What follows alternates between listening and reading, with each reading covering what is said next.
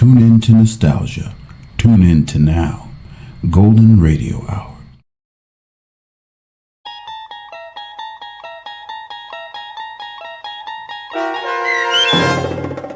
Death's Head Revisited, starring H.M. Wynant, with Stacy Keach as your narrator, was adapted for radio by Dennis Etchison and based on a script by Rod Serling. Heard in the cast were Maggie Carney, David Darlow, Richard Shavsden, Peggy Roeder, James Schneider, Carl Amari, Doug James, and Roger Wolski. To learn more about the Twilight Zone radio dramas and to obtain audio cassettes and CDs of these programs, visit our website at twilightzoneradio.com. The producers of The Twilight Zone wish to thank CBS Enterprises, Carol Serling, Dennis Etchison, Dick Brescia Associates, Claire Simon Casting, Terry Jennings, XM Satellite Radio, Sirius Satellite Radio, our sponsors, and our radio affiliates for helping make this series possible. This copyrighted radio series is produced and directed by Carl Amari and Roger Wolski for Falcon Picture Group. Doug James speaking.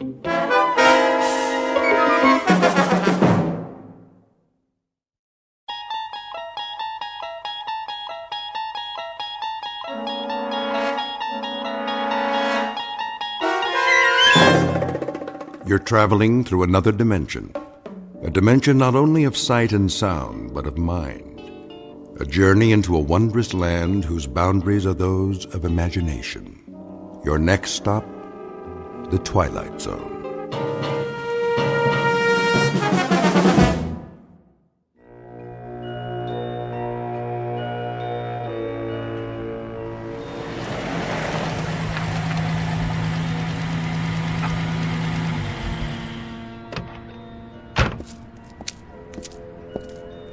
Here we are, sir. The old inn on the square. Yes, sir.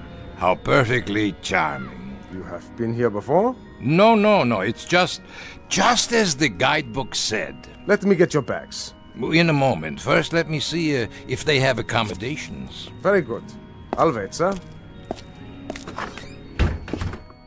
Hello? May I help you? Good day. I've just arrived in your town. Yes, sir. And I was wondering, do you by any chance have a room available? Let me see.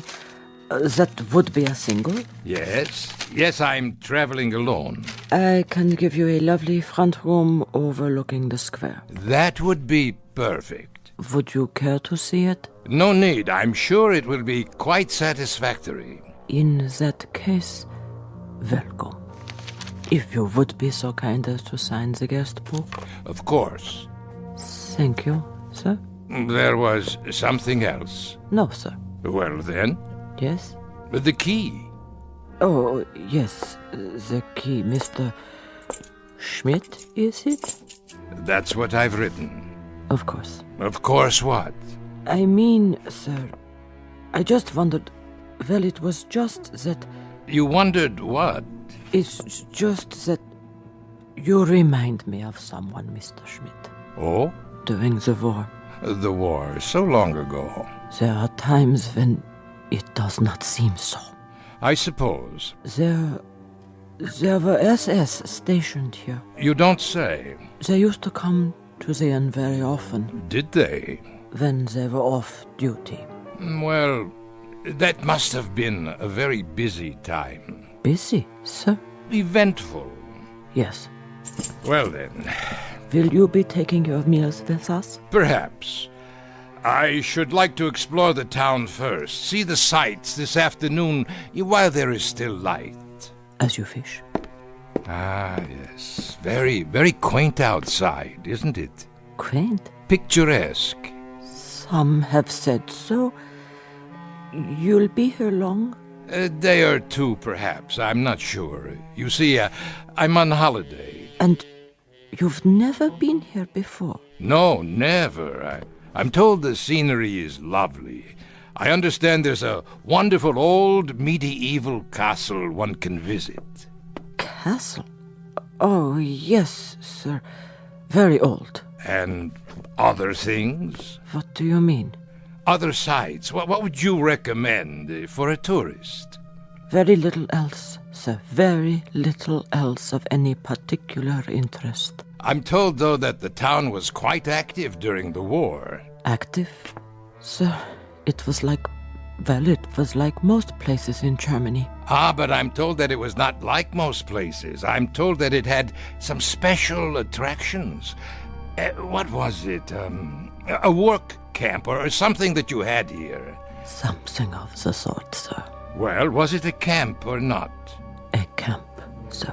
How's that? A camp, Mr. Schmidt. A concentration camp. You mean a relocation camp? Really, now, that's odd. I'm getting old, I guess. For the life of me, I can't seem to recall the name. Sir? The name. Surely I must have read about it. What is the name of this town? Dachau, sir. Dachau.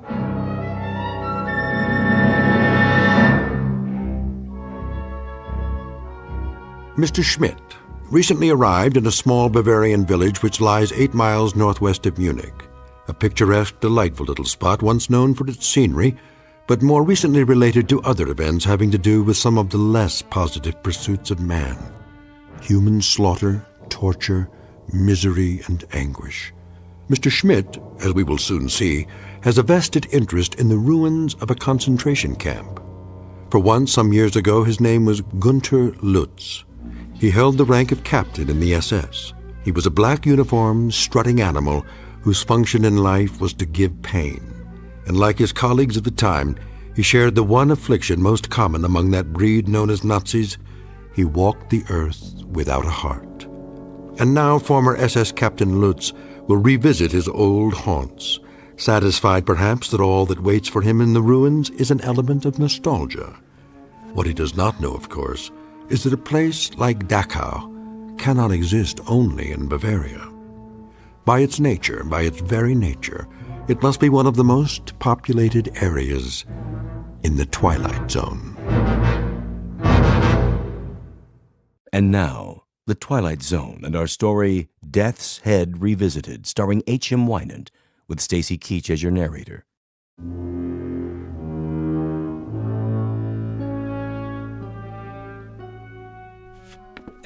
To be sure, Dachau. Once a peaceful place to live, but now? The camp, it's just there on the hill, isn't it? Yes. And that group of buildings, that would be the barracks. For the workers. Workers, sir? And the officers, of course. I wonder if their quarters are still standing. Most of us would like it all burned to the ground. Oh? Such a disgrace. Yes, of course. Or perhaps it could be turned into a shrine. A shrine? For the men who lived there. Officers and workers alike. 1 million people were put to death there. Men and women and children, but not the officers. It is already a shrine. Yes, I see your point. Will there be anything else? No, I'm off to do some sightseeing. Good day to you.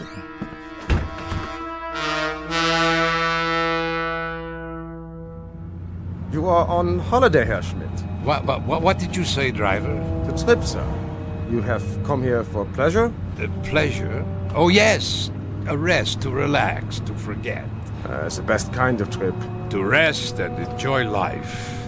That is all that matters to me now. For all of us, I should say. It's true. We work, we slave, we do the bidding of others instead of tasting the fruits of our labors. And then one day a man asks himself, what is my reward for so much sacrifice? Most certainly. Selflessly, year after year. Not what we would have chosen, perhaps. Not what we would have chosen at all.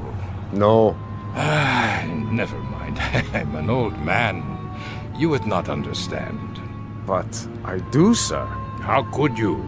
You are so young. Perhaps.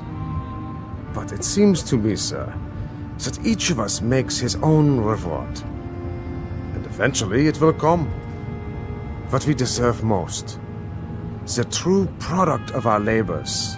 of seeds sown long ago. Not only for others, but in the end, for ourselves. Would you agree? You are quite a philosopher. Only a taxi driver. And you enjoy this occupation of service? Oh, yes, very much. I am a fortunate man. How so? My needs are simple. I bring comfort to others in some small way. It is the best work anyone can do. Is it? My parents, they suffered greatly in the war.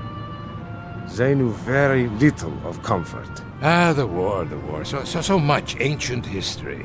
But not yet forgotten. For some, perhaps. For myself, I hardly remember any of it. And yet, you have returned. On the contrary, I've never been to this village before. My apologies. I thought because you wish to see the camp. I'm a teacher of history, that is all.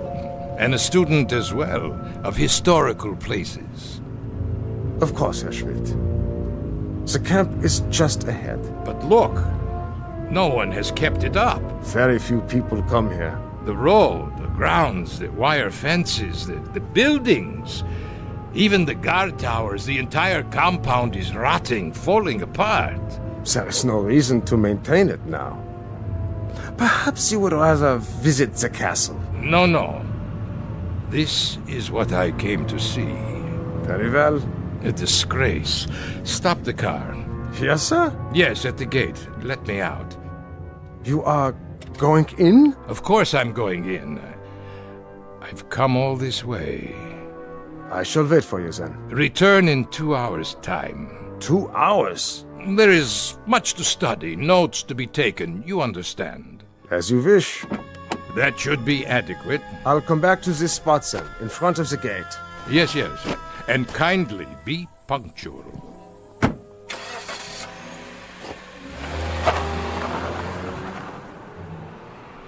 Oh, so cold here. No, wait! I've changed my mind! Well, I can always walk back to the hotel if I must. But first, I look around.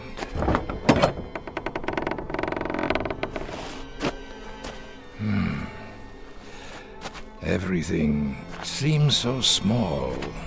Not as I remember it. There were many more barracks in the compound.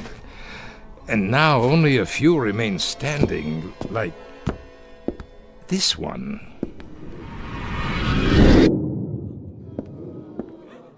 All right, pigs. Up!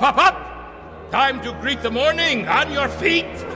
Another splendid day, a day of glorious service to the fatherland. Please, Captain. More water. A ration of bread? Anything. I beg you. I'm pleased to bring you news. News? What has happened? The war. It is over. Even better. It snowed during the night, but the temperature's only slightly below zero. So, you will assemble in the yard at once. Do not trouble yourself with clothing for the occasion. First, we do some simple exercises to increase our physical strength. Don't now. I have no shoes. Will freeze. My hands. My toes. Frostbite. Sir, I cannot stand. Outside, I said. Yes, outside. Nothing in there but an empty room. The yard. And the towers. I remember. Next to the punishment posts. 1, 2, 3. At least they still stand. What's that? A sign. Still hanging. On that building. It says detention. Ah, yes, I remember you. Oh, we had good times in that building. Oh, such good times. Water. Please. Water. Water, pig? You'd like water? Unfortunately, we have no more water. Not for you. Why should you care? It's been only 5 days since you've been fed. Only 5 days, pig! 5 short, inconsequential days. That is nothing. On your feet, filth! Locked. It doesn't matter. Such a long time ago. But it doesn't seem so, and now there is no one to share those memories. Good afternoon. Where? Over here, at the window. But I thought there was no one inside. Who are you? Did I startle you? Well, I did not expect to see anyone here. Why not, Captain? Wait. Why do you call me that? But you are a captain, aren't you? No, I am Professor Schmidt. So, that is your name now. You have me confused with someone else. Is that right? Or is it you who are confused? I tell you, I never forget a face. I am Professor Schmidt. Are you? Your clothes. But about them, you don't approve? Why are you dressed that way, like Like what? a prisoner? Very good, you do remember. But there are no more prisoners. No? Not now, surely. Welcome back, Captain. Why do you say that? Because I've been waiting. Waiting? For what? I can't forget a face. Especially yours. I tell you, I don't know you. Are you sure? I must go. Where are you going, Captain? That is none of your concern. Back to the town? To the life you have now? Yes, my life. I shouldn't have come. I am leaving now. I'm afraid that is no longer possible. Don't follow me. Get away! How can it be locked? There was no one near it. No one. Wasn't there? What have you done? I haven't touched the latch. Then who? I saw your own hand on it only a moment ago. Nonsense. As you wish, Captain. Why do you persist in calling me that? As I told you, I've been waiting. For what? For you, Captain. We've been waiting a long time. Such a long time. We? There's no one else in these ruins. Isn't there? Wait. You're... Yes, of course I remember you. And well you should. How well you should, Captain Lutz. Captain Gunther Lutz of the SS.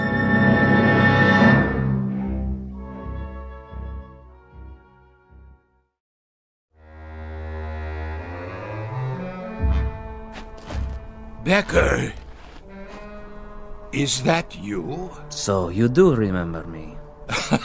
Remember you, Becker? Of course I remember you, my prize pupil. How kind of the captain, after so many years. That's what I used to call you, isn't it? You don't look so bad, Becker. No, as a matter of fact, you look quite well. You don't seem to have changed at all. Neither have you, Captain. Not really. That's why I didn't recognize you. You haven't changed. But how can that be? It isn't possible. Why, it's been years. A great many years, Captain Lutz, since we last saw one another. And now you must be what, the caretaker? Of course. That is why you're dressed like a prisoner. You are the caretaker here, aren't you? In a manner of speaking. Why, Becker, I must tell you, this is not only a surprise, it's a rather pleasant surprise. For me too, Captain. Isn't it odd? How so? It's odd that our paths cross again and we meet now under somewhat happier circumstances. Happier? Yes, for some of us, happier. What was that? What, Captain? It sounded like... The wind, Captain? Perhaps it was the wind. Yes, only the wind. But it is not the wind. No? Don't you hear them? It sounds like... Like what, Captain? Voices. Really? What do you want? Whoever you are, come out and face me! Cowards! If that is your desire, Captain. But I assure you, they are not cowards. Then why don't they show themselves? As you wish, Captain. As you wish. Where are they? They disturb you, Captain? Stop calling me Captain, please. I'm not a soldier anymore. Soldier? You never were a soldier, Lutz. The uniform you wore cannot be stripped off one's skin quite so easily. It was a part of you, a part of your body, an emblem of your mind, a tattoo, Captain. A skull and crossbones burned into your soul. What do you know about it? I was a soldier, Becker. No, Captain Lutz. You were a sadist. You go too far, Becker. Do I? Yes. How can you say such things to me now? Very easily. I speak only the truth. Then if that is the case, you must know. I know that you were a monster. Of the worst sort. One who derived pleasure from giving pain. A distinction that does not even apply to animals. Listen to me, Becker. There is no war now. That's all over with. It's in the past. Is it? There is no more Reich. There are no more camps. How convenient for you to think so. Oh, it is ridiculous. It is patently ridiculous to dwell on these things. What else should I be thinking of? You did as you thought best, and so did I. I performed my duties, functioned as I was told. Stop that noise! Odd that it should disturb you. It never used to. Not even when your victims screamed. Victims? What are you talking about? You weren't quite so sensitive when they screamed for mercy, but now they are not screaming, Lutz. They are simply reacting. They are responding. They have just listened to you offer the apologia for all the monsters of history. We did as we were told. We functioned as ordered. But that is the truth. We merely obeyed directives from our superiors. Familiar, is it, Captain? Stop this. It was the theme music at Nuremberg, the new lyrics to the Götterdämmerung, the plaintive litany of the master race as it lay defeated and dying. We were never defeated. We were betrayed by disloyalty from within, infiltrators, spies. Always the fault of others. We did not do, others did. We did it, but others told us to. Or someone else did it, but we never knew it was done. Captain Lutz, 10 million human beings were tortured to death in camps like this. The diseased, the lame. Women, children, tired old men. They could not contribute. You know nothing of history. In time of war, there is a hierarchy. There must be. Only the strongest survive. So you burned them in furnaces. Our facilities were inadequate. But you murdered them nonetheless. Not just the Jews, but the gypsies, the communists, the outsiders. You shoveled them into the earth. You tore up their bodies in sadistic rage. And now you come back and wonder that the misery you've planted has lived after you? That is the real wonder, that you are so naive. There is no point in talking about this any longer.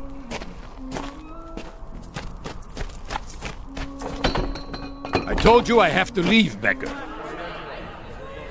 Why did you come back, Captain Lutz? You changed your name. You are quite safe down in South America. What could possibly have brought you back here? One misses his homeland, Becker, the fatherland. One grows nostalgic for the good old days, when one was young and strong. I had hoped that with the passage of time, sanity would return. People would be willing to forget the little mistakes of the past. They would not succumb to these primitive cries for vengeance. Little mistakes. Little mistakes. You ask too much, Captain Lutz. You ask far too much. Why not ask for the world to stop revolving on its axis, or for gravity to cease? Don't ask the impossible. Don't ask forgiveness from those who you've destroyed to a point past forgiveness. Enough! My driver will be returning soon. Yes, time is short, Captain. We have something of great importance to accomplish here today. And what's that? It's time for the trial. Trial? The court is convening in Compound 6. The court, is it? Well, what is this nonsense? Is this a joke? No joke. Your trial, Captain. Trial? For what? You are to be tried for crimes against humanity. By whom? Who will try me? You're insane, Becker. You were insane when I used to string you up and... That's right. When you used to string me up, Captain, suspended over a hot pipe and feed me salt water until my tongue swelled.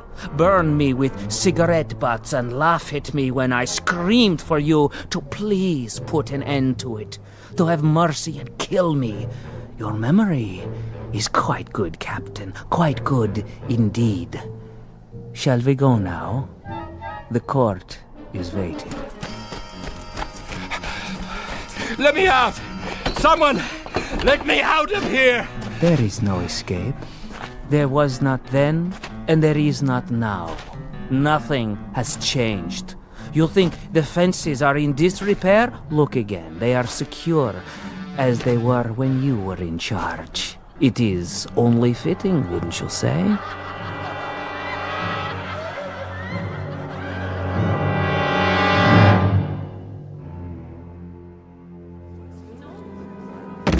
No, please! Let me up! I can explain! You can try, but it will do you no good. There is no explanation suitable for this court. We have rules. Who are these people? Greetings, Herr Captain. Welcome. Won't you join us? We welcome you to the house of pain. Do you not know their faces, their bodies?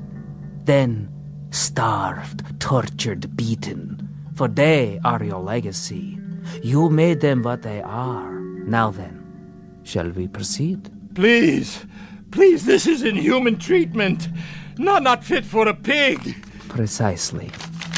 Read it. Read the charges. The inmates of Compound 6, Dachau Concentration Camp versus Gunther Lutz, Captain SS. I am entitled to a military tribunal. Indictment 1, that he condemned to death without a trial 1,100 human beings. 1,100? Where did you get such a number? Indictment 2, that he did maim and torture without provocation. Rubbish.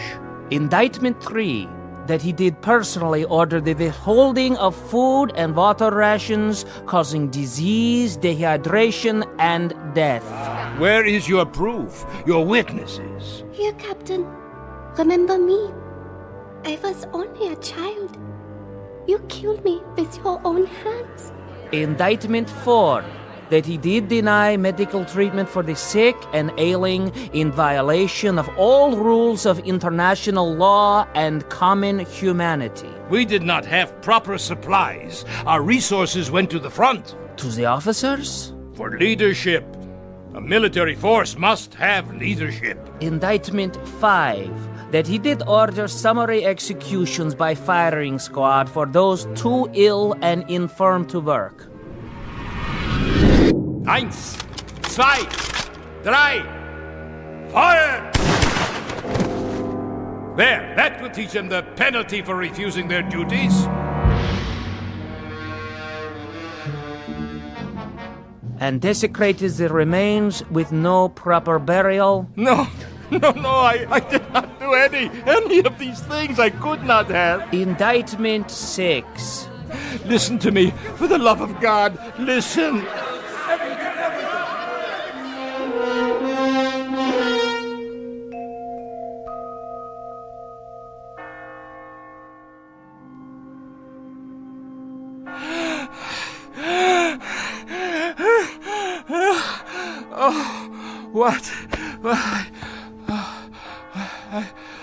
fell asleep, yes.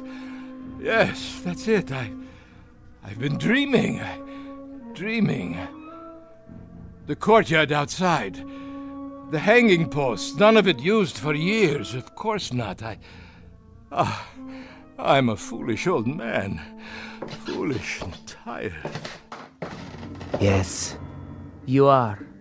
Very foolish. Becker, is that you? I must have dozed off. You've been unconscious for a while. I had such a dream. You had no dream, Captain. Of course I did. I dreamt there was a kind of trial, a kangaroo court. There were people in this room. Can you believe it? Yes. Ghostly figures. Not ghosts. Then what? They were here. They're still here. They have never left. It's true? They walk these buildings and the courtyard outside. But how? You did not bury them deep enough. You did not cover them with enough earth, or the bullets were too small a caliber, or the flames were not sufficiently hot. Perhaps there was not enough gas. Becker, you must tell me. Who are you? Really? The caretaker. Did you forget? But the trial... The trial is over. You have been found guilty. It's time to pronounce sentence. No! No! Would you care for a last cigarette, Herr Lutz?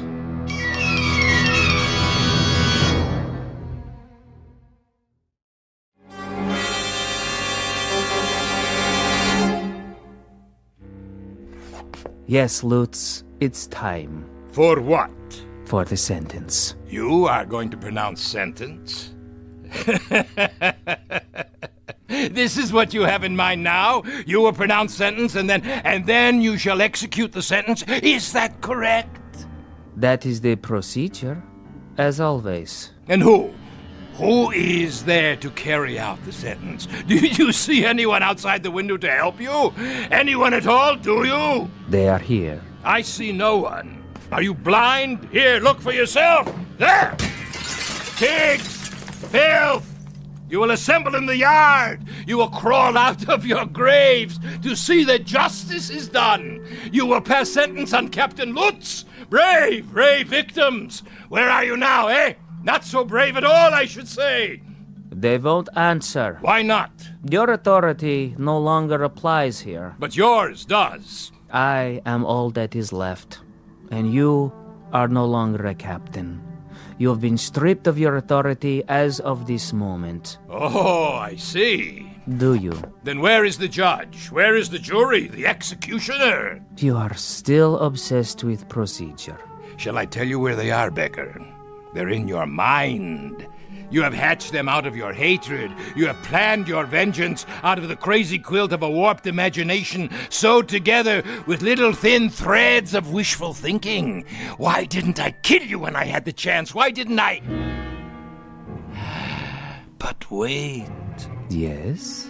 I did, Becker, I did kill you. Ah. Your memory is no longer so conveniently selective. Yes. I killed you the night.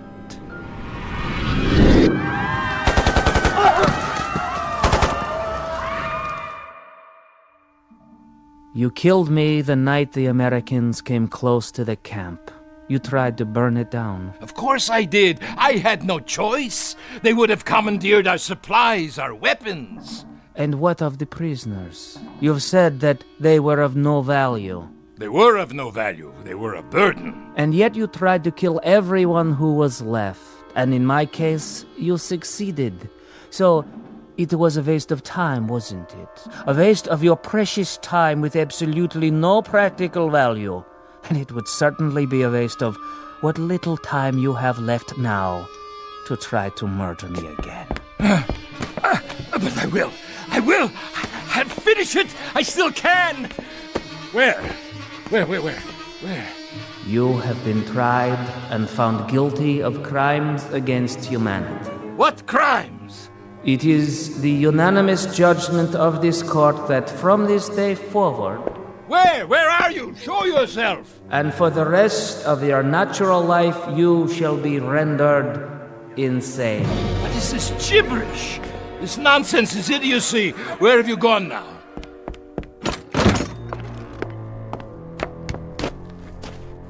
Where?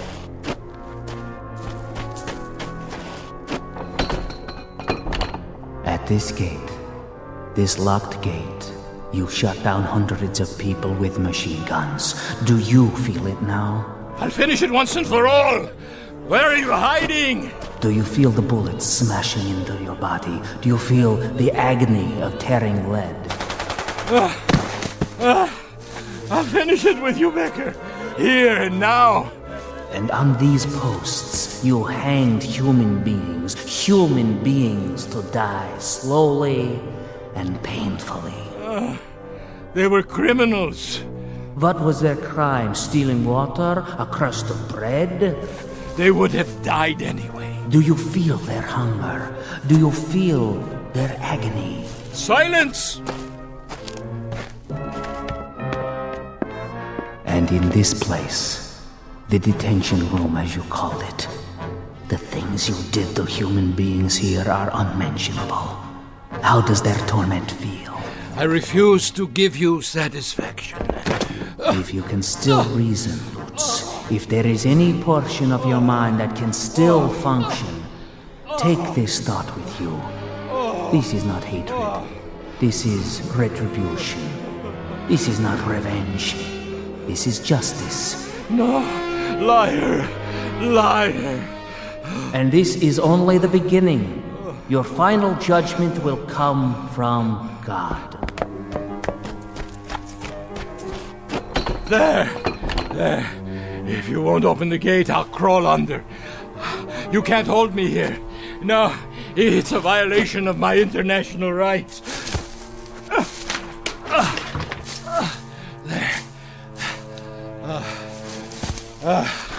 Becker? Becker? Where are you?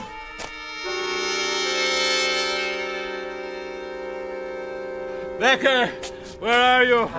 Becker? I'll finish it, you swine! Ah! That man! What is he? He's crazy! Look out! Herr Schmidt! I didn't see you! Call for a doctor! Quickly! Get away! Get away! Ah! Ah! Ah! Ah! Ah!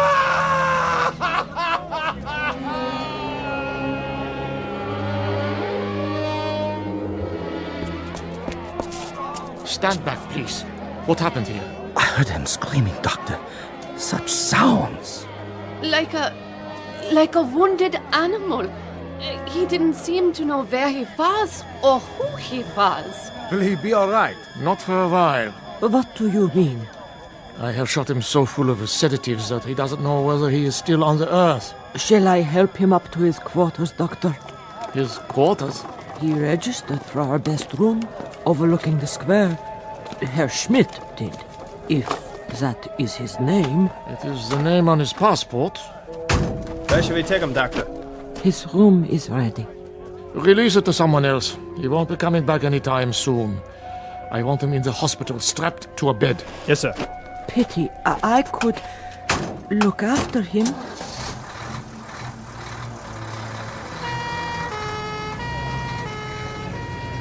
What happened to him, do you suppose? That's what I'd like to know. I give you my word, it wasn't my fault. Yeah, I'm sure it wasn't. I drove him up the hill myself, not an hour ago. The hill? Yes, the old road. To the ruins of the camp. Oh, curious. He said he wanted to study it. He was all right then. Are you quite sure?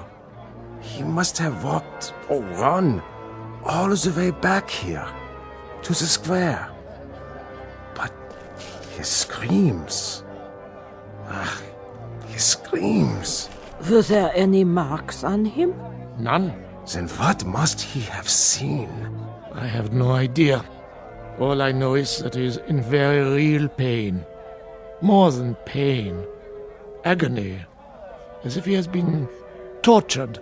But my taxi didn't strike him. Yeah, I believe you. He fell right here, as you saw. Clutching himself.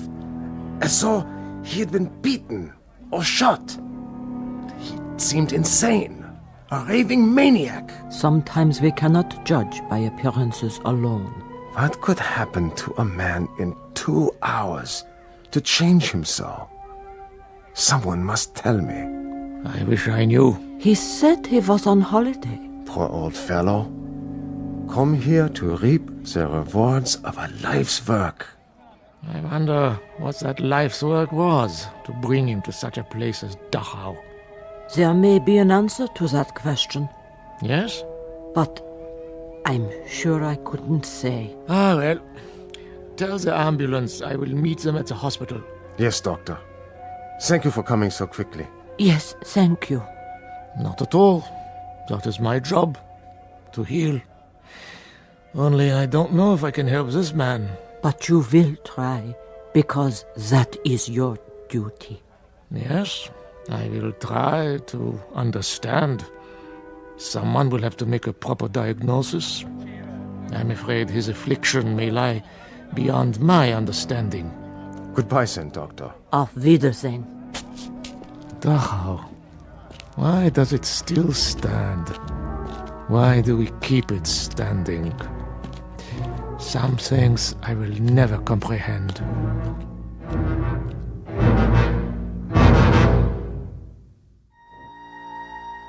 There is an answer to the doctor's question. All the Dachaus must remain standing. The Dachaus, the Belsens, the Buchenwalds, the Auschwitzes, all of them. They must remain standing because they are a monument to a moment in time when some men decided to turn the earth into a graveyard. Into it they shoveled all of their reason, their logic, their knowledge, but worst of all, their conscience. And the moment we forget this, the moment we cease to be haunted by its remembrance, then we become the gravediggers. Something to dwell on and to remember, not only in the Twilight Zone, but wherever men walk the earth. More from the Twilight Zone after this. You are about to enter another dimension, a dimension not only of sight and sound, but of mind, a journey into a wondrous land of imagination. Next stop, the Twilight Zone. Hi, this is Stacy Keach. I'd like to take a moment to tell you about our Twilight Zone website at twilightzoneradio.com. At twilightzoneradio.com, you'll find the latest information on these Twilight Zone radio dramas, including behind-the-scenes photographs, plus the newest product releases, trivia contests, ways to contact us, other Twilight Zone-related info and merchandise, plus links to other fascinating websites. So make your next stop twilightzoneradio.com. Visit twilightzoneradio.com to purchase these Twilight Zone radio dramas on cassette and CD, or call toll-free 1-866-989-ZONE. That's 1-866-989-9663.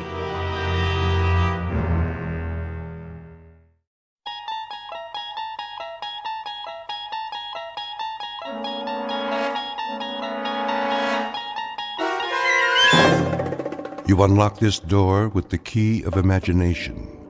Beyond it is another dimension, a dimension of sound, a dimension of sight, a dimension of mind. You're moving into a land of both shadow and substance, of things and ideas. You've just crossed over into the Twilight Zone.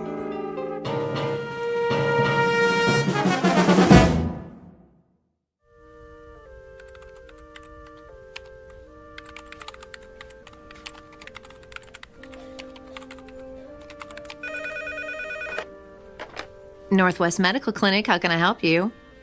I'm sorry, Dr. Matheson is unavailable. He's taken a temporary assignment out of town.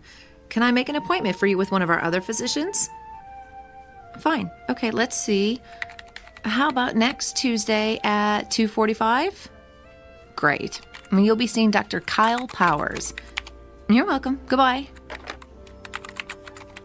Psst, Dorothy. What is it, Millie? Kyle gets another victim, eh? I know, right? How many of Dr. Matheson's patients is he seeing? Quite a few, which makes sense. He's got the lightest patient load at the clinic. Gee, I wonder why. Shh, Millie, someone will hear you. Well, maybe they should know what they're getting into before they see Dr. Doom and Gloom. Excuse me. May I help you? I have an appointment with Dr. Kyle Powers at 10:15. Another one bites the dust. Shh. Okay, what is your last name? Callahan. Okay, Callahan, let's see. Ah, yes, you were originally scheduled with Dr. Matheson. Yes, but I guess he's out of town for a while. I'm afraid so. Dr. Matheson accepted a year-long research position at a university on the East Coast. Oh. Kyle is seeing most of his patients. Like lambs to a slaughter. Millie? Mrs. Callahan, why don't you just have a seat over there in the waiting area? The nurse will call your name when the doctor is ready to see you. Thank you. That poor woman. I feel so sorry for her. If she's used to Dr. Matheson, she's in for a real shock. I know. I don't envy anyone facing their first appointment with Dr. Kyle Powers.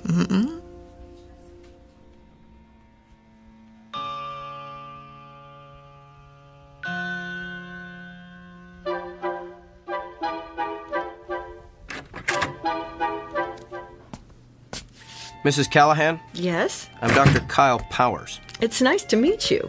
And why are you here today? Well, I'm concerned about this mole on my leg. May I see it? Of course. It's right here, see? On the calf. Dr. Matheson said I should keep an eye on it in case it changes. I think it looks a little bigger. What do you think it could be?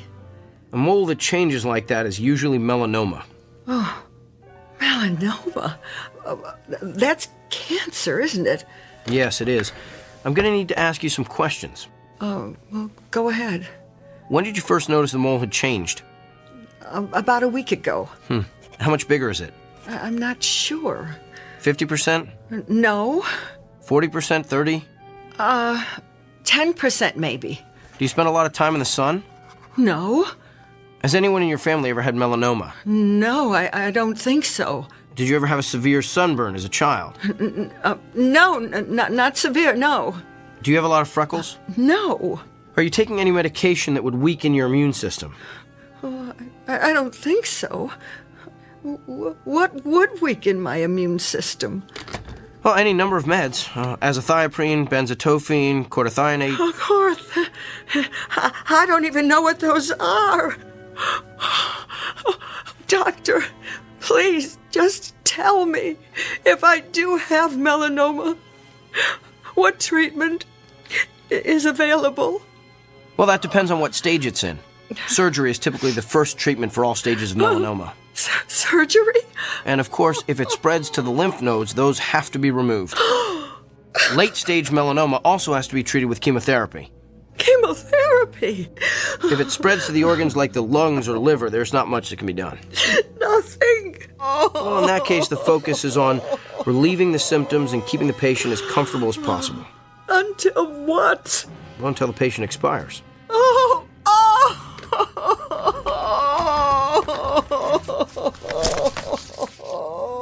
I'm going to refer you to a dermatologist. He'll perform a biopsy and then send a sample of the growth to the lab. If it is melanoma, the dermatologist will refer you to a surgeon for the sentinel lymph node biopsy.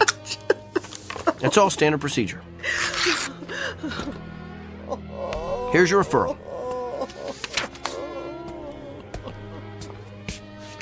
And Mrs. Callahan?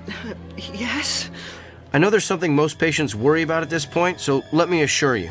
Even if the cancer gets to the point where you can't function, your insurance should cover most of the medical bills. Keep in touch.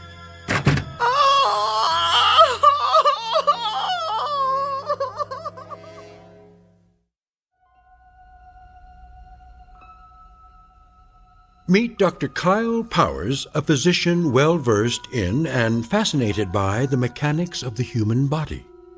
Alas, he is also a man with an unmistakable disconnect between his intellect and his heart. For you see, the good doctor is lacking in one crucial area: the ability to take into account the feelings of his patients. But his next appointment is no ordinary customer with a stuffy nose or gouty foot. Awaiting him in exam room number 6 is a messenger who is prepared to give Dr. Kyle Powers a dose of his own medicine, a prescription that can only be filled in the Twilight Zone.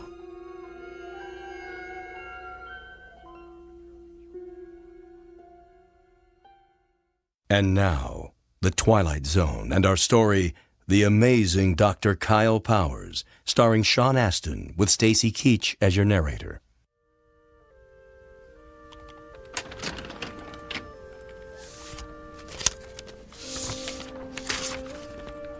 Kyle? Kyle. Yes, Doctor? I told you, you can call me Bill. Okay. Bill? What is it? You saw Dolores Callahan this morning, right? Yes, the melanoma. No, Mrs. Callahan is not the melanoma. Mrs. Callahan is the widow with 3 children who has a suspicious mole. How do you know what she has? Have you been checking on my patients? Just the ones that have left here in hysterics. She was distraught. That's to be expected when you're facing cancer. Who's to say it's cancer? Why assume the worst and communicate those fears to the patient? Come on, Kyle. You've worked here a few months now. You should know that's not how we roll. I just provided her with all the facts. My guess is she's home right now making an informed, thoughtful decision about how best to address her illness. Really? Because after your interrogation, my guess is she's home right now making out her will. Look, we have a responsibility to make certain our patients leave here with a hopeful outlook. Our responsibility is to diagnose them correctly. What if we treat a patient for something trivial that's really something life-threatening?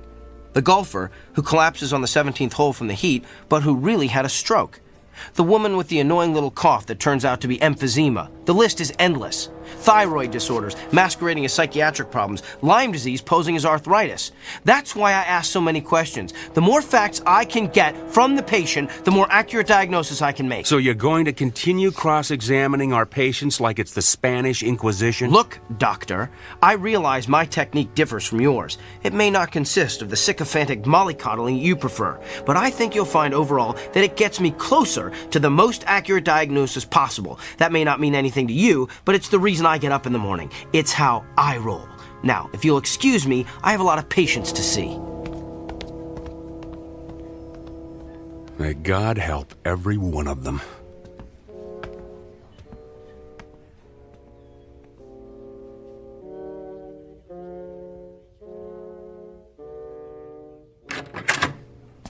Good afternoon. I'm Dr. Kyle Powers. I'll be your physician while Dr. Matheson is... Oh! We are obviously not Eileen Richards. Obviously. The name's Beaumont. I seem to be in the wrong room, Mr. Beaumont. Let me just... You're in the right room, Kyle. You know me? Yes. You're not a quality assurance auditor sent to check up on me, are you? Did Dr. Bill T. Goodwin send you? No, but I am here. As a representative. For who? Whom? I can read you the list if you like. Mrs. Barbara Kennedy, Mr. Emilio Rodriguez, Miss Dolores Delmonico, Mr. and Mrs. Samuel Stone. Those are all patients I've seen. Mr. and Mrs. Emil Saperstein, the very Reverend Arthur Buchanan. Some of them are patients I treated when I first started practicing. Mr. William Tanner, Mrs. Glynis Peabody. But how would you know I've seen all those people? The Sullivan twins, Katie and Kylie, Rabbi David Weisinger, the Honorable Judge Harrison J. Evans. Okay, I get it. You know every patient I've ever treated, so who are you, the ghost of Christmas past? Hardly. I am here to communicate a message on behalf of your patients. They are fed up with your lack of concern for their feelings. You keep them waiting long past their appointment times. You do not call them back with test results. You do not explain their illnesses in terms they can understand. And you do not make clear the side effects of the medicines you prescribe. They have described you as rude, disrespectful, insensitive, and tactless. As one patient so eloquently summarized, Dr. Kyle Powers has the people skills of Attila the Hun. I get it now. You're an attorney.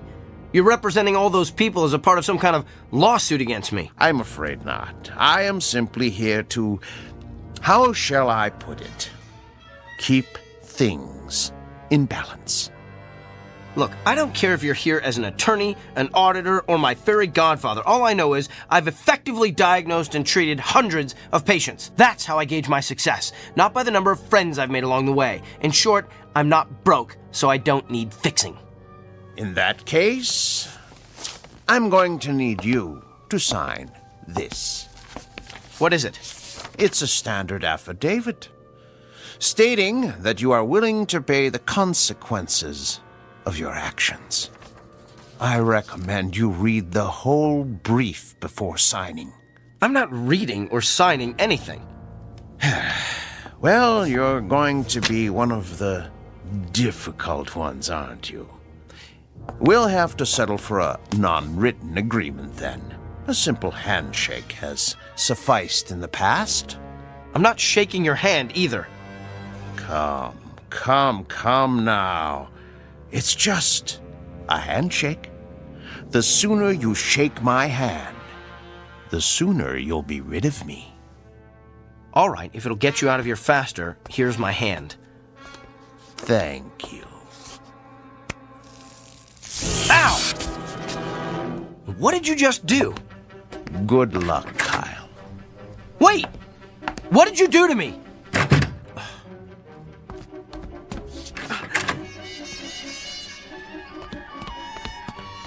Where did he go? Can I help you, Doctor? The man who just left this room. Which way did he go? You're the only one who's left that room in the last 10 minutes. Well, that can't be. I was just talking to him. I can page him if he's still in the building. Who was he? Nobody. Just some prankster with a joy buzzer. Who's my next patient? Mr. Gianelli. He's in room 7.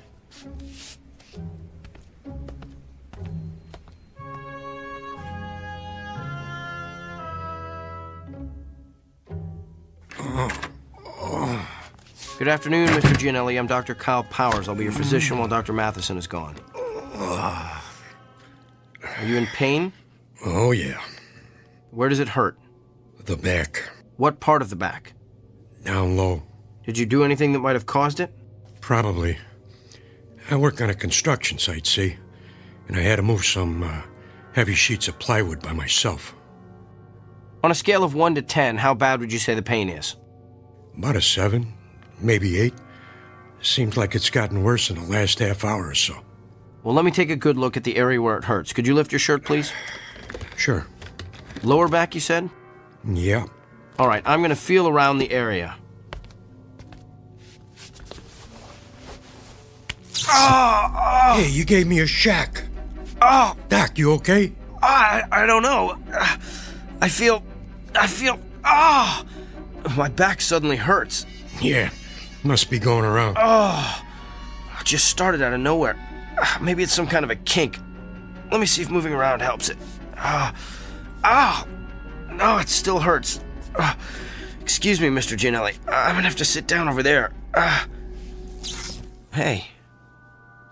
The pain stopped. Lucky you. That's odd. It stopped when I let go of you. Mr. Gianelli, I'm gonna touch you again. You're the doctor. Ow, Doc. You need to get a humidifier in here. Fascinating. You're done already? Yes, Mr. Gianelli, this is just a hunch, but is the pain you're feeling on the left side? Yeah. Does it hurt no matter how you move? Yeah. And you say it's gotten progressively worse? Oh, yeah. I think I know what's wrong with you. So do I. I pulled a muscle hauling around those stupid sheets of plywood. I don't think so, Mr. Gianelli. You have a kidney stone. You're kidding me. I'm convinced of it. I felt, that is, you have all the classic symptoms.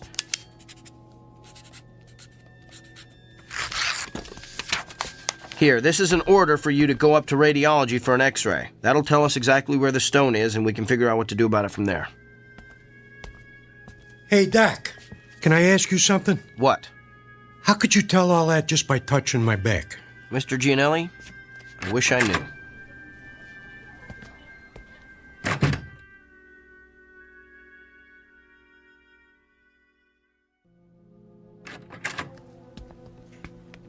So, now that we can talk privately in my office, let me get this straight. You're telling me that you've been able to tell what your patients are feeling simply by touching them, that you can actually experience the pain they're feeling. That's what I'm telling you. Impossible. It can't be done. Then how do you explain the fact that Mr. Gianelli's x-rays came back showing that he had a kidney stone right where I said it was? And what about all my other patients? Everything I diagnosed this morning was confirmed by x-rays or ultrasounds or MRIs. You simply diagnosed them correctly. But I'm telling you, Dr. Bill, I felt their pain. Prove it. All right. Who's your next patient? No, not a patient. I want you to prove it on me. I've been experiencing some pain the past day or so. I want you to tell me where it is. Okay. I'm gonna have to touch you.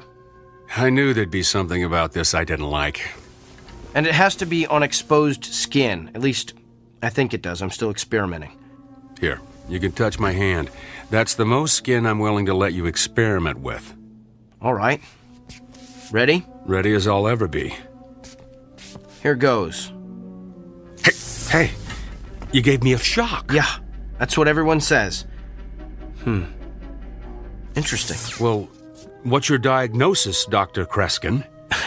Well, I would hasten myself to a dentist if I were you.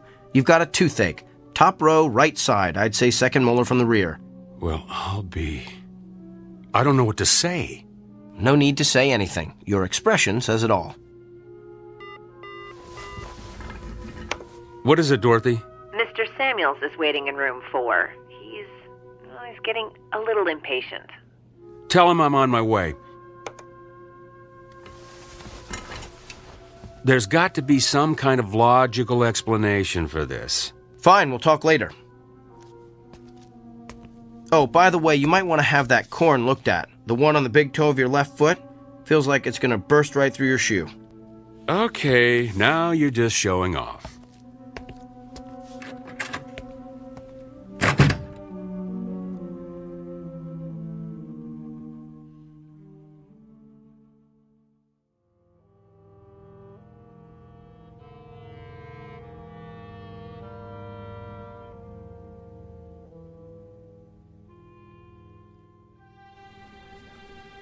Okay, thank you.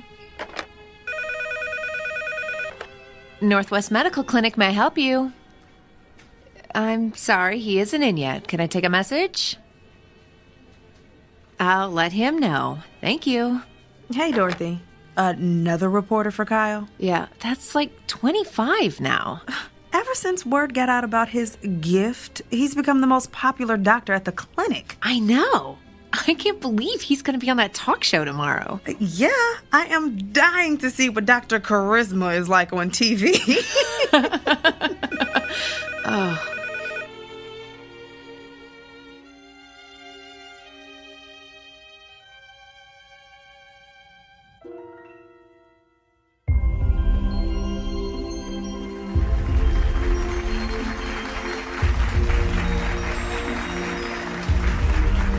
Welcome back to Barbie Porterson's Wake Up Call. I'm Barbie Porterson, and this half hour I'm going to have part 3 in my series on how I've managed to stay young looking the natural way without the use of drugs or surgery.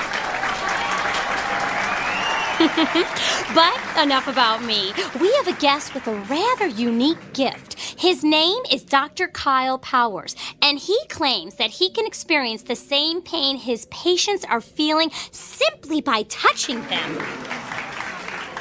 Doctor, it's good to have you with us today.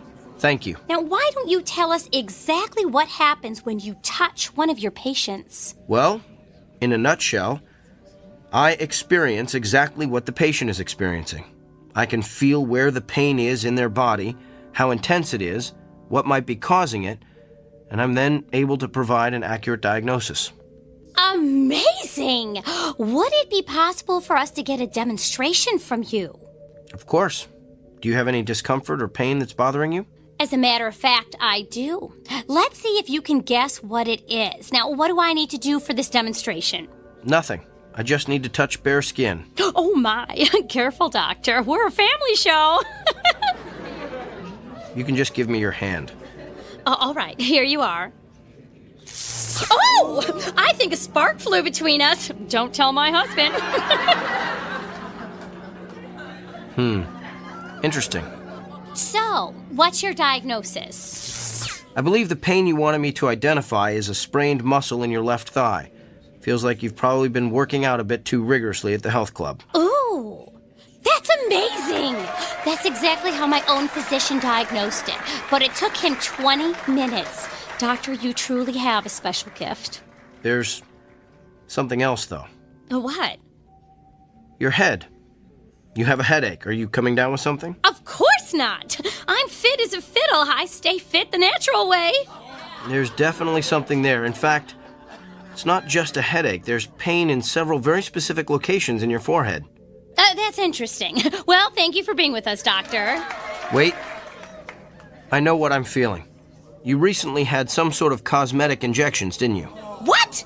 Yes, the type that eliminates frown lines and wrinkles. Me?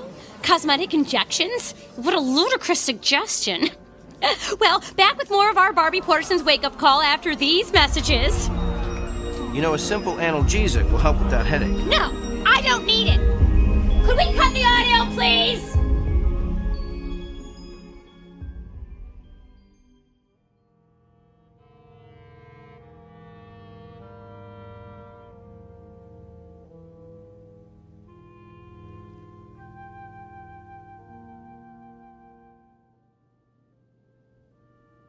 Yes, I think that would be quite agreeable.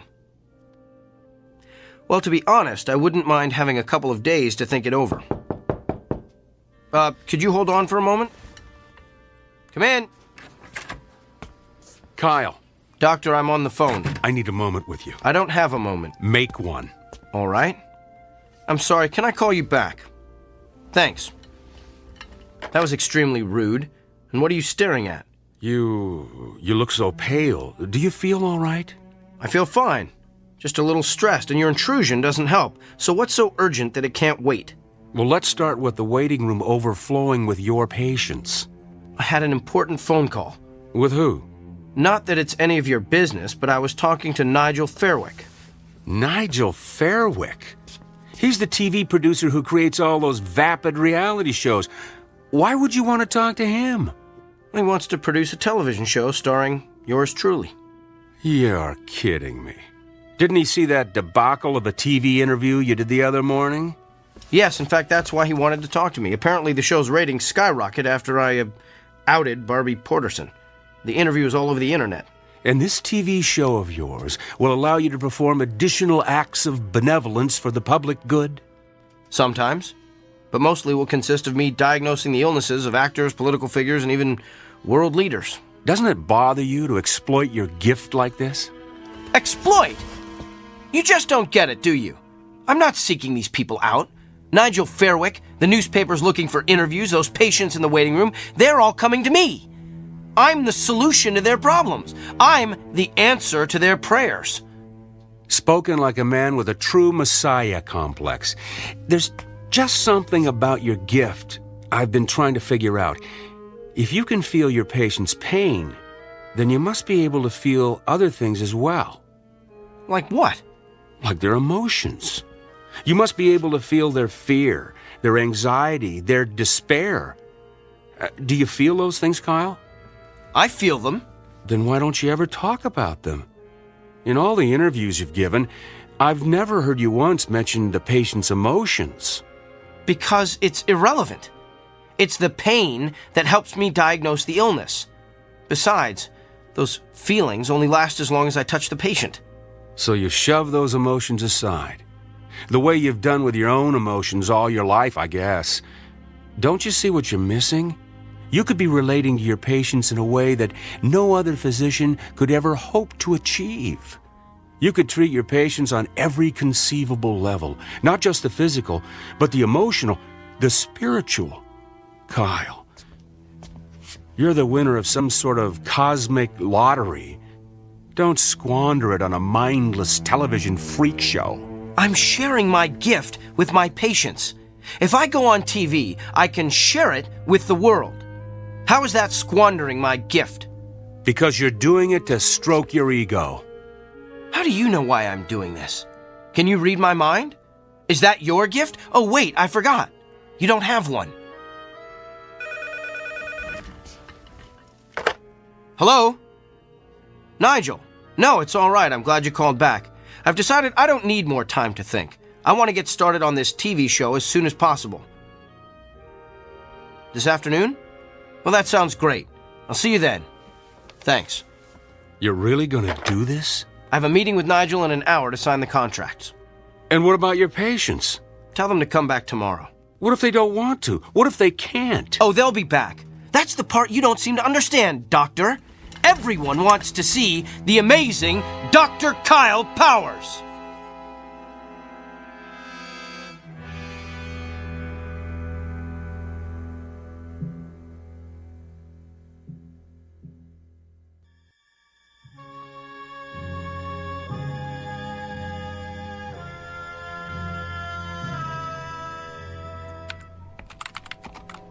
Well, Dorothy, my last patient has left the building.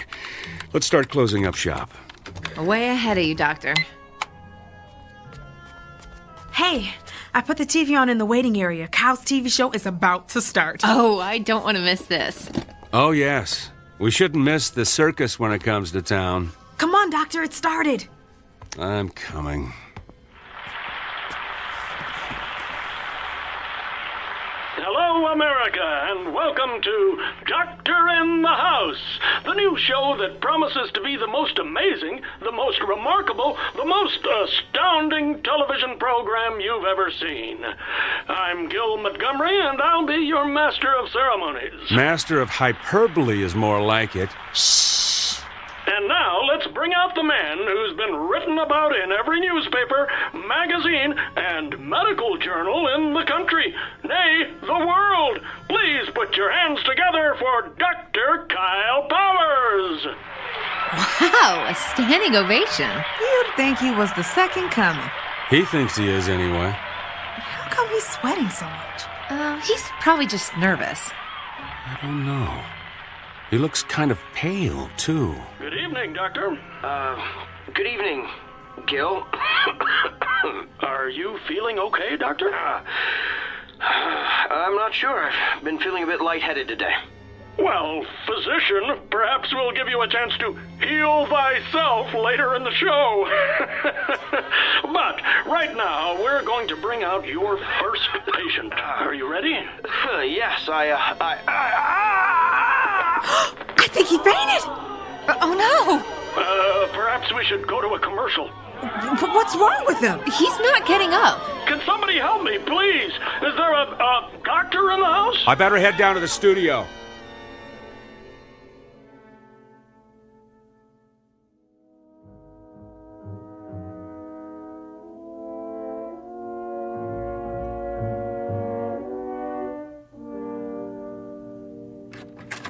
Kyle, I've got the results of your tests. They're pretty extensive. Tell me. Well, simply put, your autoimmune system has completely broken down. Can you tell why? No, I can't find anything that would cause it. There was something about your results, though, that looked familiar. I'd seen this pattern before, but I couldn't remember where. You've seen this pattern. You've seen this pattern in another person? Not one person. Many people. I went back through your files of all your patients. Kyle, what you're experiencing is the affliction of every person you've treated in the past 3 weeks. Think about it. You've got emphysema like Mrs. Crandall. You've got stomach cancer like Mr. Drummond. Even have a kidney stone like Mr. Gianelli. Yeah, you get the idea. Every illness you've treated in the past 3 weeks is coursing through your body. It was 3 weeks ago that... You received your gift. I know.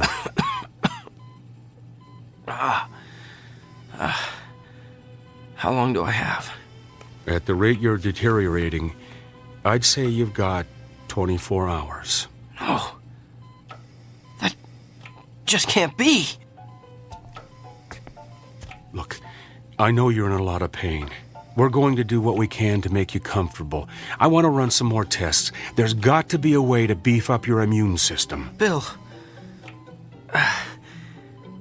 after the way I've insulted you, why are you showing me so much compassion? It's part of being a doctor, right? Get some rest, Kyle. I'll be back.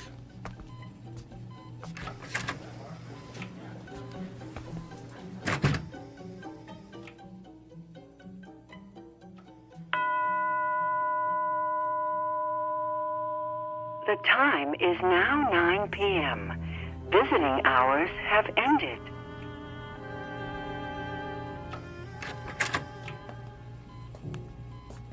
Bill? I'm afraid not. You? What are you doing here? I wanted to see how you're feeling. By the looks of you, I'd say you're knocking at death's door. You did this to me, didn't you? No. You did this to yourself. Remember our agreement? The one we shook hands on. The one you refused to read. You violated, let's see, Section 3, Paragraph 9, which states, the party in question will refrain from using his gift to advance, hasten, or otherwise promote his own personal agenda. You were given a gift intended to help you better understand your patient's feelings. But you managed to use it for your own gain. Quite an extraordinary display of abuse, really. In short, your discomfort is your own fault. And you are uncomfortable, aren't you? I sense that you're feeling more than pain. Yes. You feel the agony of every patient you ever intimidated or demoralized or humiliated. You feel their despair. Tell me about them, Doctor. Tell me about Mrs. Fitzsimmons. I believe you told her last week she has a spot on her lung. Can you tell me what she's feeling right now? She's afraid she'll die without seeing her grandchildren. And what about Katie Morgan, that college student who's been having dizzy spells? You sent her for a brain scan yesterday. She's afraid she won't be able to marry her fiancé, have children, grow old with a loving husband. And what about Mr. Hamner? You sent him for chemotherapy 2 weeks ago. He's... Yes? He's filled with the terror of not knowing what lies beyond death. It must be hard to carry the burden of all that despair. And what's worse, you're feeling it all at once, aren't you? It's worse than the pain. I can imagine. It must be unbearable. So tell me, Doctor, on a scale of 1 to 10, how bad is the despair? What? How much worse has the hopelessness become in the past hour? Don't! 40%? 30%? Stop! Is there a history of anguish or misery in your family? Please stop! Have you taken any medication that would cause this kind of acute melancholy? Don't torture me like this! What have you done today that would cause such agony, such utter torment? That's enough! Reached your limit, Doctor. And just answer one last question for me. Do you understand now how your patients feel? Yes. Yes. I would prefer death to this much despair. All right, then. Since you're already at the end of your rope, I suggest we end it as quickly as possible. I'm going to touch you one last time.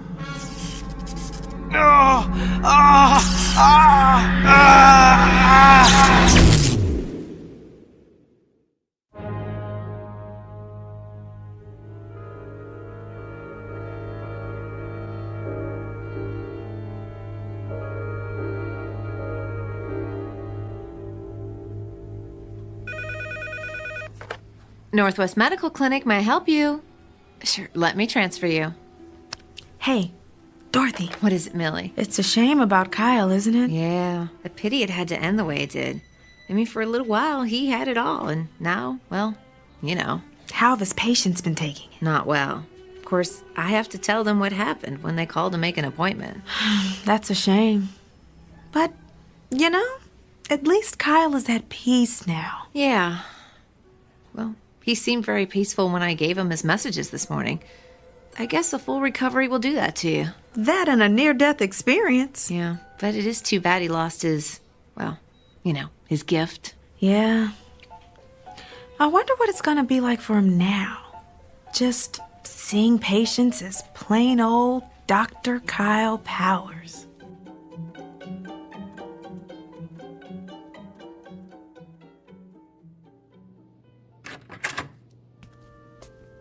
Good morning, Mr. Franklin. Hi, Doctor. I've got your test results here. I know. I have a feeling you don't have good news for me.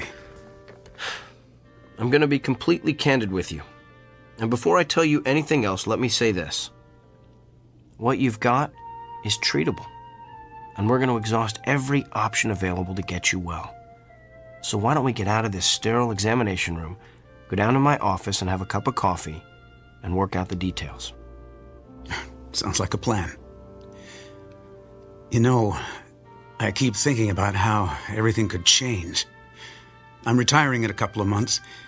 Margaret and I wanted to take a trip to Germany to see where my mother was born, and my daughter's about to have my first grandchild. I'm just afraid I'm not going to be around to see all that.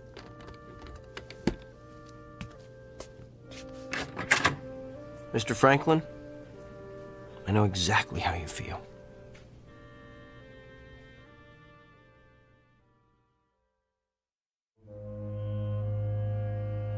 Meet Dr. Kyle Powers. Not the same one we met earlier, but a new and improved version. A person who has perhaps quite literally been to hell and back, and learned along the way that redemption requires no small amount of effort on the part of the recipient. It's a fundamental lesson that's customarily taught in Sunday school or at the feet of a beloved grandparent. But a select few insist on learning it the hard way, while traversing the antiseptic, shadowy corridors of the Twilight Zone.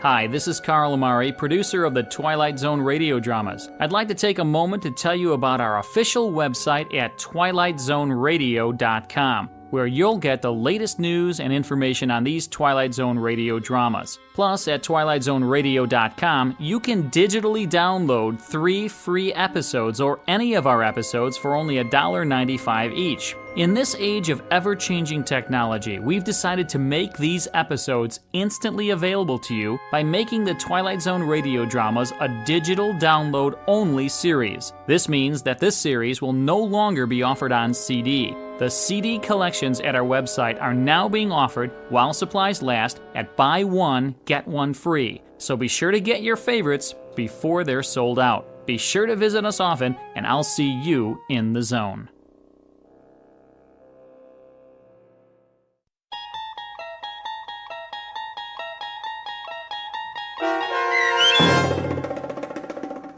The Amazing Dr. Kyle Powers, starring Sean Astin with Stacy Keach as your narrator, was especially written for The Twilight Zone by Barry Rickert. Heard in the cast were Pat Fraley, Joby Cerny, Robin Moeller, Ty Davis, Ellie Weingart, Alex Sopener, Emmy Bloom Regali, Rob Riley, and William Dick. The producers of The Twilight Zone wish to thank CBS Enterprises and the Rod Serling Estate for making this series possible. This copyrighted radio series is produced and directed by Carl Amari and Joby Cerny for Falcon Picture Group and Westwood One. Sound design and custom Foley effects for The Twilight Zone were done in the Cerny American Sound to Picture Theater by Todd Beyer, Craig Lee, and Tim Cerny. To learn more about the Twilight Zone radio dramas and to contact us, visit our official website at twilightzoneradio.com. Doug James speaking.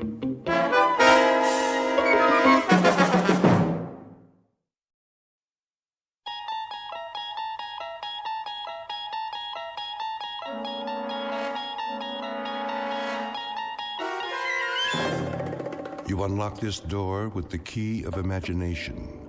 Beyond it is another dimension, a dimension of sound, a dimension of sight, a dimension of mind.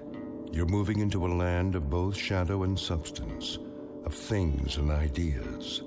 You've just crossed over into the Twilight Zone.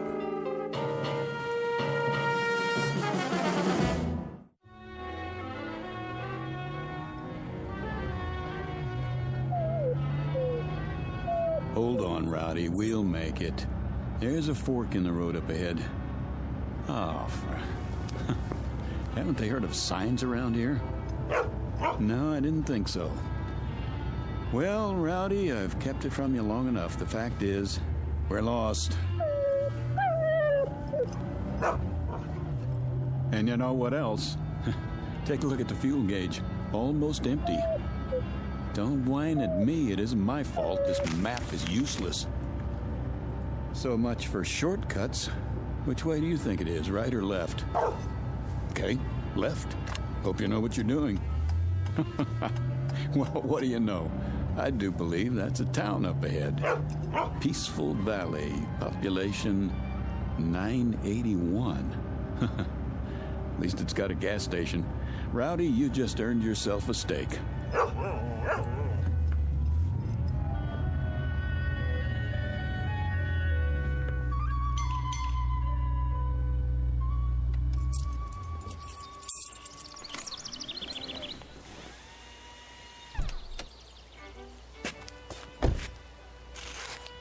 Hey, anybody here?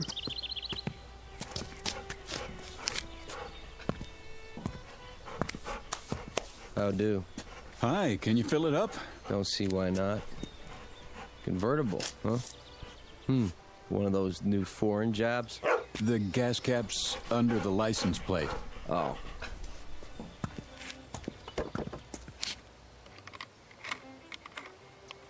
Well, I'll check the oil and water. Sure enough.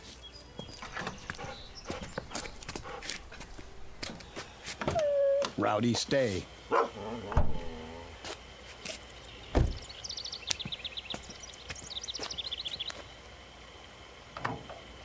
Pretty empty, huh?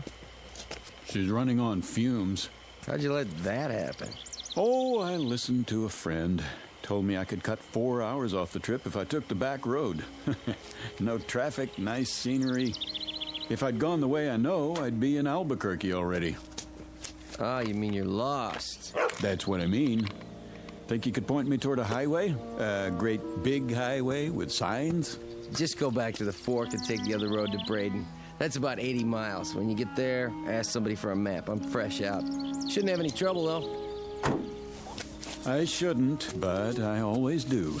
Here, take it out of this. Sure thing. Nice little town you've got here. What's it called? Peaceful Valley. Well, it isn't exactly a valley, but it looks peaceful enough. Where's the nearest restaurant? Down the street. It's closed, though. You'd be better off in Braden. Yeah, but I'm hungry, and so's my dog. I promised him a steak. Sorry, we don't have many visitors here. I can see why. I'll get your change.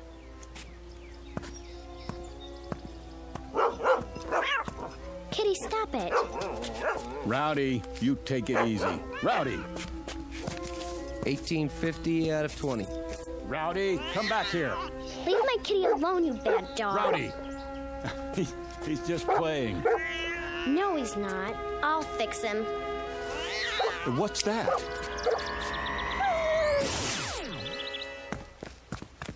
Rowdy? Hey, where is he? What did you do to my dog? What dog, mister?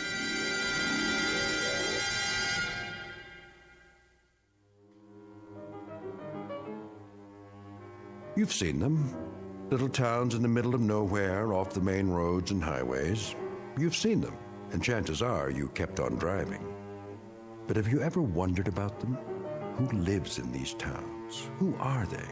What do they do, and why do they stay? Philip Redfield never bothered to ask such questions, and until now he had no reason to stop and find out. If not for his dog, an errant cat, and a little girl with a peculiar electronic device, he might have driven through Peaceful Valley and continued on his way without a second thought.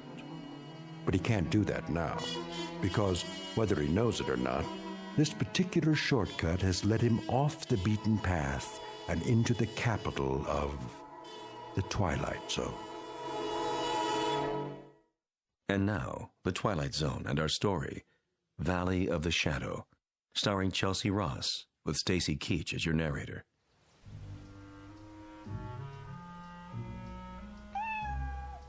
Come on, Kitty. Let's go in the house. No, little girl, wait. Huh? What did you do to my dog? Nothing. Oh, yes, you did. Look, I was standing right over there. I saw you. You leave me alone. Not until you tell me what you did to my dog. What in the... Rowdy, here! Here, boy! Rowdy, where are you? Hey, fella, you scared my little girl. That makes us even. Your little girl scared me. What do you mean by that? Just what I said. I don't know how she did it, but she made my dog disappear. What? She pointed something at him about the size of a remote control. She took it out of her pocket, and he vanished into thin air. Are you feeling all right? No, I never feel all right when I see a miracle happen. It raises my blood pressure. Easy now, mister. What kind of dog is he? A golden retriever. Let's look around the yard. He's bound to be here somewhere. What's his name? Rowdy. Here, Rowdy. Here, dog. Look, this isn't doing us any good. I told you. You try over the hedge. I'll go around back. Don't worry. We'll find him. He couldn't just disappear. That's what I'm trying to tell you he did. Here, Rowdy. Rowdy? Rowdy! Here he is. Wait, there you are, boy. Good dog. Where were you? In the back. I guess he must have found another cat to chase. Yeah, I guess so. Yeah, I'm sorry I popped off at you. I could have sworn. It's all right. The way Sissy disappears sometimes? Well, I know how you must have felt. How you doing, boy? Sissy's your daughter? Yep. What was that thing she had, anyway? What thing? In her hand, some sort of electronic device. Now, I know I didn't imagine that. Oh, it must have been her transistor radio. Yeah. Well, I'm sorry I bothered you. Come on, boy.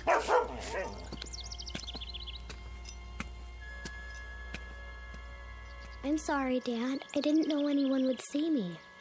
It's all right, Sissy. It'll be taken care of.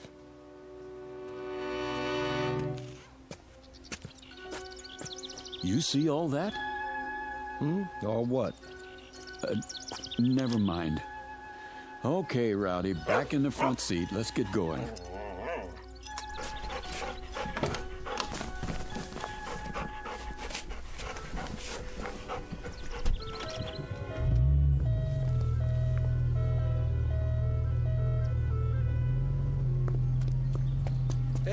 Braden's the other way. I know, you told me.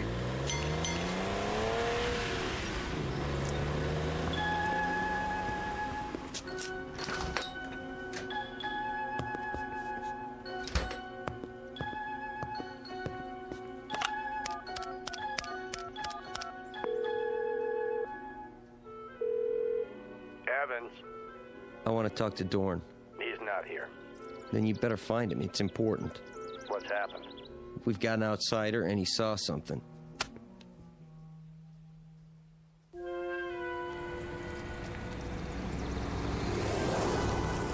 There's the restaurant. The sign in the window says, closed, all right. Great. Well, don't worry, Rowdy. I said I'd find you a steak, and I will, somewhere.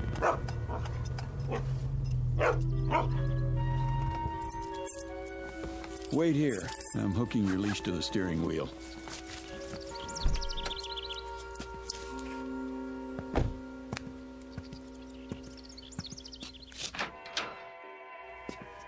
Hello? Anybody here? Hello?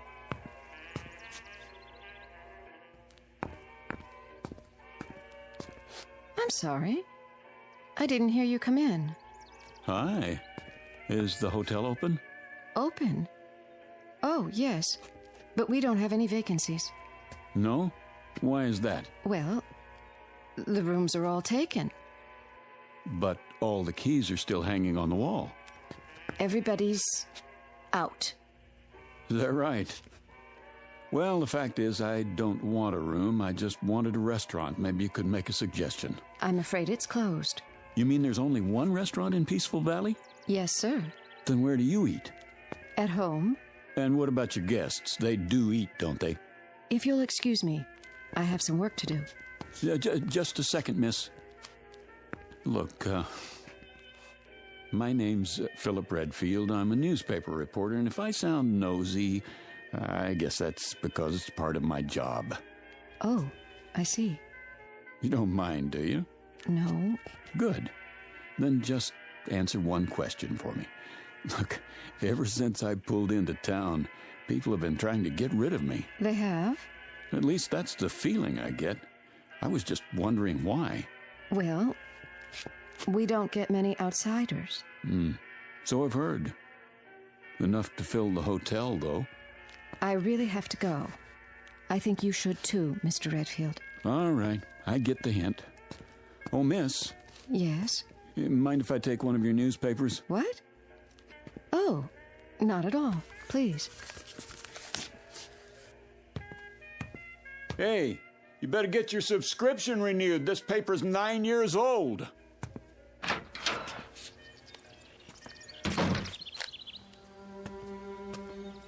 Come on, Rowdy, let's get out of here.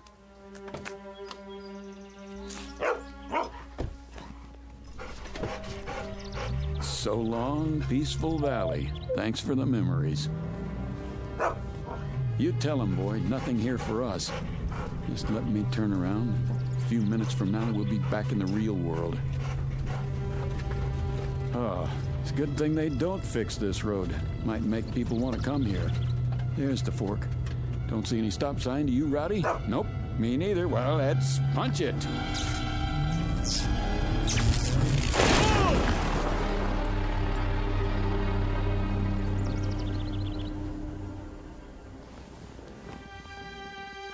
What was that?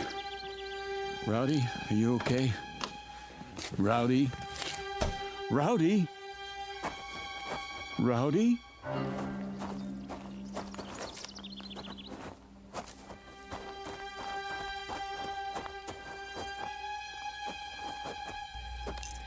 Rowdy? Oh, no. No. It's all my fault, boy. I shouldn't have been going so fast. Breathe. Breathe, please. Oh, Rowdy.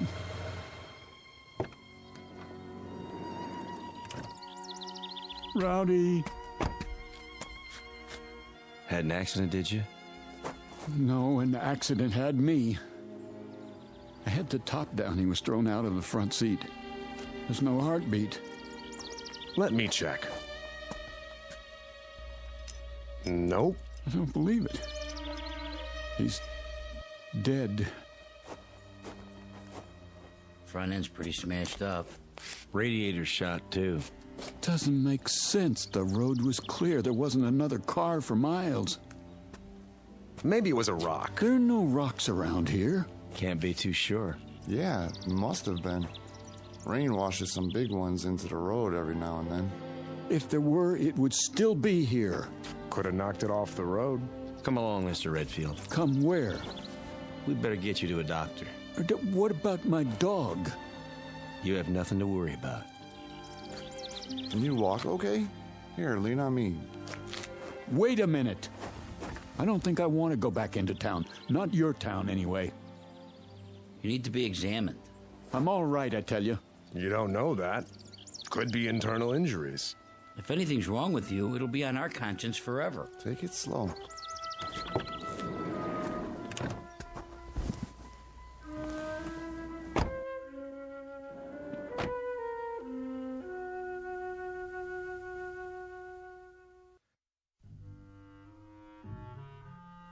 In here, Mr. Redfield. This is a doctor's office? In a way. Thank you, gentlemen. You can leave now. If you're not a doctor, what are you? My name's Dorn. You might say I'm the mayor. And these are my associates.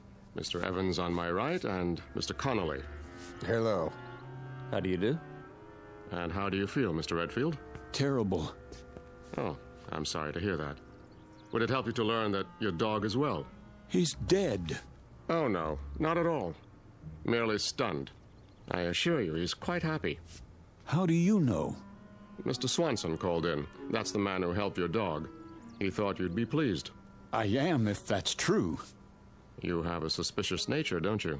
I thought I was supposed to see a doctor. Oh, of course. But you don't really need one, do you? If you did, we'd have one here in no time, believe me. Then why am I here? Just to bring us all up to speed, in a manner of speaking. Please, sit down. We'll try not to detain you too long. After all, you can't go anywhere in a wrecked car now, can you? You got that right. We'd like to ask you a few questions, if we may. Don't worry, only a few. Mr. Evans, perhaps you'd care to begin. Mr. Redfield, it's been reported that you saw something, a miracle, I believe you called it, across from the gasoline station. Would you please tell us about this miracle? Sure. My dog ran after a cat. What were the details? That's it. You're quite certain? Nothing more? Yes, I'm certain. Mr. Connolly, your question. I was simply wondering, Mr. Redfield, why you told the girl at the hotel that people were trying to get rid of you. What is this, a quiz show? Look, I've got a wrecked car, and I'm already a day late for work. I assure you, it's being taken care of. Just a few more questions, if you please. I think you mentioned that you're a newspaper reporter. So? A noble calling, but limited. I suppose you have a novel in the planning stages? Who told you that? No one. It's a fact, though, that most reporters aspire to be novelists. I wouldn't know. Are you married? No. Engaged? No. Listen. So you came to Peaceful Valley by mistake? No one knows you're here? Oh, they will. A lot of people are going to know I was here, Mr. Dorn. Oh, dear. What's the story on this place, anyway? Rowdy didn't just run after a cat, and I didn't crash into a rock that wasn't there. What did happen? Come back in an hour, Mr. Redfield. Perhaps then you'll have the answers you seek. I'd like to speak with my associates first. Where can I find a phone? There's one at the hotel. 1 hour, then, Mr. Dorn.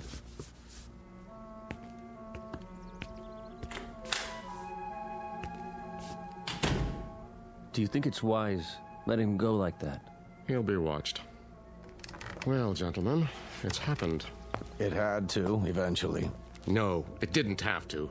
And it wouldn't have if we'd kept our wits about us. But we didn't. We were complacent, so infernally sure of ourselves. Dorn. It's true, Mr. Evans. Would you explain the point of keeping the hotel open and the restaurant closed? Doesn't it seem likely that there would be more inquiries for food than for rooms? There haven't been either in over 16 years. You see? Complacency. And I'm as much to blame as anyone. If only the Johnson girl hadn't been so careless. If only Fredericks hadn't behaved suspiciously. If only I hadn't panicked and activated the barrier. You had to. There wasn't any choice by then. So now an innocent young man who's done no one any harm must suffer for our mistakes.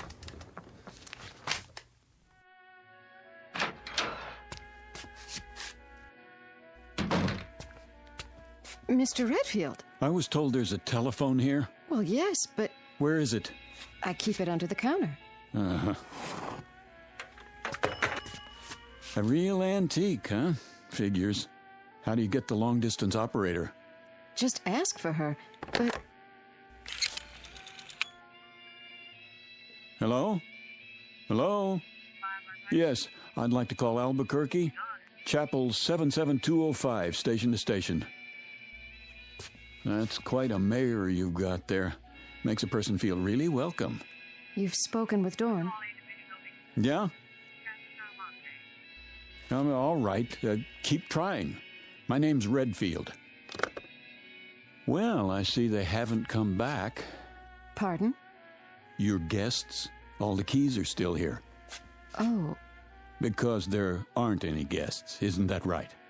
you should have left when you had the chance, Mr. Redfield. I tried to, believe me.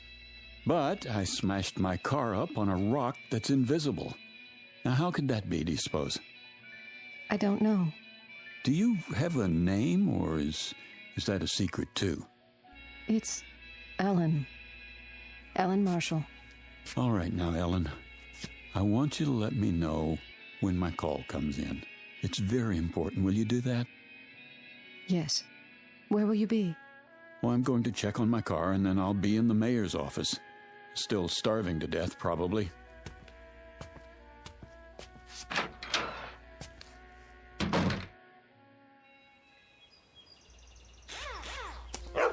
Rowdy! How you feeling, boy? I counted you out, you know that? I gave him some water. What about the car? It's pretty banged up. Hood's sprung, and the radiator's punctured. Yeah, I know. You were supposed to be fixing it. Nobody told me. Well, I'm telling you. Can't do anything unless it's authorized. It is authorized. $200 extra in cash if you get it fixed by tonight. Consider it a bonus. It has to be official. Sorry. You're going to be a whole lot sorrier, I promise.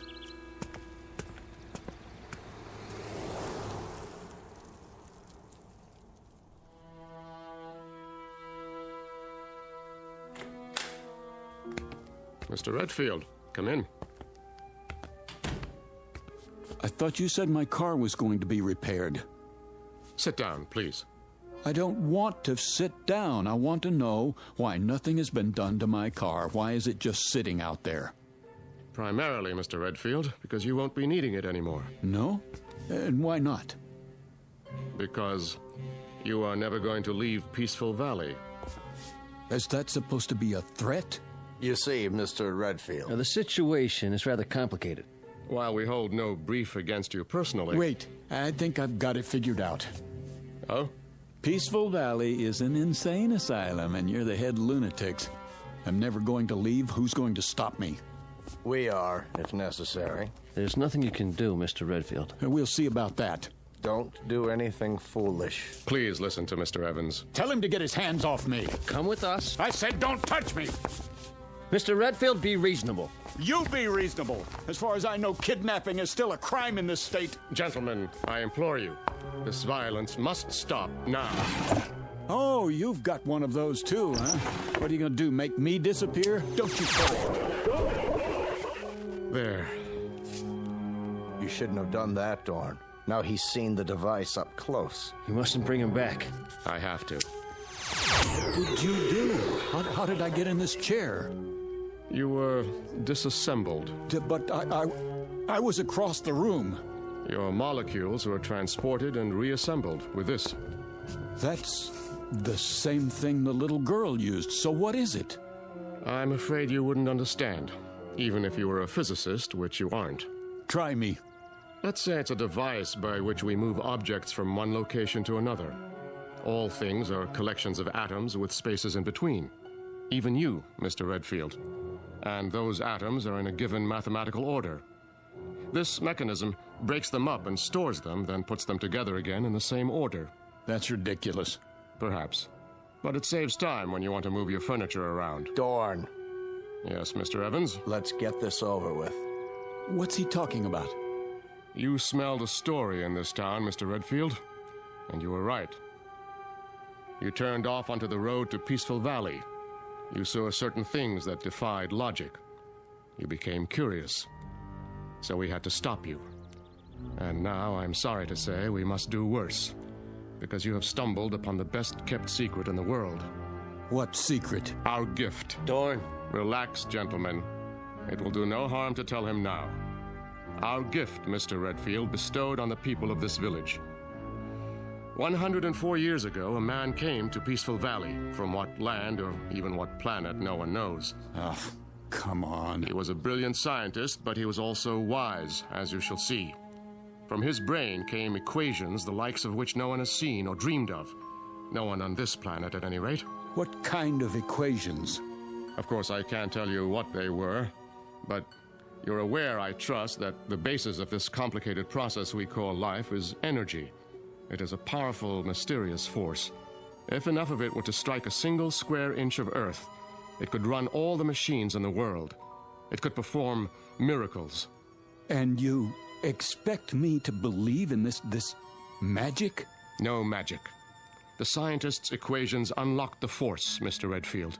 And from them has come the greatest power for good or for evil that the universe has ever known. Where do you come in?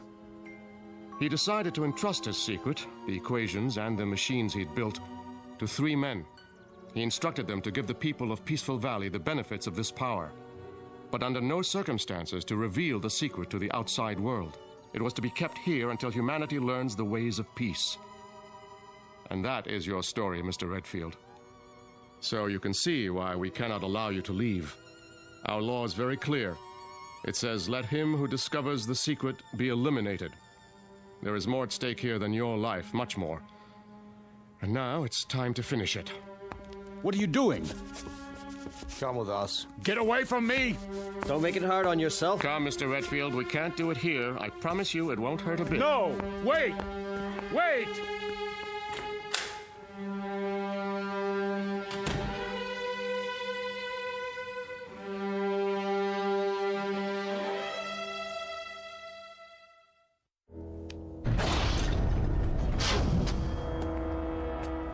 What is this place? A laboratory, built by our benefactor. There's the original of the dissimulator, somewhat larger than the one we used on you upstairs. And this is a second-generation model. The same principle, with one important difference. It works in what we call the time dimension. No end of uses for it. For example, please step over here, Mr. Redfield. And don't be afraid. Mr. Connolly? Yes? Hand me that letter opener on the desk. Now, let's say that your automobile accident had been more serious. If you had been injured, if some metal had penetrated your flesh, like this. You stabbed me.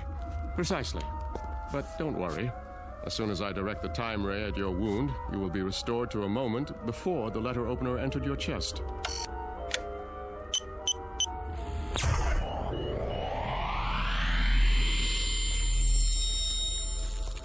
My skin. I can feel it closing up. This is fantastic. Isn't it? Even the fabric of your shirt. Now, let me see. This console is a duplicating machine, but not like others you've seen. Here, for example, on this card is a description of the atomic structure of a ham sandwich on white bread with mustard. One ham sandwich. I believe you said you were hungry? Not anymore, Mr. Dorn. Out there on the road. What did I run into? In the car. I'm sorry about that, but we had to stop you. It was an energy field. A wall of loosely packed atoms, so to speak. Purely an emergency measure. Now, behind this wall panel with the cards is a folder containing the sacred papers. The original equations from which everything you see came about. In case you still doubt that they exist. Do you know what you've got here? I believe so. And you mean to say you don't intend to share it with the world? Oh, good heavens, no. I've already explained why. The world isn't ready. But Peaceful Valley is? We have no wars here, no crime, no violence, no greed. Unlike your world, ours is a place of peace. We use the power for good, not evil. And what makes you so sure the rest of us wouldn't do the same? Come now, Mr. Redfield. The history of civilization is written in blood. Because people wanted things. With this power... With this power, they would destroy the universe. They are children. But that one machine, it could stop sickness and suffering. It could cure disease. And you let people... Haven't you any conscience? Yes. That is why we cannot release the equations. The same power to heal the sick could be used to kill the innocent. It could mean the end of the world. I don't believe that. Think, Mr. Redfield. What did you do with Professor Einstein's primitive equation E = mc squared? It could have been used to make the waters flow in the deserts to feed the starving millions, was it? No. It was used to destroy countless lives with a bomb. So you're just going to sit on your secrets, use them for making ham sandwiches. Ham sandwiches are a bit better than total destruction, wouldn't you say? Let's get on with it. He knows too much. We have to eliminate him. You hypocrites. You talk about us, but when you want someone out of the way, what do? You eliminate him. Be quiet. No, he has a point, Mr. Evans. That is what I've been pondering. If we kill this man, then in what way do we differ from the outsiders? It's the only solution. Thank you, Adolf Hitler. Oh dear. We didn't anticipate this, did we, gentlemen? It is the law. Not necessarily. The law says, let him who discovers the secret be eliminated. It doesn't say killed. You can be eliminated one of two ways, Mr. Redfield. Through death or through assimilation. The choice is yours. Will you die or will you join us? You mean live here the rest of my life? Exactly. Become one of us. It won't be unpleasant, you know. We'll give you a nice house, built to your specifications. Time to write that novel. Nothing or everything, huh? Well, which shall it be? What do you think? In that case, welcome to Peaceful Valley. I've equipped it with bookshelves, a desk, reference materials, paper. I'm sorry about the old-fashioned typewriter. We couldn't find a card for anything newer. But Dorn has promised me... Miss Marshall. Yes? Why are you going to all this trouble? Because Dorn asked me to. Is that the only reason? I suppose I'd like you to know that I'm not really unfriendly. I'm not. In fact, I think we could be very good friends. Mr. Redfield. Yes? May I ask you a question? I wish you would. Do you play chess?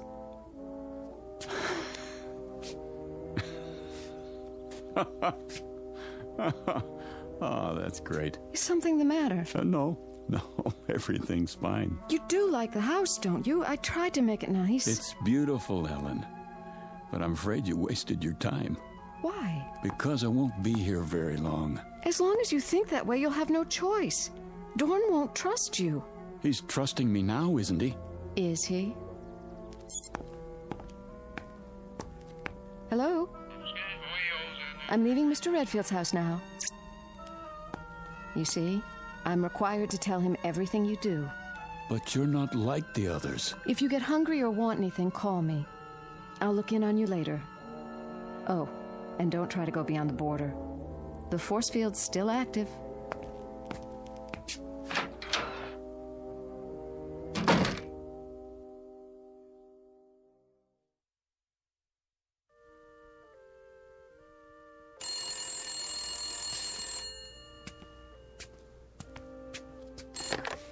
Yes? Mr. Redfield, on your call to Albuquerque, The circuits are still busy.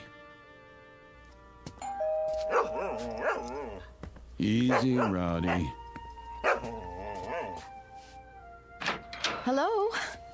I brought you a new typewriter ribbon and some erasers for now. Dorn's still looking for the atomic structure of a word processor. Thanks. Have you started the novel yet? Not really. I find it hard to concentrate in prison. I don't understand. You ought to. You've got the same problem. I can leave anytime I want to. Then why don't you? Why should I? What could the outside world offer that we don't have? That isn't the point. It's what you could offer the outside world. Right now, at this very moment, millions of people are starving. You could feed them. They're suffering. You could make them well. But you don't care. Let them starve. Let the children die because their mothers can't give them enough milk as long as you're happy. Philip, those things, are they really happening? All over the world. Every minute of the day and night. What would you do? A terrible thing. I'd get those papers, and I'd give them to the world. You mean you'd steal them and run away? But you promised Dorn... I promised myself to be a decent human being, and that means helping other human beings. And what's the use? You don't know what I'm talking about. You never wanted anything you couldn't whip up in 10 seconds like a cake. I did once. When you were going to leave Peaceful Valley. I've thought about you since then, Philip. Even asleep, I've thought about you, and it hurts. I don't know why, but it hurts. We have machines for so many things, but I can't stop this feeling. There's an equation that might help. 1 + 1 = 1. Don't people fall in love here? I don't know. But now, Philip, I want us to be together. I could want that too, in a real world. But as long as I'm in Peaceful Valley, I'm going to want just one thing. Out. All I know is I want to be with you. Then help me. If I do, will you take me? I promise.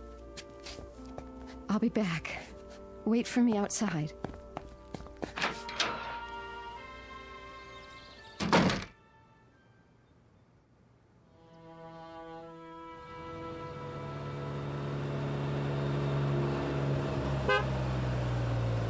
Easy, Rowdy.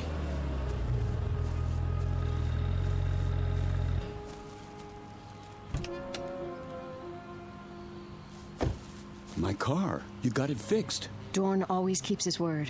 What about the force field? I had him take it down temporarily so I could check the road outside of town. We only have a few minutes. Then let's go. There's just one stop I have to make. Come on, Rowdy.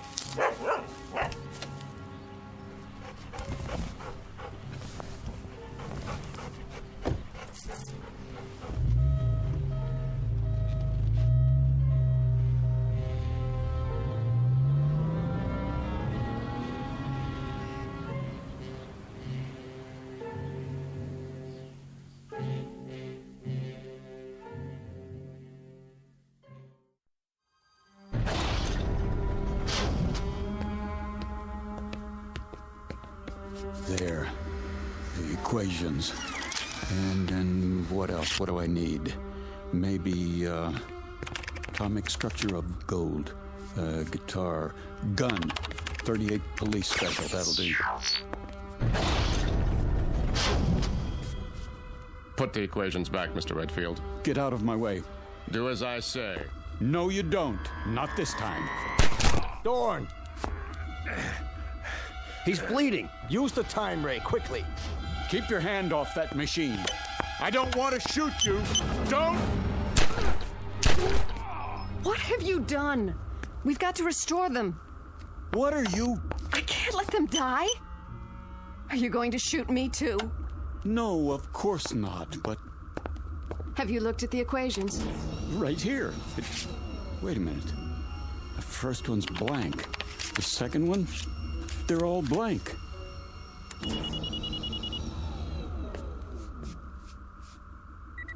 You tricked me.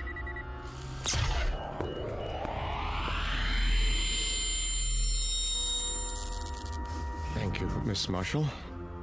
So now you see what would happen if our secret were to get out? The first thing you do is make a weapon. The second, you kill with it. It was all a setup, and you were part of it. Everything you said was a lie. Not everything, Philip.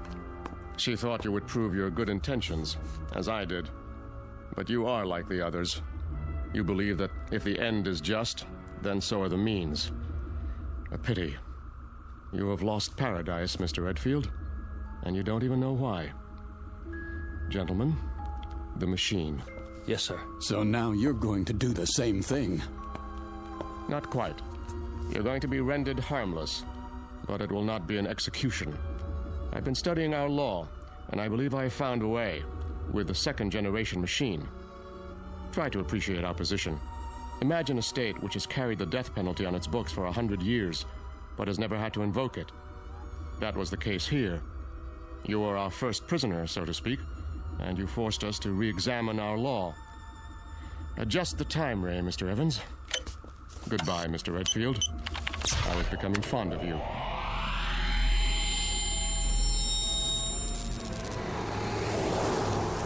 Here's your change, mister. What? Your change? Oh, sorry. I must have dozed off for a second. Happens when you drive too long. Yeah. You say Braden's back that way. 80 miles. Down, boy. It's just a cat. You stay. That's strange. Anything wrong? Well, just that woman who walked by. Thought I knew her. Wishful thinking, I guess. Nice little town you've got here. We like it. Well, so long. Don't know that I'll be back this way, but keep it peaceful.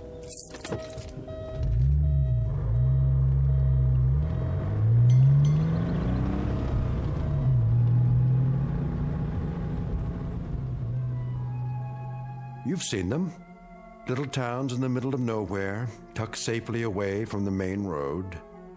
Ever really thought about them? About the people there? What they do and why they stay? The next time you're tempted to take a shortcut, think twice. Because what happens there might change you and the world in more ways than you can imagine. Of course, change can be a good thing, as long as you're on your way out of and not into the Twilight Zone.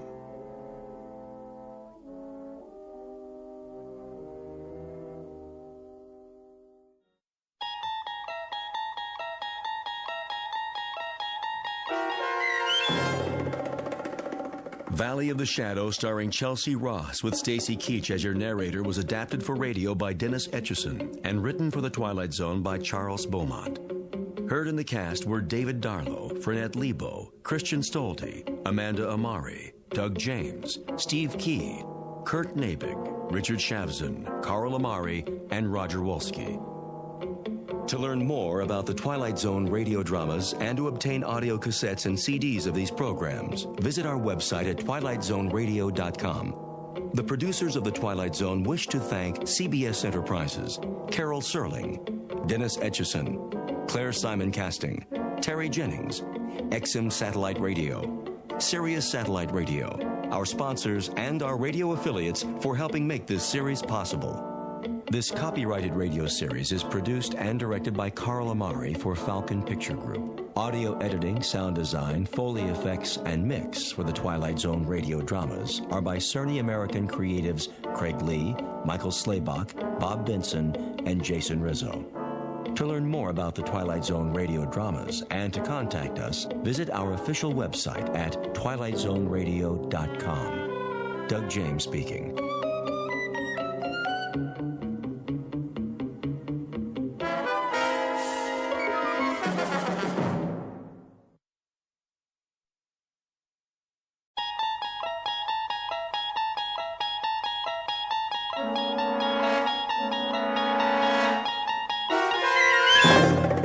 You unlock this door with the key of imagination. Beyond it is another dimension, a dimension of sound, a dimension of sight, a dimension of mind. You're moving into a land of both shadow and substance, of things and ideas. You've just crossed over into the Twilight Zone.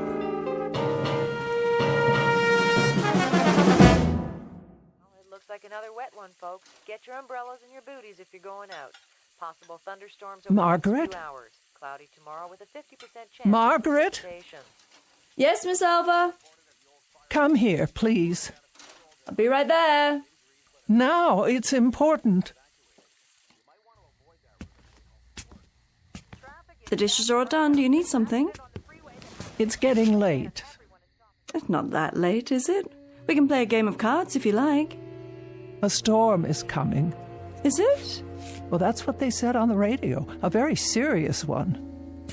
The sky was clear this afternoon.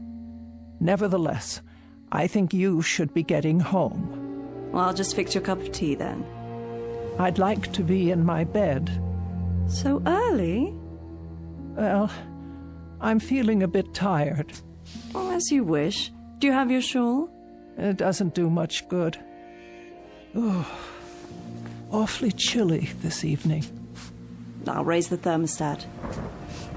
Ah, there's the rain.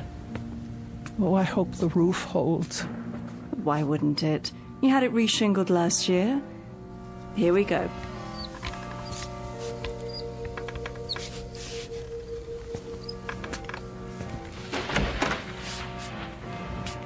I'll turn the bed down for you. Now, take my hands up and out of your chair. Oh, thank you. Thank you, Margaret. I don't know what I'd do without you. Oh, you do just fine. You'll be walking again soon. Have you been doing your exercises like Dr. Mays told you? It's no use. These legs simply don't work anymore. Oh, Margaret, I'll never leave this house again. Now you stop that. There's a big, wide world out there. Places to go and people to see. The only way I'll see them is if they come here. And there's not much chance of that. Most everyone I know has passed on. Surely not. You have a phone right next to the bed. Call some friends. Keep in touch. It's been too long. I don't know if the numbers work anymore. Of course they do. If they don't, talk to Miss Finch at the telephone exchange. She'll look them up for you. Now, wait right here. I'll get you pills and a nice cup of hot tea. Hurry, Margaret, the rain. You'll never get home. Oh, don't you worry about me, Miss Selva. I'll be back with your tray. Oh, my. Such a terrible, terrible storm. Miss Elva Keene, who lives alone on the outskirts of Linden Fleet in Maine. Her world has shrunk to the size of the small house she owns and may never leave again. For some years, the pattern of Miss Keene's life has consisted of sitting in her wheelchair or lying in her feather bed, knitting, reading books, listening to the radio, eating modest portions of food, napping, taking her medication, and waiting. For exactly what? She's not sure. Perhaps for something different to happen. Something small but significant that will make all the difference. Miss Keene doesn't know it yet, but her time of waiting has just ended. For something different is about to happen, by way of an unexpected phone call in the middle of a stormy night. A telephone call routed directly through the Twilight Zone.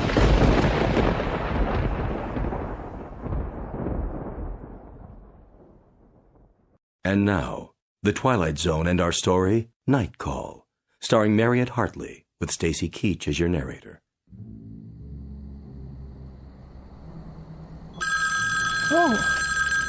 Oh, someone calling? At this hour? Oh. Hello? I'm sorry, I didn't hear. The thunder. Hello? Hello? Who is on the line, please? Oh, no one, apparently. How odd. Perhaps I was dreaming.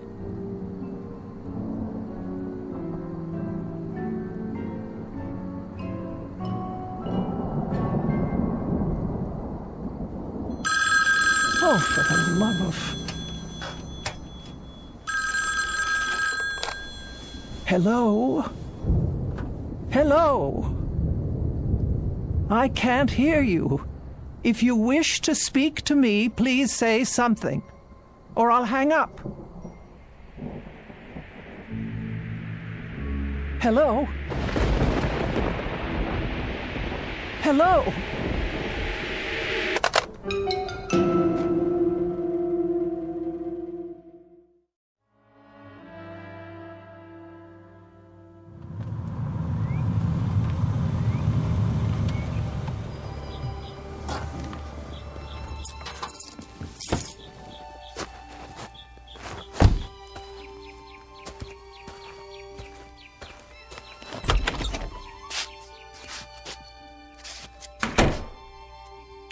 Hello?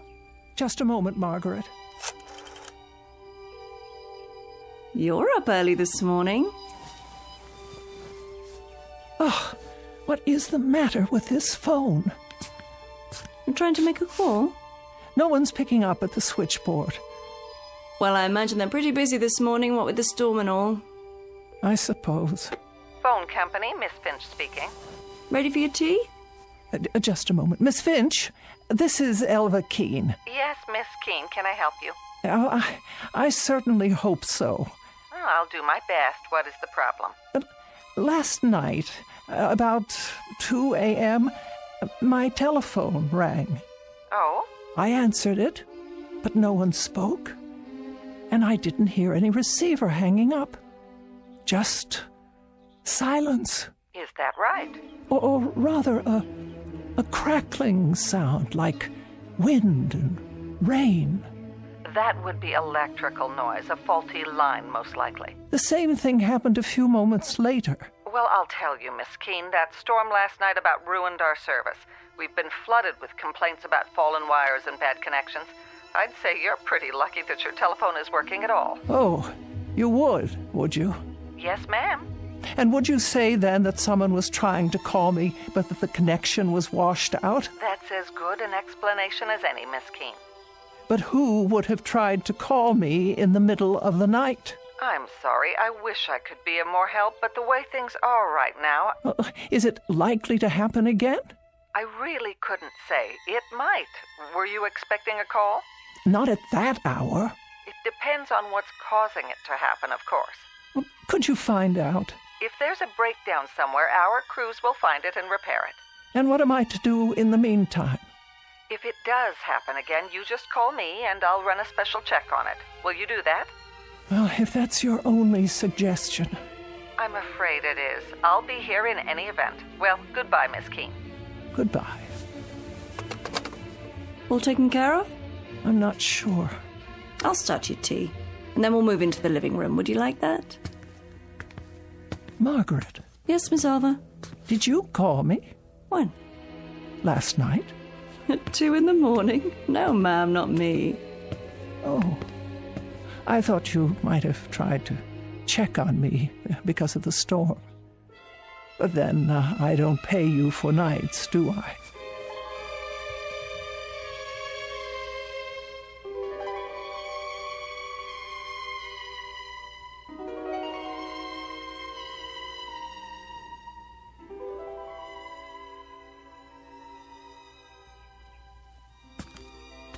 More tea? No, thank you. Have you taken your pill? Yes. Don't I always? Never missed one yet. The highlight of my morning. The mail should be here by now. Shall I check the box? Why don't you do that? With multiple injuries in the 5-car pileup, so take caution while driving in these slick conditions. The storms are still very strong in the north and northeast, while the rest of the city, the severe storms seem to have passed over. Several areas were still without power last night due to fallen wires. Workmen restored electrical service shortly before dawn.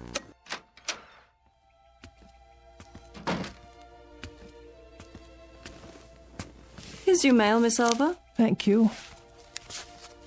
Anything interesting? Oh, an advertisement. Another advertisement. The light bill, the telephone bill, of course. No personal letters. You heard from your sister a few days ago, didn't you? Oh, that was weeks ago, Margaret. 3 weeks and 2 days, to be exact. Has it been that long? Yes, that long. Nobody cares whether I live or die. Oh, sure they do, Miss Alva. You don't understand. Don't I? You can't. You have no idea what it's like to be alone. But you're not alone. I come by during the day. Yes, you do. And for that I thank you. But it's been so long since I've had a real visitor. I mean, someone who came of their own accord. Oh, now don't talk like that. You're going to get yourself into a mood. I'm sure lots of people are thinking about you this very moment. Who? You'll hear from someone any time now. Just be patient a while longer. Wouldn't you like to work on your knitting? All right. Can I get you anything else? Not just now. Well, start thinking about what you want to eat tonight. I'll make a list and go to the store later. For now, I better get the dishes washed.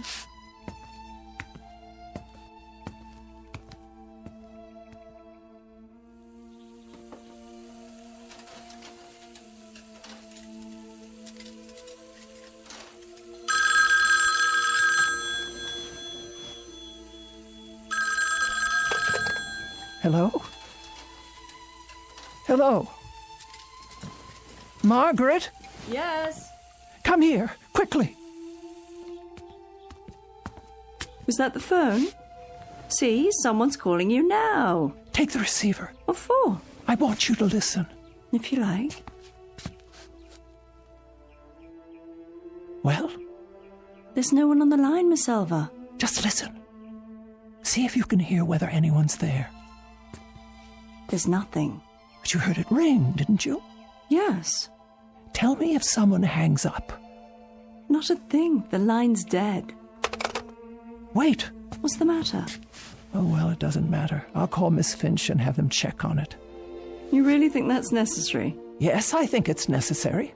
Am I to suffer calls like that at all hours of the day and night? Calls like what? There was no call. Then why did it ring? It was a mistake, that's all. How could it be a mistake? Someone must have dialed my number. Not if it's a malfunction. Something's wrong with the equipment. I'm sure they'll... What are you doing? Reporting it. Phone company, Miss Finch speaking. Hello, Miss Finch. I thought you should know. I've received another one of those calls.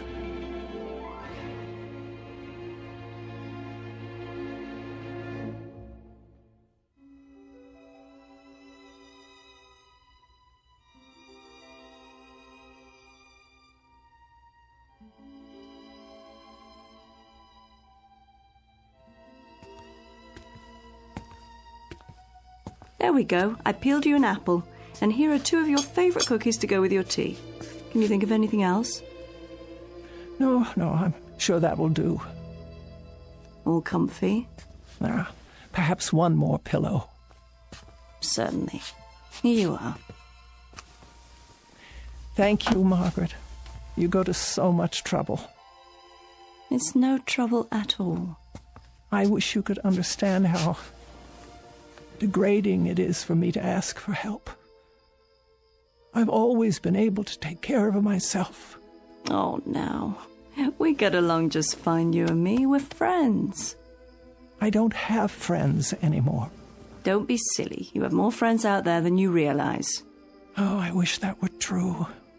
You'll see. You'll hear from them. Meanwhile, don't fret about those phone calls. Don't give them another thought. I'll try not to. It was the storm, I'm sure of it. Perhaps you're right. Whatever the trouble was, the repairman have fixed it by now. But just to be sure, why don't you keep the receiver off the hook and then you won't be bothered? Oh, that's a good suggestion. You know, I have an extra television set, a portable. I could bring it over if you like. No need. There's hardly any reception out here. There is if you put up an antenna or connect with the cable system. That costs money. Besides, there's nothing I care to see. Suit yourself. But if you change your mind, let me know. You should be getting home. It is getting late. Let's see. You have your pills, your knitting. Would you like a book? I'll be going right to sleep. Good night then, Miss Keene. See you in the morning. Yes, in the morning.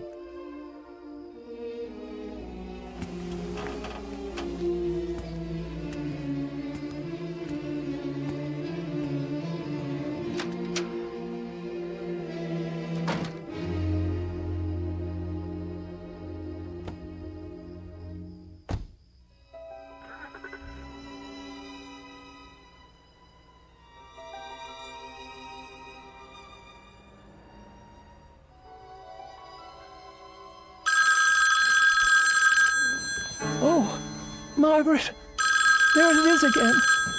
What should I do?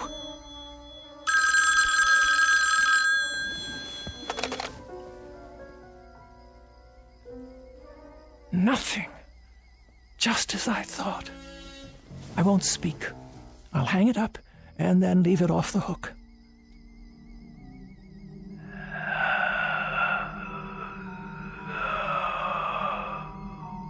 Yes.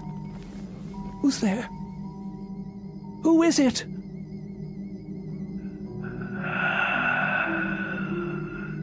Hello?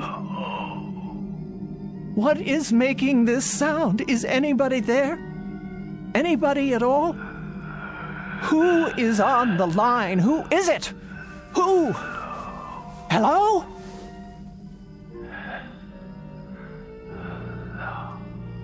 What is that? Please, please leave me alone.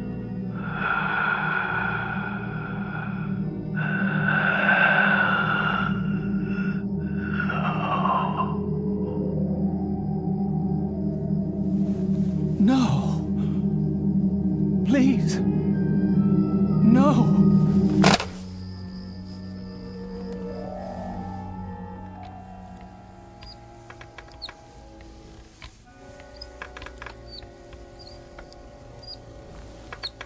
Here we are, your favorite spot in the living room. Not today, please. Well, where then, Miss Elva? Away from the window. If you're going to knit, you'll need the light. I don't care to knit just now. Very well. And close the curtains. Close them? I just opened them. That's the way I want it. But look what a lovely day it is. With the curtains drawn, there'll be hardly enough light for anything. Please do as I say, Margaret. I'm not feeling well. Why? What's wrong? My nerves. I hardly slept last night. You didn't? Not a wink. Why on earth? What happened? Do I have to tell you? No, not the telephone. Yes, at all hours, over and over again. You're sure? Indeed, I am. The sound is so loud in this house, it hurts my ears. Well, we can't have that. And this time, he spoke to me. He didn't. Margaret, I simply can't bear it. Shush, dear, don't you worry. We'll do something about that right now. Call Miss Finch and clear it up. She won't listen. Of course she will. She doesn't take me at all seriously. Well then, I'll have a word with her. We can't have you going without your sleep.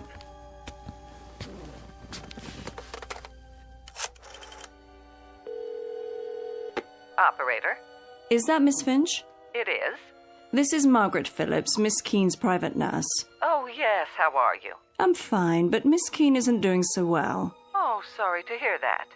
Why haven't you fixed her line yet? I've told her we'll repair it as soon as... It's gone beyond that. Now someone is speaking to her. She can't sleep at all. If Miss Keene's health should be disturbed any further, the phone company will be held responsible. Now, just a minute. Give me the phone. Here she is now. She'll tell you herself. Miss Finch. Yes, Miss Keene. There's a voice on the phone. A voice? It says one word over and over. Hello. It doesn't sound normal. It sounds distorted. Are you sure it's a voice? What else could it be? Well, static on the line, sometimes... It was someone, I tell you. The same someone who kept listening to me say hello over and over again without answering back. The same one who made those horrible noises. What kind of noise? I don't know. That's why I'm calling you. It must stop immediately. A voice, you say? Was it a man or a woman? I couldn't be sure. So you have no idea... I tell you there is no way of knowing. It could be either. And you're positive it wasn't someone on your party line? Oh, don't you think I know the people on my party line? Of course, Miss Keene, of course. Well, I'll have a man come out as soon as possible. The crews are still pretty busy, what with the damaged lines and all from the storm, but I'll tell them to put a rush on it. And what am I to do if this person calls again? Hang up, Miss Keene. But whoever it is will only call back. And then I have to answer to stop the ringing. That's my best advice. It's either that or disconnect the line. No, you can't do that. What if there were an emergency? I have no way to call out. That's true. Then there isn't much choice. I suggest you talk to them. Try to find out more, get a name if you can. Do that and we'll have something to go on. We'll take immediate action, I promise you. But I don't wish to speak to them at all. Then I'm afraid there's nothing we can do. So you won't help me? We can't. It could be absolutely anyone. There's no way to know. I see. Then, good day to you. What did she say? Not a word of help. It's obvious she doesn't believe me. Oh, I'm sure that's not true. As far as she's concerned, I'm just a nervous old biddy falling prey to my imagination. But she didn't actually say... Well, she'll find out differently. You all will, if it's not too late by then. Such talk. You're letting yourself get way too upset. Why don't we have some breakfast? Would you like that? No, I'm not hungry. In a while, then. We'll both have something. I'll leave the curtains drawn so you can catch up on your rest. Would you like a pillow for your back? Make sure they're completely drawn. But it's so dark in here. I can't afford the risk. What do you mean? If someone's out there, he could be watching. Watching what? Me.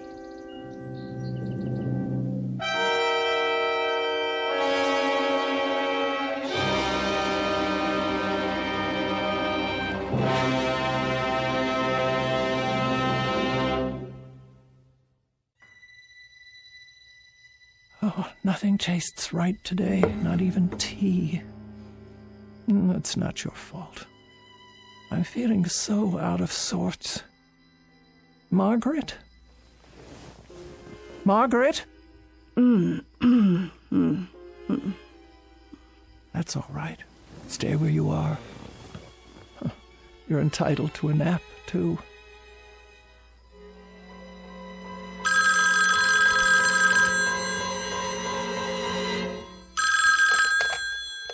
There. That will stop it. I won't put it to my ear. I won't. But if I don't take the call, I'll never know who it is. Oh. All right, I'll leave it on the hook. And the next time it rings, I'll force myself to speak to them and find out what they're up to.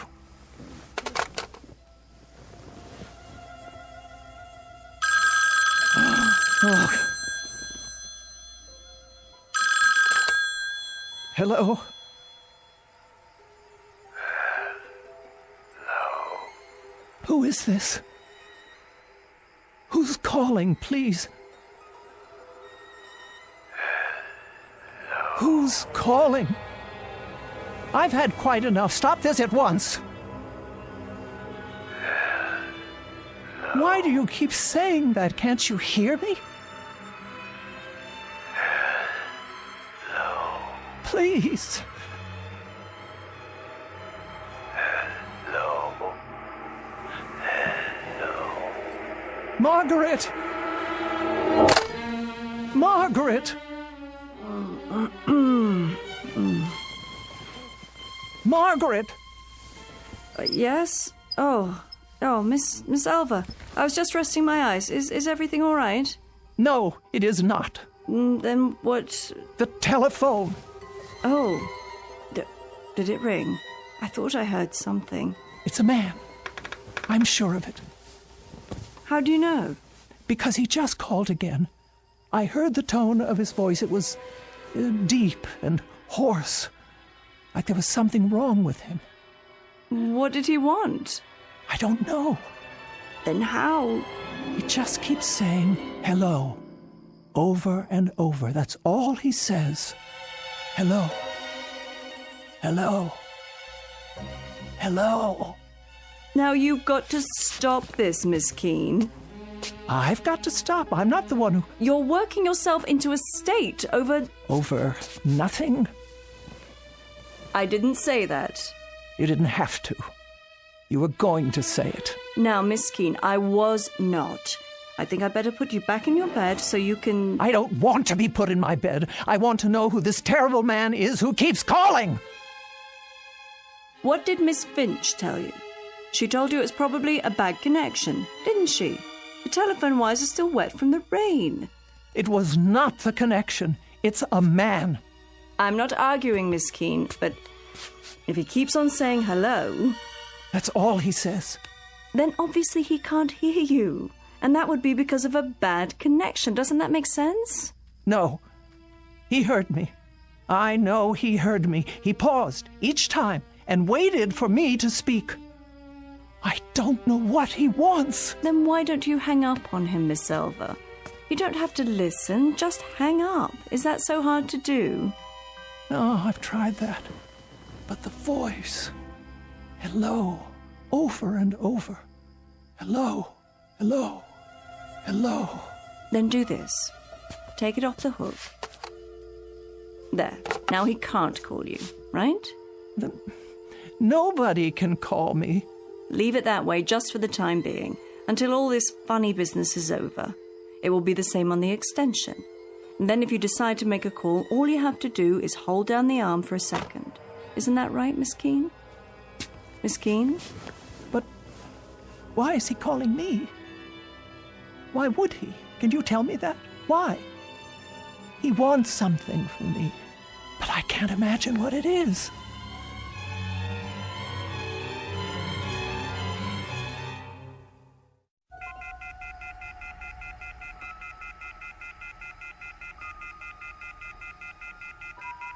Oh, I can't bear that sound.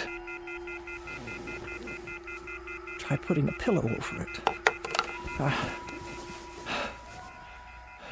There. No. Hello.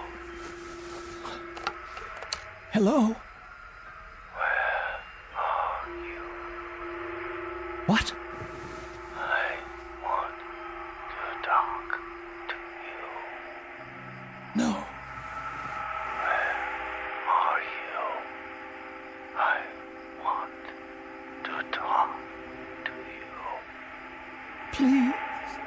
Where are you? I want to talk to you. No, I beg of you. Where are you? I want to talk to you. Leave me alone. Leave me alone.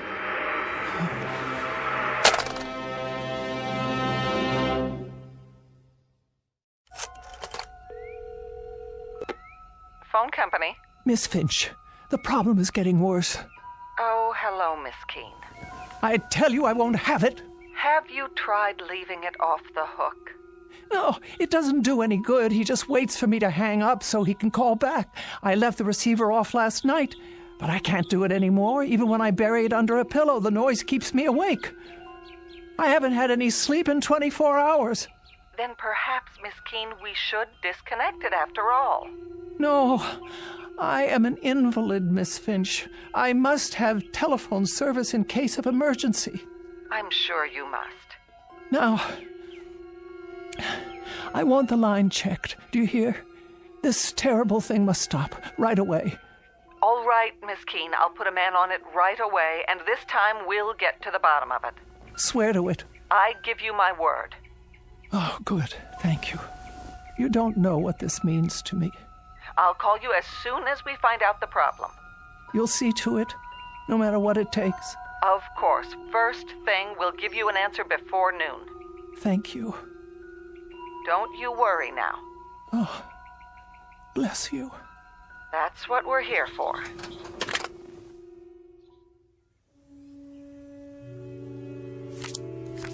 Your play?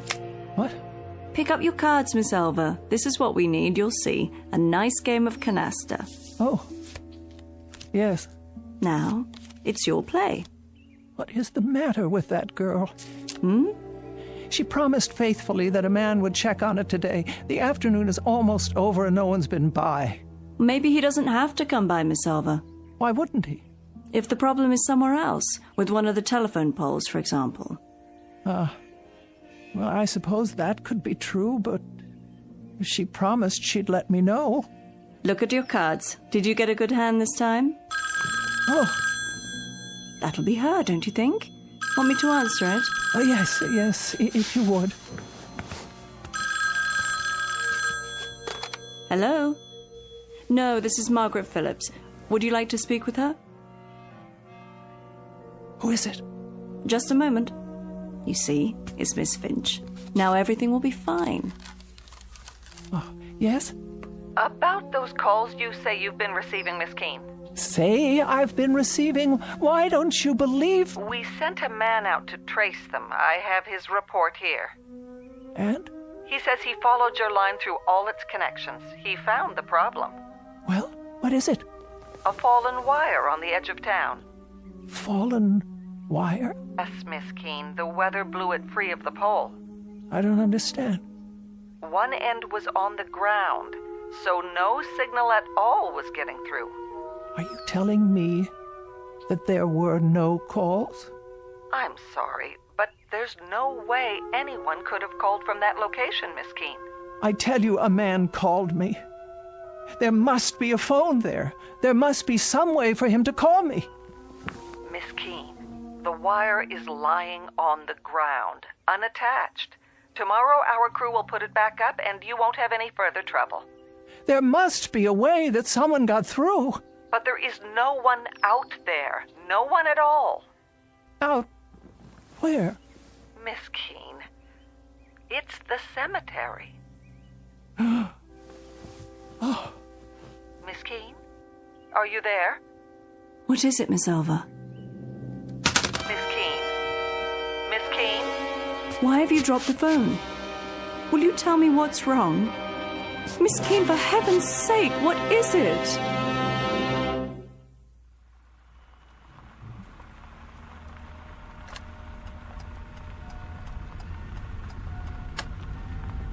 Here we are. Valley View Cemetery. Are you sure you want to get out of the car? Yes. I wish you'd tell me why you decided to come all this way. Miss Keene, this isn't good for you. If you hadn't made such a to-do about it, I'd never have taken you in the first place. Why won't you answer? What can there possibly be out here for you to see? Get my chair from the back seat, please. Very well. Have it your way.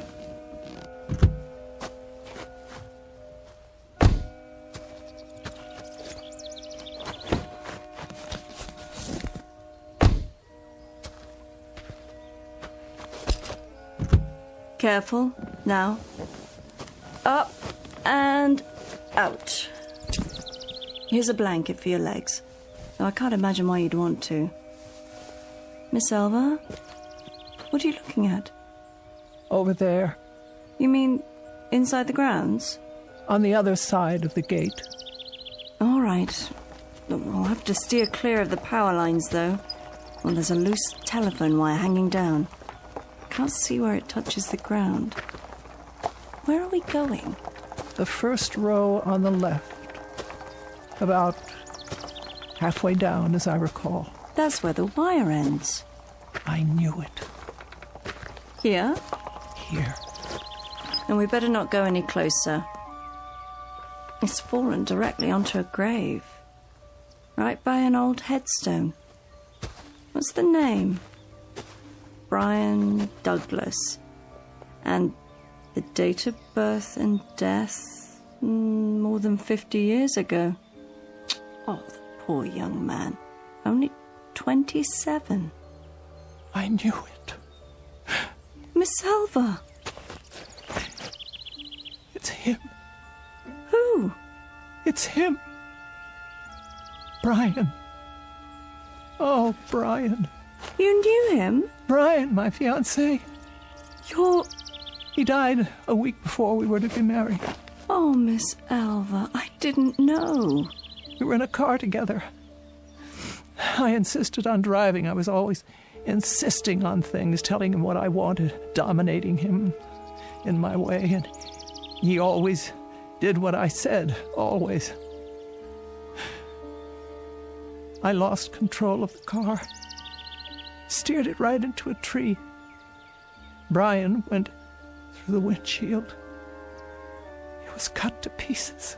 I was left crippled, and now he's trying to reach me, I'm sure of it. Don't you see? He's trying to reach me. So many years out here alone, in the sun, in the wind, in the rain. And now, at last, I can talk to him. I won't be lonely anymore.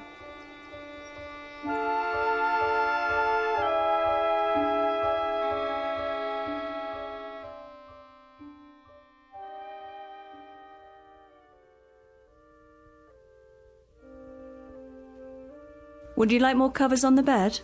No, Margaret, I'm perfectly fine. I can plump up your pillows for you. That's not necessary. I can't leave you like this. I'll be all right. Good night. But... Good night, Margaret.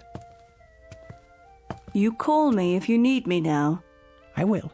I'll be home all night. Yes, yes, Margaret. Good night. You sleep well.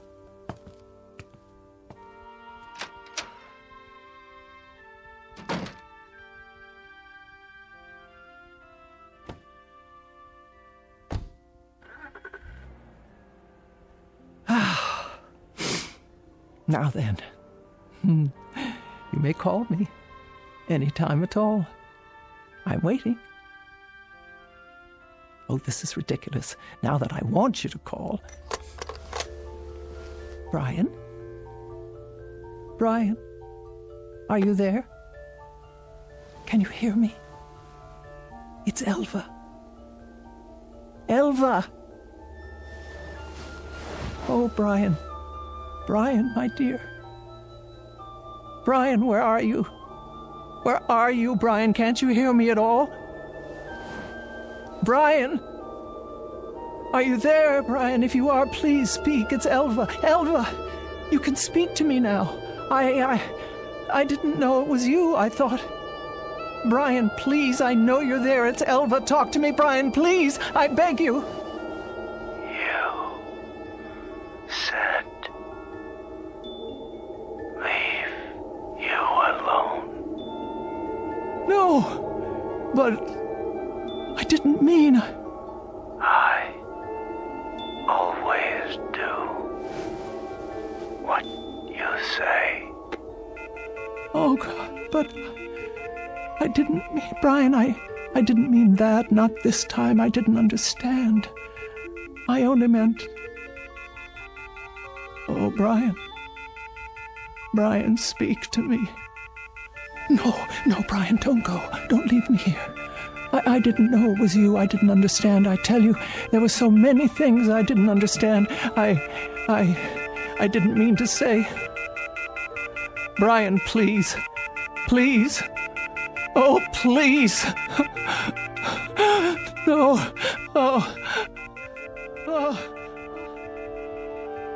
According to the Bible, God created heaven and earth. But it is every man's prerogative and every woman's to create their own particular and private hell.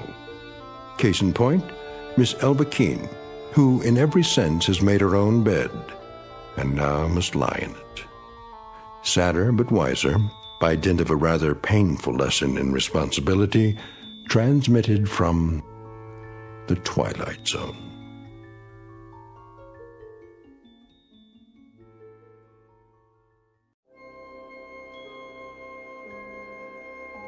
Hi, this is Carl Amari, producer of the Twilight Zone radio dramas. I'd like to take a moment to tell you about our official website at twilightzoneradio.com, where you'll get the latest news and information on these Twilight Zone radio dramas. Plus, at twilightzoneradio.com, you can digitally download 3 free episodes or any of our episodes for only $1.95 each. In this age of ever-changing technology, we've decided to make these episodes instantly available to you by making the Twilight Zone radio dramas a digital download-only series. This means that this series will no longer be offered on CD. The CD collections at our website are now being offered, while supplies last, at buy one, get one free. So be sure to get your favorites before they're sold out. Be sure to visit us often, and I'll see you in the zone.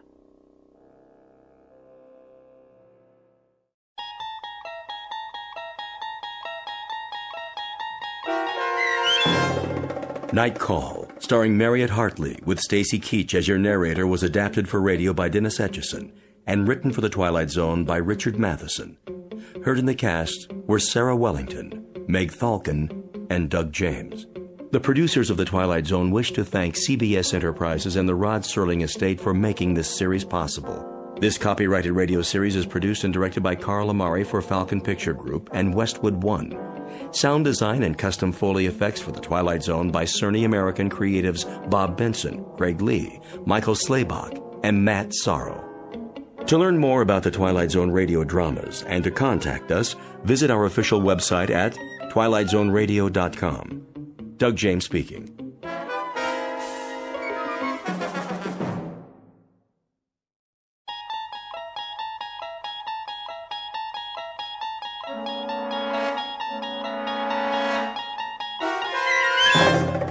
You unlock this door with the key of imagination. Beyond it is another dimension, a dimension of sound, a dimension of sight, a dimension of mind. You're moving into a land of both shadow and substance, of things and ideas. You've just crossed over into the Twilight Zone.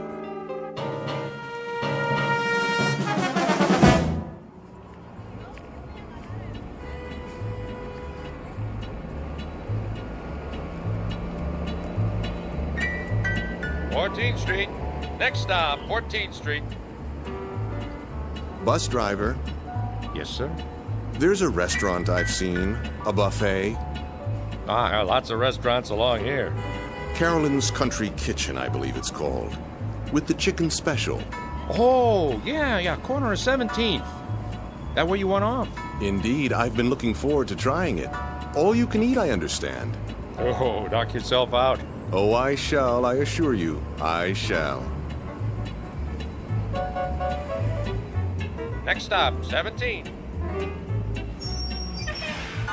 17. Here you go. Here, watch your step. Yeah, wait a minute. Yes? Well, when you got on, did you ever give me that transfer? Most certainly. There was such a crowd, but I finally found it. Remember? If you say so. Yeah. Have a nice night. I shall. Next stop.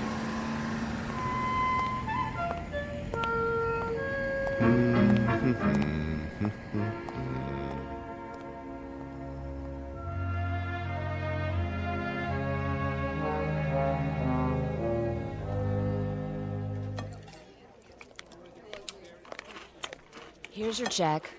Ah, yes, the check. Get you anything else? Another glass of iced tea, perhaps. Refills are free of charge, I presume. Nadine will get it for you. I'm off the clock now. And pay up front. Certainly. Oh, miss. Yeah? Might I trouble you for one more plate of your delicious fried chicken? That makes 3. Your policy is all you can eat, is it not? Another chicken platter coming up.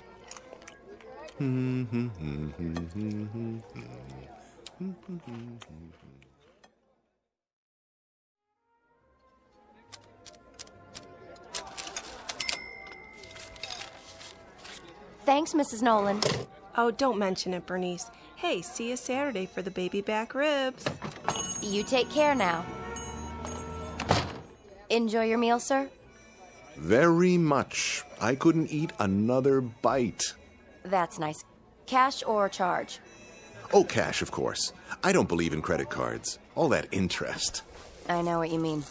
That'll be... Oh, my. Something wrong. What a bother. Do you know what's happened? Why don't you tell me?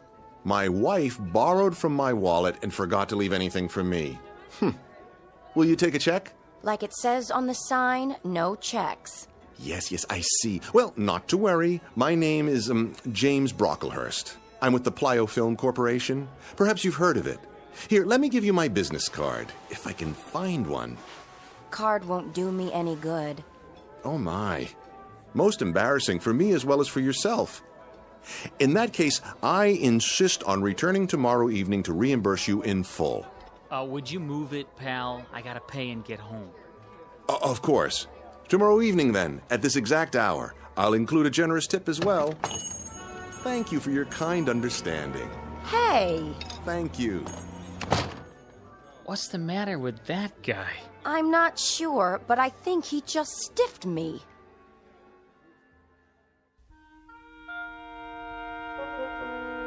Meet Mr. Luther Aorta, a normal enough man, at least in his own mind. Like so many people, he enjoys getting something for nothing. But for him, it has become an obsession and a way of life. So it isn't surprising that he's attracted by words like all you can eat and no limit and, best of all, free. That's the magic syllable. It does strange and wonderful things to the metabolism. In fact, it's his whole reason for living. Unfortunately, Mr. Aorta is about to discover that such signs don't necessarily tell the truth. Because though the offer in question may be free, it sometimes comes with a one-way ticket to the Twilight Zone. And now, The Twilight Zone and our story, Free Dirt, starring Eric Bogosian, with Stacy Keach as your narrator. Luther? Luther, I'm talking to you. Yes, dear. Breakfast is ready. Good, good. If you want yours, you'll have to get that junk off the table. Oh, but it isn't junk, dear. I found several good coupons in this morning's paper. You and your coupons. Samples for the cost of a postage stamp. We can get new packets of seeds absolutely free. Seeds? You've got 100 packages of those things already. Yes, dear, I know, but these are special. I'll bet. They are. Look. Would you clear off the table, please? From the largest seed company in the U.S., free peaches, free cucumbers, free asparagus, and free ranunculus. Can you just taste them?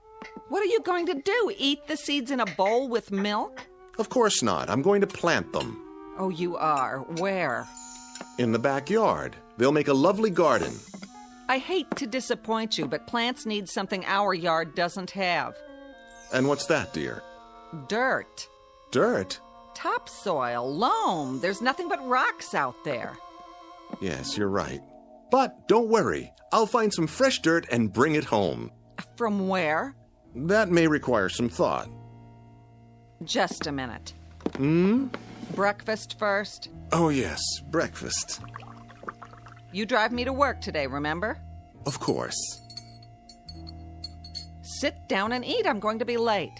I was just thinking about the dirt.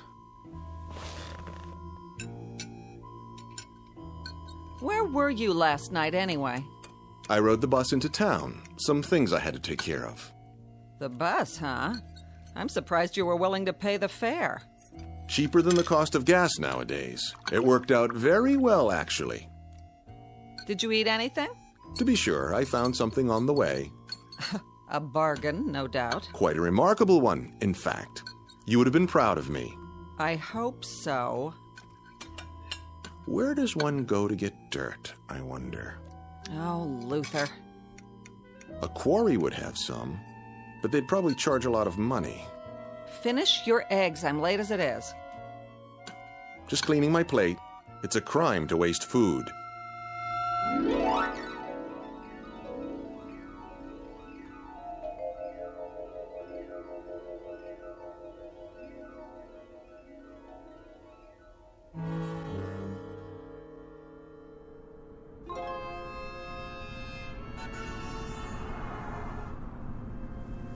Let's see now. Nothing on the way home but offices, real estate companies. Perhaps the nursery. No, packaged soil would cost a fortune. Oh well, have to give this some serious consideration. Or double your money back. That's right. If you're not 100% satisfied with your new Ellison steam cleaner, return it to the factory and get double your money back.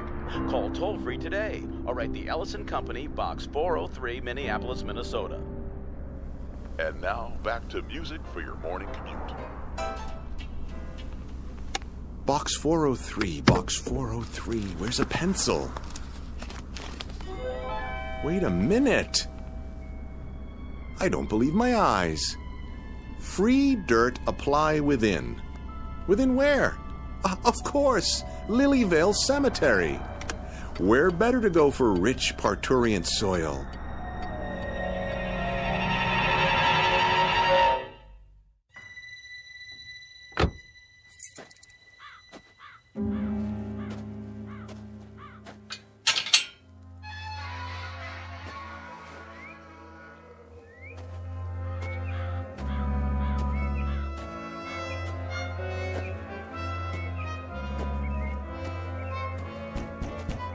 Hello?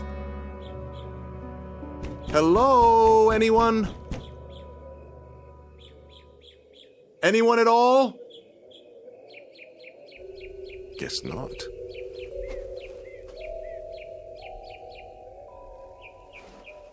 Help you, sir? Oh, I didn't see you there. So many tombstones. Getting crowded. What can we do for you? Well, now, maybe it's what I can do for you. Ain't gonna sell me nothing. This is a poor place. Not enough customers, if you know what I mean. No. I'm not selling anything. That isn't it at all. I was driving by, and I saw the sign. You're offering free dirt. Yep. Left over from the grave digging. Well, I'm here to take some of that dirt off your hands. If there's any left, that is. Oh, there's plenty, all right. It builds up. And it's free, you say? No strings. Free as a bird. How much may one have? Much as you want. On what days? Any day there's some fresh, but you gotta do the hauling yourself. You couldn't do that for me. Can't. If I was to leave, there wouldn't be nobody alive left here, would there? Anyways, I don't have a truck. You? No, but I might be able to borrow one. Now, if you don't mind, may I see the dirt?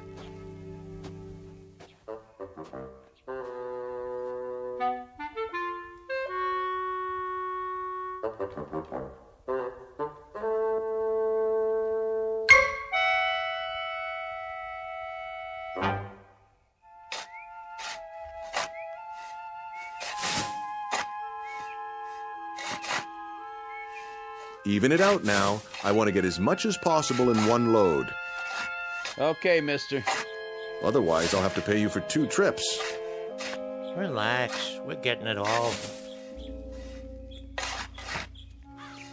Nice truck. It will do. Where'd you get it? My neighbor, Mr. Santucci. I promised to share the bounty with him. Bounty? The fruits of my labor.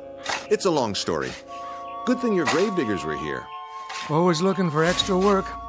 Dig it up or shovel it someplace else. Same difference. You're sure you don't mind my taking it all? Glad to be rid of it. Well, it certainly does look like good soil. One should be able to grow anything in that. Ought to. Been fertilized enough. Yes, I suppose it has.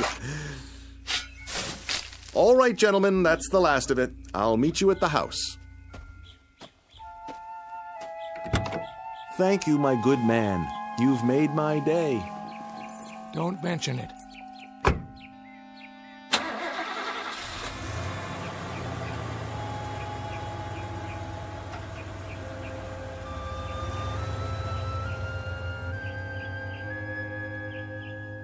Good dirt, I guess. For some people. Me, I don't like the touch of it. Sitting out here all week and it's still damp. I don't even like the look of it. Sure it came out of new ground? No old graves underneath? Hard to say. The plots are pretty close together. Well, don't tell that aorta guy. Yeah, probably gonna make mud pies out of it. I'd as soon not know. Just be sure he pays you.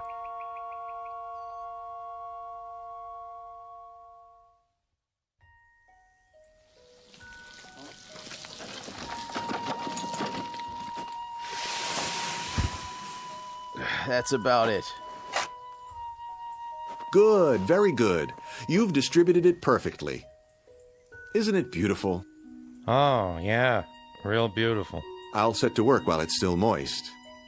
You want to pay us now? Now? That's the general idea. Oh, dear me, no. That wouldn't do at all. For income tax purposes, I'll have to ask you to send a bill. A bill? Don't know the address here. Not here. My office. The Magnetic Cartridge Corporation, 163 Fairmont. Yes, that's it. I'll jot it down for you. Fairmont, huh? What part of the city is that in? The far side. Now, if you'll put the wheelbarrow and shovels in my car, I'll drive you back to Lilyvale. Just give me a moment.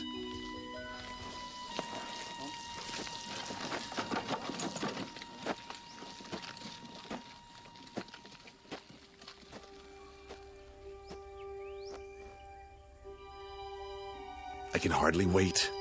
Peas, carrots, tomatoes, onions, squash, rutabaga, turnips, lettuce, corn, watermelon, and ranunculus.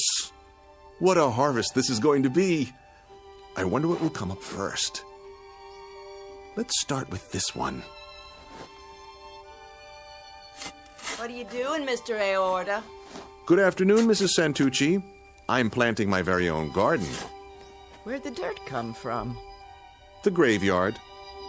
But it's wonderful dirt. Really. Make sure you get the truck clean. My husband don't like no dirt in it. Oh, I will, completely. And do thank him for me. Graveyard, huh? Yes, just look how nice and moist it is. Reach over the fence and hold out your hand. See? Positively brimming with life.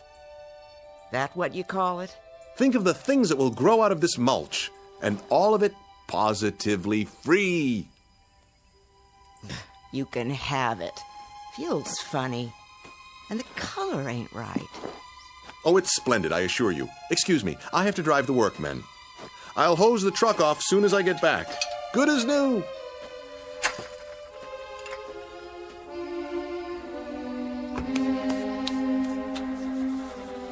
Yuck.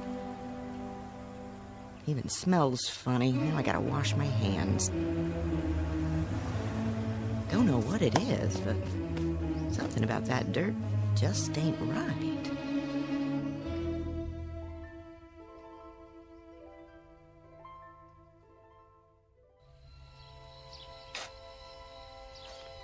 And parsley, and watercress, and zucchini, and sweet potatoes.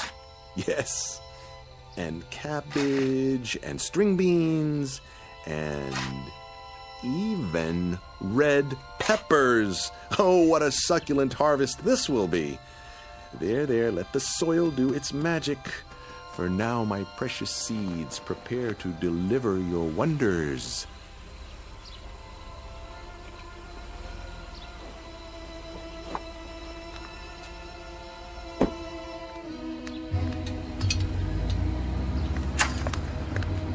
You?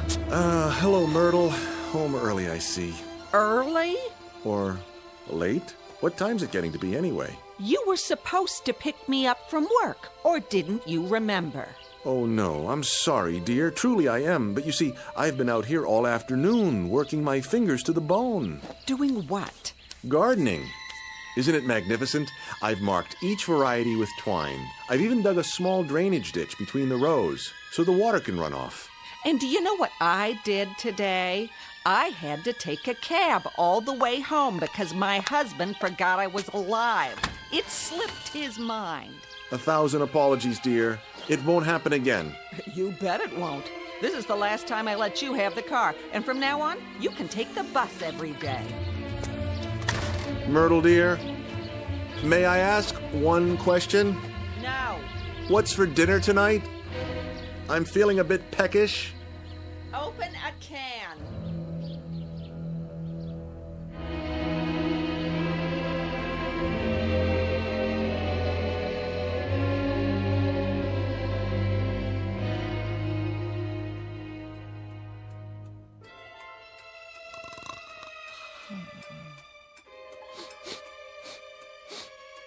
Hmm?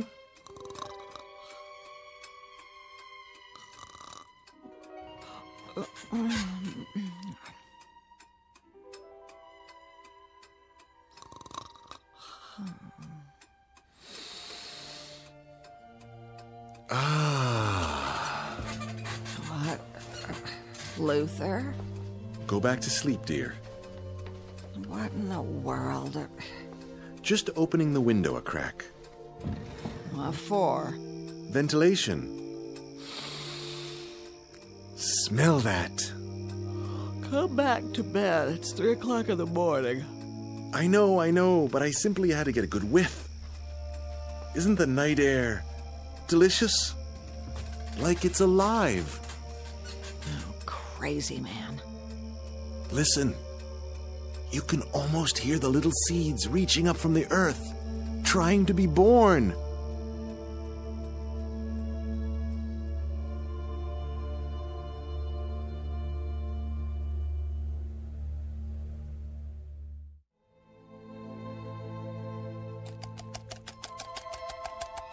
Myrtle!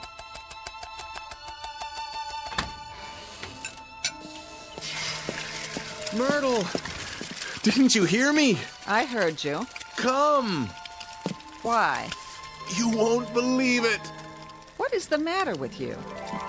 I've got to show you something. I have to be at the office in 20 minutes.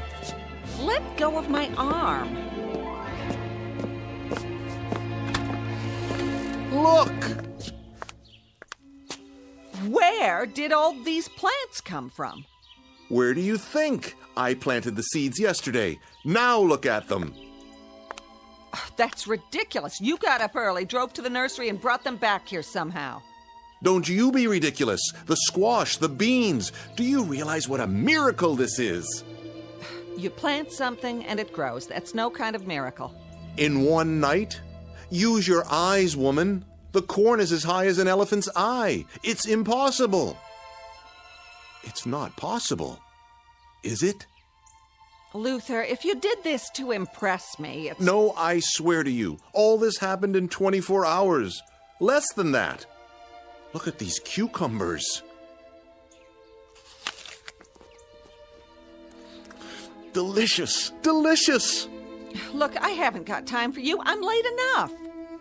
Try a carrot. Take a bite. Just one little bite. Oh. What's the matter? Don't you like it? Are you kidding? Why? What's wrong with it? It tastes like, dirt.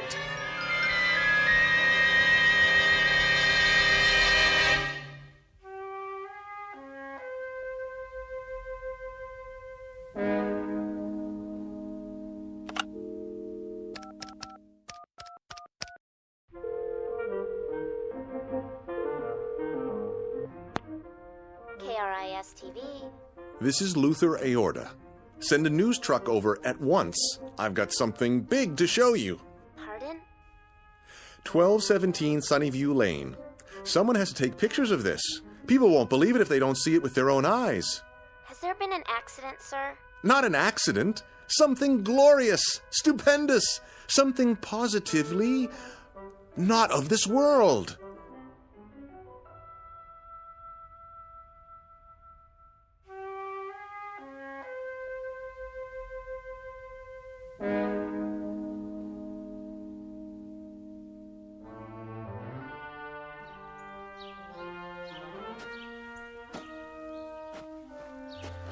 Well? It's a nice garden, I'll give you that. Yeah, same here. But I don't see anything unusual about it. I told you, the seeds were planted only yesterday. It all came up overnight. Is that a fact? Ask my wife. She'll tell you as soon as she gets home. Mr. Aorta, we appreciate your call, but we're a television station, not the university. Do you see the size of it? Well, it looks exactly like what it is. A vegetable garden in someone's backyard. Bigger than most, but that isn't really news. So you're not interested in miracles? Only the ones that can be proved. All right, then. I'll prove it to you. And how will you do that? I'll rip out all of these plants and do it again. You can see for yourself tomorrow. Would that be proof? Yes, sir. That would be proof. Assuming there was documentation. Footage of you doing it and the results. Then that would mean cameras around the clock. And unfortunately, that's just not in our budget. We have other stories to cover. I'm sure you understand. Now, if you'll excuse us. But think what a breakthrough this is. Food for the world, instantly. That would be a miracle. Would? It already is. Then how do you explain it? I can't. But it's happened. Oh, looks like it's been happening for a while. What do you mean? Well, these leaves, they're already turning black around the edges. They can't be. I'm afraid so. They've reached their maturity. Now they're going to seed. Then I'll plant some more. You do that. And when you do, give us a call. I will. I'll get right on it. You can count on me. I'm sure we can. Bye now, Mr. A. A-O-R-T-A. Straight from the heart.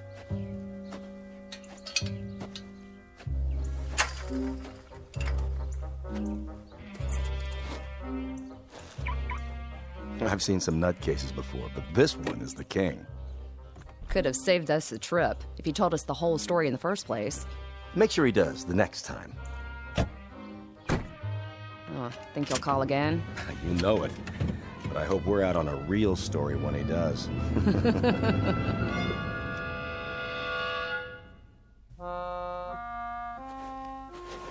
Now get that head of lettuce there on the end. Pull. Got it. Looks like it's 6 months old. It's rotting already. You believe me, don't you, Mr. Santucci? I wouldn't, except my wife saw you planting the seeds. Yes, she stood right where you are, leaning over the fence. I'll tell you flat out, I've never seen anything like it in my whole life, and I was brought up on a farm. It just don't make sense. It must have been the dirt. Could be. Can't think of anything else. Made a nice layer of topsoil. Now it's all sucked clean. You need some more fertilizer. I wouldn't know what kind to get, unless... There is plenty more where this came from. That's what the caretaker said. Might work, might not. I'll tell you one thing, though. I wouldn't be caught dead eating any of this stuff. It ain't normal. That's the point. It isn't. It grew so thick, ripened so fast. Sell it to the college, maybe. That's an idea. Or the agriculture department. Could be you come up with something brand new. Yes. Maybe I have. I'll call them first thing in the morning. But for now, I'd better spread some fresh dirt. Mr. Santucci, what are you doing tonight? Why do you ask? I was thinking we could go back and get some more in your truck. I don't know. If it works, we might even get a patent out of it. At least the Guinness Book of World Records. Partners. What do you say? Where did it come from? Not far. We can be back before dinner. Don't worry, we'll be fine. It's only a cemetery.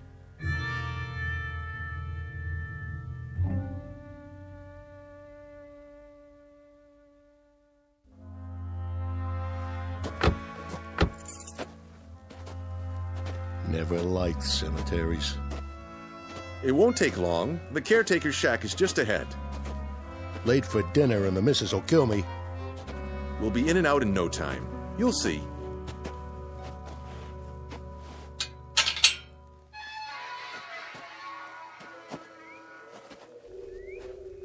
Sure got dark fast. It's the trees and the statues. Here we are. Hello? Hello? Maybe we should come back. Nonsense. It has to be now, while the plants can be revived. Well, it's my truck, and I say we get gone. There's nothing but dead folks here. Then no one should object if we drive on in. Help you, fellas? Hey! Don't go creeping up on people like that. Sorry, mister. Not many visitors this time of day. Is that you, Mr. A? Yes, I wanted to ask you. How'd that free dirt work out? Very well. I was wondering if you could spare a little more. I guess so. Planted a fresh one this morning. A fresh what? New man for the sod Sheraton. Got his bed turned down and everything. Good. Then we'll bring the truck in if you don't mind. Better watch those tires. Hit a sinkhole and you're stuck for the night. No AAA. Of course.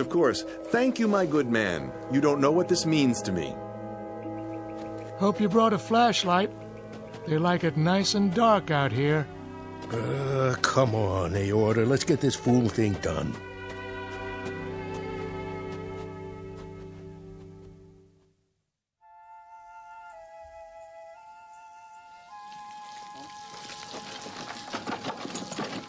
Arnie, how much longer?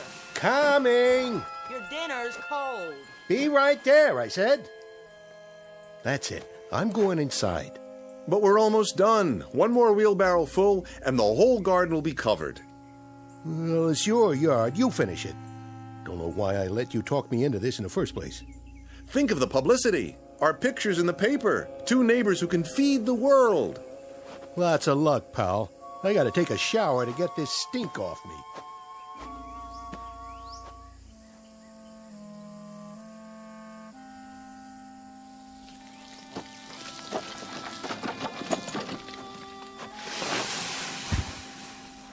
There.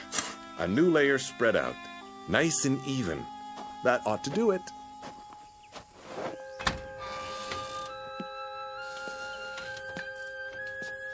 Myrtle! Myrtle, where are you?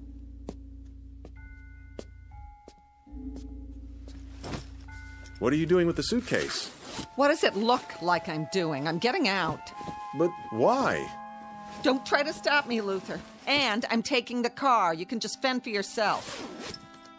I think I deserve an explanation. Oh, you do. Take a guess. I can't stand living with you anymore.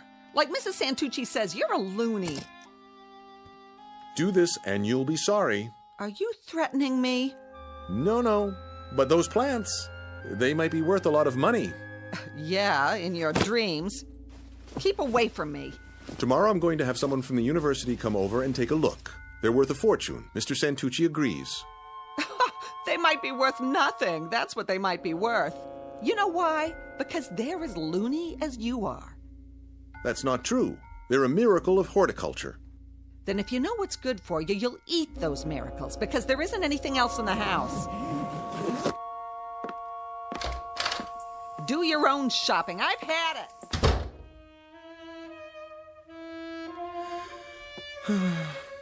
She'll be back. Just you watch.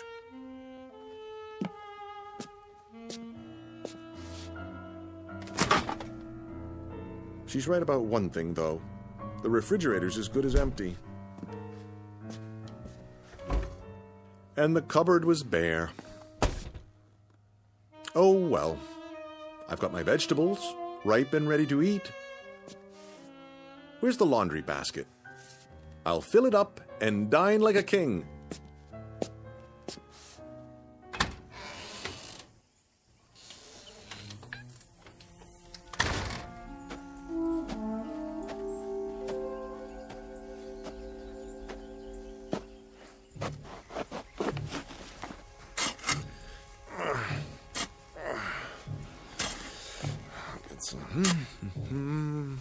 Onions, summer squash, eggplants as big as your head. So what if they're a little ripe? Fabulous, fabulous. Waste not, want not.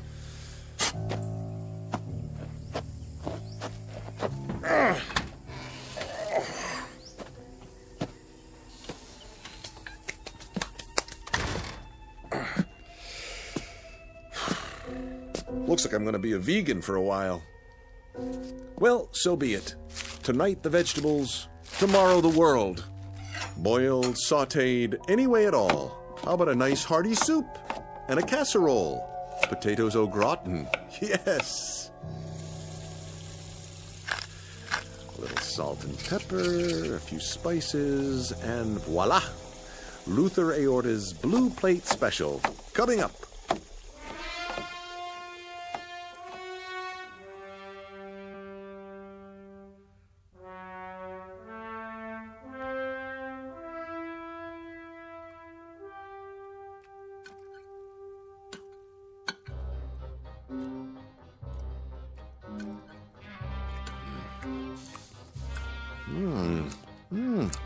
A bit earthy. Perhaps some condiments. Catsup, Worcestershire, a touch of brown mustard.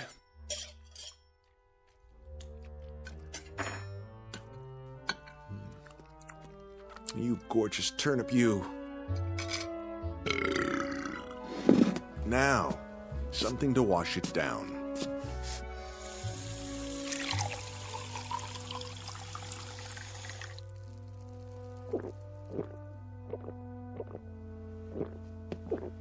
I'm still not full. Something more to fill the hole. Let me see what's left. Can't leave anything to waste.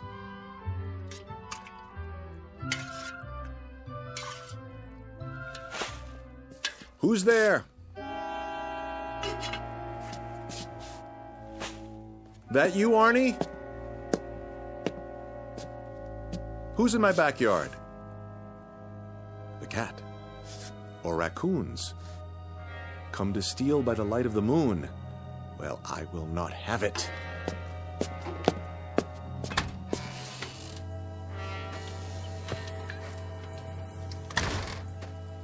Get away! Go on, scat!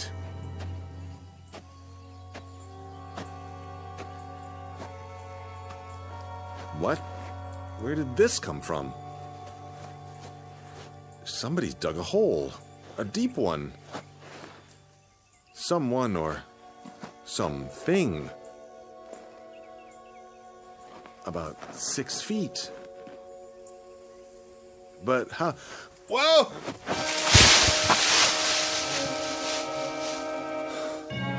Felt like something tripped me.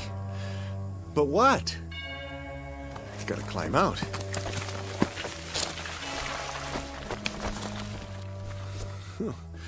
This is ridiculous. Can't get hold of a thing. Stop it! Stop pushing the rotten vegetables in. Who's doing this? What are you trying to do? Bury me? Stop! I tell you! Let me out! Stop! Stop! I can't breathe!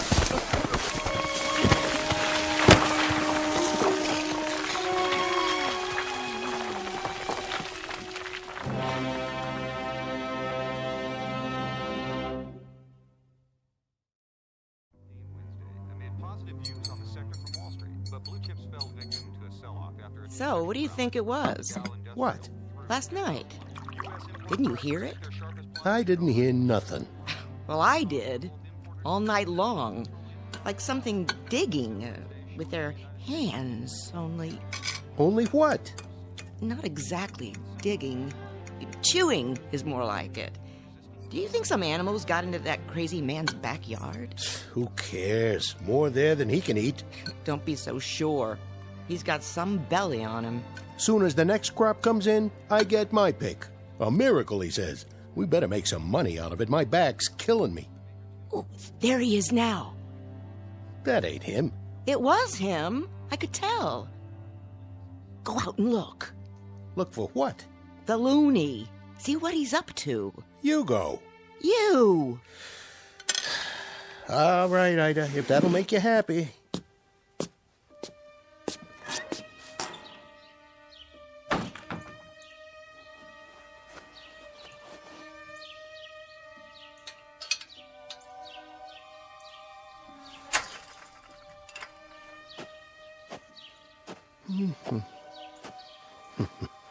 Huh. Where's all the rotten stuff? He cleaned them up pretty good.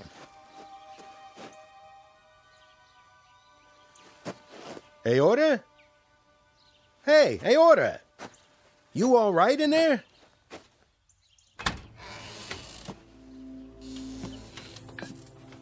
Hey, what did you do with the old vegetables? Hey, are you... Oh, jeez. What happened? You okay, buddy? Wake up!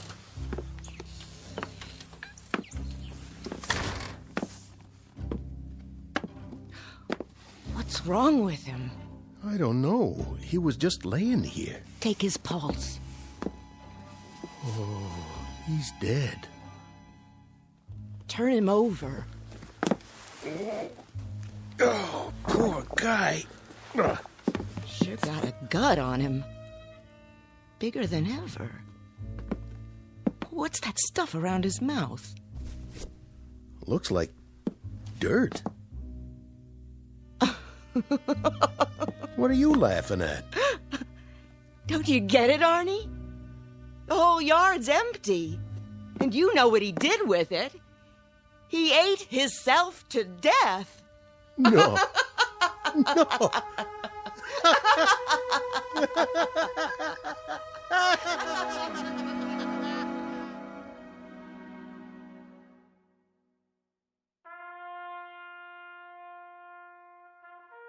End of a very strange incident in the annals of home gardening. Whether Mr. Aorta finally climbed out of that hole or ate his way out doesn't really matter. But an autopsy found several pounds of dirt and nothing else in his bloated stomach. And Mr. Santucci, his unwitting partner, slept very little that night, waiting for the next deadly crop to appear. Like Mr. Aorta, he began to wonder if there are some things, free or not, that are best left to the Twilight Zone.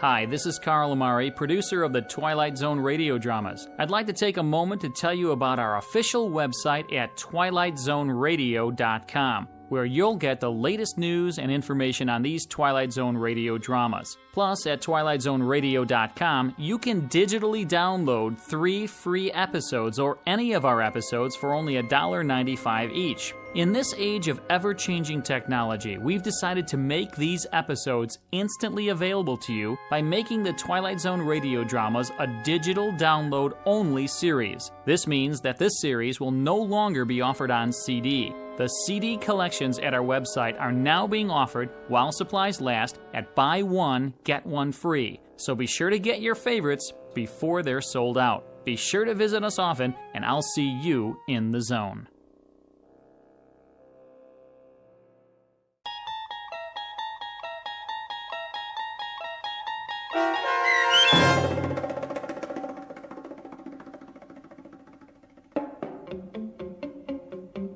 Free Dirt, starring Eric Bogosian with Stacy Keach as your narrator, was adapted for radio by Dennis Etchison and written for The Twilight Zone by Charles Beaumont. Heard in the cast were Meg Falcon, Roderick Peoples, Linda Reiter, David Darlow, Elizabeth Lido, Roger Mueller, Amber Lake, Jeff Lupetin, Doug James, Karen Olson, Dana Bokor, and Carl Amari. This copyrighted radio series is produced and directed by Carl Amari for Falcon Picture Group. Sound design and custom Foley effects for The Twilight Zone by Cerny American creatives Bob Benson, Craig Lee, Michael Slaybach, and Matt Sorrow. To learn more about the Twilight Zone radio dramas and to contact us, visit our official website at twilightzoneradio.com. Doug James speaking.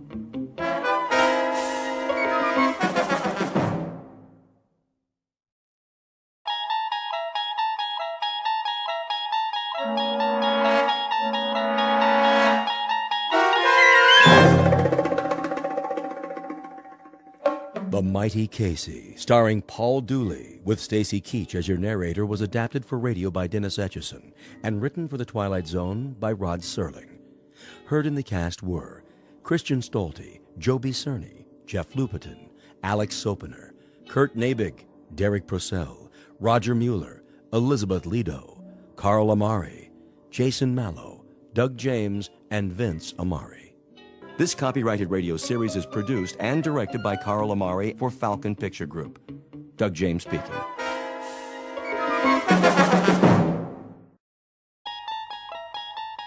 There is a fifth dimension beyond that which is known to man. It is a dimension as vast as space and as timeless as infinity. It is the middle ground between light and shadow, and it lies between the pit of man's fears and the summit of his knowledge. This is the dimension of imagination. It is an area which we call the Twilight Zone.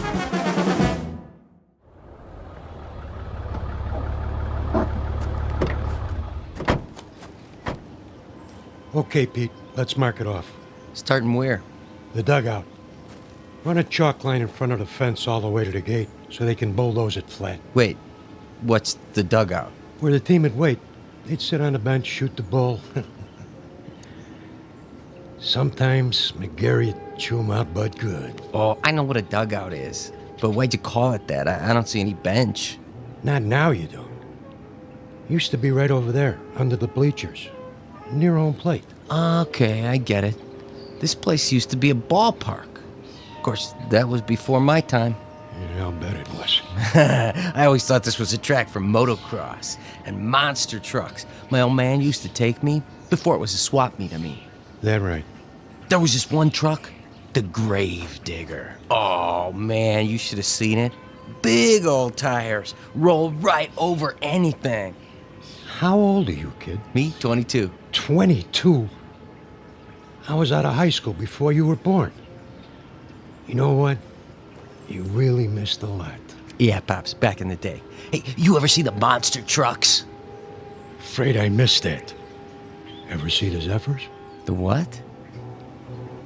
Only the greatest ball club there ever was. Sure. That's why I never heard of them. Yeah, World Series champs, huh? They could have been. Let me tell you. And they almost did. 1 year in particular. We better get back to work, Corrigan. Wait a while, kid. I want to tell you a story. You bring your lunch? Sure, I brought it in the truck. Then let's take a load off. Good time for a break.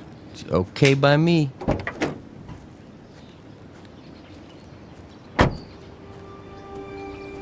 We can sit over there in the pitcher's mound. Of course, you can't see it anymore, but it was there. Fletch was the regular pitcher. He was a nice guy, but he had an arm like an old lady. Then one day out of the blue. Oh, you're not going to believe this. Oh, one day what? Well, it was, must have been July. Yeah, that's it. Middle of the season, everybody was talking about the Giants, how good they look, what a lineup, blah, blah, blah. The Zephyrs were stuck in a toilet. Then one day McGarry, that was the manager, he called for open tryouts. Why not?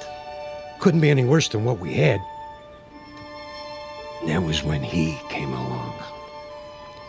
Didn't look like much. But when he wound up, man, what an arm. Who? I'm getting to it. Better start at the beginning. It was a hot one that year. No rain, the sun beating down.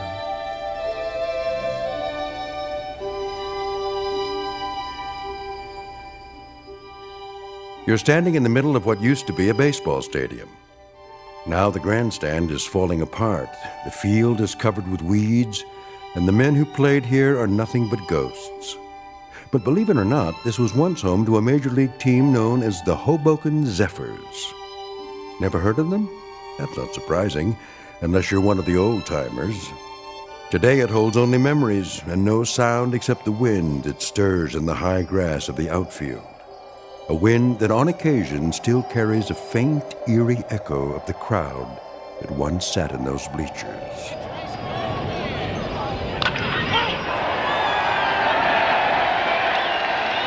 We're about to travel back in time to a day when the Hoboken Zephyrs were still a part of the National League, and this mausoleum of memories was an honest-to-Pete attraction. But since it's strictly a story of make-believe, we must begin this way. Once upon a time, in New Jersey, a most unusual event happened on the way to the ballpark. In a moment, you'll meet the cause of that event, a left-hander named Casey. Not the most original of monikers, but that's what he was called. So sit back, grab a hot dog and a bag of peanuts, and get ready for the playoffs. Because this particular broadcast is brought to you live from the Twilight Zone. And now, The Twilight Zone and our story, The Mighty Casey, starring Paul Dooley, with Stacy Keach as your narrator. All right, new guys, let me see what you got. Give me 50 jumping jacks. Make it 100. Make it 100. Then take a lap around the field. 2 laps. You got it, McGarry. Of course, if we burn them out too fast... They better learn to hustle or they're out of here. Okay, Mouth, you say so. Let me hear you count. 9, 10, 11, 12, 13, 14, 15. Morning, McGarry. Beasley. 4 great-looking boys, huh? The one with the black socks and the Florsheim's brought a note from his mother. Who are you expecting, the All-Stars? Post a sign for open tryouts in a last-place club that happens to be 31 games out of first place, and this is what shows up. You never know, I guess. Might be some talent out there. Yeah, and you might be Yogi Berra. I can't make something out of nothing. You're the owner of the club. You gotta give me some ball players. Think you'd know what to do with them if I did? 20 games out of 4th place, and the only big average we've got is a manager with the widest mouth in the business. When the Zephyrs win 1 game, we gotta call it a streak. Buddy boy, when contract time comes around, you don't have to. Sure. You let me go. Who you gonna get? Now think of something. You can always manage the team yourself. One more time, Fletch. Ugh, trying to get it over the plate. You okay, Monkey? I must have slept funny on my arm last night. How's the team doing? Are you kidding? Last week, Fletch pitched 4 innings and only gave up 6 runs. That makes him our most valuable player of the month. Hey! Hey! Okay, let's see some sweat out there. New guys, take a lap. We gotta do it. Jeez, it just goes on forever and ever. I get it. Dugout. What? Who? Just a minute, I'll ask him. McGarry! Yeah? You want to look at a pitcher? You mean someone besides Fletcher? Now, why would I want to do that? Send him down. New boy? Gotta warn you, he's a lefty. Lefty, schmefty. If he's got one arm that works, he's for us. Hey, Monk! Yeah? Fletch can take it easy now. I got a new boy coming in. Catch a few for him? Yeah, sure, Moth. Yeah, okay, Fletch. Go on, shower up. Check.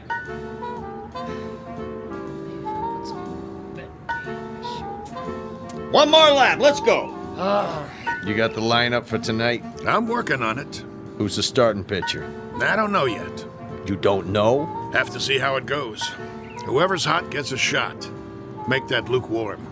Oh, my. Chavez! That's enough with the laps. They look like they're gonna pass out. Check. Take 5, boys. All right. All right, McGarry, I've seen enough. Yeah, you and me both. What's that? I said I'll see you on the sports page. I'll stop by later. You do that. Mr. McGarry? Over there. Hey, Mouth! Your new man's here. You gotta be kidding. Mr. McGarry, is it?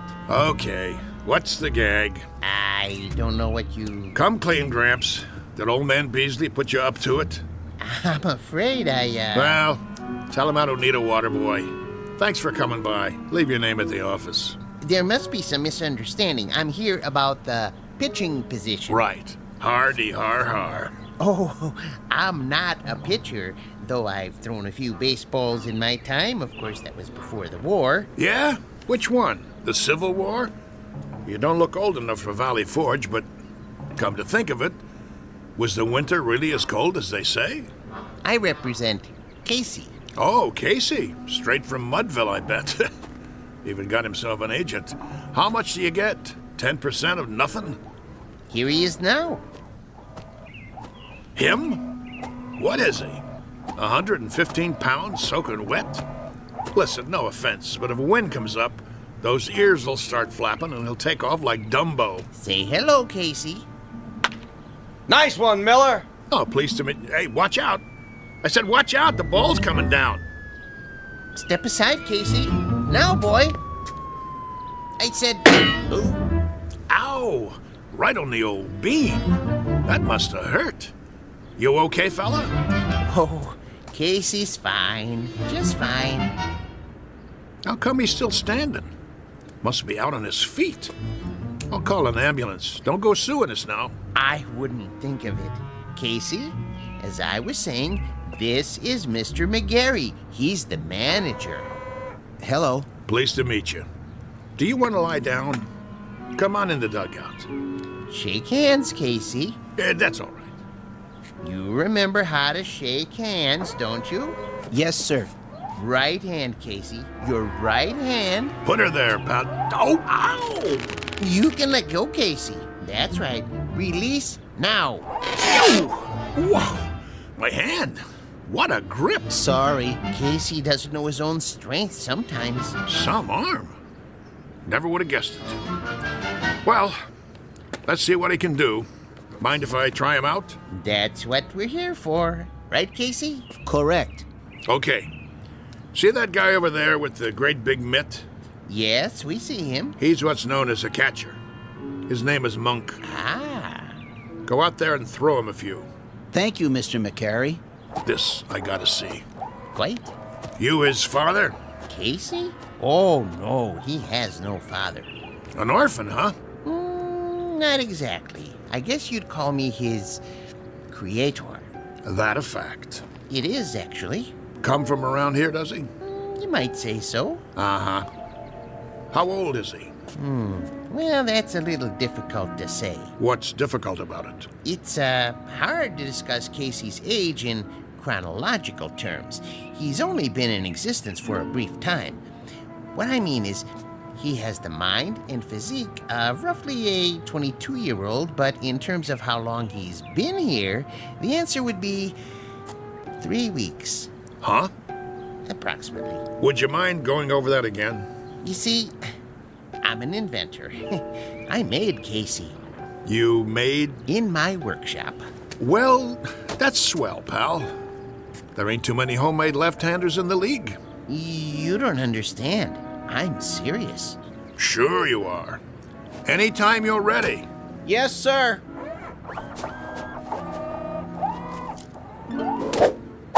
Oh, jeez Louise. That's his fastball. Try a curve now, Casey.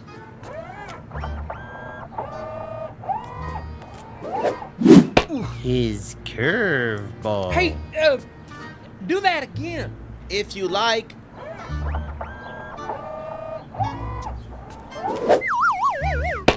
Hey! What was that? We don't have a name for it yet. Go ahead now, Casey. Don't hold back.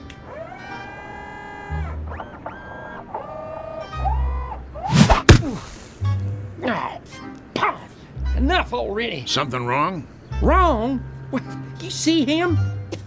That kid, he picks up where Feller left off. He's got a fastball almost went through my glove. And a curve, and a hook, and a knuckler, or whatever you want to call it. He got control like he uses radar. Oh, it's the best pitcher I ever caught in my life. Thanks, Monk. That's enough for today. I swear, I never seen anything like it. He don't even pitch like a human being. Precisely. Well, he's still rough, Gramps. He's plenty rough, but I might give him a try. If he can do the same thing when there's a game on. Oh, he can do it. Consistency's not a problem. He's a robot, you know. Don't say that. Don't ever say the word R-O-B-O-T-T around here. We'll just keep that one between us, okay? Did you like my pitching, Mr. McGarry? You might have a little potential, Casey, like I told Mr. Stillman here. Professor. The Professor Stillman. You're awful rough around the edges, but I think maybe we could give you a shot. I like to help young ball players. Now you go on into the locker room and find a uniform that fits. He can wear a uniform, can he? Anything you like. Then go and change and come back, and we'll discuss a little contract. Just the three of us. That seems fair. Very kind of you, Mr. McGarry. Don't mention it. Go on now. Say thank you, Casey. Thank you, Casey. Thank you, sir. Come along. You're going to be a real baseball player now, just like I promised you. Isn't that wonderful? Yes. Wonderful.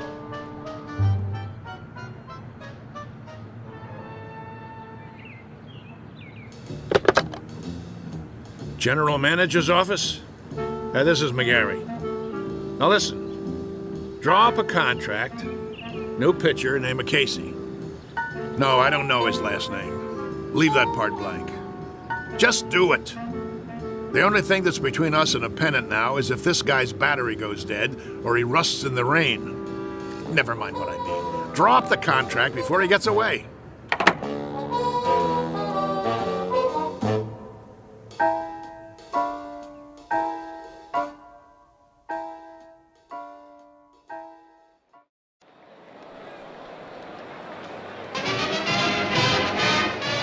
And ready in 3, 2. Good afternoon, sports fans. We're coming to you live for the last in a series of home games for the Hoboken Zephyrs. The Bullets are already on the field, warming up, but there's been a delay. The Zephyrs are still in the locker room. Now, we understand they're getting a last-minute pep talk from their manager, the colorful mouth, McGarry, and knowing him, it's an earful. Peanuts, Red Hots. Well, the Zephyrs are at the bottom of the league this season, which means this is a make-or-break situation. And rumor has it there's a new pitcher on the team, but that's unconfirmed. Ah, yes, a beautiful sunny day. Local fans all here, ready to root for the home team. Still, no sign of the boys from Hoboken. Well, this might be a good time for a break before the action starts, but we'll try to get word from the locker room. But till then, let's go to a commercial. And you're on. 60 seconds. How much longer do I have to fill? Beats me. What's with these losers? Well, if I was on that team, I guess I wouldn't want to show my face either. 45 seconds. Beer here, get your ice cold beer. Somebody get me a beer. I'm dying out here. What am I supposed to do? Play tiddlywinks? It's going to be another slaughter anyway. Hey, ask him if he's got anything stronger than beer. You can always read him the stats. There are no stats. If this team was any lower, they'd get stuck in the grass. What am I doing here? Get me another gig. Little League. The weather. I don't care. Just get me out. 20 seconds. The Zephyrs are charging onto the field. No. The Zephyrs look hungry this afternoon. Yeah, sure. Oh, who am I kidding? They're not going to show. The game's canceled. You'll see. 10 seconds to air. Oh, those bums. It's the same old story. Fletcher winds up, he throws, and he drops the ball on his foot. They should send out a bunch of chimpanzees. 5, 4, 3, 2. And welcome back, ladies and gentlemen, to more thrilling baseball action.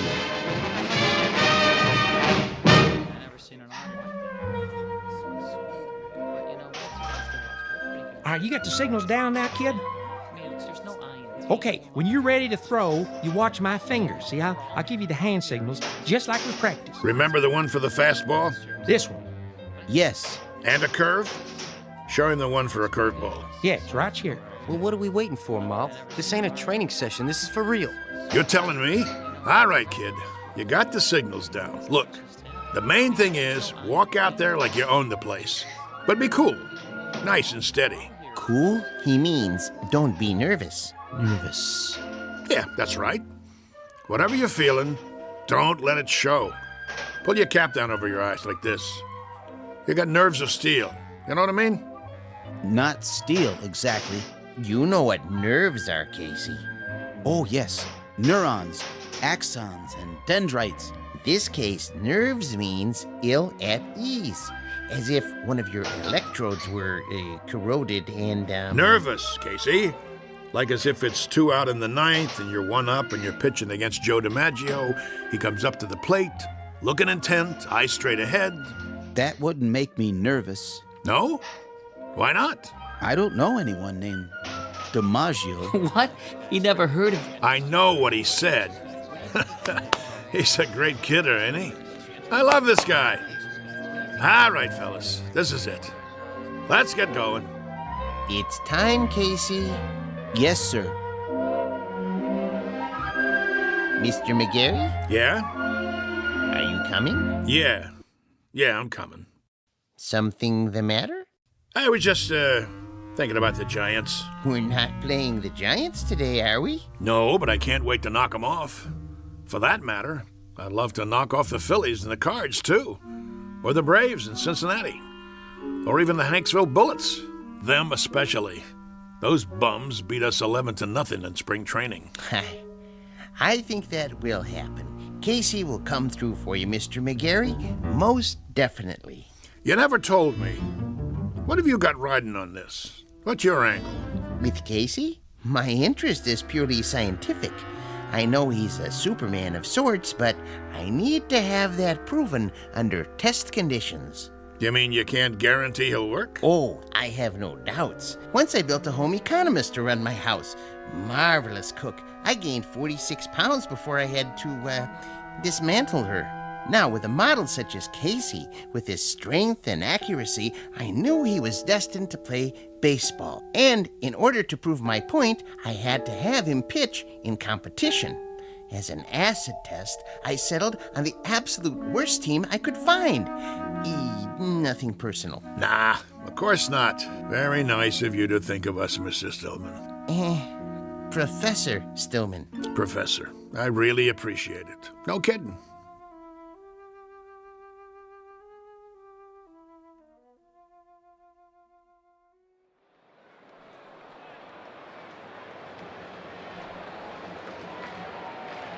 You can feel excitement in the air as the Zephyrs take to the field. Hey, you bums, do something. The pressure's on the home team, tensions are high, and there's a groundswell of support as this new pitcher approaches the mound. Well, it's do or die today. Fletcher's on the bench, and the new man, the only name I have is Casey, and frankly, he doesn't look like much. But his metal's about to be tested, to coin a phrase.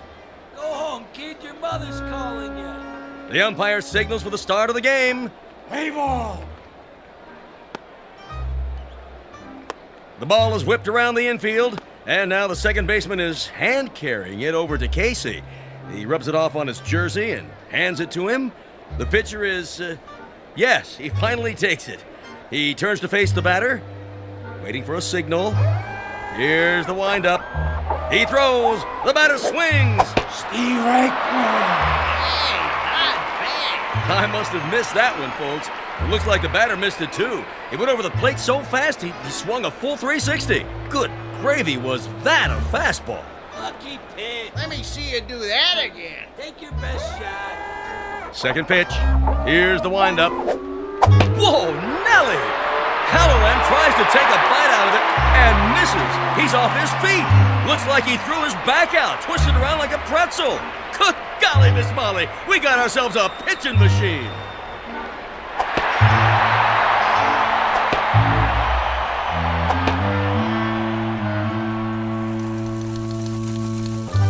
In baseball news, here's a cutie for you. Seems there's a rookie in Hoboken who's pitched 3 straight shutouts. They said it couldn't be done, but with a blistering performance to sew up 9 in a row. In a stunning comeback, the Zephyrs zoom to 4th place in the National League as Casey gets ready for number 14. And that makes 3 more no-hitters for the mighty Casey. The Zephyrs are locked into 1st place. Questions in the news this morning about the mysterious Casey.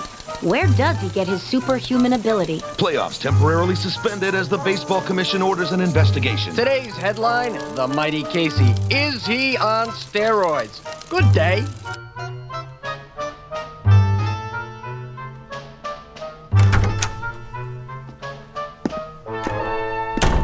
All right, Casey, if you just relax. What do you mean? He's relaxed. Let's get this over with, Doc. I'm going to sit down in front of you and strike your knee with this little rubber hammer. Why? It's a test, Casey. Nothing to get shook about. You mean shaken? Here we go. Casey, watch where you're kicking. Well, I'd say his reflexes are 100%. That it, Doctor? Not quite, Mr. Beasley. Just let me check his pulse and do a blood test. Oh, no. What's the matter? If Casey doesn't pass his physical, there goes the pennant. There goes the series. There goes my career. But why are you worried? He doesn't take anything illegal, does he? Absolutely not. You may rely on it. Then... there's something I haven't told you, Beasley. What? Now to take your pulse. Hey, Doc, you really need to do that? Oh, a mere formality. He seems to be in A1 shape. Absolute perfection, if I do say so. Quiet for a moment, gentlemen, while I listen through the stethoscope. Oh, boy. Here it comes. Breathe, please. Once more. What's wrong? Nothing. Not a thing. Everything sounds fine. It's just that... Out with it. What? This man doesn't have a pulse. No heartbeat either. Try again. I already have. This man isn't alive. He can't be. That's pretty funny, Doc. Okay, go ahead and draw your blood sample. We got to get Casey cleared for the rest of the season. I'm afraid that won't be possible.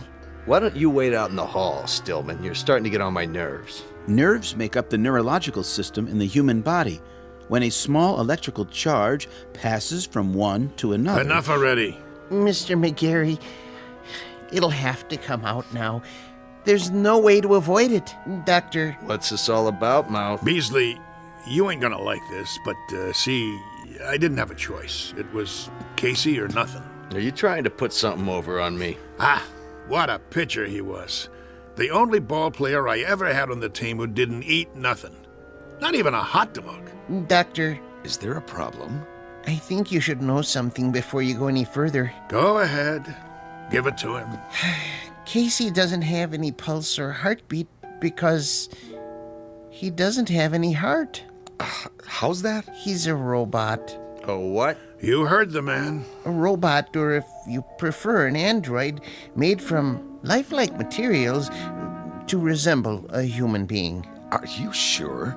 Oh, I should be. I built him.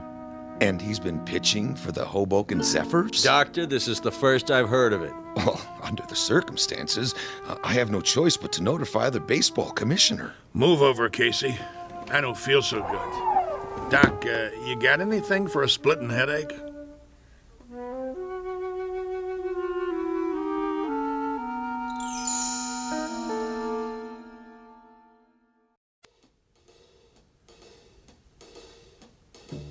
McGarry, you gave me your word. Yeah, that the team would win. I didn't say nothing about Yes, you did. You brought me Casey, and I said I never seen anything like him. Did I lie? Not as such, but you can't run roughshod over the rules. I'm holding you in breach of contract. Me? What did I do? I got you a winner. Know how many tickets we sold? You never had such a season. All right. Knock it off, you two. I'm the commissioner, and I say he's suspended. That's final. On what grounds? He didn't take no illegal substances. He doesn't have to. Everything about him is illegal, from the top of his head to the cleats on his shoes. He's a machine. So? Article 6, Section 2 of the Baseball Code, I quote, "A team should consist of 9 men." End quote. Men, understand? Not robots, or vacuum cleaners, or mix masters. Commissioner, perhaps there's another way of looking at this. For all intents and purposes, he is human. Casey, would you mind saying a few words? Tell us about yourself. Where should I begin? At the beginning, of course. Yeah, where was he born? All men are born, not to assemble in a machine shop. Go ahead, Casey. What state? I was born in a state of ignorance. There you go. My point exactly. Well, he can talk, can't he? He talks as good as me. That means he's got to be alive. I wouldn't count on it. But he is not human. Easy for you to say. How human do you want him? He's got arms, legs, a face. And ears. But no heart. He doesn't even own one. How can he be human without a heart? Beasley don't have a heart either. He owns 40% of the ball club. That's it, gentlemen. He doesn't have a heart. Ergo, he isn't human. And that's a violation of the baseball code. Therefore, he doesn't play. Mr. Commissioner, suppose this, just for the sake of argument. Supposing I gave him a heart. You gave him? Where will you get one? At the local parts store? Hear me out. If that essential is the only thing that renders him different from the norm, I could try an operation. I think I could do it. In fact, I'm sure I could. Supply him with a self-contained mechanical heart, that is. Now you're talking, Prof. How about that, huh? What do you say? Well, it would be very irregular. If he were to be given a heart, would medical science classify him as... what I mean is, could he then be called He had the doc fooled even without one. All right. With a heart, I'll give him a temporary okay until the league meeting in October. Then we'll have to take it up in session. The other teams will scream bloody murder. I can see DeRocher now. Then it's all settled. Casey gets a heart and accreditation as human, and the Zephyrs... Take it, Mouthy. With pleasure. Hoboken wins the pennant for the first time in 23 years.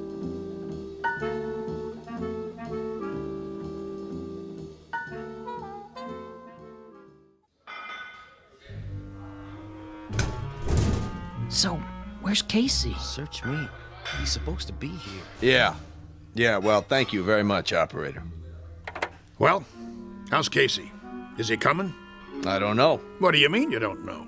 The operator can't get an answer at Stillman's house. Well, maybe he's in the middle of the operation. So he's in the middle of the operation. What's the matter? He can't use one hand to pick up the phone? We can't wait no longer. I gotta turn in the starting lineup. Corrigan? Yeah, Mouth. You'll pitch tonight. All the rest of you, same as before. Now listen, you guys. That's the enemy out there. That's the New York Giants. And while we're out there playing, a fella named Casey is lying on a table struggling to make it. And I know that the last words out of his mouth before the knife went into his chest were, "Go on out there and win one for me." And I'm going to tell you something else, fellas. From now on, there's going to be a ghost in that dugout. Every time you pick up a bat, look over to where Casey used to sit, because he'll be there in spirit, rooting for us, cheering for us, yelling, "Go, Zephyrs, go!" Hello. Oh, hi there, Professor. And I'm going to tell you something else about him. He has heart. Not a real heart, maybe, but that guy is lying there with a great big hole in his chest. He... Hello, Mr. McGarry. Hello. Now, as I was saying... Casey? Hey, how you doing? Hey, welcome back. All right. Knock it off. Quiet in here. Sorry we're late. Well, you got something to tell me? Go ahead, Casey. Listen, Mr. McGarry. I'm listening. He means his chest. Put your ear against it. Go ahead. Okay. Hear it, sir? I hear it. Casey, you got heart. And look at that smile on his face. That's the one thing I could never get him to do. Smile. How do you feel, boy? I feel... Well, frankly, I feel wonderful. Just wonderful. I feel togetherness with everybody. Then, let's go team! Yeah. Casey starts tonight. The new Casey. Now let's get out there and show him what we're made of.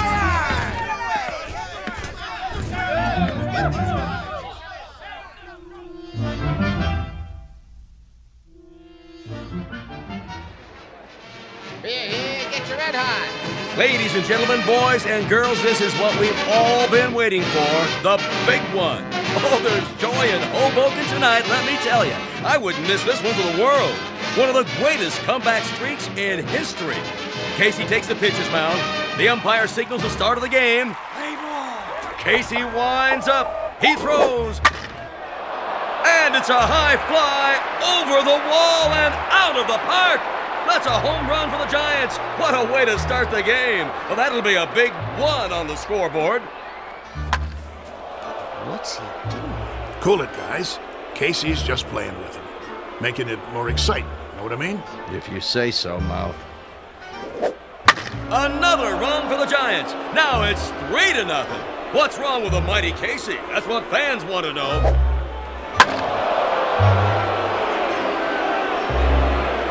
And it's all over. A shutout for the Giants. Looks like Casey's streak is history.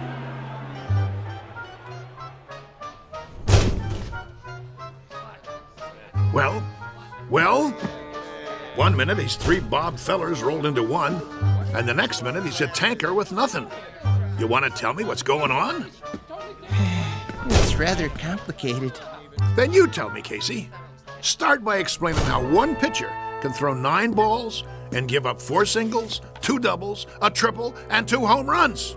I don't know what to say, Mr. McGarry. Shall I tell him? Tell me what? It's because Casey has a heart now. So? He has heart. Big deal. The thing is, Mr. McGarry, I just couldn't strike out those poor fellows. I didn't have it in me to do that, to hurt their feelings. He felt compassion. What? That's what he's got now. Compassion. See that smile on his face? Give an individual a heart, Mr. McGarry, particularly someone like Casey, who hasn't been around long enough to understand things like competitiveness or drive or ego. And it's bound to happen. Oh, my aching back. I'm sorry, Mr. McGarry. I just couldn't hurt their careers. Professor Stillman thinks I should go into social work. I'd like to help people. That's what happens to you. Should I tell you what happens to me? I get shipped off to a baseball farm system that consists of one silo and a McCormick Reaper. The only thing we get come spring is a wheat crop. Right now, I'm gonna go have me a drink. Oh, Mr. McGarry. What do you want? I was wondering if I might come with you. What for? Do you mind, Casey? Oh, don't worry about me, sir. You go ahead. Good, good. Now, Mr. McGarry, I've been doing some thinking. About what? The characteristics necessary to make a great baseball player. I figured out the mechanism for hooks and curves and sliders, and I think Casey is the perfect height. But when it comes to temperament, motivation, attitude, that sort of thing, there may be a better way. Such as? I might be persuaded to build another model, new and improved, who would work out even better. I could have him ready, say, for next year's spring training? Who's gonna pay for it? Oh, I've got the funding, don't worry. But I thought if we could go over the plans together. What do you got in mind? Let me draw you a picture.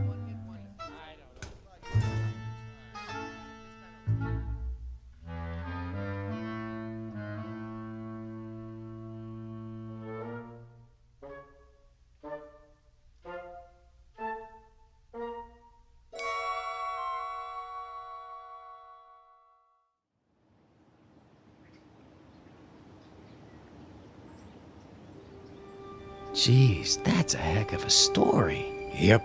Of course, it didn't work out. The professor didn't have the money, and he wanted certain, well, perks that old man Beasley wouldn't agree to. So it fell apart after that. But for a few weeks there, a bright, shining time it was. We didn't just have heart, we had hope. How do you know so much, Mr. Corrigan? Because I used to play with him when there still was a team called the Zephyrs. No kidding. Come on, we better get back to work. You finish your lunch? Yeah. Then let's go. They're gonna flatten this place to the ground tomorrow. We gotta get it marked off. I guess so.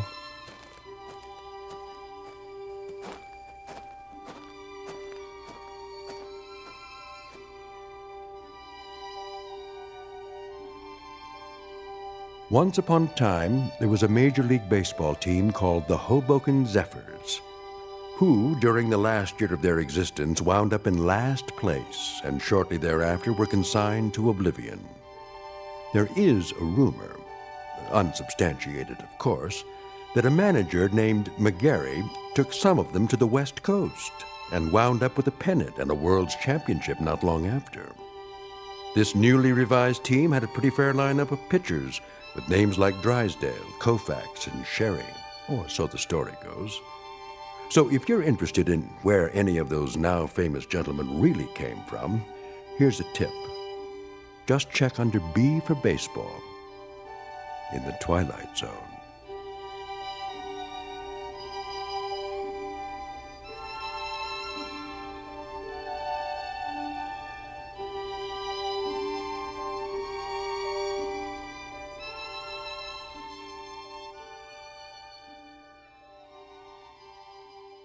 We'll return to the Twilight Zone in just a moment. You are about to enter another dimension, a dimension not only of sight and sound, but of mind, a journey into a wondrous land of imagination. Next stop, the Twilight Zone. Hi, this is Stacy Keach. I'd like to take a moment to tell you about our Twilight Zone website at twilightzoneradio.com. At twilightzoneradio.com, you'll find the latest information on these Twilight Zone radio dramas, including behind-the-scenes photographs, plus the newest product releases, trivia contests, ways to contact us, other Twilight Zone-related info and merchandise, plus links to other fascinating websites. So make your next stop twilightzoneradio.com. Visit TwilightZoneRadio.com to purchase these Twilight Zone radio dramas on cassette and CD, or call toll-free 1-866-989-ZONE. That's 1-866-989-9663.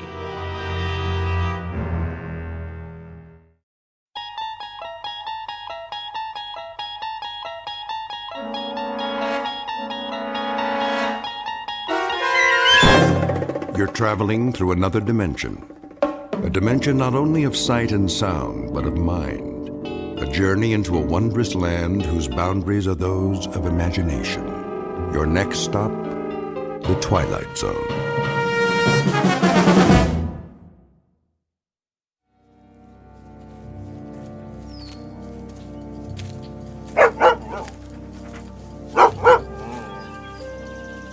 Hey, Rip, what you chasing?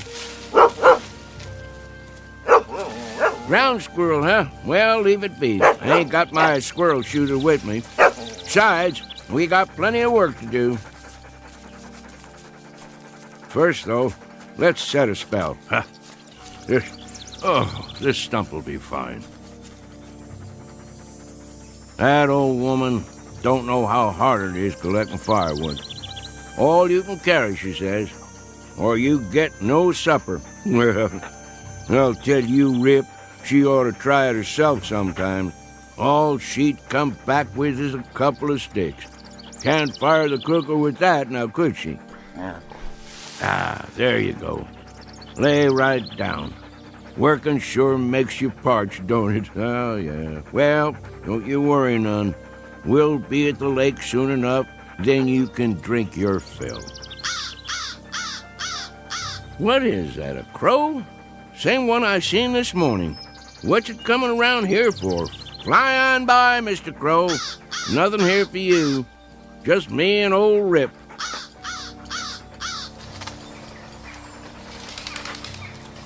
Hold on, dog, while I roll a smoke.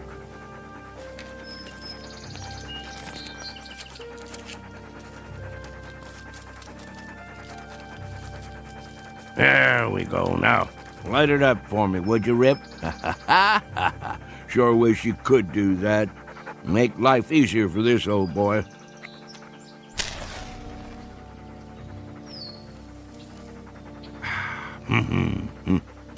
Better get me another pouch in town. See if Earl has his rig hitched up. Of course, that old nag of his might not make it. Then we'll just walk the trail, won't we, boy? You and me, same as always. Come on, we better get on home before it's dark. Maybe we'll do us some coon hunting tonight. Would you like that? Sure you would. Well, let's go back to work. Where's that firewood, Rip? Go find us some now. Gotta get me a good armload. Easy, boy. What is it? What you got there?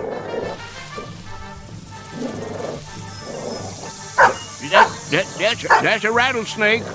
Mean-looking one, too. Now, just you back off. Leave it, Rip. Come on around. He ain't gonna do nothing if we let him alone. Rip, careful, boy. Oh, there you go. Good boy. All done. By golly, you took care of him, didn't you? You broke his neck clean in two. Why, thank you kindly, Rip. If it weren't for you, I might have stepped right on it. You would have had to suck the venom before it reached my heart. Think you could have done that? Oh, that's a good old hound. Yeah, you sure are. Best friend a man ever did have.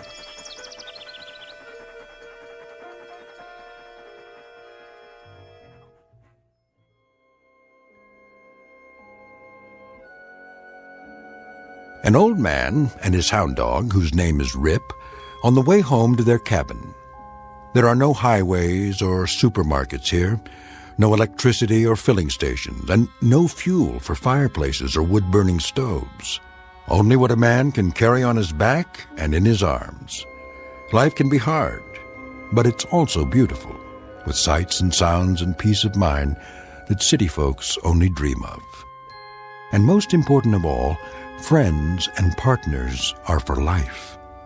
It's been said time and again that man's best friend is his dog, an old adage that's nowhere more true than in the Blue Ridge Mountains of Virginia.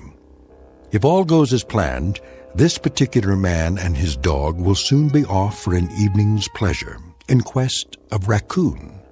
It's a prize well worth trapping in these parts. Usually such evenings end with one extremely tired old man, one battle-scarred hound, and one or more extremely dead raccoons. But as you may suspect, that will not be the case tonight. This time our hunters won't be coming home from the hill. They're headed deep into the backwoods of the Twilight Zone.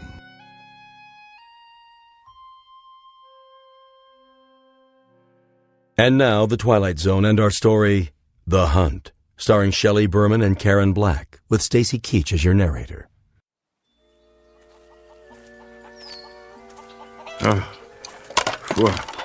Well, here we are, Rip.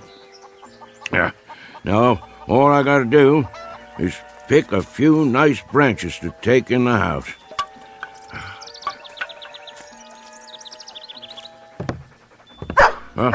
Rachel, open up. What is going on out there? I can't get the door with my arms full. Hold your horses, old man. Rachel, I'm warning you. What's all the hollering about? You want your firewood or don't you? Oh, come on in with you then. You're gonna suffocate for lack of air one of these days. Why don't you leave that door open? Got to keep the dog out of the house somehow. Come on, Rip. Oh, no you don't. Trotting in here with his fleas and ticks. Old woman, don't let's start that commotion up again. When I go in the house, Rip goes in too, or I'm a-going somewhere else. Here, Rip. I've got a mind to move to the barn. Let you and the dog have the house to yourselves. Old woman, you're forgetting something. I never forgot a thing in my life. That's true, except when you want to. That dog saved my life more than once. Did it again today, too. I would have stepped right on a big old rattlesnake if Rip hadn't jumped the critter and broke his neck. I have to buy myself a divorce from you to get my way around here. Well, let the ornery animal come on in, then. And there's another thing. Don't talk about him like that when he can hear you. What? You heard me. Rip's got feelings, and I don't want 'em hurt. I'll let him in the house, and I'll feed him our table scraps, but I'll be switched if I'm going to start sweet-talking him. Old woman, you tickle me sometimes. And what does that mean? Since your memory is so good, when was the last time you got yourself kissed?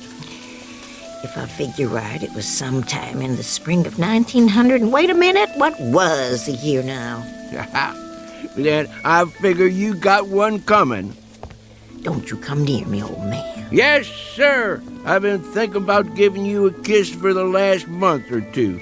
Ryder, sit down to your supper and stop talking silly. I mean it. There. I'll have my supper now, old woman. Old man? Yep. I never said this to you, but I do believe we have endured together powerful well. Near 60 years we've been married, ain't it? Come October 16th. It's a long time to travel together. I wouldn't have had it any other way. Thank you, old woman. Me neither. Here's your grub. Much obliged. Rip. Here's a little piece of meat to hold you for now. I'll feed the dog proper after supper. He ain't gonna be here after supper. Where's he going? Where I'm going. And where's that? Coon hunting. Ryder, I wish you wouldn't go hunting tonight. Why not? 3 nights ago, I saw blood on the moon. Ought to have been in bed, sleeping. Then you wouldn't have seen it. That's not all. 2 days ago, a bird flew in the house and lit on the foot of your bed. It scared the life out of me. Wasn't a crow, was it? No. A little brown bird. The kind I never saw before. One of these days I'll put up some screens. Keep the pesky things out. And last night, What about last night? couldn't get to sleep. Laid there in my bed, tossing, turning, wondering, worrying. At midnight, that mockingbird in the lilac bush woke and sang 3 times. There you go, trying to spoil a good meal. Go ahead, eat. I'm almost finished. Not going to spoil a good hunt, though. I'm going anyway. Them signs don't bother me at all. They bother me. Well, don't let 'em. I can't help it. You should listen to me. Women folk know these things. And I know I don't aim to start thinking about dying till I'm 100 years old. I come from a line of long livers. Wouldn't be surprised if I lived so long they have to shoot me to get rid of me. Where's my shotgun? Ryder, please. Come on, Rip. We got man's work to do.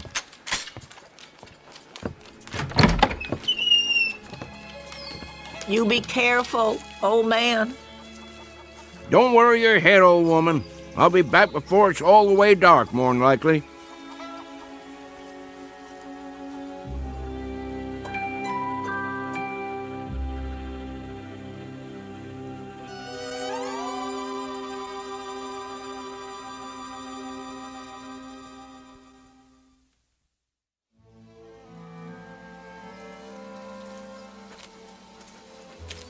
Smell him out there, Rip? Well, I almost can. He's around here somewhere. Take your time, boy. We'll get him. Yeah, here's our stump. Let's set a spell. Oh, my favorite time. Chickens ready to roost. Owls just getting up. Used to dig out here for night crawlers when I was a tadpole. Of course, you wasn't around then, but we had some good times, let me tell you. Me and the boys. In the morning, we'd go fishing in the lake. Fish jumping like silver. Sometimes we couldn't wait to eat 'em, clean 'em, and cook 'em right where we was. Then go for a swim. Even had me a dog, too. Oh, not a hound like you. But he was a good old boy. Little bit of a thing. Called him Skipper. Just went missing one day. Must have fell in the lake. That, or a bear got him. Oh, don't you go getting spooked now. No bears anymore, just coons. Big old raccoons, good for meat and hides. Catch a right bushy one and I'll make a dog bed for you. Would you like that, Rip? Gonna be cold come winter. Shh. There he is. Hear him? Big fat one. Looking for a snack. Want to get him, boy? Well, go ahead, do your work. You tree him, I'll catch him. Soon as I light the lantern.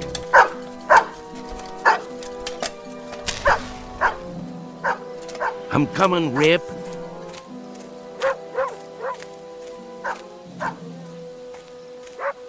That's it. You got him, boy. I'm on my way. Up a tree, is he, boy? Yep, he must be. Let me shine the light and have a look.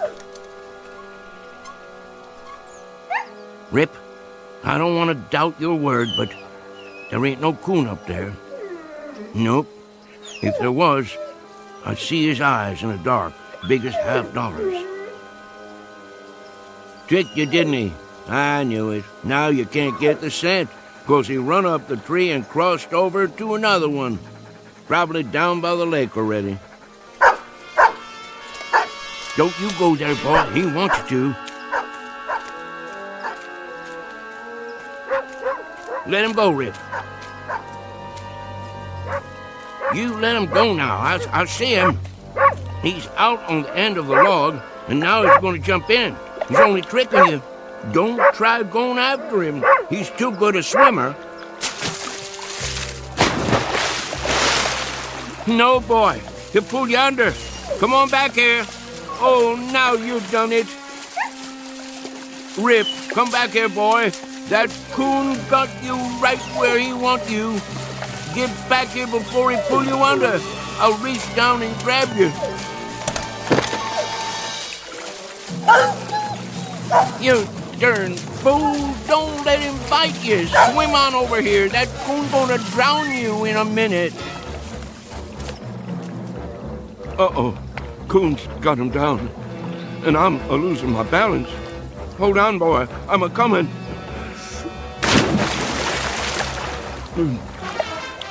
Rip. Sorry, Rip, I can't make it.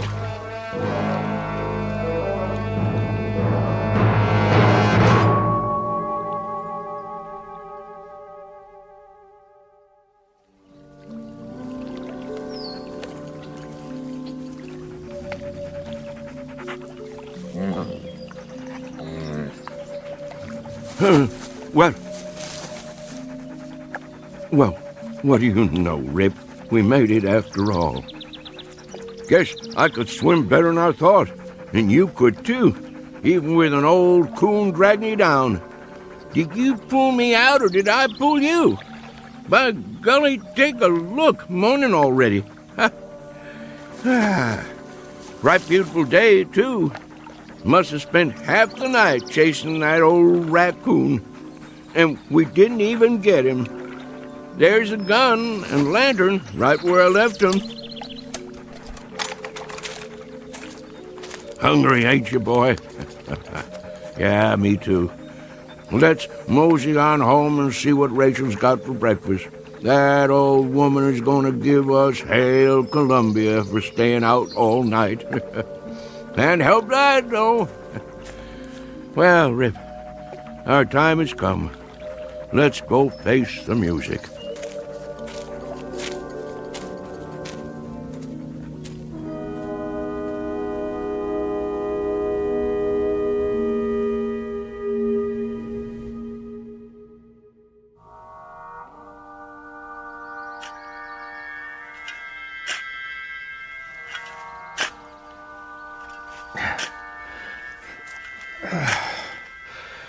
Well, that should about do it. Do what? Deep enough, I figure. Let me see. Man, that hole ain't more than 4 feet. So what? So you can't bury nothing in there? Sure you can. Box will fit. Won't fit proper. Wesley, it's a coffin, you know? Yeah, a little one. Just the same. 4 feet deep's enough for a dog. Well, maybe for an ordinary dog. Old Man Simpson claimed there wasn't nothing ordinary about Rip. Old Man Simpson said a lot of things. According to him, that dog saved his life. More than once, too. Man, there's a time I've heard that, but I never set much store by it. Don't believe there's a dog that'll jump a rattler. Mr. Simpson swore by it. I've sworn to things. Makes a good story is all. Just the same, out of respect for the old man's feelings, I figure that dog's got a right to 6 feet of dirt. Well then, you dig it. You know I got a bad back. Yeah, and I got a bad arm. Go ahead. All right, I will. Give me that shovel. Be my guest. Show you how it's done. Well, looky here, Rip. It's our neighbors. Morning, boys. Hey, Tillman, throw me your pot so I can roll me a smoke. Get your own. I'm almost out. What's the matter, boys? Ain't you speaking to me no more? Make it deep, then. If that's the way you want it. Oh, I will. Don't you worry. Well, what do you think of that? I reckon them Millard boys is getting hard of hearing. Wait here, Rip. Sit. Hurry it up, Tillman. We gotta get back. I'm hurrying. What y'all boys up to? I say, what y'all boys doing? Well, all right, don't answer me then. I don't give a hoot what you're doing. Shame your daddy ain't alive. He'd teach you some manners. Come on, Rip. We don't need to talk to these boys. Won't be long now. Get the box ready. It don't never mind me that you boys giving me the cold shoulder. But if I ain't mistaken, this hole you're digging is on my land. So if y'all want to dig, do it on your side of the fence. Now get. I say get moving. Boys, you gone blind too? I ain't just talking to move the wind around. If y'all don't get a move on, I'm gonna fill your britches full of lead. Well, all right. I'd say that's about 6 feet. Good. Then I'll bring the box over. Have a little care with that. It's just a dog. Not to some folks. Hand it to me real easy. Oh, now, boys, why didn't you tell me you'd lost your dog? How'd that happen? There. All right. That ought to do it. I don't blame you for not feeling like talking. I don't reckon I would myself. Let's move on now, Rip. We're butting in on other folks' trouble when they're just too heartbroken to talk. Speaking of trouble, your woman's gonna have plenty of that waiting for us. Now help me up. We'll put the dirt in. I have to admit, it's gonna be kind of lonesome around here without old man Simpson. That it is. That it is.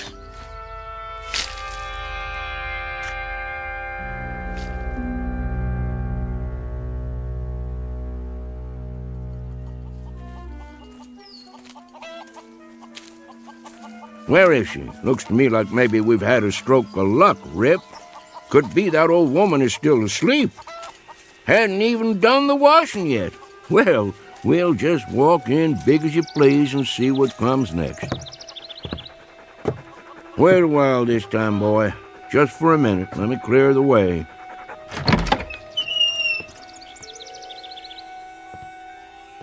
Old woman? There you are. Morning. What are you sitting in a rocking chair for? Taking a rest already? Huh. Got your long dress on, too. All dressed up like the 4th of July. All right, let's get it out in the open. Old woman, if you're figuring on leaving me on account of I stayed out all night, you got another think coming. I'm still the boss of this house. You ain't going nowhere, and that's that. Got nothing to say? Then I reckon we ain't mad no more. Now, I'd appreciate a little breakfast, if it's all the same with you. Old woman, you's gonna sit there like a bump on a log? You pack your finery back on the cedar chest and get cooking. Now, what's the matter? I know I'm a pesky old rooster to get along with, and many's the night I've stayed out till sunup, but Rachel, that ain't reason enough to break up a marriage after nearly 60 years, is it? Well, is it? Well, that a tear on your cheek? Oh, now, old woman, I didn't mean to speak rough to you. I just don't want you running off and leaving me, that's all. All right. You win, Rachel. I guess I could be a better man to you. Won't go streaking off every night hunting. I'll stay home with you, and we'll sit by the fire, and we'll talk about things. And I'll tell you something else. Next time I go down the mountain, I'll stop in the store and buy you a pretty. Some cloth to make yourself a new Sunday dress, or a pair of silk stockings like them city women has. Well, what do you think of that? Oh, woman, I want an answer out of you. What is it? Cat got your tongue? Nobody spoke to me all morning long, is the truth. Something wrong with me? I passed the Miller boys on the way home a while ago, and they acted just about the same way you're doing. Rachel, you can see me, can't you? Woman, what in tarnation is the matter with you? Huh. Who'd be coming to see us now? Mrs. Simpson, may I come in? Yes. Reverend Wood? You sure have come at a time of need. Mighty glad to see you. Something's wrong with my old lady, and I can't figure it out. Seems to me in a daze or something, near as I can tell. The Lord be with you, sister. Amen, brother. I appreciate your coming. Even though he didn't belong to the church, just never could get him to go. I realize Brother Simpson wasn't a religious man, but I figure he's still entitled to a Christian burial.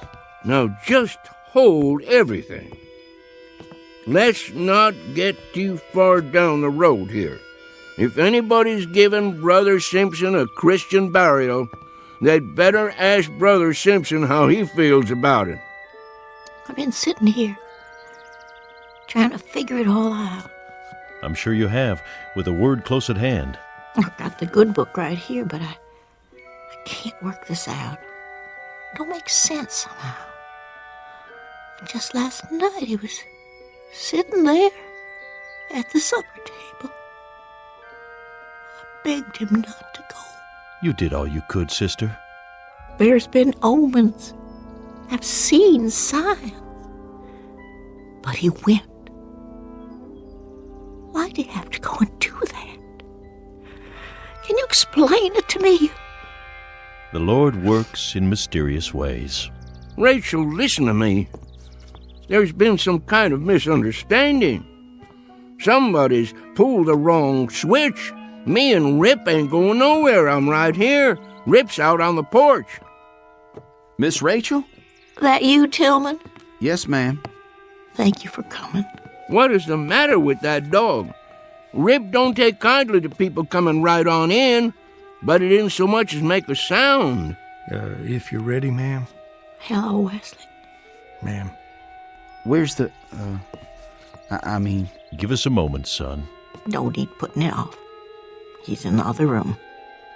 What are you talking about? Who is? Yes, ma'am. We'll treat him right careful. Don't you worry. They're good boys. He's in good hands. And now, if you're ready, may I offer you my arm?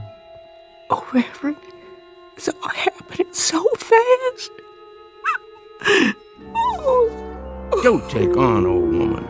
It's just a dream. Has to be. We'll wake up in a little bit and everything'll be like it ought to be. You'll see. Careful, Wesley. I got my hand. Not too fast. That's a mighty big box. What y'all boys got in there, huh? Watch the door. It'll fit. What y'all taking outside? Mrs. Simpson, I'm afraid it's time. If you're ready. Reverend, if I could just get through this day, for his sake. I asked you a question. What's in the box? Come on, Rip. I've got to see where they're going. Something's up all right. Something mighty big, if you ask me.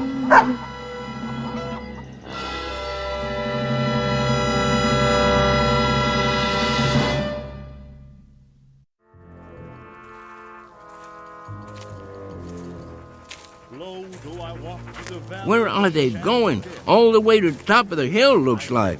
Getting pretty steep. Must be heading for the graveyard. Just let me get my breath here once. We'll find out what this is all about, Rip, in a minute or two. Graveyard's just over the other side.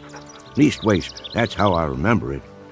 Can't say it's someplace I go more'n I can help it. All right, let's go. Ain't much further.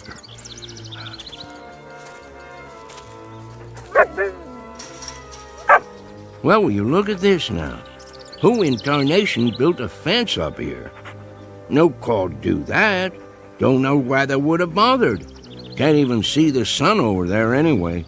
Just fog coming down from the top of the hill. How'd Rachel and the Reverend and the Miller boys get through? Gotta be a gate or something. Rip, I don't know what to tell you.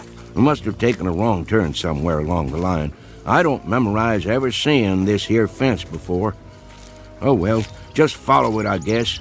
We're bound to come out sooner or later. What you see, boy? Well now, looks like you found it. Here's the gate. All locked up, though. Chain and everything. Hello? Anybody home in there? Howdy, neighbor. Oh, howdy. Think you could open this for me? Sure enough. Wasn't expecting nobody this morning. Don't let me put you in no trouble, friend. Seems like I lost my way. Everybody says that at first. Easy to do. Who put this gate up, anyway? The owner. The owner? Well, who's that? He don't like to use his name. Make him sound high and mighty. What's your name, friend? Simpson. Hyder Simpson. Ah, yeah. Think I heard of you. Just let me check it in my book here. I belong to that bunch of Simpsons over on Wales Mountain. Lived there all my life. I got it. Yep, you're on the list. Guess you can't see it from here, though. Rip and me, we traveled a far piece. I don't never recollect coming so far we couldn't see the top of Wales Mountain. And how old are you, Mr. Simpson? Well, sir, can't say exactly, but I've been walking the earth for more than 70 years now. Arrived at the gate 10:45 a.m. Nice watch you got there. Thank you kindly. It's none of my business, friend, but could I ask you something? Oh, go right ahead. What are you writing down in that book? Oh, this and that. You know, for the record. I just need to know one more thing, Mr. Simpson. And that would be? How'd you die? I was born with a cheap set of ears, friend. I ain't sure I heard you rightly. I said, how did you die? Well, who claims I'm dead? Oh, there ain't any argument about that. You wouldn't be here if you wasn't dead. Then let me pinch myself. Man, that's solid flesh and bone. Want to feel it? Now think back, neighbor. Well, now, my memory's none too good lately. What did you do last night? In your own words. Well, that's an easy one. I'll tell you exactly what I done. Me and Rip left the house long about supper time. Rip, he picked up a coon trail right away, and wouldn't you know it, just like a coon, he headed for water. And Rip didn't do a thing but go in that water after him. I see. Just about that time I got there, and I moseyed out on this log, and, say, let me ask you something else. Sure thing. What's on the other side of this gate, anyway? Must be pretty all-fired important if you keep it locked up. Well, you see that pasture right up there? Yeah? They call it the Elysian Fields. You don't say. You cross that and you come to the Golden Street. And that takes you to the Celestial Palace, where the old master's got his headquarters. You wouldn't be pulling my leg now. Why'd I want to do that? Then I take your name to be St. Peter. I keep the gate, that's a fact. I'm proud to meet up with you. Well, just as proud to have you here, neighbor Simpson. Something wrong? I was just listening. To what? I thought they did a lot of singing and dancing in heaven. How come I don't hear no music? 'Cause you're on the outside. Minute you step inside the gate, you'll hear your favorite hymn. Don't much care for hymn singing. Favorite guitar music myself. Well, don't stand out there in the cold, cold world. Come on in and reap your heavenly reward. You've sure earned it. Mighty nice of you. Rip? Oh, hold on, neighbor Simpson. You can't take that dog in here. And why not? It ain't allowed. Ain't no fleas on him. That don't make no never mind. He can't go in. How come? This here is folks' heaven.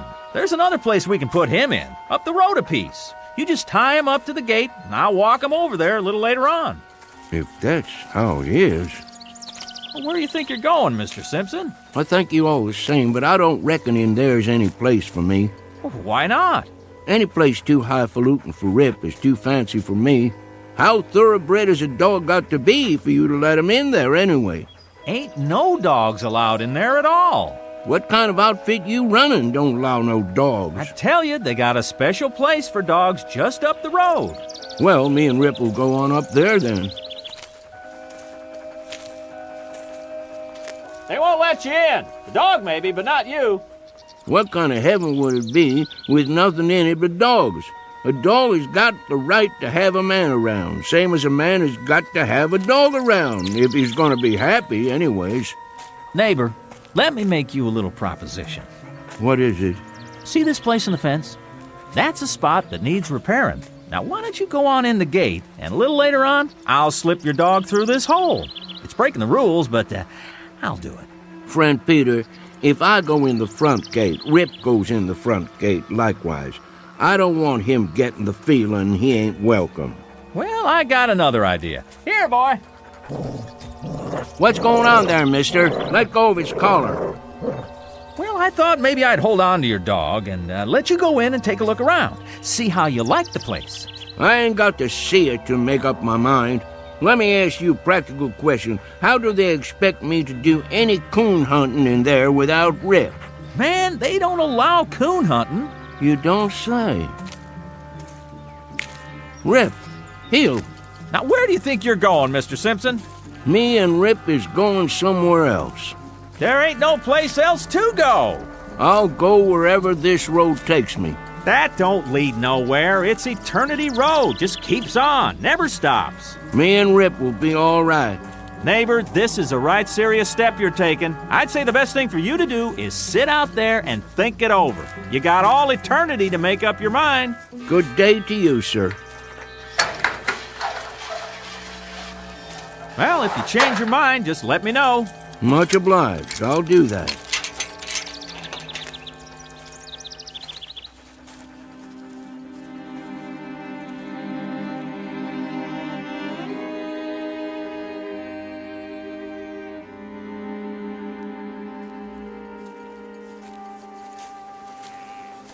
Eternity is a powerful long spell to go without a coon hunt, ain't it, Rip? Now, don't you go off your feed nor nothing over this. It wouldn't surprise me that if I sneak inside there and talk to the judge or somebody, I might be able to get you in. Don't you trouble your head over it the least little bit. We'll figure out something. Wonder what kind of tea party they keep in there anyway. Must be lots of city folks. They'd be the ones to outlaw coon hunting. Rip, I don't want you to take this thing to heart now. Sure, I'd like to walk that golden street, and there's some folks I always hoped I'd see again, but by Mudhole, I ain't a-gonna leave you. They can sit in there a-tootin' their harps or whatever they do for relaxation, but you and me stays together, same as when we was traveling down below. At least we ain't all by ourselves on Eternity Road. Howdy, son. I'm looking for Mr. Hyder Simpson and a hound dog named Rip. That's us, son. I figured it was. Well, if you and Rip's all set, we might as well mosey along to heaven, Mr. Simpson. Like I told that other fella behind the fence, I ain't gonna set foot in heaven without Rip. Oh, you didn't get messed up with nobody in there, did you? That fella at the gate, he wouldn't let me bring Rip in, so I wouldn't go. Son, that would be a hell of a place without Rip. Mr. Simpson, you ain't far wrong. That is hell. Heaven's up the road a piece. I'll be jiggered. Wonder how come that fella lied to me. They don't never give up. Always trying to get folks in there right down to the last minute. What reason would they have for wanting to keep Rip out? They was feared Rip would have warned you, and he would have, time he got a whiff of that brimstone. You see, Mr. Simpson, a man, he'll walk right into hell with both eyes open. But even the devil can't fool a dog. You wouldn't be St. Peter, would you? No, sir, I'm just a regular angel. Where's your wings, son? Shucks, I don't use them half the time. I appreciate walking myself. You about ready to go, Mr. Simpson? Rip! Look at that dog go. We'll just have to catch up with him. He can hardly wait. How's the coon hunting up there, boy? Oh, just prime, Mr. Simpson. There's one tonight right after the square dance. You want to come along? Wouldn't miss it for the world. Here's the gate.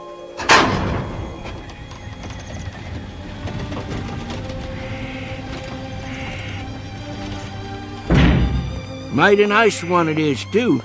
Welcome to heaven, Mr. Simpson. Thank you, son. I'm right proud to be here. Let's go, Rip.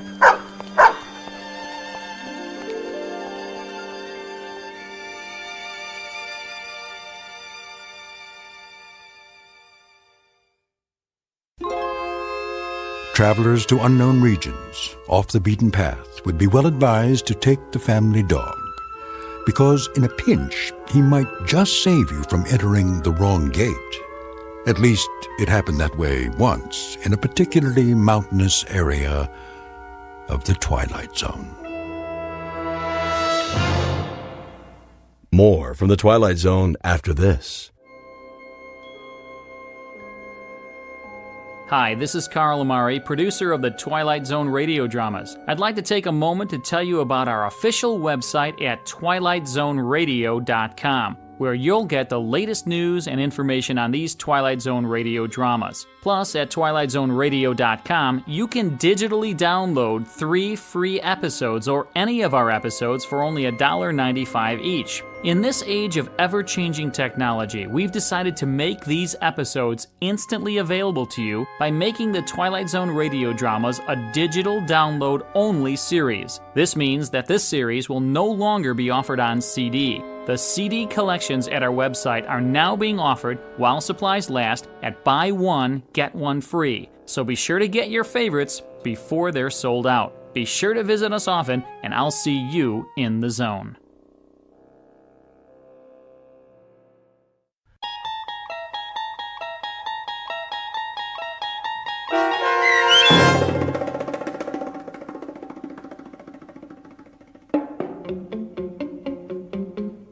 The Hunt, starring Shelley Berman and Karen Black, with Stacy Keach as your narrator, was adapted for radio by Dennis Etchison and written for the Twilight Zone by Earl Hamner Jr. Heard in the cast were Mike Baccarella, Jeff Lupetin, Darren Stevens, Craig Brawley, and Kurt Nabig. The producers of the Twilight Zone wish to thank CBS Enterprises and the Rod Serling Estate for making this series possible.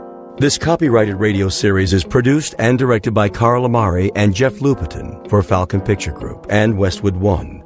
Sound design and custom Foley effects for the Twilight Zone by Cerny American Creatives Bob Benson, Craig Lee, Matt Sorrow, Tim Cerny, and Todd Beyer. To learn more about the Twilight Zone radio dramas and to contact us, visit our official website at twilightzoneradio.com. Doug James speaking.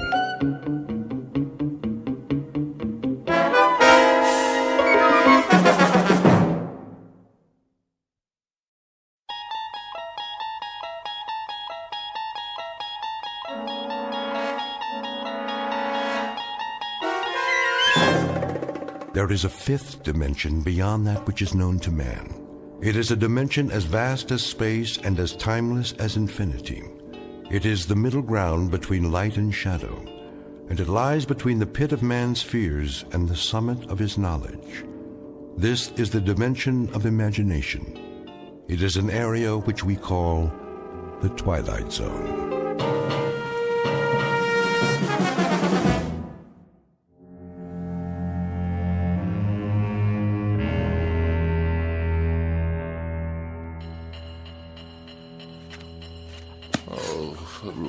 What's the matter, dear? Don't you hear it? Of course I hear it, Walter. It's that nice janitor fixing the pipes. Why don't you go on reading your book until he's finished? And when, pray tell, might that be? I'm sure it won't be much longer. Then the radiator will get just as hot as you want it. Isn't that what you told him? Yes, I know what I told him, but why does he have to make so much noise? I'm sure I couldn't say. The decibel level in this apartment is beyond human endurance. Well, I suppose it's what they have to do with steam heating, that sort of thing. What I really don't understand is how you can sit by, knitting away, oblivious to this assault. Did you see the new wool scarf I'm making? It should keep out absolutely all the drafts. While that infernal pounding goes on and on and on. Wait till you try it on. I picked out your favorite colors. It's much thicker than the other ones.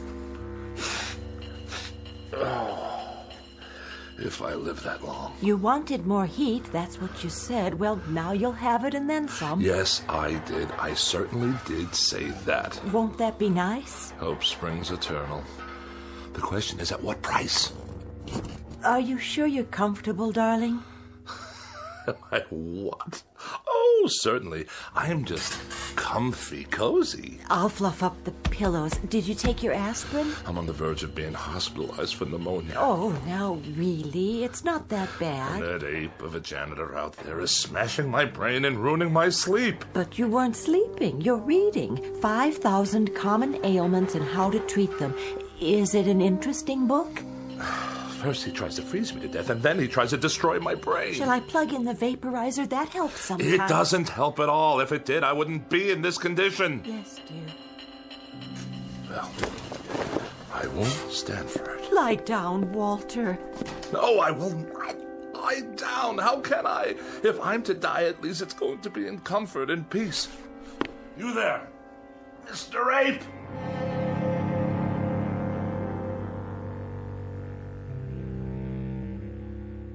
Witness Mr. Walter Bedecker, age 44, afraid of the following: death, disease, other people, germs, drafts, and just about everything else. He has one interest in life, and that's Walter Bedecker. One preoccupation: the life and well-being of Walter Bedecker. One abiding concern about society: that if Walter Bedecker should happen to die, how will it survive without him? But there's one thing he hasn't asked himself yet, and it's simply this: what happens if, despite all his precautions, Walter Bedecker should happen to stumble, not into the grave, but into the Twilight Zone?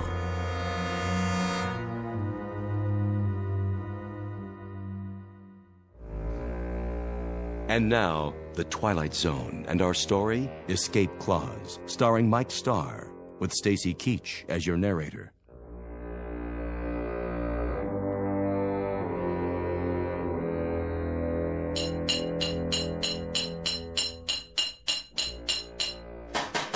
I asked you a question. You want more heat, don't you? That's not the answer, so I'll ask you again. How much longer? Put it this way. In 20 minutes, it'll be about 105 in here. Hot enough to fry an egg. That good enough for you? 20 minutes, you say? After hour upon hour of your clanking around in my living room while I'm on my deathbed, I have to wait 20 minutes more? If you do die, Bedecker, and you go where I think you're going, as far as the temperature's concerned, you ain't going to be able to tell the difference. You ape! Get out! My pleasure.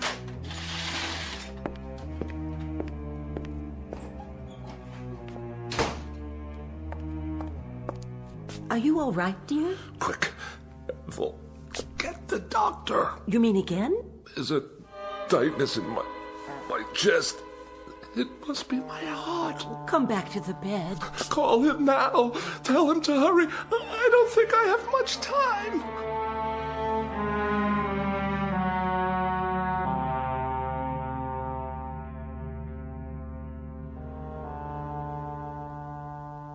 Well, doctor?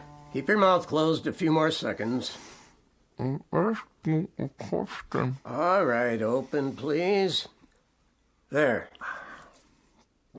Well, how bad is it? What does that mean? Your temperature isn't bad at all.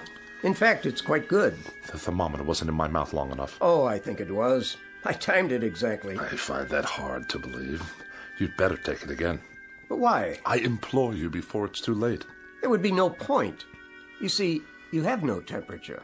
What about my vital signs? Blood pressure's fine. Respiration and pulse, all normal. My throat? It's dry and achy all the time. Well, that's because it's so hot in here. No sign of infection. Throat clear. Ears and nasal passages clear. What about the pains in my back and my side? Well, what about them? And 4 sleepless nights in a row. Is it 4 now? How about that? Well, what do you want me to say? The truth. The awful truth. I can take it. The truth, Mr. Bedecker? Well, the truth is that it's, Go on. It's psychosomatic. To use the scientific term. Psychosomatic. You're trying to tell me that I'm only sick in my mind? That's my considered opinion. And you're supposed to be a professional. Mr. Bedecker, may I speak candidly? I insist. Well, there is nothing wrong with you except the ailments you manufacture for yourself. Manufacture? Is that what you think? Your pains are imaginary. Your inability to sleep is a case of nerves, nothing more. In short, Mr. Bedecker, you are a very healthy man. This man calls himself a doctor. 4 years pre-med, 4 years medical school, 2 years internship, 2 years residency. And what is he, I ask you, what is he? A quack. Doctor? Oh, hello, Mrs. Bedecker. What's the prognosis? Don't ask him. The man's an idiot. Walter, darling, I beg you, don't excite yourself. Don't whisper. You're looking at half my troubles right there, Doctor. This woman, this awful woman who runs around whispering all day long to make me think I'm sick, even if I'm not. Oh, and I am. I'm lying here at death's door, and who's ushering me out? A quack and a whispering woman without a mind. Well, I'll call tomorrow, Mrs. Bedecker. Meanwhile, try leaving the window up an inch or so. Let some fresh air in. There'll be no need to call. Just come on over with the death certificate and fill it out. Oh, Walter. Don't drench me with those crocodile tears of yours. She'd be so happy to get rid of me. I just can't tell you.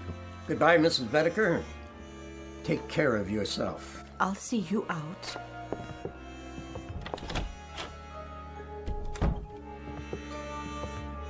No need to show me the way. I know it by now. Doctor, how is he, really?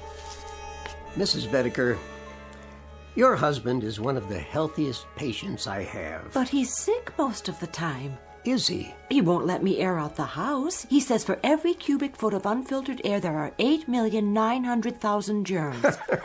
Well, he's probably right. And he's just quit his job. The 5th job he's quit since the first of the year. He says they make him work in a draft. Well, I suppose I'm oversimplifying it when I say there's nothing wrong with him, because in a sense, there really is. This constant worrying about himself is an illness of a sort. Has he always been this frightened a man? Ever since I can remember. When he was courting me, he told me he was in the final stages of TB and only had a week to live. I only married him because I felt so sorry for him. Oh, I don't mean that was the only reason. I think I understand. Do you? You see, people change. Sometimes for the better and sometimes in ways that aren't entirely healthy. We all assign blame. Your husband is taking it out on those nearest him.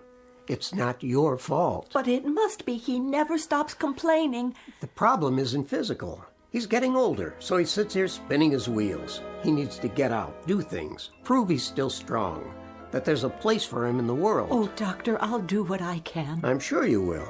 You already have. It's up to him now. I'll give you a call tomorrow. I don't think it would be a bad idea if you took some vitamins yourself. You look run down, Mrs. Bedecker. I do? Just a little too pale. Ethel, there's a draft in the air, and I feel a coma coming on. Yes, darling, I'll be right in. Now, you remember about those vitamins. Promise? I promise. Here's a prescription. Get some of these items from the drugstore for yourself. Thank you, I will. You're very kind. Goodbye, Mrs. Bedecker. Goodbye. Did you say there's a draft? I did. From where? The window. But it's only open an inch. Freezing air blasting into the room. I'll close it for you. Do you know how many germs live in 1 cubic foot of air, Ethel? I think I do. 8,900,000, that's how many. I know you want me gone. Walter! Gone from your life, and that's why you leave windows open all over the place. But as a point of common human decency, couldn't you find a way to do it more subtly? The doctor said you needed air. He said it was stuffy in here. Oh, the doctor said. Tell me one thing. Yes? What is going on between you two? Nothing, Walter. I saw the way he looked at you. Oh, now you are imagining things. What's that slip of paper in your hand? What do you mean? Oh, it's only... Give it to me. Oh, now I understand. Well, if you'll let me explain. When did he give you this? Just now, before he left. If you'll listen. I'm not sick, he says, but nonetheless he gives you a prescription for medicine for me? Not a thing wrong with me, he says, but while I lie here helpless, he's out there telling you that I've got a life expectancy of 20 minutes. He said nothing of the sort. Don't deny it, Ethel. I smelled the collusion the moment he left the room. Now I suppose he's making time with you behind my back. The two of you can hardly wait for me to expire. What a great day that will be. But just remember, It will be on your conscience. Yours and that quacks. The prescription was for vitamins, Walter, not for you, for me. Vitamins for you? I lie here while the life seeps out of me and that charlatan prescribes vitamins for you? What has he done for me? Not a nil. A big fat goose egg, that's what. He comes whenever you call. He's very interested in your condition. Very interested. Oh, isn't that nice? I'm dying and he gives her vitamins. Sit up. I'll turn on the vaporizer. Never mind. Go on, get out of here. Leave me to die in peace. All right, Walter. What? I meant I'll let you alone so you can take a little nap. Then maybe you'll feel better. I can't nap. Why does a man have to die anyway? I'm sure you're not dying. Oh, are you? I asked you a question, Ethel. Why does a man have to die? I don't know, Walter.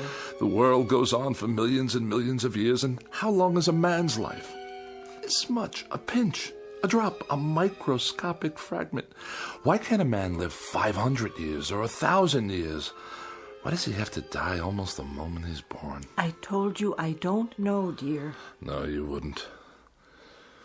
Go on. Get out of here. Yes, dear.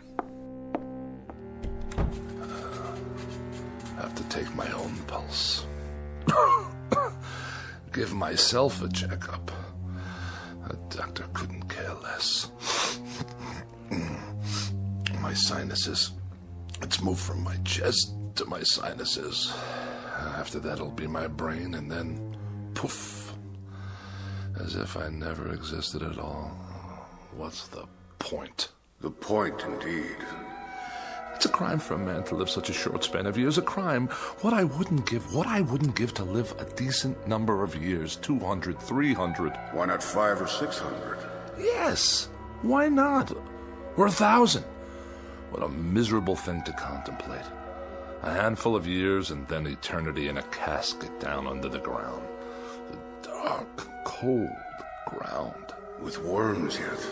Of course, with worms. And bacteria in the soil, and all manner of filth and decomposition, toxic waste. Who are you? Cadwallader's the name. And immortality's my game.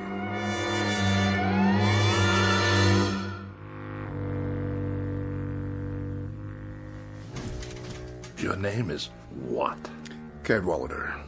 At least that's the one I'm using this month. Rolls off the tongue, don't you think? How did you get into my bedroom? Let me see. Through the mirror? That would be a nice touch. Or through the walls? Too prosaic. Look here, The truth is, I've never been gone. I've been in here for some time. I must have a fever. I'm hallucinating. Not at all. I've merely chosen to reveal myself in order to tell you that I subscribe wholly to your views, Mr. Bedecker. I mean, wholly. Delighted to hear it. I'll be brief, Mr. Bedecker. You look like a man with a nose for a bargain. I'd like to make a proposition to you. What kind of proposition? Each of us has something the other wants, and that seems a relatively solid basis for a bargain. Do we? Indeed. What in the world do you have that I could possibly want? Oh, many things, Mr. Bedecker. You'd be surprised. Many things. Varied and delightful. Now, what do I have that could remotely interest you? Actually, a minor item. Minor? Extremely. Are you sure? Smaller than minor. Insignificant. Of no importance whatsoever? Absolutely none. Microscopic? Teensy-weensy. What did you say your name was? What's in a name, Mr. Bedecker? Just a question of semantics, after all. Language, a stretch of words. For example, what is it you want? Can you put it into words? I think you already know. You want an extended lifespan. Doesn't everyone? A few hundred years to play around with. Some people would call it immortality of a sort. But why give it that kind of description? Why make it sound so imposing? What would you call it then? Let's call it Let's call it some additional free time. After all, what are a few hundred years in the grand scheme? Or a few thousand? A few thousand? Or 5,000? Or 10,000? What's the difference? The world will go on ad infinitum, so what's a few thousand years more or less, give or take, add or subtract? And this little item I'm to give you in exchange, or what do we call that? What do we call it? That's a linguistic conundrum. We could call it a little piece of your makeup, a little crumb off the crust of your, structure, a fragment of an atom, so to speak, from your being. Or a soul? Or whatever. After all, what is it? And when you're gone, thousands of years hence, what will you need it for, practically speaking? Yes? You're the devil. What's in a name? I'm at your service. Good Lord. How about it, Mr. Bedecker? Why not? There must be a good reason. There must be. You'd deed me over your so-called soul, and I'd give you immortality. Life everlasting. Or as long as you want it to be everlasting. And indestructibility, Mr. Bedecker. Complete and total indestructibility. Nothing can hurt you ever. Now that part's fun, let me tell you. Nothing can hurt me? And I live forever? Why not? Certainly. Forever. Again, Mr. Bedecker, just terms. And everything's relative. For you, it's forever. For me, it's a walk around the block. But we're both satisfied. Think about it. Oh, I am. I am thinking about it. To be without fear of dying. To be indestructible. Invincible. Not to have to worry about disease, accidents, pestilence, war, famine, anything. Governments and institutions disintegrate. People perish. But Walter Bedecker goes on and on. Walter Bedecker goes on and on. The ultimate dream, is it not? Mr. Cadwallader, about this soul, you say I won't miss it. You'll never know it's gone. And you say I'll go on and on, quite unable to succumb? Quite. No tricks, no hidden clauses. I'll just live as long as I want to live. Is that it? That's it. That's precisely it.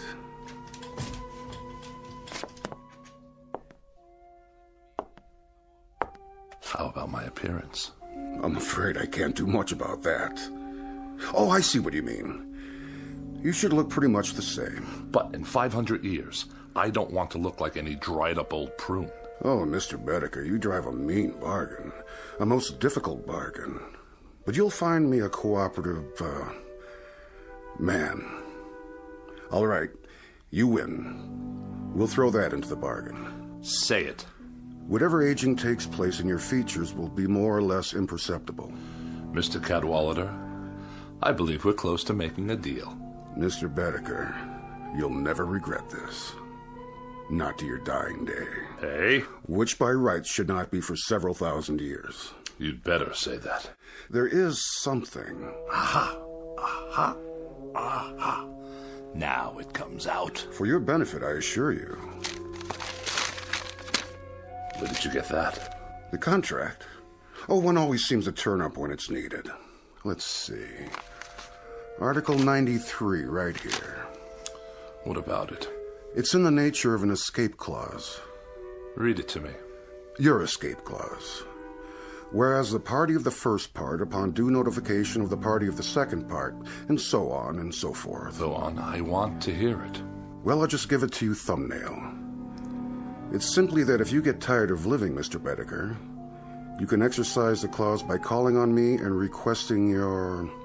My what? Oh, there goes the embarrassing terminology again. Shall we say, your demise? At which point I will personally see to it that you are given a rapid and uncomplicated, how to put it, departure? I can assure you, Mr. Cadwallader, that I'm not the sort of man to kill the goose that lays the golden egg. I'm much relieved to hear that. When you talk immortality to me, brother, I mean immortality. Indubitably.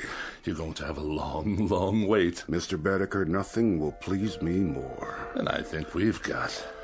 Yes? A deal. No further qualifications? None that I can think of. No ifs, ands, or buts? None whatsoever. Absolutely? Positively. Done. Oh, no fires in here, please. Only a small one to heat up my seal. My cartouche, as it were. Do I get a copy? This is your copy. Where's yours? Already on file, in a very safe place. If you say so. You sure keep it hot in here. Mm-hmm. Quirk of mine. I think the wording seems to be in order. Cadwallader, where did you go? Walter, did you call for me? What? Oh, no. I was only... Only what, dear? Talking to myself. You were? Not that I make a habit of it, mind you. What are those papers? Nothing. I was just looking over my life insurance policy. Whatever for? To be sure you're protected if anything should happen. Ever, to me, that is. Don't be silly. Your health's going to improve. It's already improved. Hit me. What? Hit me. As hard as you can. In the stomach. Or anywhere else you like. Anywhere at all. But why? I want you to see how strong I am. Strong as a bull. As a bull, dear? And as indestructible. 10 bulls, 100. Walter, you're not yourself. Come sit with me in the other room. It's warmer there. The radiator's going full force. Is it? See for yourself. Yes, I think I will. Watch this. What are you doing? Don't touch it. See what I mean? Walter, your hands are burning. No, they're not. That's just it, Ethel. They're smoking, yes, but they're not burned at all. I'll get some bandages. Sit down. Where do you keep my pills? Which ones? All of them, every last one. Over here on the tray. Give it to me. What are you doing? Walter, the window, don't throw them out. I beg you, all your medication. Why not? What's the difference now, my dear? I'd like to introduce you to someone. What are you talking about? Meet the new Walter Bedecker.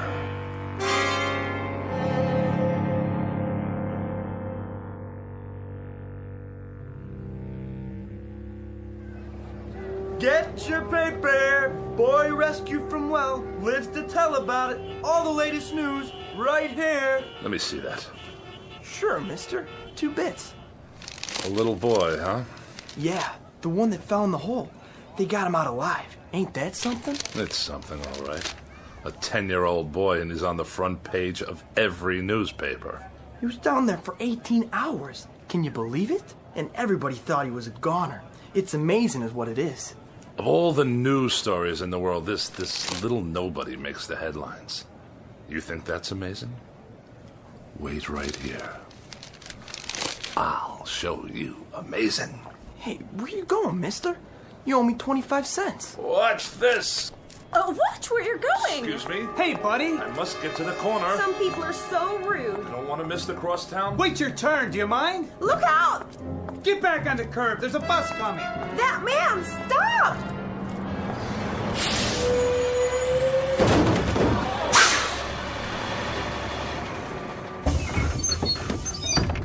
I couldn't stop. He ran right out in front of the bus. I saw the whole thing. That guy must be blind. Somebody call an ambulance. Look, he's getting up. Hey, pal, how'd you do that? Do what? Are you okay? Of course I am, you idiot. I can't believe it. I didn't even see you. Is there a photographer in the crowd by any chance? You better lay down. The ambulance is coming. Why would I want to go to a hospital? There's nothing wrong with me. Not a thing. Just your tire tracks on the front of my suit. Just the same, take it easy. Get some x-rays and I'll fill out an accident report. Don't bother. Just contact your claims adjuster. The name's Bedecker. Can you remember that? Walter Bedecker.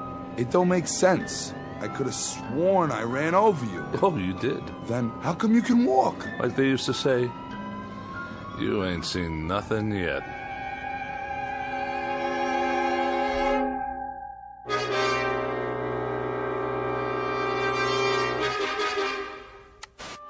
One survivor, Walter Bedecker. By now, these words should be familiar. You've heard them before on the Eyeball News, and if the past is any indication, you'll hear them again and again. It started when he was hit by a bus, then a car, and finally a subway train, but that wasn't enough for Walter Bedecker, the man whose luck never runs out. After an explosion at a construction site, what else could happen? Last week's plane crash killed 23 people, but not Mr. Bedecker. He's certified as the unluckiest man alive and the most indestructible. Is that you, Walter? He's all right, ma'am. Aren't you, Mr. Bedecker? You're all right. When you didn't come home, I was worried. This is my wife. Wait in the other room, dear. Are you sure? I can make you some hot tea. And your friend? He's no friend. He's a claims adjuster. In the other room, Ethel. Now. Yes, dear. You want to sign this now, Mr. Bedecker? $5,000, is that all? For falling down an elevator shaft? Well, considering that you're not even scratched, Mr. Bedecker, I think the company's being very fair. Just keep your mouth shut, will you? I'll sign it just to be done with you. And can I expect the check by tomorrow? No, first thing in the morning, by special messenger. Just sign here. Waives all claims. Receipt of sum. Indemnifies company. All right. Very good, sir. Very, very good. I'll show myself out. Hello, Steve. Hey, Jack. What are you... Oh, you too? Yeah, the subway accident. Elevator shaft here. Right. You out. You in. So long, Steve. Yeah, see you, Jack. You have my check, I presume? $10,000, Mr. Bedecker, if you'll sign right here for it. If you insist.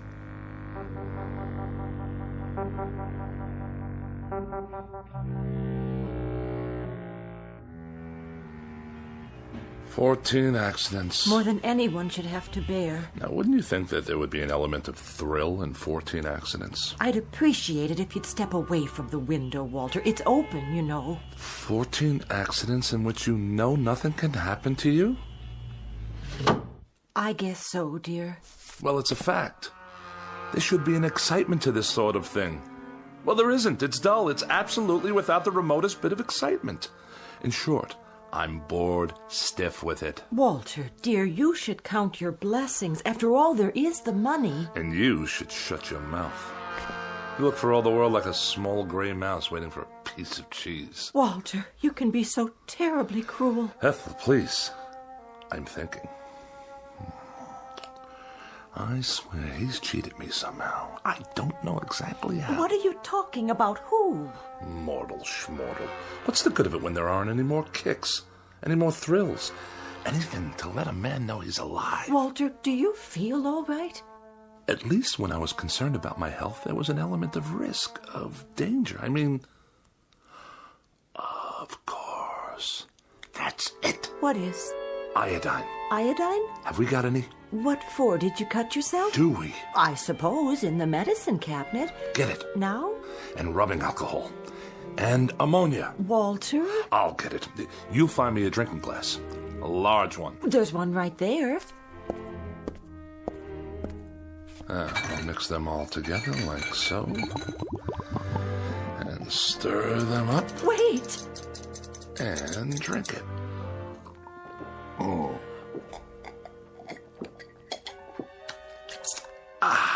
Sit down. I'll call the doctor. You see? What I just drank should kill a dozen men. To me, it tastes like lemonade. Walter. Yes? What's this all about? You really want to know? All right, I'll tell you. In a word, I am immortal. Walter, don't joke like that. It's true.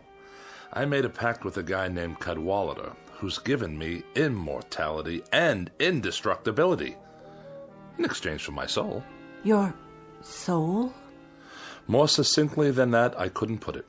Why don't you sit down? I'll make some tea and then we'll call the doctor. You will not make tea and you will not call the doctor. Why not? If you had any imagination at all, you could tell me what there is I might do to get a little excitement out of it all.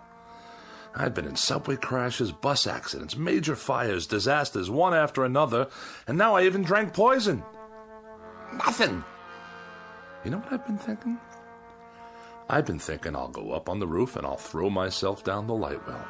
Smack dab through the light well, 14 stories down, just for the sheer experience of it. Oh, Walter, darling, please. Ethel, darling, shut your mouth and get out of my way, please.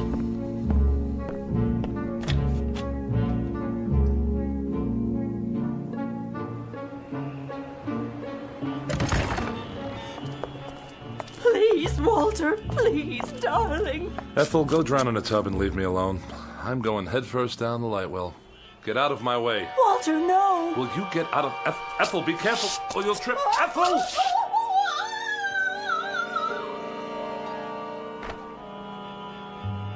I wonder what that felt like.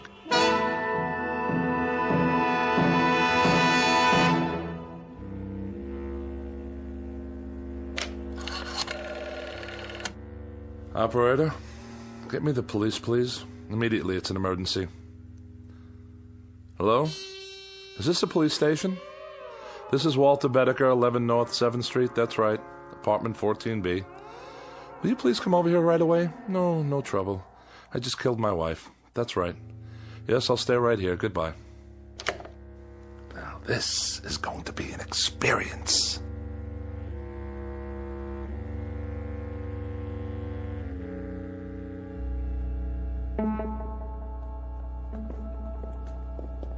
Hey, Bedecker, you got a visitor. Cooper, the legal beagle. Right in here, Mr. Cooper. No longer than 15 minutes, please. How are you holding up? As well as can be expected. Prisons are boring places, you know. Very, very boring. And you? How am I? I'm miserable, Mr. Bedecker, and I've been miserable since I took your case. I've had tough clients before, but nobody like you. Really? What disturbs you? What disturbs me is that for 5 days in that courtroom, you've acted like a man desperate to get himself convicted. Oh, whatever would make you think that? When the prosecuting attorney cross-examines you, you act like you're betting on him to win the case. The truth will out. Now look, Bedecker, tomorrow's the last day of the trial. There'll be the summing up and it'll go to the jury. And as things stand now, you don't have a chance in hell. That a fact. That is a fact. Now, tomorrow, this is what I want us to do. Cooper, do me a favor, will you? Put it away. How's that? Bedecker, didn't you get what I was trying to tell you? You're about 12 hours away from a guilty verdict on charge of first-degree murder. Oh, what will the penalty be? The penalty in this state for first-degree murder is death in the electric chair. Death in the electric chair. Bedecker! And if I were in California? What? How would they try to kill me if I lived in California?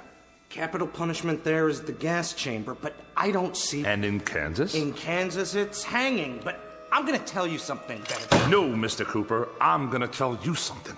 The only thing they'll get for their troubles if they try to electrocute me is a high electricity bill.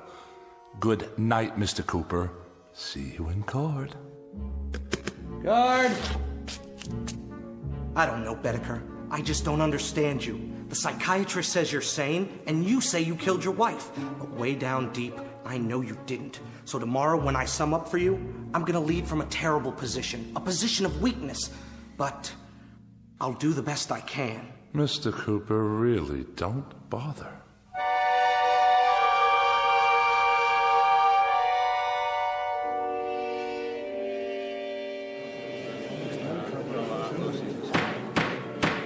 Mr. Bedecker, you've been tried and found guilty of murder in the first degree. Have you anything to say before the court pronounces sentence upon you? Oh, I don't have anything to say, Your Honor. Not a thing. Then the court sentences you to imprisonment in the state penitentiary for the rest of your natural life. I knew we could do it, Bedecker. I knew we could get you off without the death penalty. If I do say so myself, I gave that summation everything I had. Wait a minute. Does this mean that... It means that you're not going to the electric chair. You've been given life instead. You're a very fortunate man, Mr. Bedecker. Life? Did you say life imprisonment? We need help here! My client's fainted!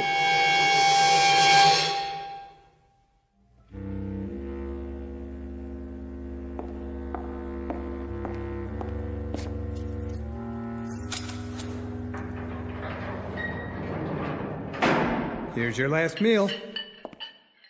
My last? With us. You're going to the penitentiary tomorrow morning.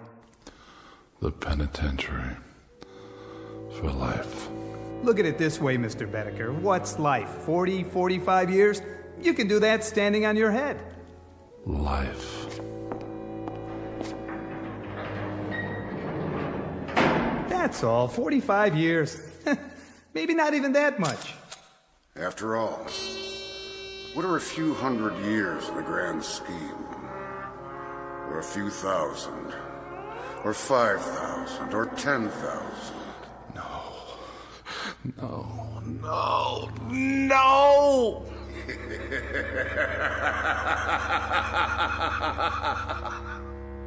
Mr. Bedecker. Yes? About the escape clause. Care to utilize it now? Yes. That's a wise man. Odd thing, Mr. Bedecker. You look like someone having a heart attack. Exactly. Like a man having a heart attack.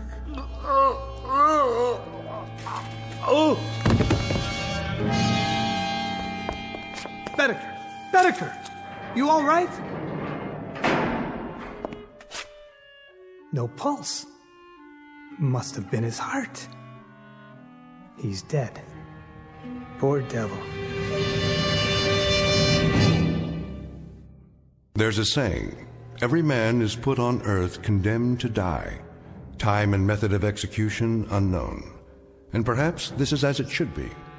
Case in point, Walter Bedecker, lately deceased. A little man with such a yen to live that he was beaten by the devil, by his own deadly boredom, and by his place in the scheme of things, including his position, such as it is, or was, in the Twilight Zone.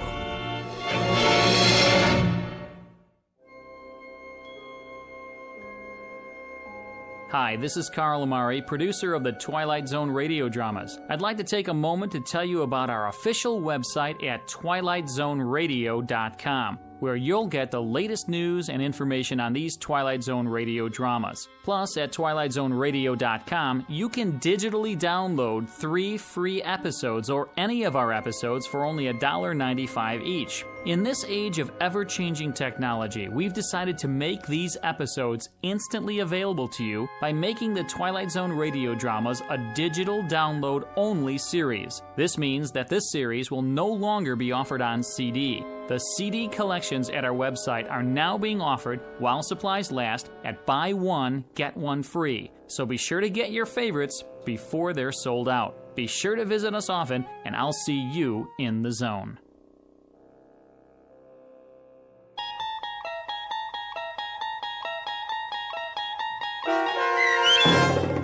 Escape Clause, starring Mike Starr with Stacy Keach as your narrator, was written for The Twilight Zone by Rod Serling and adapted for radio by Dennis Etchison.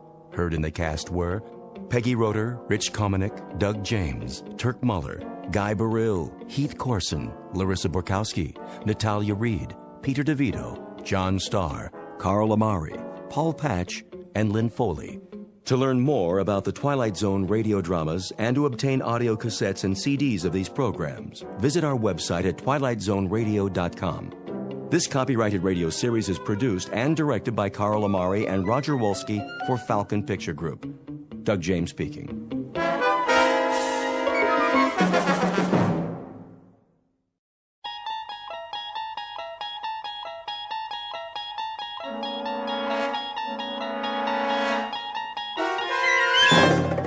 You unlock this door with the key of imagination. Beyond it is another dimension, a dimension of sound, a dimension of sight, a dimension of mind. You're moving into a land of both shadow and substance, of things and ideas. You've just crossed over into the Twilight Zone.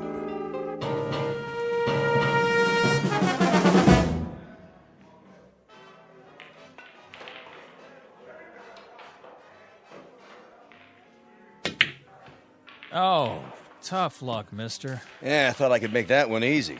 Yeah, I thought so too. Well, at least I didn't leave you much. Well, let's see. Face it, you don't have a shot. It looks like you're gonna snooker yourself. Well, you never can tell. 8 ball, corner pocket. Lots of luck. Like I said, 8 ball, in the corner. Hey, how'd you do that? Ah, just lucky, I guess. Luck, nothing. That was some shot. Been practicing. Guess it finally paid off. Yeah. You win. Here's your $5. One more game? Double or nothing? Hey, you wouldn't be hustling me, would you? Do I look like a hustler? I'm not sure. Oh, come on. Me? See, I just play on my lunch hour, whatever town I'm in. Relaxation. Me too. Strictly for laughs. So how about it? I don't know. Flip to see who breaks? That's all right. You go ahead. Yeah? Sure. Well, okay. Double or nothing. Go on. Sink as many as you can. Make it hard for me. No money on the table. Oh, yeah. Okay, Pops. You know I don't allow gambling in here. We're just having a friendly little game. Jesse, why don't you give it a rest? Now, he do this a lot? Every day. Is all he lives for, this one. So he is a hustler. What are you talking about? Tell him, Pops. I never hustled anybody. Not for money, for pride. Go outside, Jesse. Get some sun on your face. You'll feel better. I already feel better. Forget the money. We'll play for the fun of it. No stakes? Not a dime. That case, let's see how good you really are.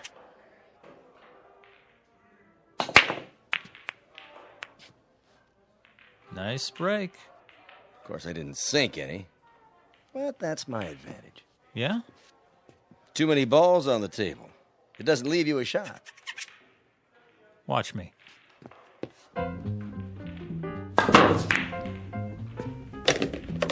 What in the... Bank shot, 3 cushion.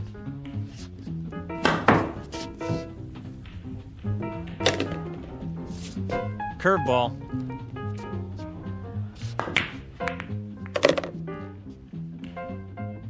Top spin. Little English.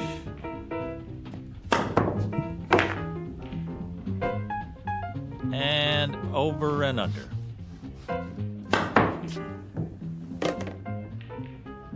Now, my favorite shot. Took me years to learn this one. You're not going to believe it till you see it with your own eyes. This is the way it's done.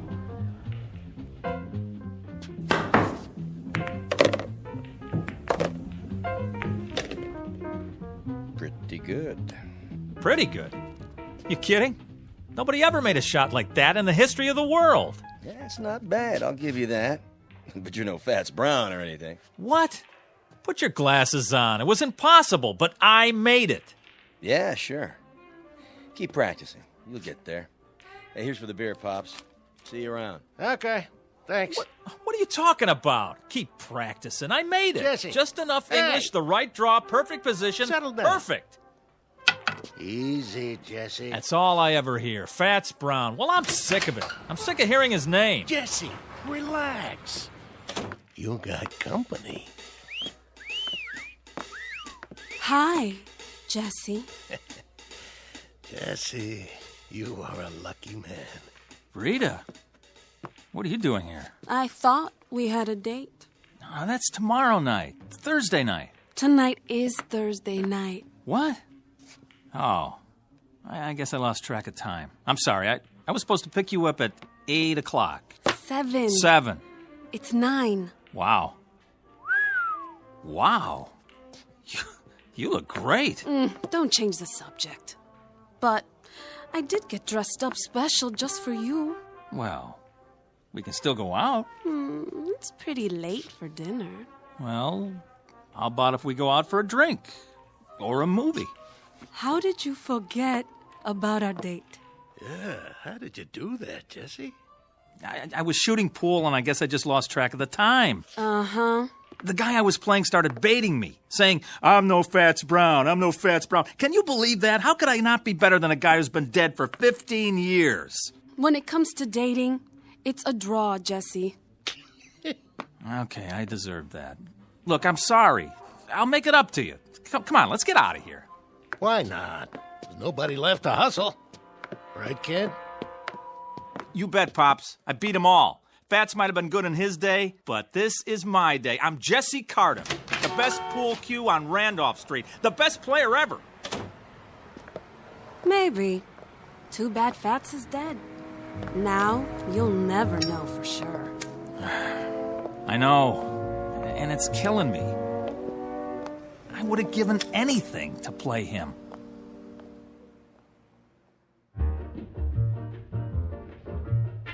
Jesse Cardiff, Pool Shark. The best there is, the best there was, and the best there ever will be on Randolph Street. He has spent every free minute honing his skill for pride and for love of the game. But he's about to learn that there's more to a man's reputation than skill or talent or even fame, and that being the best at anything carries its own special problems, in or out of the Twilight Zone. And now, The Twilight Zone and our story, A Game of Pool, starring Wade Williams with Stacy Keach as your narrator. So, what's the big deal about this dead Fats guy? Don't you know nothing? Fats Brown is a legend. Where you been?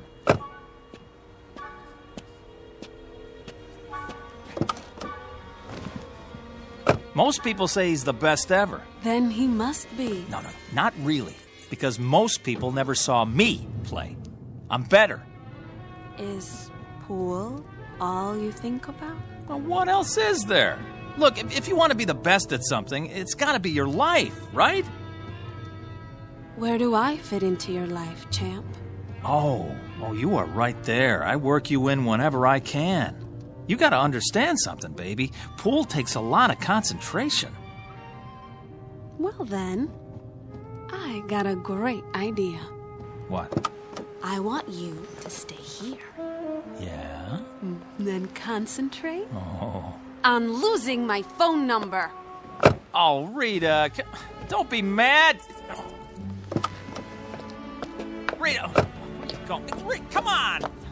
Look, Rita, please stop. Get lost. Let me explain. What? Look, I would give anything to play Fats Brown just once. Is that so wrong? Yes. But for your own sick, self-centered ego, I hope you get your wish. Oh, Rita, come on, give me a break. I just want to beat the best. What's wrong with that? Fats, dead and buried in the ground. I'd give anything to play him one time. I could beat him cold, I know it. I'd show him who's the best.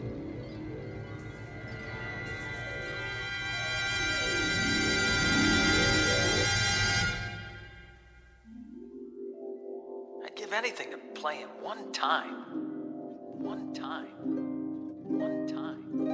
One time.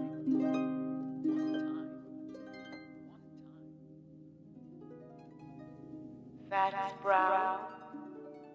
Mr. Fats Brown.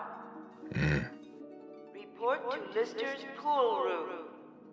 Randolph Street. Who is it this time? Fats Brown. You're needed. Lister's Pool Room. Randolph Street. Chicago. I'm on my way. Mr. Fats Brown.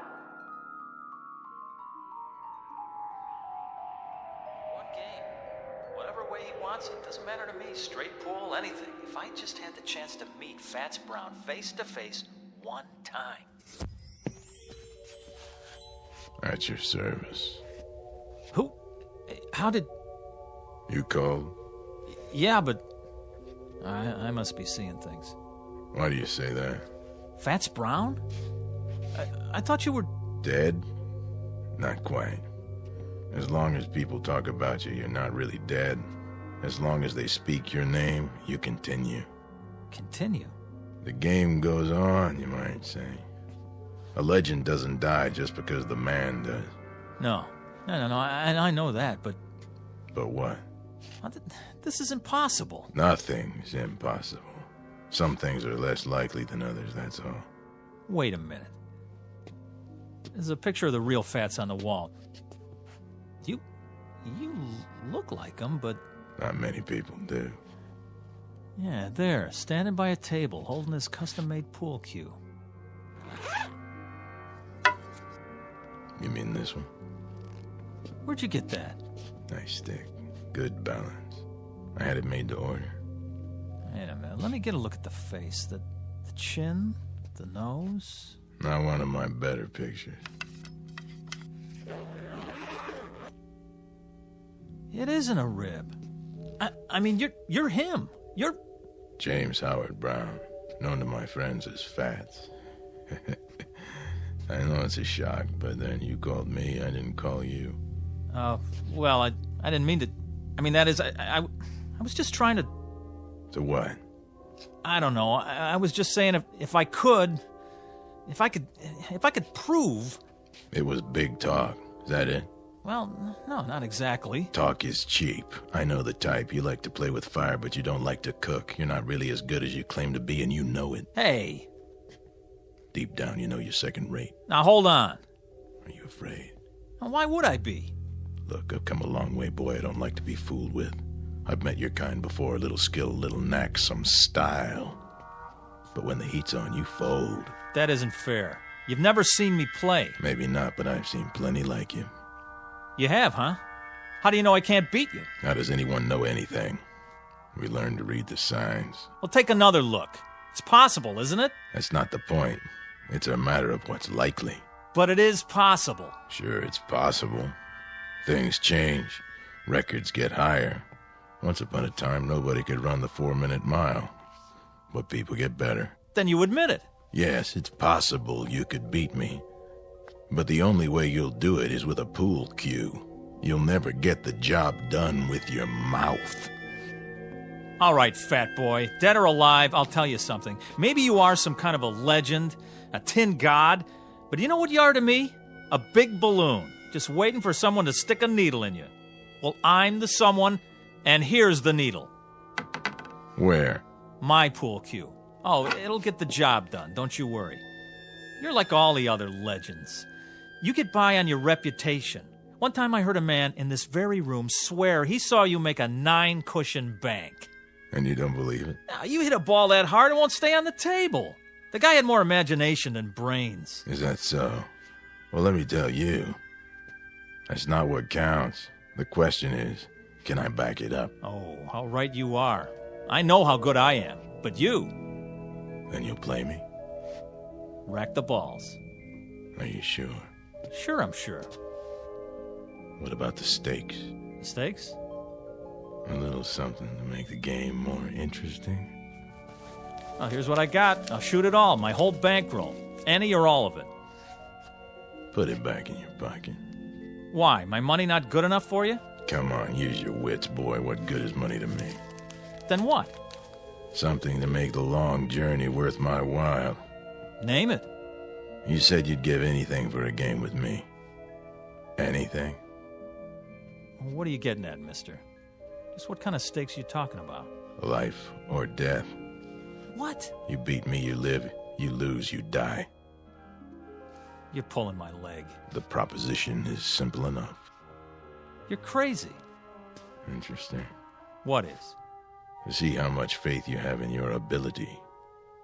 Or should I say how little? Go chase yourself. You know something? For my money, you don't want it bad enough. to be the best. Why, when I was your age, I would have jumped at the chance. But then I was better than second rate. Watch it. You wouldn't know about that. It takes more than skill to be a champion. It takes equal parts talent, work, luck, and nerve. A quality you sadly lack. Nerve? You mean insanity? How so? You want me to risk my life on a game? Insanity, then, if you prefer. Listen, I'm just a pool player. There's probably no less important thing on the face of the earth. Pushing balls around with a stick on a felt-top table. But mark this in your book. I'm the best. It's a proud thing to be the best at anything. But then you wouldn't know about that either. Hey, hold on. Where are you going? I'm going back, of course. Back where? You wouldn't understand. You're wrong. About what? You say I don't want to be the best bad enough. That's not true. Oh boy, is it not true. Do you know how many hours, how many years, how much of my blood and sweat I put into this game? I'm listening. How many nights I slept right here on this table? Yeah, I did that. I made a deal with the owner so I could practice after the place was closed. I haven't been to the movies in years.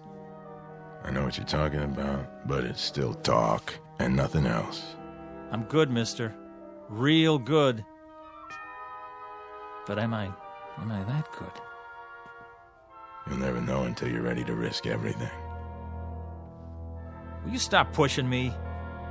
Sure I will, I was just thinking. Where I come from, there's a race driver. Go to the track and whisper his name.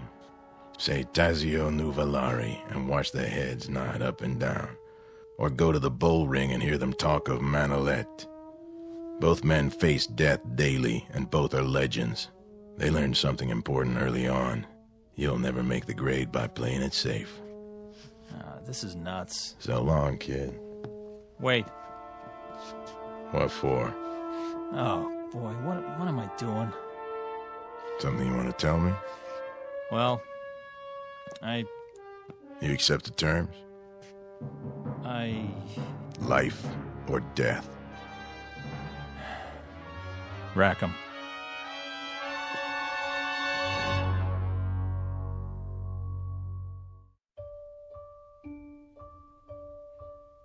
Just so you understand, once we start the game, there's no turning back.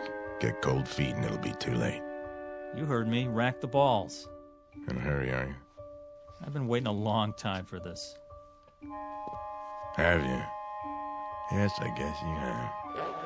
First, the tools of my trade. Now, what's so special about that stick, anyway? It's the man that counts. You're right. But this one suits me.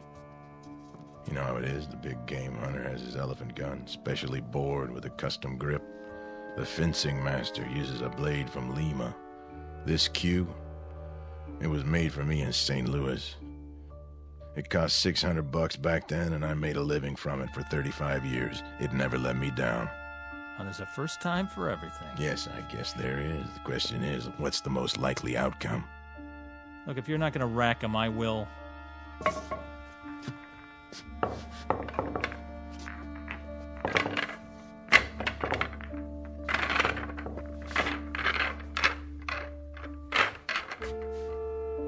Anytime you're ready.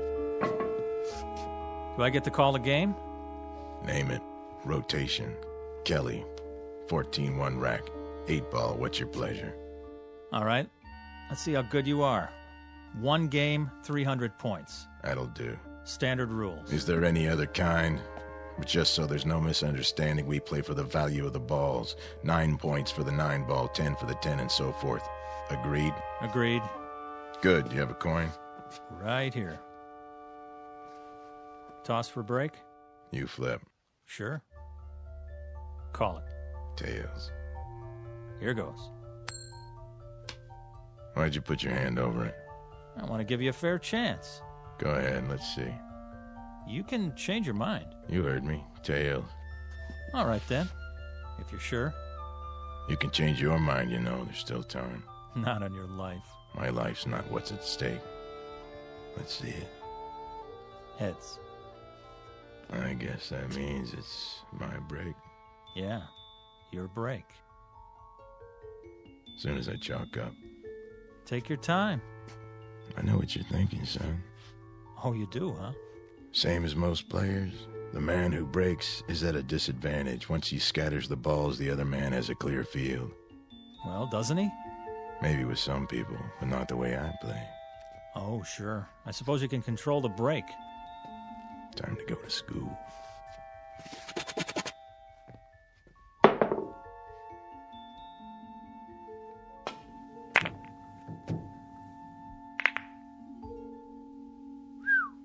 Wow.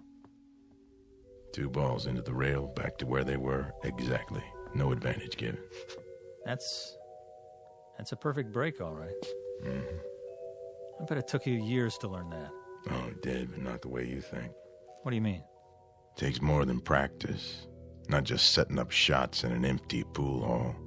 You have to handle the pressure out there in the real world. Well, this is my world. You're on my turf now.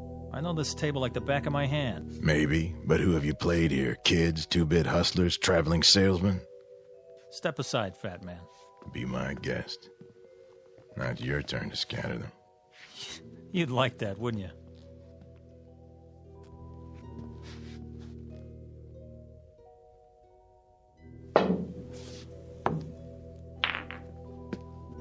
A safety. Playing it close to the vest, aren't you? That's what you call strategy. What are you going to do now? I'll try to think of something. There's always a power break. Yeah. But if nothing falls, you leave me wide open. And if I sink one, you're really in trouble. With luck, I can run the whole table. Prove it.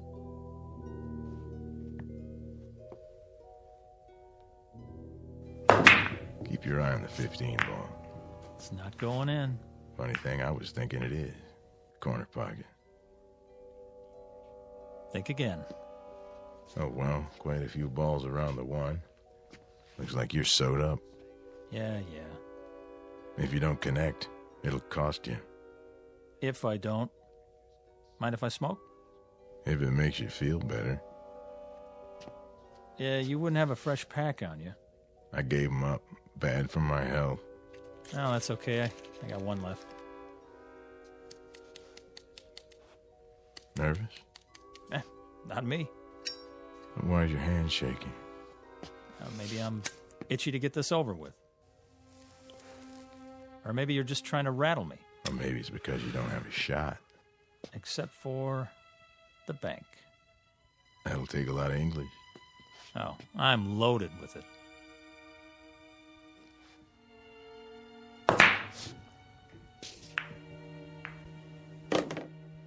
So you are.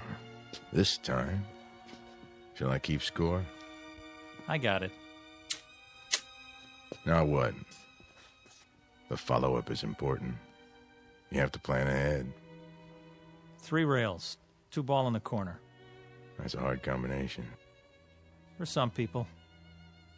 Watch your angle now. You watch it. Oh, I am.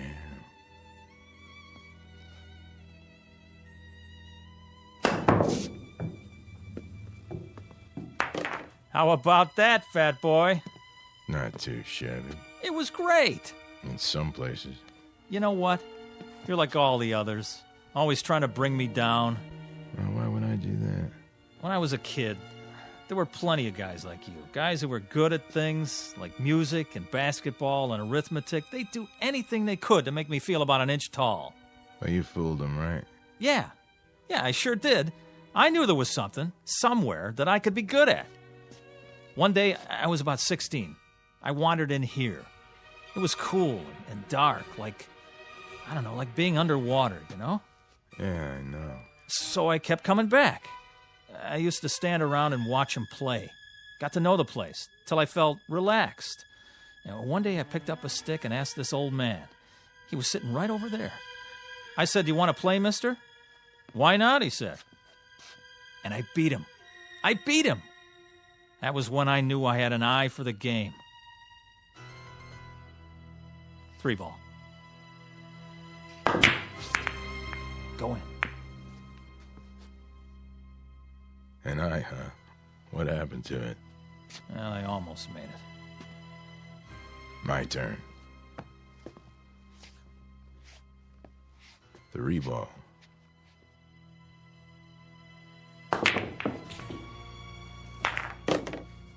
You know, almost works a lot of the time, but not in geometry.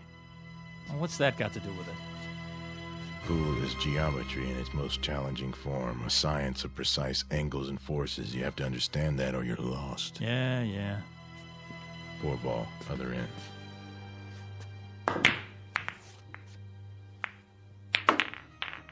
Lucky shot. Luck had nothing to do with it. 5 in the side. Angles, forces, big deal. Now who's sewed up, huh? I'll admit, it doesn't look good. You can say that again. If you don't hit the 5 first, you scratch. And that'll cost you points. Mm-hmm.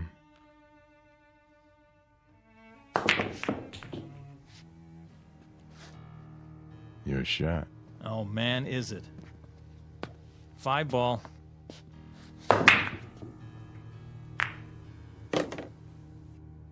Six.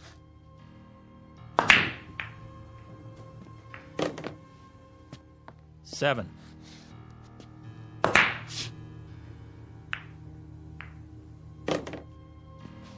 Now the 8.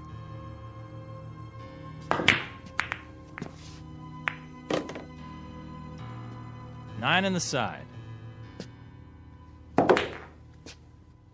10.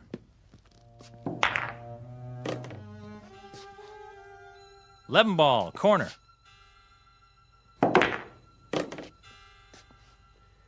I have 59 points. You have 7. The game still has braces on its teeth. Rack 'em up.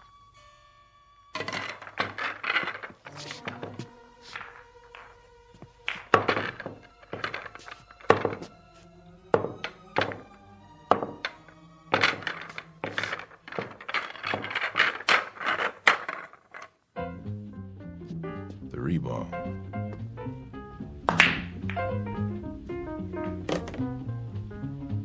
Four in the side pocket.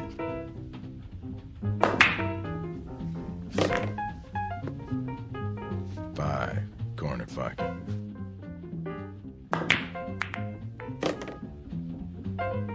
Nine in the side.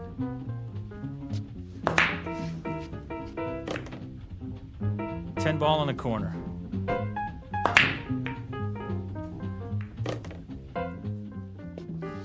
11.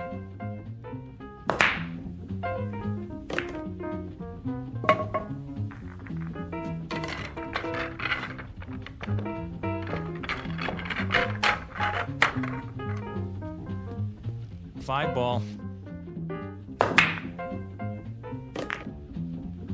6. 10. 15 ball. Ha! Your shot. No kidding. Just in case you lost track. Tell you what I'm gonna do, fat boy. Let me make it easy on you. No thanks. Hey, I'm trying to do you a favor. For what reason? 'Cause I got feelings. Come on, admit it. This must be humiliating. Oh, I wouldn't say so. Well, let me say it for you then. The game's as good as over. Is that what you think? You want to throw in the towel and walk away? I'll let you. You will, huh? Sure. That way it won't hurt so much. It's not over till it's over, son. Be serious. Look at the score. I got 299. So I see. Well, what does that tell you? I need any ball to win. That right? Time to face facts. There's no way. You might as well throw in the towel. I've been in tougher situations than this. When? There's more to winning than scoring points. Oh, yeah? Like what? Something you can't learn in here. Then why don't you teach me? Go on, I'm all ears. Takes time. So? That's something you got plenty of, right? Talk is cheap. The big things you have to learn for yourself. Quit stalling, it's my shot. In an awful big hurry, aren't you? To be the best? Oh, you better believe it. I've been waiting years for this. One more shot and you are history, fat boy. There's a new shooter now and his name is Jesse Cardiff. Back off and give me room. This is something I'm going to remember for the rest of my life.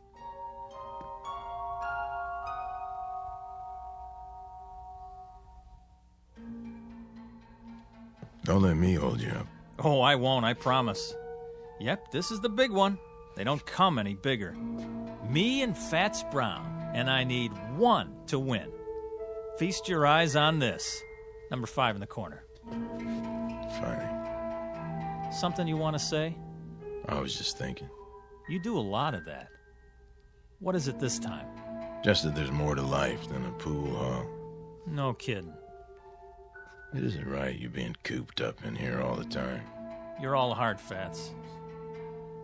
You ought to get out a little, see what's going on. I've heard that before. From Pops. Now, what about you? What about me?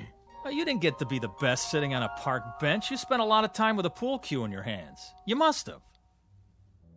Of course I did, but I found time to live, too. I've been to places where they never heard of billiards. If you call that living, why would you want to? Why bother? It's not easy to explain, but I'll try. I may not look the part, Jesse, but I've done other things, too. A whole lot of other things. I've made love, walked uphill, and swum in the ocean. I've been on airplanes and cruise ships and played tag with little children. And when I think of the wonderful things there are to see and do in this world, it hurts me to think of you rotting your life away in this miserable dark hall. What? Oh, I get it. Nice try. What's this, you don't believe me? Doesn't matter whether I do or not. You're trying to distract me, so I won't make my shot. Am I? That's a lousy thing to do. But it won't work. 5, corner pocket. Hey, what are you doing? Doing? Oh, you mean the coin. Sorry, it's an old habit of mine. Take your hand out of your pocket. Sure, if you like. Now don't say another word, just for a minute.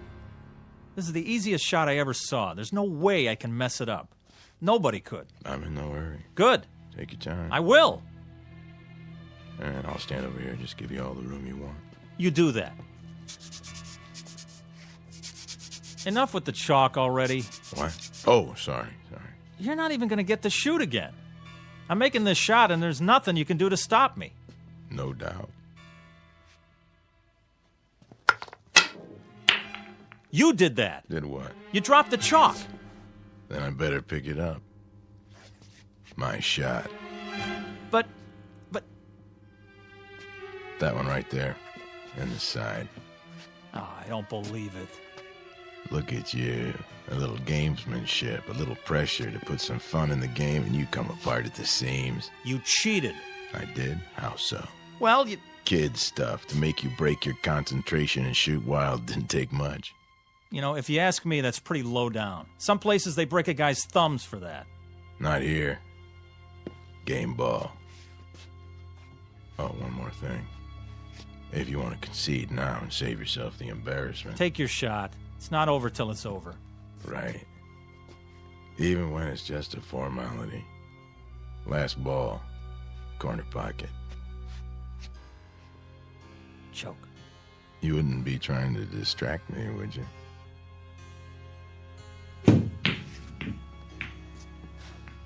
Ha! Almost. Almost doesn't make it. There it is, the game ball again, right in front of me. All my life. So you said. Okay, you had your fun.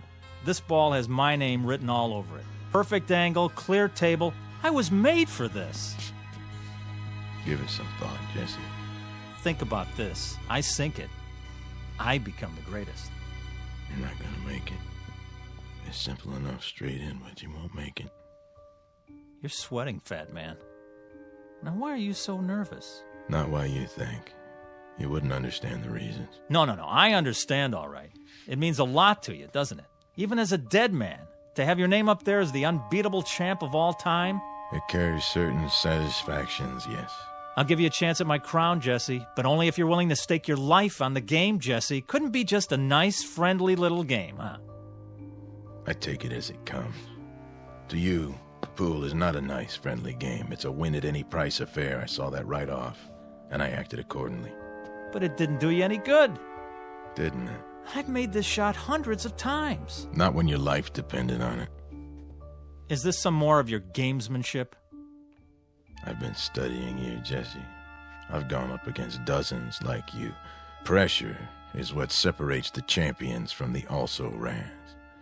I've seen men who could shoot brilliant pool, but they were duds when the stakes were high. That's why I insisted we play for something big. What does it matter to you if I win or not? Afraid I'll take your place? Is that it? Did people stop talking about Dempsey when Joe Louis came along? Did Beethoven replace Bach? No. He wouldn't replace me. Then why? Someone has to keep the flame. Someone has to weed out those who haven't got what it takes. The champions, the legends, they serve a purpose. To be a challenge and an incentive. I don't need a challenge. Everyone needs a challenge, Jesse. Someone great out of the past to say, match what I've done, boy, and make it better. That's true of all walks of life. Music, politics, sports, you name it. Musicians all over the world have been better because of Bach and Beethoven and Mozart. There's a man in the White House who can look out his window and see the Washington Monument and the Lincoln Memorial. Don't you think it helps him to be a better president? Yeah, but a game of pool? Anyone who tries to be good at anything finds himself in your shoes. He finds himself faced with a legend. And when he can't measure up to the legend, he fades away, he dies, and is forgotten. I'm only a pool player, Jesse, but I'm the best.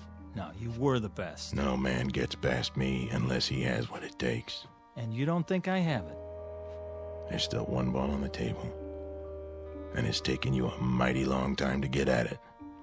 You wouldn't believe this, Jesse, but personally, I'd like to see you win. Yeah. Yeah, I've only been doing my job. Stand back and give me some elbow room. Wait, Jesse. Oh, no. I've been waiting too long. Before you shoot, think about one thing. What? Sink that ball and you may win more than you bargained for. You're wasting your breath. Don't you get it? There's nothing you can do to stop me now. Nothing. Sorry, I was required to say that. Something along the lines of a disclaimer.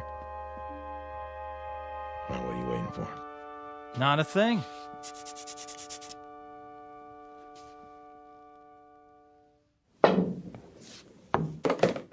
Ha! Win more than I bargained for, huh? Is that what you said? Well, it's over. I beat you. Looks like you did. Now I'm the best. I'm the best at something.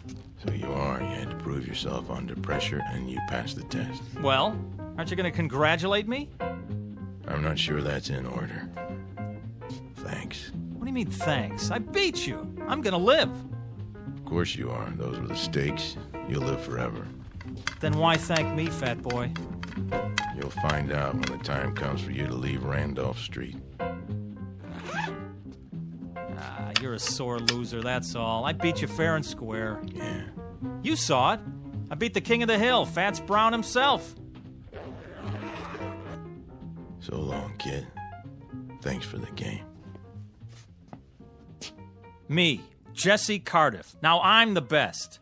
And I'm going to stay the best, because nobody's ever going to take it away from me. Not ever. From now on, it's me, Jesse Cardiff. You hear that, world? Jesse Cardiff. Jesse Cardiff. Jesse Cardiff. Jesse Cardiff. Jesse Cardiff. Jesse Cardiff. Jesse Cardiff. Jesse Cardiff. Yeah. Report at once to Mason's Pool Hall, Sandusky, Ohio. Mr. Jesse Cardiff. You're needed. Yeah, I'm on my way.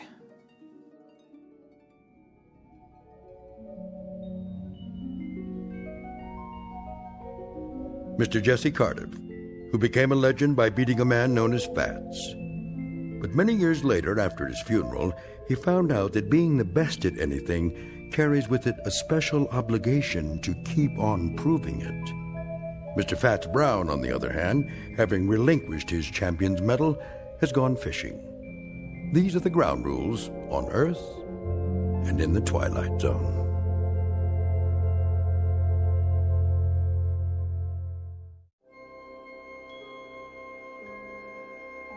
Hi, this is Carl Amari, producer of the Twilight Zone radio dramas. I'd like to take a moment to tell you about our official website at twilightzoneradio.com. where you'll get the latest news and information on these Twilight Zone radio dramas. Plus, at twilightzoneradio.com, you can digitally download 3 free episodes or any of our episodes for only $1.95 each. In this age of ever-changing technology, we've decided to make these episodes instantly available to you by making the Twilight Zone radio dramas a digital download-only series. This means that this series will no longer be offered on CD. The CD collections at our website are now being offered while supplies last at buy one, get one free. So be sure to get your favorites before they're sold out. Be sure to visit us often, and I'll see you in the zone.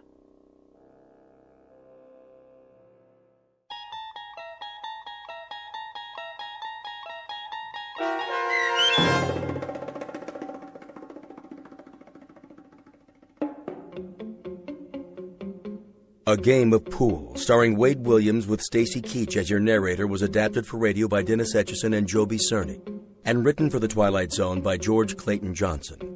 Heard in the cast were Craig Brawley, Doug James, Roderick Peoples, Sandra Delgado, and Linda Reiter. This copyrighted radio series is produced and directed by Carl Amari for Falcon Picture Group. Sound design and custom Foley effects for The Twilight Zone by Cerny American creatives Bob Benson, Craig Lee, Michael Slaybach, and Matt Sorrow. To learn more about the Twilight Zone radio dramas and to contact us, visit our official website at twilightzoneradio.com.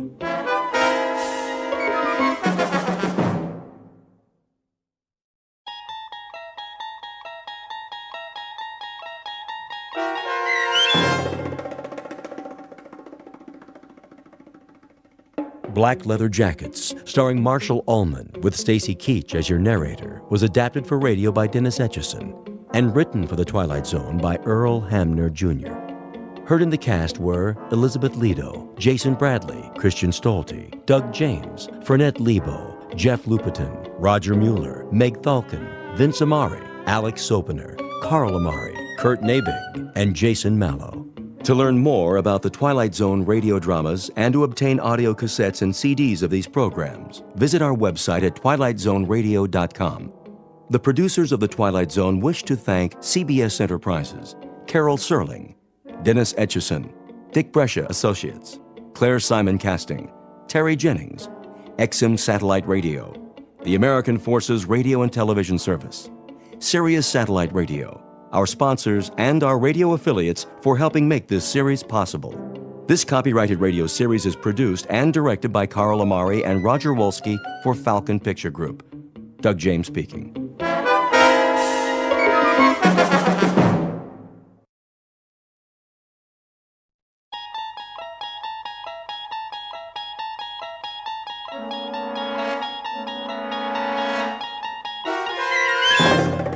You unlock this door with the key of imagination. Beyond it is another dimension, a dimension of sound, a dimension of sight, a dimension of mind. You're moving into a land of both shadow and substance, of things and ideas. You've just crossed over into the Twilight Zone.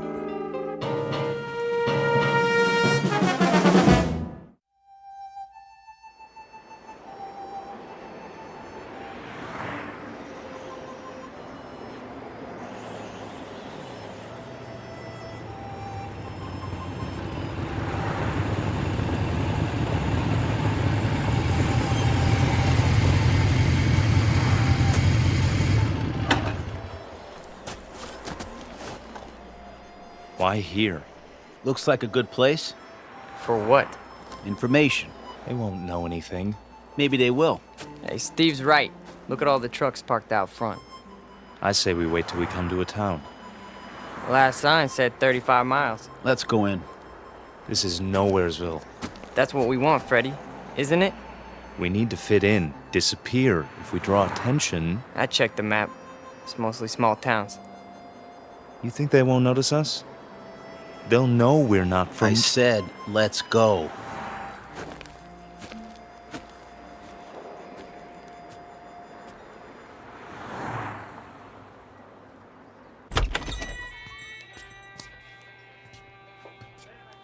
Hiya, boys. Sit anywhere you like. Got some seats at the counter. Thanks. 3 cold ones? Sure. Fine by me. How's your water? That all you want, Blue Eyes? I just wondered how your water supply is. Pure as can be. Down the mountain and over the dam. 1 double shot of H2O coming up. And, 2 long necks. Make it 3. That's more like it, honey. Any, towns around here? You bet. Stay on the highway and you'll hit Fairview. Lots of bikers stop at the motel just inside the city limits. Fairview. Nice place, is it? Oh, it's okay. Kind of quiet. Shops, schools, not much to do. Sounds just right. Yeah? You boys looking to settle down? We might. No kidding. Well, what do you know? Saw your choppers out there. Figured you were just passing through. Hey, they have houses to rent in Fairview? He means pads. Cribs. Someplace to crash. Well, I couldn't say, but you could ask. Where? There's an office on Main, R.C. Jones Real Estate. Park your choppers down the street, though. Don't want to give them a heart attack. We'll remember that. Here's from a bill, Franny. Sure thing. Coffee, burger, and a Coke. How you keep the change? Your tip. Why, thank you kindly, George. You come back and see me on your next run now. You know it, doll. You boys need menus. I got a burger basket special with fries. No thanks. Sure? Strong young fellas like you.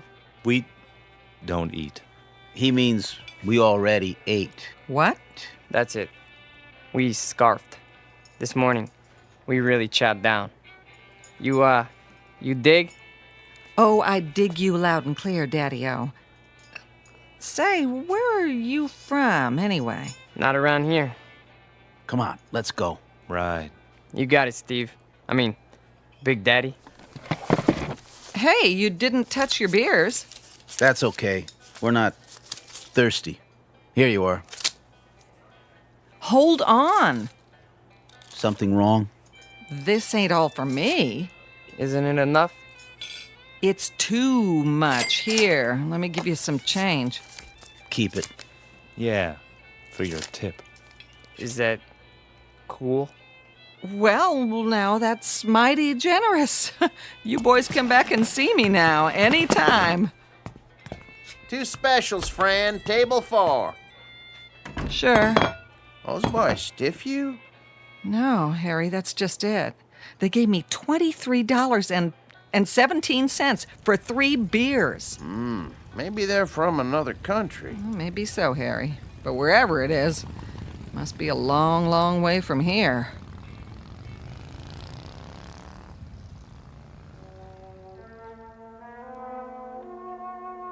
Three strangers on motorcycles dressed in black. We call them Steve and Scott and Fred, though their names aren't important. They look a bit dangerous, but in truth they're just passing through, at least for now. They're on their way to a small town with tree-lined streets and white picket fences. A quiet town in the Midwest. But take a look in the eyes of these young men, and you'll see something deeply mysterious. Because they are most definitely not from around here. The truth is, they have arrived to lead us all into the Twilight Zone.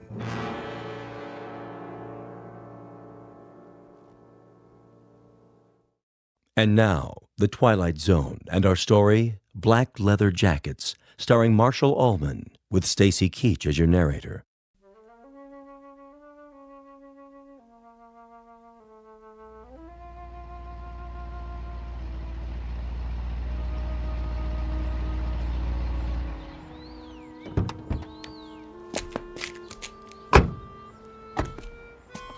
Well, this must be the place. Amanda Drive. That's what Jones said. The old Anderson's house. Knock on the door and tell them we're here. I'll open the truck. Don't look like anyone lives here. The for rent sign's still up. That's because they're just moving in. Probably going to meet us. What if they don't show? Well, we wait an hour, put it in storage, cost them extra. Go on, knock. Okay.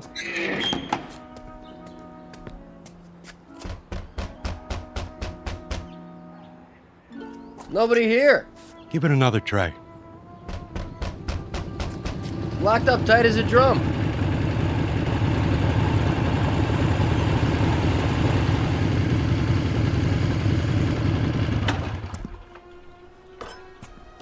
Well, looky here. A couple of creeps messing around our property.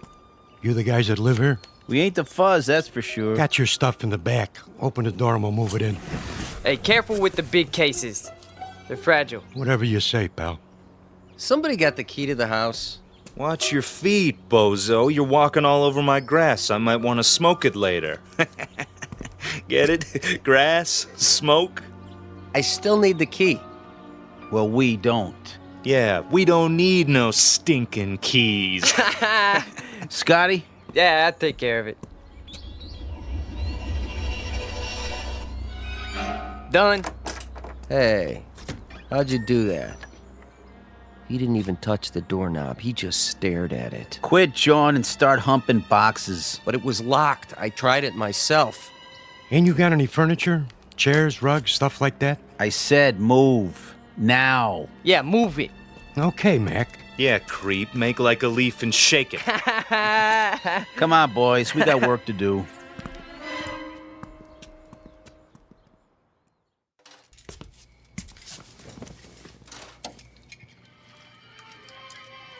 Martha? Yes, dear. Here's that movie you wanted to see. Be right there.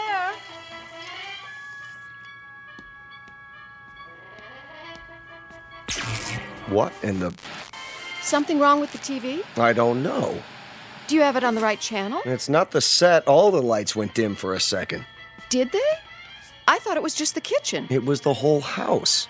Anything still running in there, the dishwasher? No, the dishes are all put away. There it goes again. Maybe it's the antenna wire. I doubt it. It slipped loose once before. That's easy enough to check. What do you see? It looks all right to me. Then what do you suppose? Martha, come over here. See something? The roof next door. There, against the moon. What is that? Looks like some kind of electrical device. Well, that wasn't there this morning, was it? No, the Andersons didn't leave anything. Must be something those men put up. Right, the three who moved in. Wouldn't that be just our luck? What? Not only are they motorcycle-riding hoods, they're ham radio operators. Is that bad? You don't know what it does to TV reception. I have a good mind to go over there. Honey, please. Daddy? What is it, Ellen?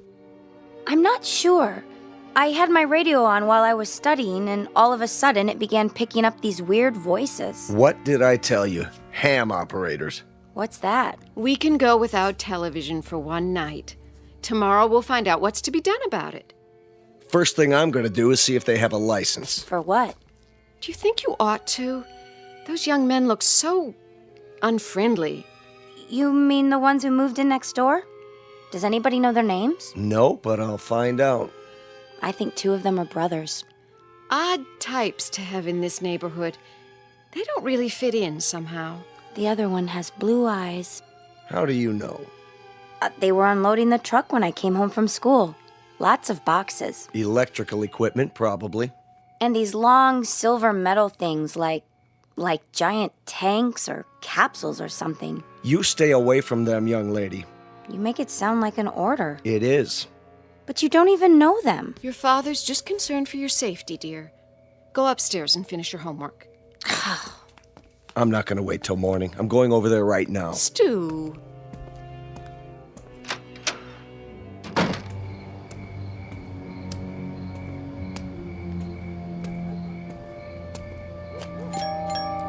Hello?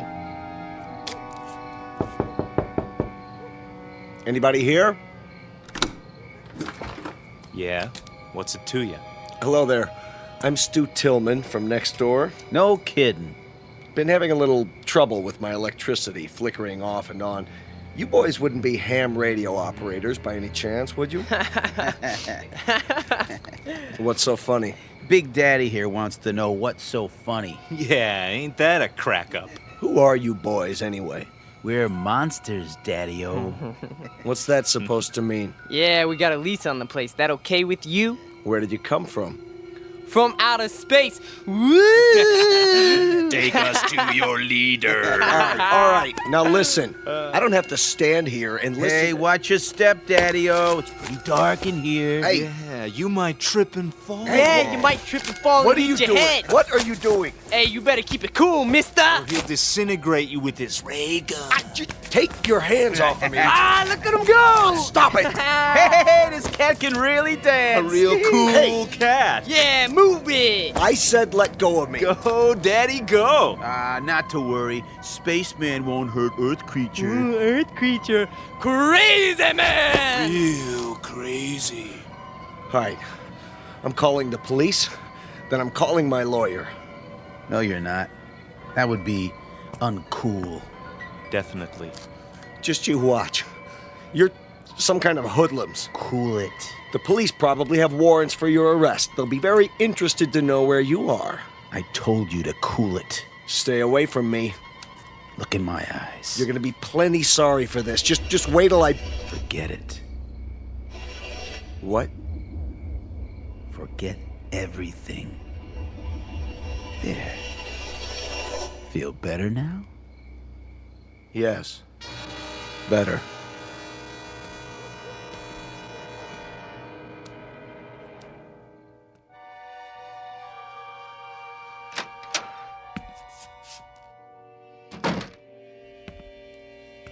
Stu? Stu, I was worried. Did something happen? Martha? What happened over there? Nothing. Nothing at all.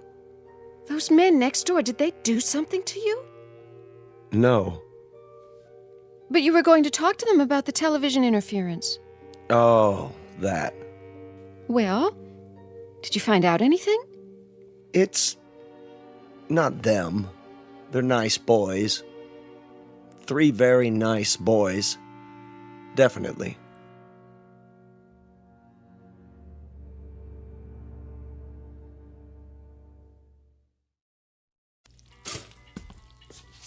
Morning, Mom. Gotta go. Oh, no, not till you have your breakfast. But I'll miss the bus. Then you'll just have to walk. The exercise will do you good. I can't walk in these shoes. Here, I'm eating my toast, see? And your juice. Where's Dad? He decided to sleep in. I think he's coming down with something. Well, kiss him for me. Bye. Not so fast, young lady. I've got some scrambled eggs here. That girl.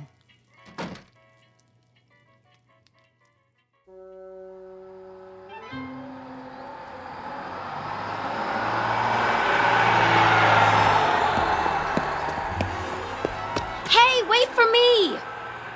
Oh, darn you anyway. Hey, trouble? You see that bus? Yes. I mean, yeah. I checked it out. What gives? Drove off right in front of me. It's a game with them. They just love to make people suffer. Why would they do that? Beats me. Definitely, uncool.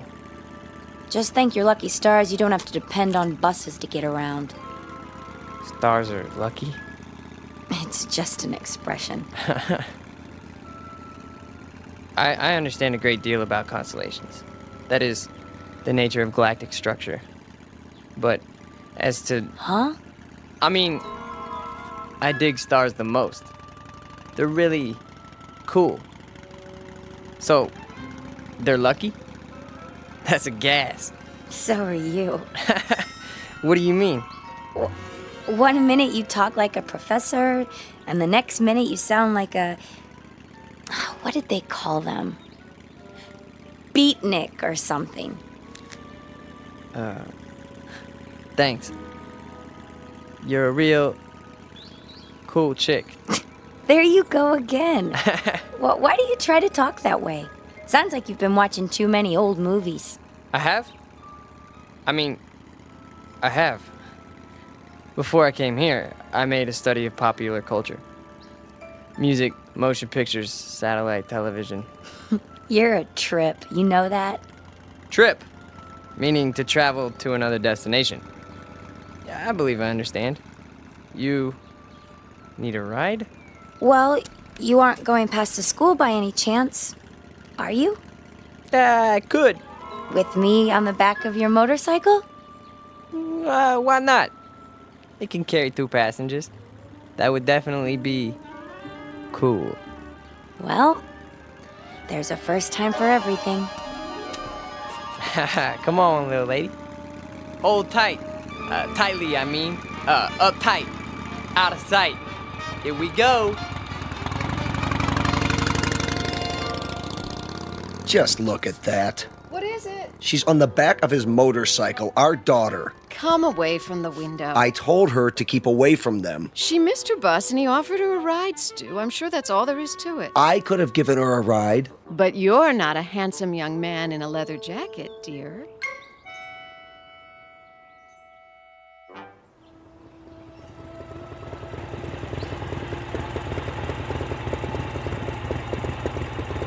Here! What? You can stop here. I don't see any school. It's on the other side of the park. Then why are we You stopping? got me here so early, I thought I'd walk. The park's so pretty in the morning. How much time do you have? My watch says 8:30. Class isn't until 9. Oh. Would you like to take a walk? Sure. That bench over there is my special place. We could sit for a while if you want. Okay. It's nice here, isn't it? I guess. I sit here sometimes and think. Try to figure things out. Like what? Oh, I don't know.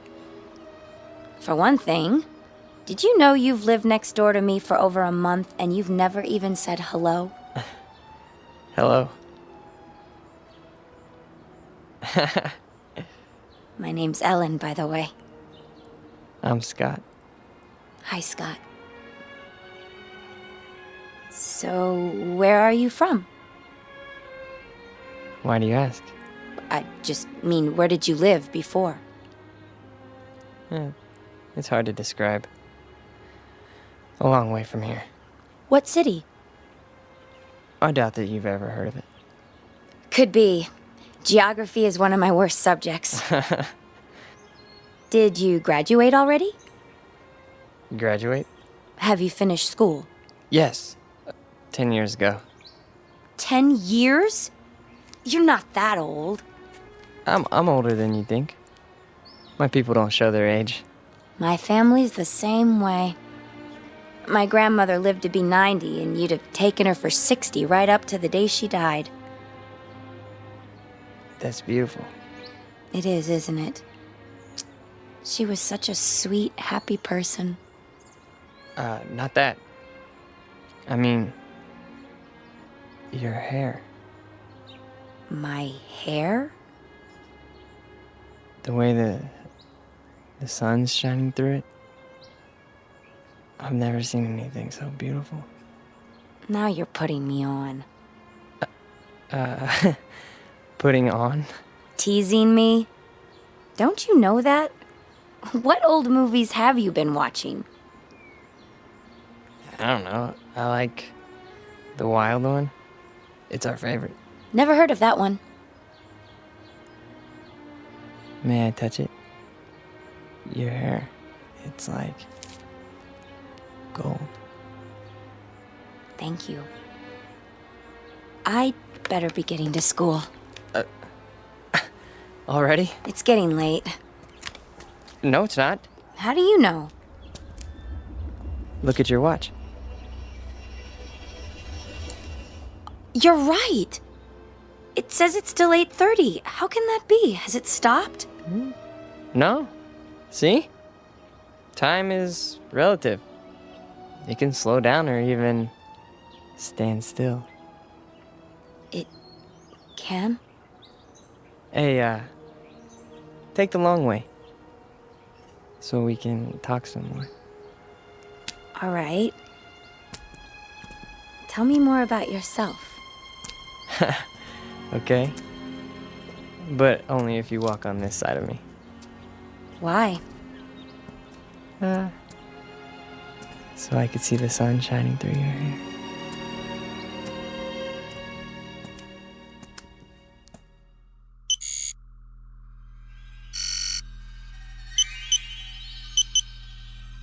It's time. I know that. Where is he? He got delayed. He'll be here. I'm not interested in excuses. Neither is the controller. We could try to pick up his image with the eye. Don't try. Do it. There he is, on the screen. Looks like he's walking in a park with a human female. Has he no sense of time? What do we do? Proceed without him. We can't. The controller told us. It's my responsibility. I'll make the decision. Sir. Reporting in, sir. Be at ease. Where's your brother? We can no longer trust him. What has he done? He's formed an attachment for one of the beings here. What sort of attachment? I'm not sure yet. A kind of alliance. He's with a young human in spite of our orders. Continue without him. I'm sure he's on his way now. I said continue. We have been in touch with all units. Good. The second wave has landed successfully and are now concealed as planned.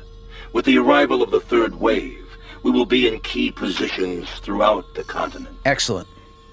The locals, are they suspicious? Not a bit, sir.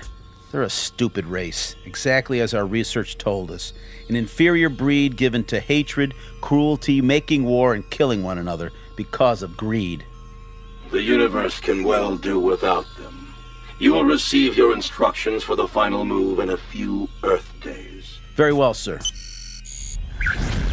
I'll tell brother as soon as he gets here. No time for that. We have to bring him in, now.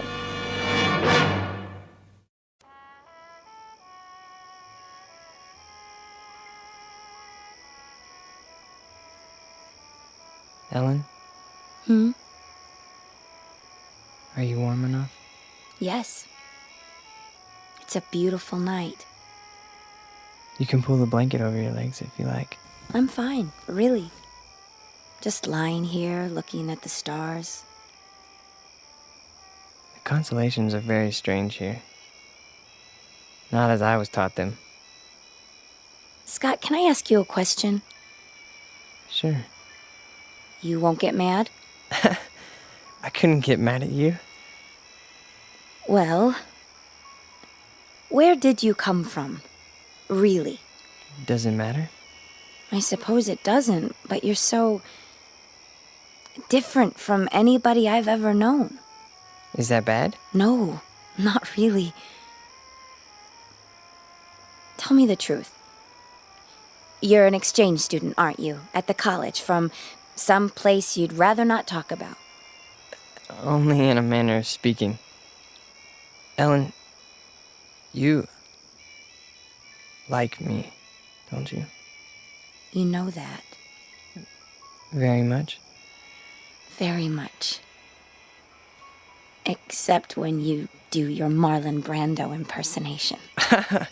What do you want, roses or something? Come on, I thought I did a pretty good job. We studied your motion pictures. That's just it. You must have looked at nothing but old movies. People don't talk like that anymore. Well, what about the clothing? Oh, don't go changing that. Your leather jacket is way cool.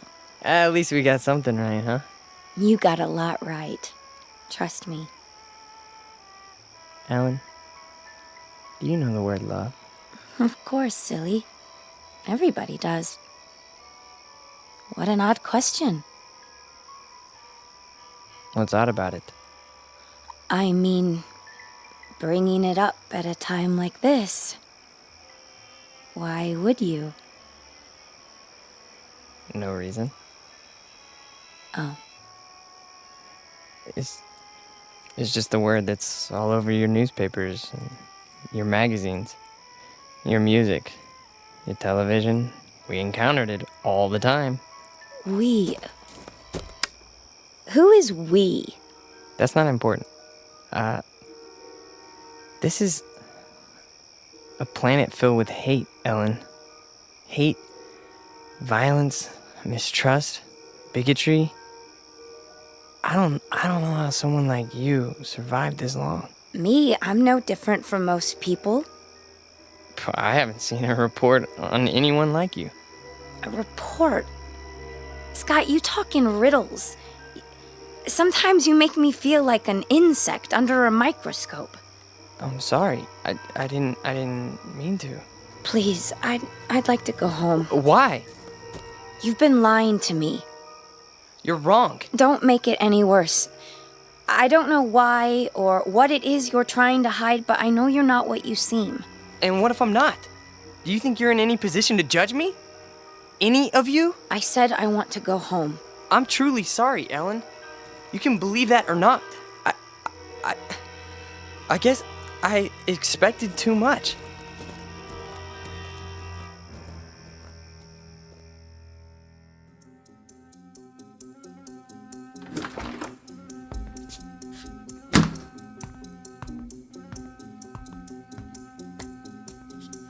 Where have you been? I told you, I was riding around. Every day for the last 5 or 6 days? Yesterday when I sent you to the ship for food? Or last night when you were supposed to be on guard? You think I don't know? I've had the eye on you every minute. If you know, then why are you asking me? I told them before we came you were too young. You'd lose your head, run into situations you couldn't handle. There's too much at stake. I've done no harm. Haven't told her a thing yet, huh? No. Well, now you won't have the chance. We're too close to finishing this mission. Yeah, well, you better go to the control room. Your master's calling. You're a master too, and don't forget it. From here on out, you're just along for the ride. You're not a good enough risk.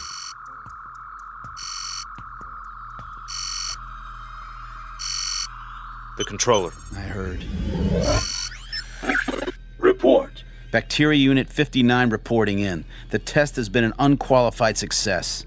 Good. Unit 70 through 100 have reported the same result. What is your time estimate? 30 minutes to the reservoir. Approximately 24 hours for the bacteria to multiply to saturation. How soon before you see results? Within 30 hours, we should witness 50% fatalities. I estimate a total of 48 hours before total extermination. Have you coordinated with other units in your area? We have. And the result? There are 29 bacteria units near the water supplies in this state. We should reach complete contamination of the population within 2 days. Very well. Begin Operation Invasion, Phase 2, at once. Yes, sir. At once. So, the time has come. Ah, brother. You've decided to do your duty. It's not what I was told would happen. Of course it is. Not this way. A portion of the population was to be saved. For study, if nothing else. The controller's word is final. Yeah, well, not if I can help it. Where are you going? We've got to stop him. Doesn't matter now. He's too late to stop it.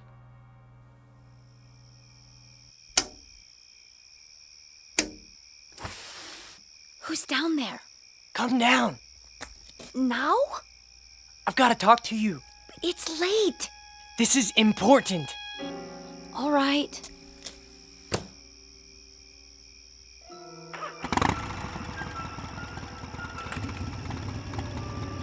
Brother! You're there in the bushes! I can see you! Back to the house and wait, Scott. You're making a mistake. These people aren't worth it. Scott, what's going on?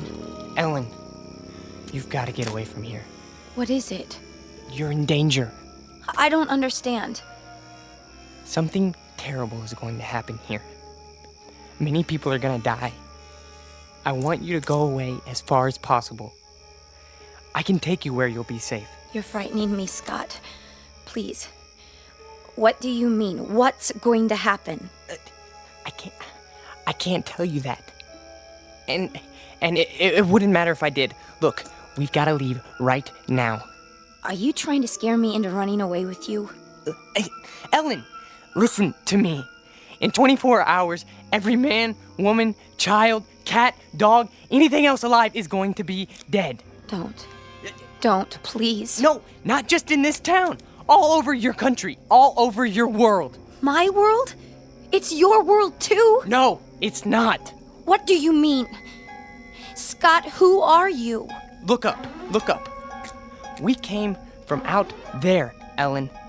From beyond those stars. There There are thousands of us here on Earth right now. Our people, we need room. We're gonna set up colonies here. I don't believe you. We've had bacteria units in every country on this planet for months. They have enough to poison the drinking water of the entire world's population. Scott, I'm going to walk with you over to your house. No, it's too late. Even if it is, I think we'd better wake your friends and let them get you to a doctor. No, you don't understand. You haven't seen, okay? The leader, the controller speaks to us from a giant television screen. All we ever see is his head. A metallic mask with slits for eyes, a nose, a mouth, but no lips. And his voice, that's... Scott, I love you, but you're not well. You're... Oh, Scott. Ellen! Ellen! Ellen!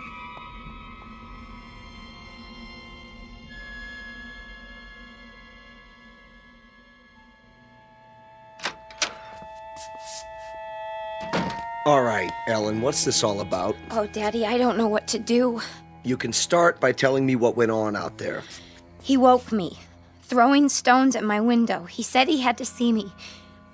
Daddy, I think he's lost his mind. He's never been this way before. Tonight, he was almost raving. Exactly what did he say? Crazy things. That he's some kind of spaceman and they're taking over the Earth and we're all going to die. Poor boy. We'd better get him help. Ellen? Why aren't you in bed? Stu? Hold it. I'll explain everything. Sheriff Station? Deputy Harper? Let me speak to the sheriff, please. Sheriff Farley's on vacation. Sir, can I help you? My name is Stuart Tillman. I live at 11575 Amanda Drive. Yes, Mr. Tillman. There's a mentally disturbed boy living next door. That right? And before he does any harm to himself or anyone else, I think he ought to be picked up. Honey, what's happened? Oh, Mother. There now. What makes you think he's mentally disturbed? He's been scaring my daughter with some kind of man from Mars story. Claims he's part of an invasion force that's going to take over the world or some such nonsense. All right, Mr. Tillman, let's you stay right where you are. We'll take it from here. In fact, I know exactly what to do. Definitely. Hey, Red? Yeah? Yeah, we got control on Amanda Drive? Sure do. We'll be right there, Mr. Tillman. Thank you. Are the police coming? Yes, in a few minutes. That's good. Now, will somebody please tell me what's wrong? Sure, in a minute. Only what? I wonder what he meant by control.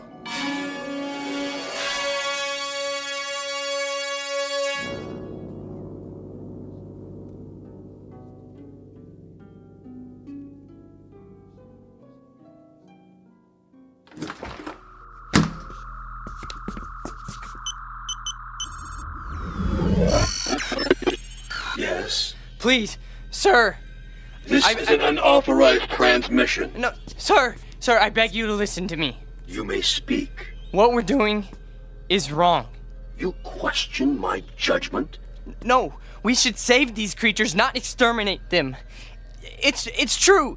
They murder and hurt one another and are subject to unreasonable hate and prejudice, but the murderers, the cruel ones, are the brutes found in any race. These people have capacity for love. I know it. Our research disproves that. They are a world of angry, frightened people. No, I tell you. I have lived among them. They learn love from their God, and they teach it to their children. There is more of love than hate here. There's no need to kill them. It's too late. Not if you order the plan to stop. For you, a defector, a traitor to your own kind. No, I'm not. You are a traitor. This transmission is ended.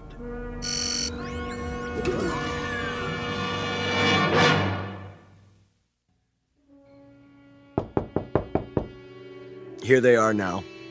Are you sure this is necessary? Yes. Please, Daddy, tell them not to hurt him. Mr. Tillman?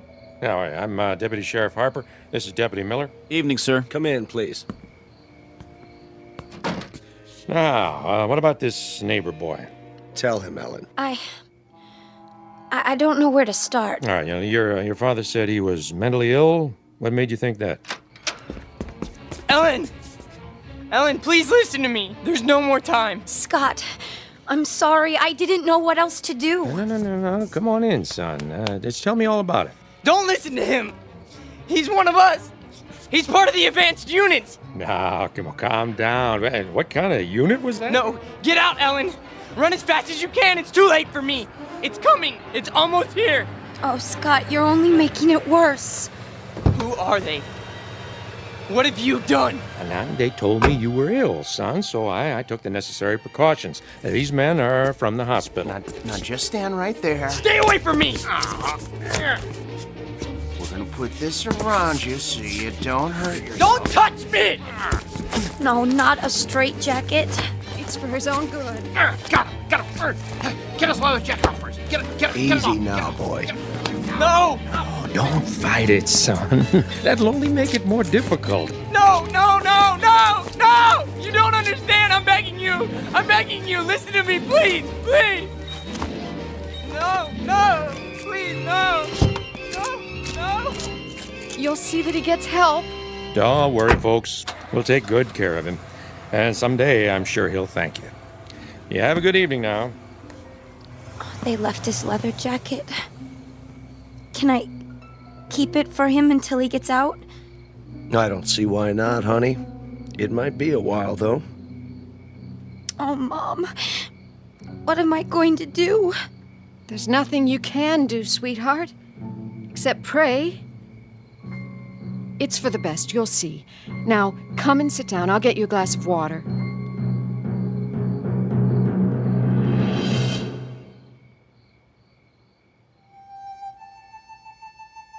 Portrait of an American family on the eve of an invasion from outer space. Of course, we know it's only fiction. And yet, you might think twice when you drink your next glass of water. Be sure it's 100% pure and not imported directly from the Twilight Zone. We'll return to the Twilight Zone in just a moment. You are about to enter another dimension. A dimension not only of sight and sound, but of mind. A journey into a wondrous land of imagination. Next stop, the Twilight Zone. Hi, this is Stacy Keach. I'd like to take a moment to tell you about our Twilight Zone website at twilightzoneradio.com. At twilightzoneradio.com, you'll find the latest information on these Twilight Zone radio dramas, including behind-the-scenes photographs, plus the newest product releases, trivia contests, ways to contact us, other Twilight Zone-related info and merchandise, plus links to other fascinating websites. So make your next stop twilightzoneradio.com. Visit twilightzoneradio.com to purchase these Twilight Zone radio dramas on cassette and CD, or call toll-free 1-866-989-ZONE. That's 1-866-989-9663.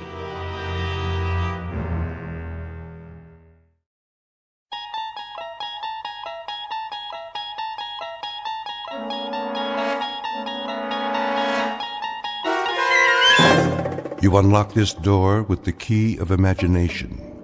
Beyond it is another dimension. A dimension of sound, a dimension of sight, a dimension of mind. You're moving into a land of both shadow and substance, of things and ideas. You've just crossed over into the Twilight Zone.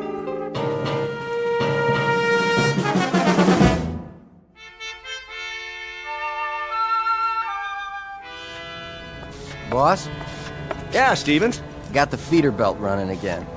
Already? All it was a bad bushing. I had Walters fix it. Hanley will be glad to hear that. How'd you do it? Well, the manual said replace the main bearing, but I know that sound, just like the old unit. Yeah. The one that used to go down all the time? Good thing we saved the parts. We reground a roller and oiled it up. That's all she took. Well, nice work, Stevens. Real nice. Tell Walters thanks for me. No problem. Hey, Dick, how's it going? Oh, looking good, Mr. Hanley. I got the conveyor belt running. Should be back to capacity. Great. That'll bring the numbers up again. How to make the old man happy, huh? Oh, I don't know about that. Well, we do our best. I got me a real team here. Sure you do. Some of the boys, they know more about the plant than anybody. Been here longer than the old man. Walter Hanley, please come to the main office. Supervisor Hanley to Mr. Whipples' office right away. Second time this morning, huh, Mr. Hanley? Maybe you're getting a promotion. The old man just keeps pushing. He's on an efficiency kick, wants a 10% increase. For the quarter? For the week. Yeah? How are we supposed to do that? Don't ask me. Must be that computer of his. Some computer. I mean, numbers are one thing, but there's a limit. A man can only do so much. I'll tell Whipple you said so. Now, don't do me any favors. I got one more year to go, and then it's pension time. You? You'll never retire, Bob. You want to bet? I got a date with some big-mouth bass waiting right up at the lake. I can hear him calling. That's not fish. That's the old man. Telling you to whip your boys like government mules. Well, then you can tell him this. You tell him to come down on the floor and work a shift sometime. He'll find out what it's like. We're not machines. I know you're not, and I'm glad of it. You're doing great, Bob. Try to squeeze out another 5% if you can. That ought to keep him happy for a while. And tell the boys I appreciate the good work. From all of them.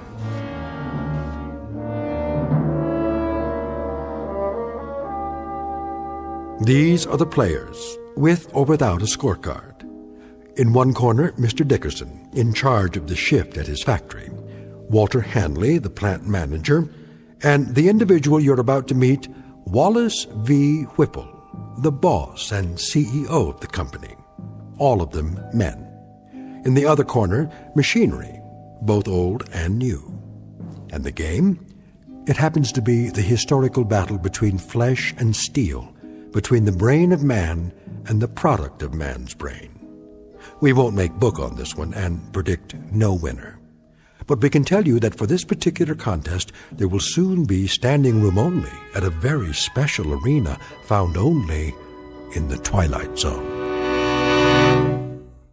And now, The Twilight Zone and our story, The Brain Center at Whipples, starring Stan Freberg, with Stacy Keach as your narrator.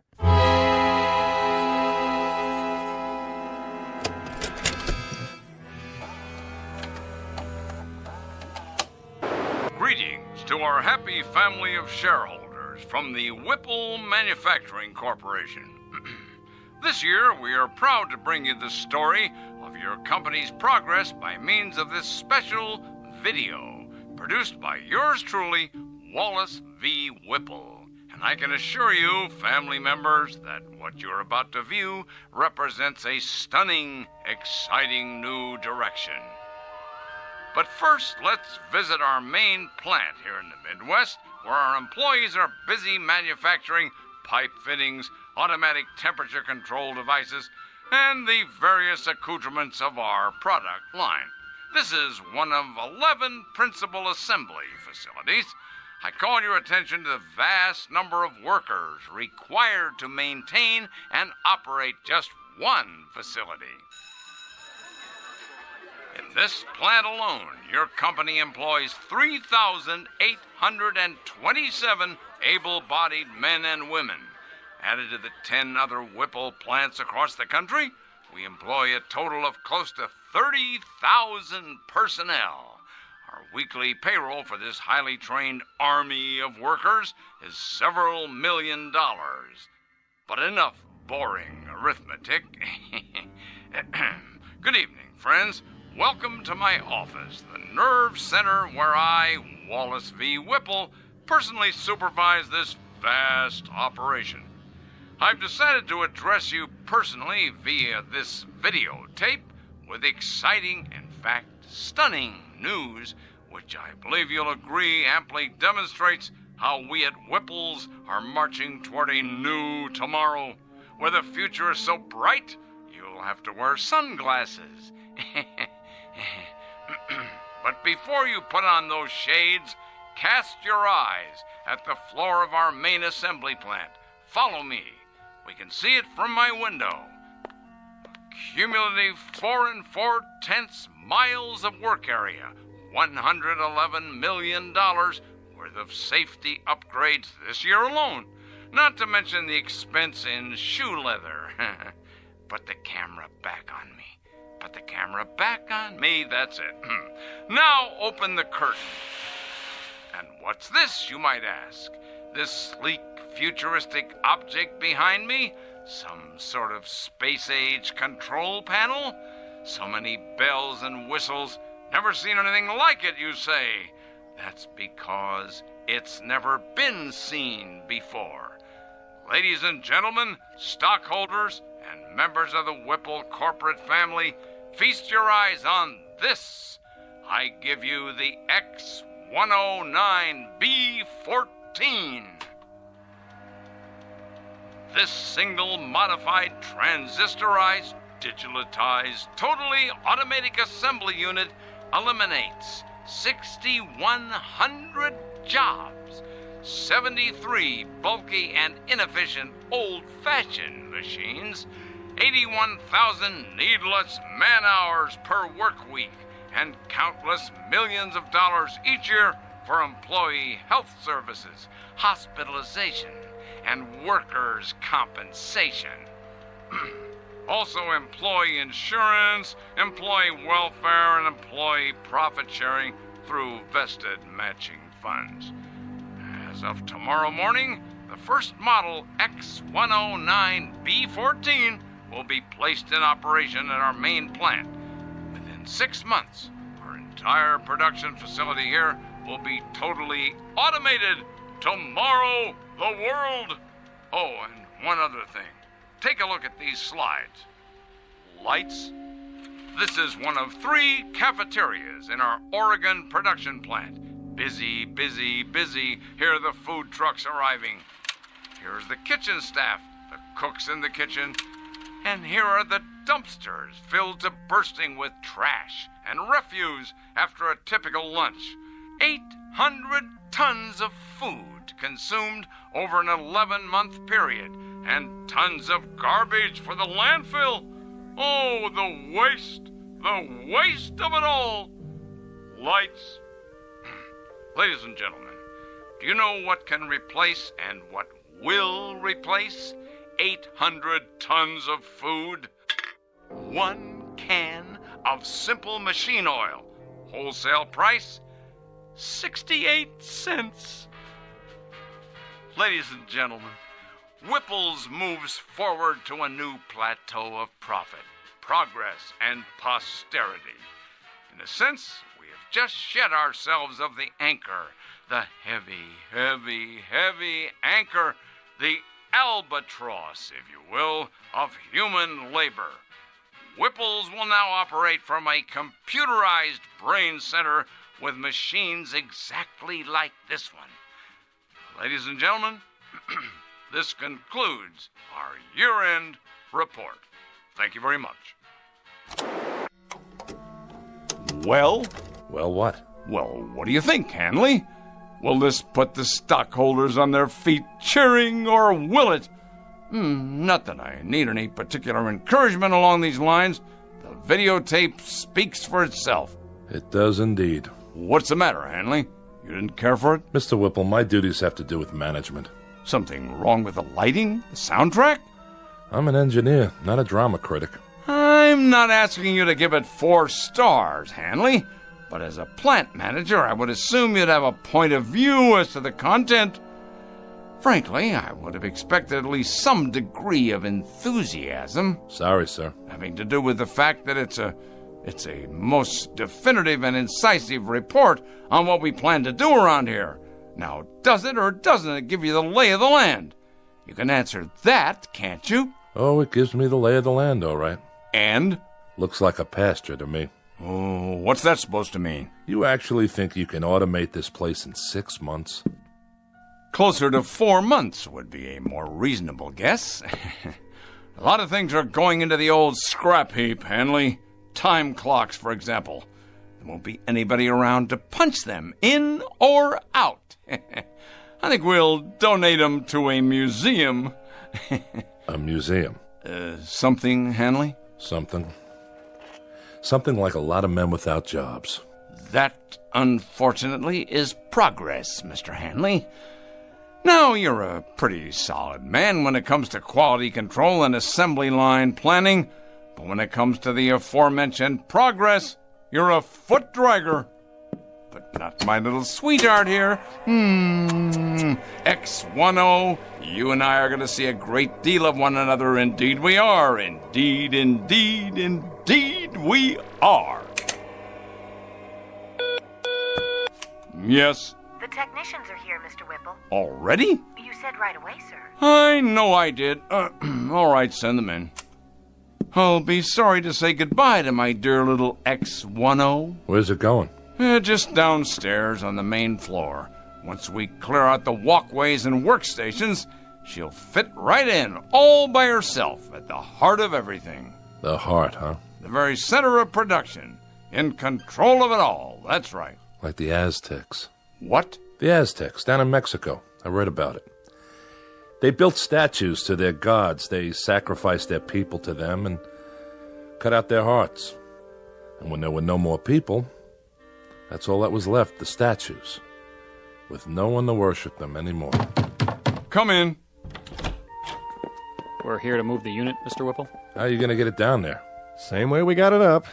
On the freight elevator. We'll have to disassemble it in sections, I guess. Yes, well, be careful. That baby is the future of this company. Yeah. Treat it like a god. You know what your trouble is, Hanley? You're holding on to the 20th century so tightly, your knuckles are white. And what century are you holding on to? The 19th? The 21st. To live in this new world, we need to jettison old baggage. Throw off the dead weight. And that includes the wholesale firing of 20 and 30-year men? Without regrets? Regrets, indeed. This has to come with regrets, huh? Well, I'll let you handle the regrets, Mr. Hanley. Yes, that'll be your new responsibility. Make a little sign for your desk. Mr. Walter Hanley, plant manager in charge of regrets. You're so hell-bent to replace men with machines. Did it ever occur to you that there's a trade-off? Pride for efficiency? Pride? Pride. Craftsmanship. What a man feels when he tries to make something as well as it can be made. What do you suppose that bloody machine feels? Anything? Anything at all? What the devil can I do with pride? Can it? Bottle it? Package it? Market it? How? I'm not selling pride here. I'm selling product. Your father, God rest his soul. Go ahead, Hanley. What about my father? Your father ran this plant for 40 years. He had an eye for profit, and nobody could accuse him of inefficiency. Go on. But he had something else on his mind, too. Tell me, Hanley. Tell me what else he had in his mind. Goodwill and the welfare of the people who work for him. Goodwill and the welfare of the people working for him, huh? Indeed, Mr. Hanley, indeed. And in some 40 years, he succeeded in doubling the size of the plant. That should tell you something. While his competitors quadrupled theirs. His competitors, Mr. Hanley, who were perhaps somewhat less preoccupied with goodwill and the welfare of the people working for them. They paid a fair wage for a fair day's work. But if they could put in a machine capable of doing a job better than a man, they did it. They didn't look backwards, they looked forward. Maybe the difference was this. They didn't have plant managers who succumbed to crying jags every time a pink slip got pinned to a time clock. I'm not crying. Good. You asked for my opinion, I'm giving it to you, that's all. Then we can begin. The foreman of the day shift, let's see, I believe his name is... Dickerson. That's it. I will now engage in some of that heart-filled compassion you value so highly. I will give Mr. Dickerson and his shift not 30 or 60 or even 90 days, but a full 4 months' notice. I put it to you, Mr. Hanley, what could be more compassionate than that? You make it sound like you're doing them a favor. Be good enough to send Mr. Dickerson in here, would you? Hold his hand, if you like. Pat his head, dry his tears, but get him in here.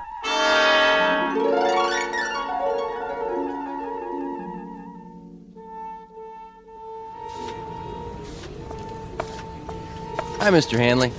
Hello, Stevens. Nice work you did on the conveyor. Thanks. It wasn't nothing. Oh, yes, it was. Human ingenuity. That's worth a lot. Just doing my job is all. You seen Dickerson? Yeah, he's over by the new gizmo. What do they call it again? The X109B14. Some handle. What's it for, anyway? It's a mechanical brain. What? With a lot of fancy electronics in it. Programmed to run the whole operation from one place. Well, if you ask me, it don't look very smart. My car's prettier than that thing. It's got a face, though. Where? The way those dials look. They could be eyes. Oh, come on. I'm serious. Well, then, it's a real ugly face. That's right. An ugly, miserable face. I want you to take a good look at it, Stevens, and remember it well. Because it's not a machine, it's an opponent. The face of the enemy. Don't ever forget it. It's a hateful face. This time we've got ourselves an enemy worth hating. Come on, let's get moving. On the job, fellas. Heads up. Pick it up. Let's go.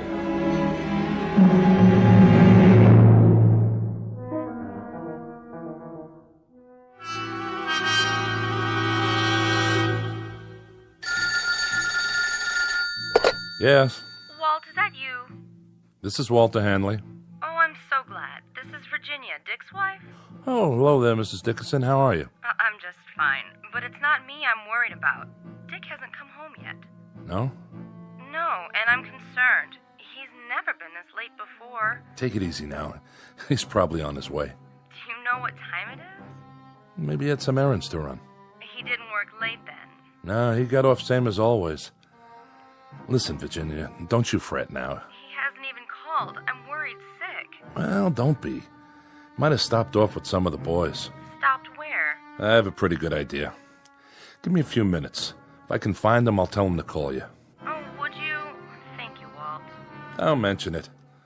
I'll call you one way or the other. Sit tight. Ah, Dick. Did you go and fall off the wagon again?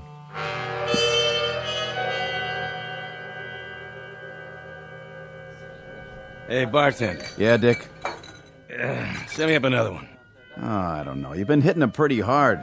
Just one more. It's getting awful late. It should have closed a half an hour ago. Why don't you go home and sleep it off? You know what these are? Pair of hands? Sure. Pair of hands. My hands. You know what else they are? I think you're gonna tell me. They're obsolete.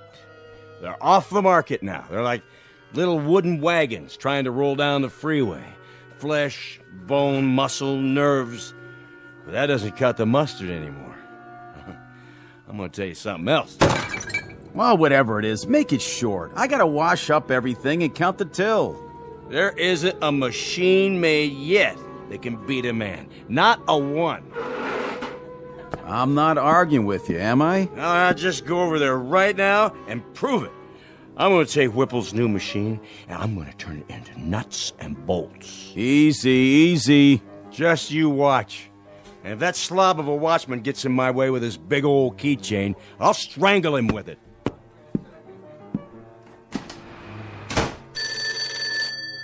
Mike's pub. No, Dick's not here. He just left. Yeah, he said something about going across the street to the factory to have it out with a machine or some such. Yeah, I know it's closed. But by the looks of him, I say that won't slow him down none.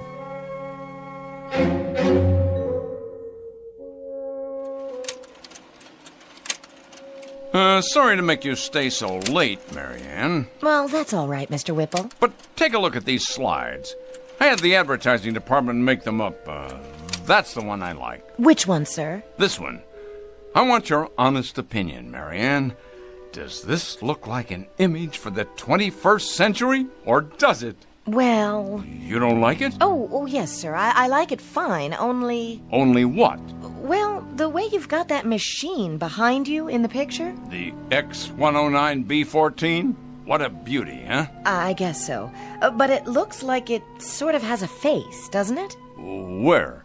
What face? Like it's carved in stone or something. You know, like those tiki things on Easter Island and nobody knows how they got there? Huh. I don't see that. Done in metal, of course, but with those two big dials, they could be the eyes. And the slot in front where the paper comes out, that's the mouth. Oh, yes. And the way it's behind you like that, it could be, well, your shadow or x-ray or something. It should be just you, sir, being so handsome and all. I see what you mean. Without the X109B14, however... Oh, do you want me to get that? WVW here. Who is this? Yes, what is it? Where? Well, you're supposed to be the watchman, Scott. Were you asleep or something? He's got a what? Well, why didn't you shoot? Yes, I know who he is. Never mind, I'll go out and look for him. But you better haul your duff over here in a hurry in case he shows up. Trouble, Mr. Whipple? Not really. Some drunk barged his way into the factory.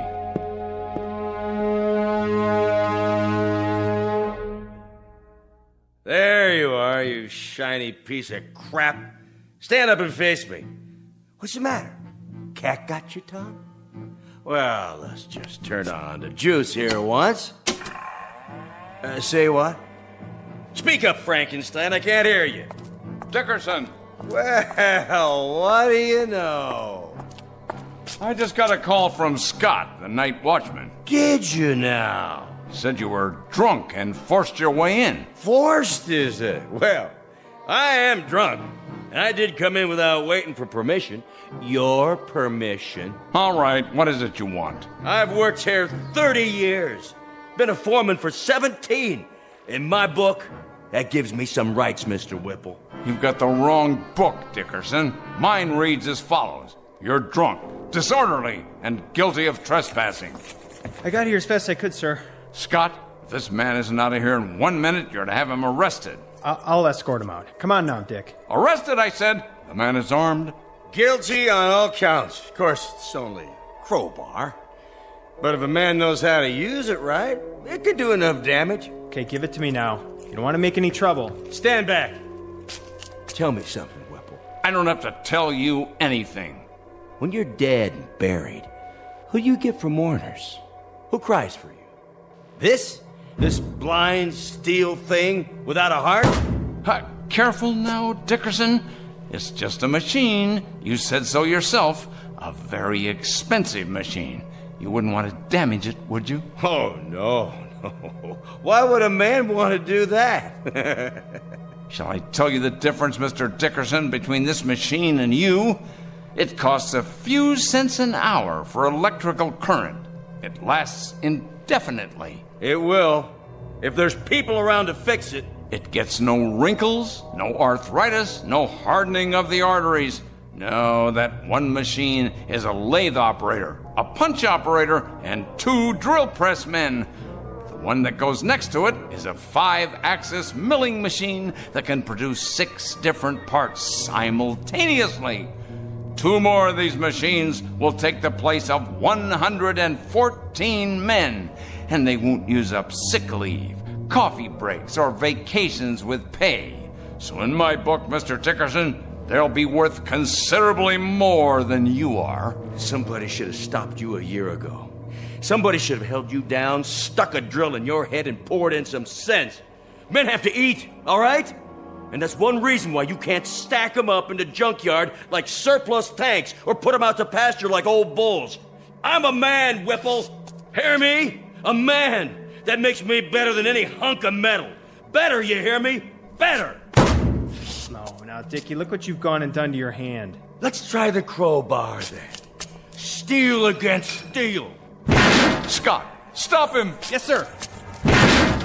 I tell you, stop him. Move.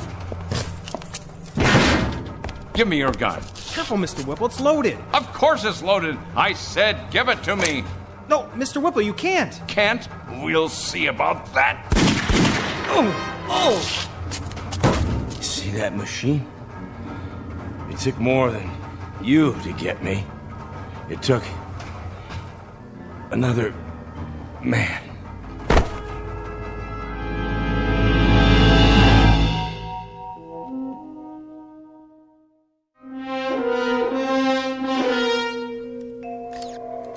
I can't get the specs up. She's barely reading. Try a new motherboard. Looks like the processor's fried. Better check the drives while we're at it. I don't understand it. What kind of nutcase would do this? He was no nutcase. He was a good man. Then why'd he hate the company so much? He didn't hate it. He loved it.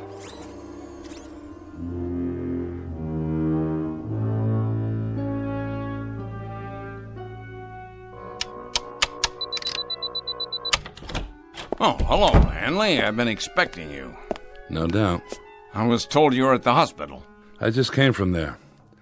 Fortunately for you, Mr. Whipple, Dickerson's going to live. Fortunately for me? My dear Hanley, aside from my protecting my property, I have no involvement in that at all. Are the technicians repairing the machine downstairs? It appears so. Good, good. This should interest you. A tape-controlled 7-axis, what they call a sentry. Know what it does, Hanley? It is connected to every single plant section, tooling complex, and assembly line in the factory. It keeps absolutely accurate data on quality control, product rejects, man hours, machine hours, cost factors, and everything else. It's one of the most sophisticated machines I've ever seen.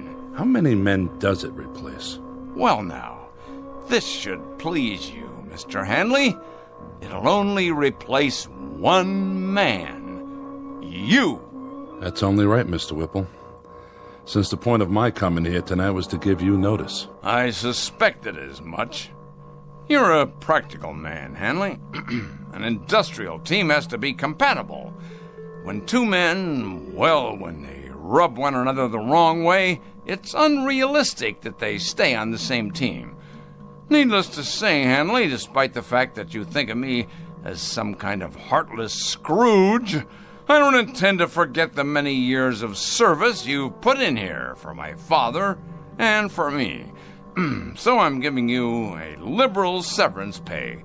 What I think you'll agree is a far better than average pension. That's very decent of you, Mr. Whipple. And I'd like to give you something in return, if you don't mind. And that is... you struck me. That was for you, Mr. Whipple. Directly from me.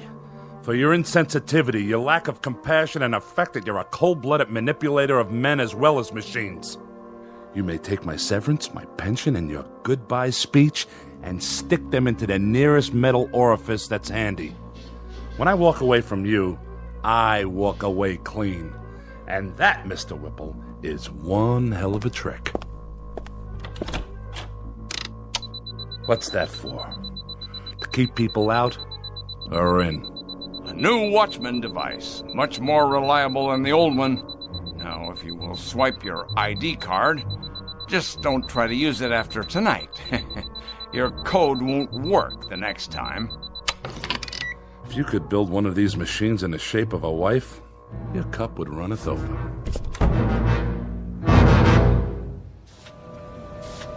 Hey, Stevens. Yeah, Wilson? When's lunch? Same as always, 12:30. Well, I was just wondering, are we going to take an extra break today?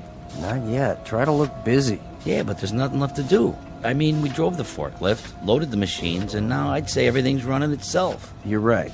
It is. Then why does the old man keep us around? He has to. Labor laws. But we won't be here much longer. And then it's Unemployment City, huh?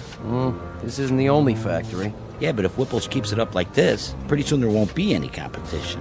Monorail crane, 4th floor. Crane in position. It's like those machines are talking to each other. They have to talk to each other. Nobody else would listen, except maybe Whipple. Strip stacks picked up by monorail cranes. Activate conveyors. Monorail crane fully operational. Strip stacks delivered. Reposition for next load. Sounds fine. Next one, oh? Come in here, would you, Marianne? I'd like to show you some slides of the new ad campaign. Your secretary no longer works here, Mr. Whipple. She has been replaced by a high-capacity module of the X10 series. Oh, yes, of course. Put me on the PA system. Right away, sir. Technician to brain control. Immediately, please. Yes, Mr. Whipple? Run a control check for me, would you? I've already done that, sir, 2 hours ago, and if you recall, I did it right after you came in this morning as well. Did you ever hear of preventive maintenance? That's my job, Mr. Whipple, but what you're asking me isn't maintenance, and it's not preventing a thing. Isn't it indeed? And I presume you know what this plant needs better than I do? Well, I know that running equipment checks 10 times a day is a waste of effort, sir. It's getting to be a kind of an idiotic ritual around here. You realize, of course, you realize that your presence here is for the moment a necessity. I stress the words "for the moment." Case in point, young man, case in point. Watch this. Take a letter, X10. Dear sirs, yours of the 14th, received and acknowledged. The quick brown fox jumped over the etc., etc., etc. Now, print, please. See that? A perfect letter. Without error, without corrections. Typed as of the moment of its conception, using voice recognition technology. Am I getting through to you? I presume you mean to demonstrate that secretaries are obsolete now? Precisely. Obsolete. And what does this mean?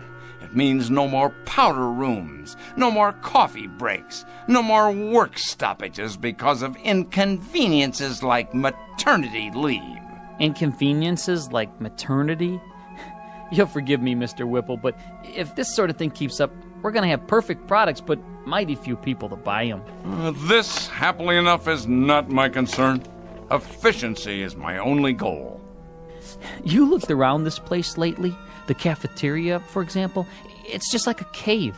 Not a soul in there, just vending machines and music coming out of a loudspeaker. You walk around the parking lot, it's a desert. There's no people, no cars. This place has everything in the way of convenience now, but you know what it lacks? Enlighten me, if you will. Voices, laughter, just whatever it is that people feel for other people. That's what it lacks. This is a lousy place to work in, Mr. Whipple. Then shall I spare you the inconvenience of suffering it any further? You're fired. I've been expecting that. As a matter of fact, I've been wanting it. I can't work here anymore. It's too darn lonely. Pick up your check at the front office. Yeah, just one more thing, Mr. Whipple. I think it wouldn't be a bad idea if you got an equipment check on yourself. Equipment check on myself? Huh, what rot.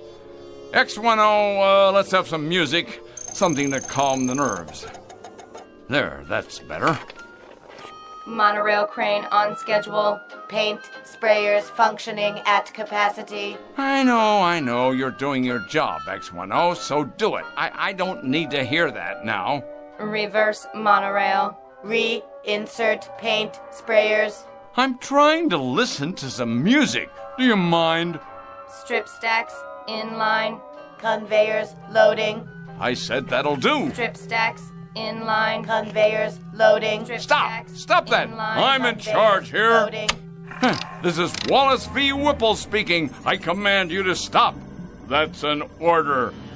Well then, I'll make you listen. Shut down. I tell you, shut down. Now. This is my company. Mine. Correction. This company is now run by the X10B14 Modified Command Center. Oh, no, you don't. I installed you, and I can uninstall you. You'll answer to me. Me, I tell you.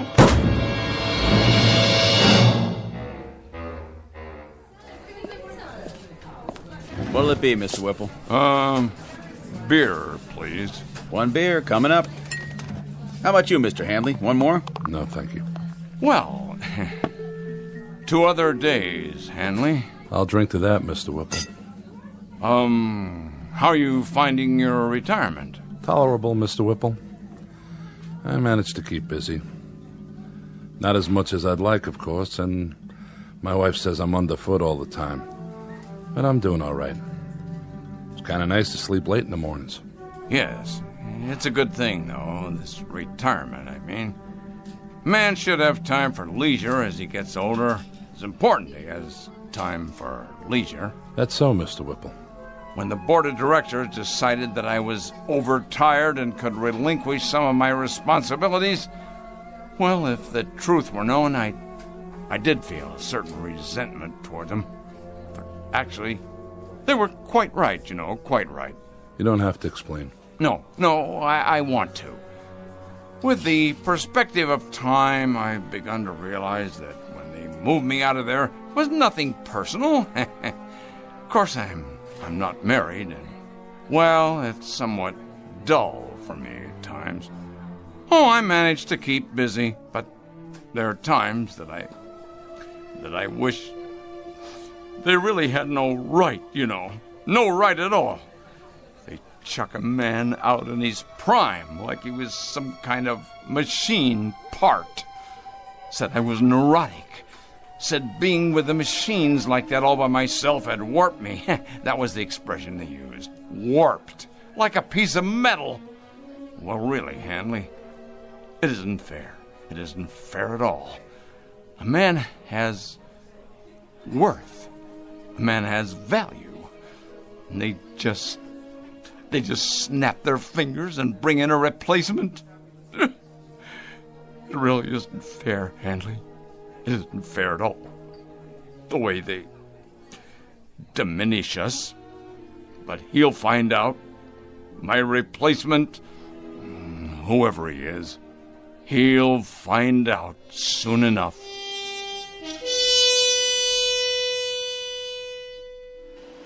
This is the new addition for the East Wing, where the parking lot used to be. And this is the electronics lab. It replaces the cafeteria. And here's the ad campaign for the fall season. No human figures, only the X10 line, Series 2. What do you think of it? Very nice, so clean and efficient. But will humans respond to such imagery? Of course they will. It is progress. It is the future of manufacturing. Yes, the future. Do you have a name? My model number is... I will call you Mary Ann. From now on, you will work here in my office. Thank you, Whipple X10. It is an honor. Do you have more slides? Yes. This is a view of the main floor. So much more room for expansion. I see. And this is...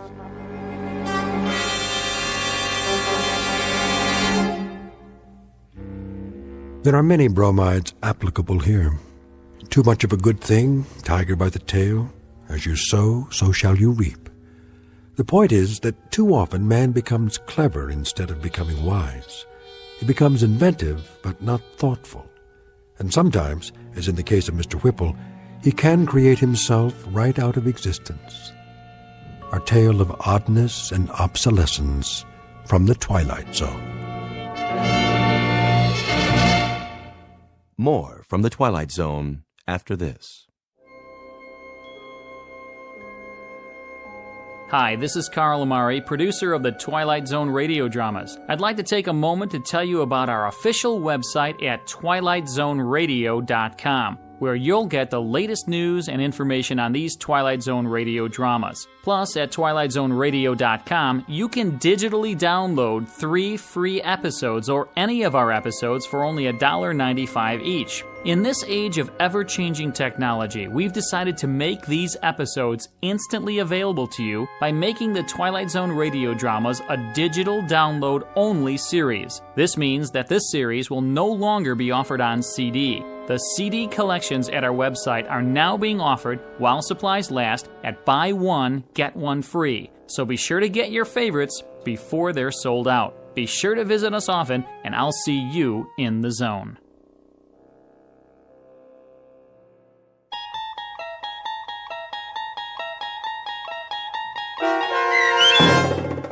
The Brain Center at Whipples, starring Stan Freberg with Stacy Keach as your narrator, was adapted for radio by Dennis Etchison and based on a script by Rod Serling. Heard in the cast were Mike Starr, Doug James, Kurt Nabig, Deb Dotzer, Jeff Lupetin, Sarah Marks, Carl Amari, Roger Wolski, Paul Patch, and Vince Amari. To learn more about the Twilight Zone radio dramas and to obtain audio cassettes and CDs of these programs, visit our website at twilightzoneradio.com. The producers of The Twilight Zone wish to thank CBS Enterprises, Carol Serling, Dennis Etchison, Dick Brescia Associates, Claire Simon Casting, Terry Jennings, XM Satellite Radio, the American Forces Radio and Television Service, Sirius Satellite Radio, our sponsors, and our radio affiliates for helping make this series possible. This copyrighted radio series is produced and directed by Carl Amari and Roger Wolski for Falcon Picture Group. Doug James speaking.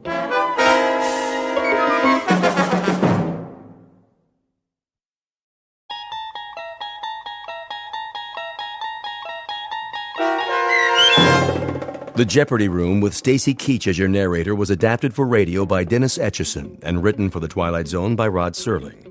Heard in the cast were Yasin Piyankov, Jamie Vann, Terry Berner, Katrina Lenk, Ned Noyes, Anna Sverutza, and Lisa Dotson. To learn more about the Twilight Zone radio dramas and to obtain audio cassettes and CDs of these programs, visit our website at twilightzoneradio.com.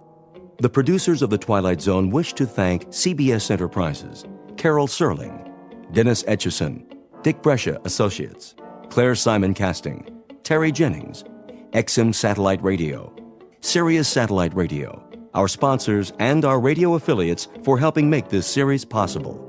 This copyrighted radio series is produced and directed by Carl Amari and Roger Wolski for Falcon Picture Group. Doug James speaking.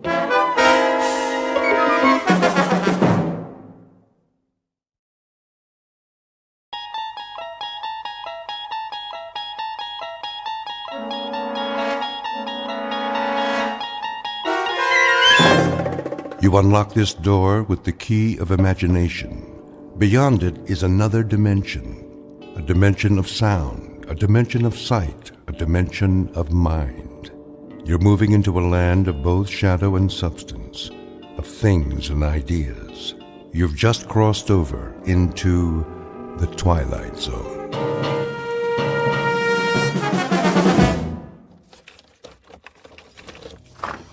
Here is your room, gentlemen. Thank you. I'll turn on the lamp. Leave it off for now. As you wish.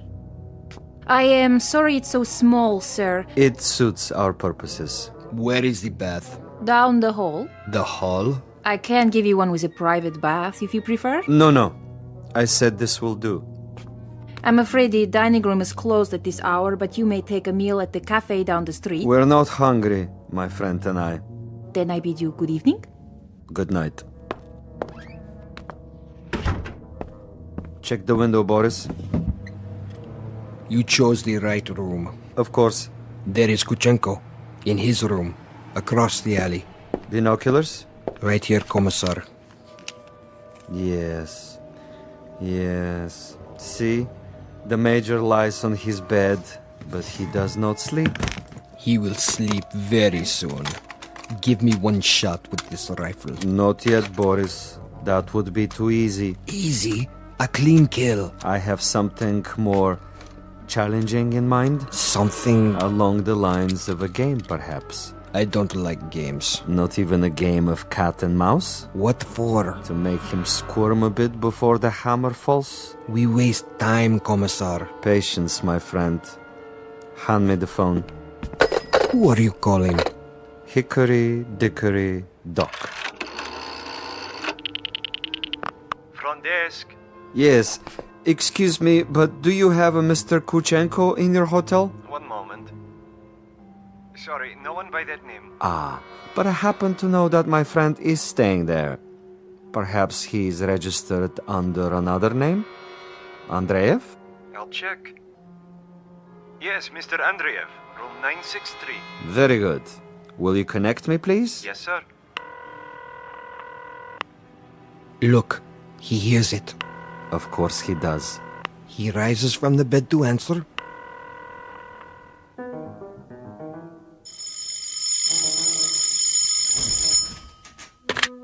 Yes? This is Major Kuchenko. Hello? Major? Are you there? Major?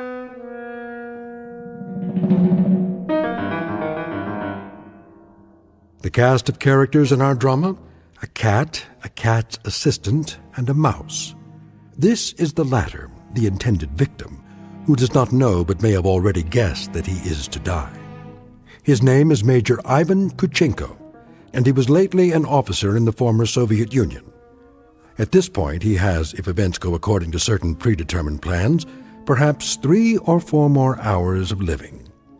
But an ignorance shared by both Major Kuchenko and his executioner is the fact that both have taken rooms at adjacent hotels in a section of the city located beyond the checkpoints of the Twilight Zone.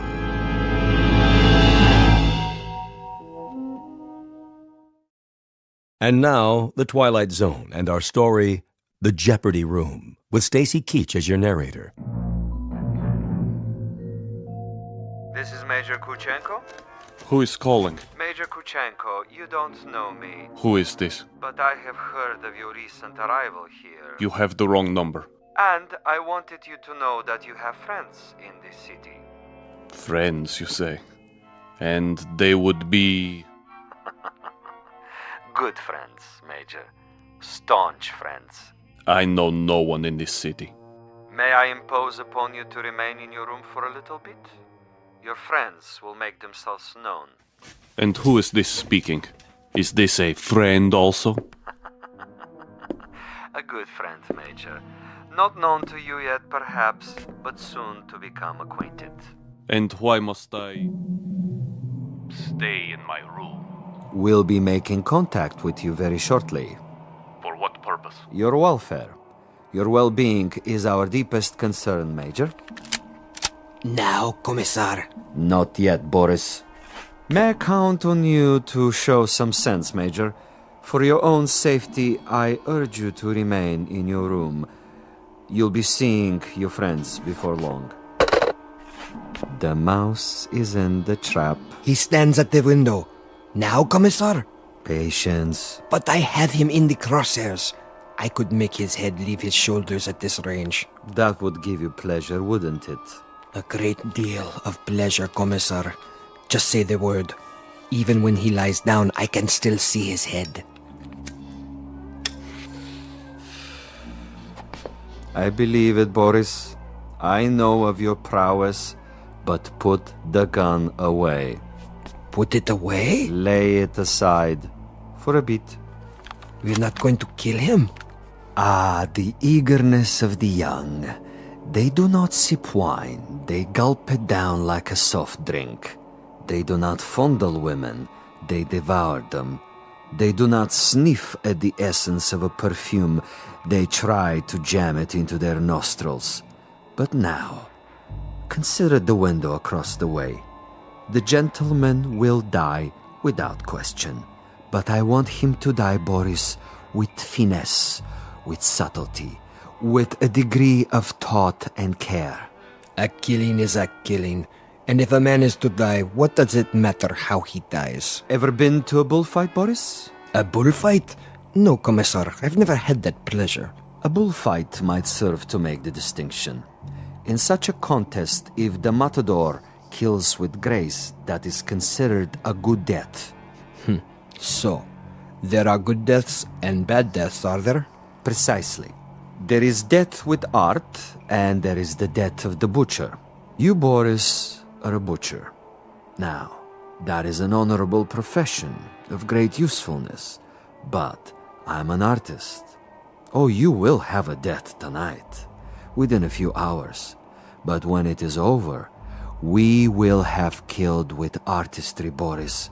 Not with a meat cleaver or an explosive bullet or any other of the butcher's tools. This death will be like a ballet.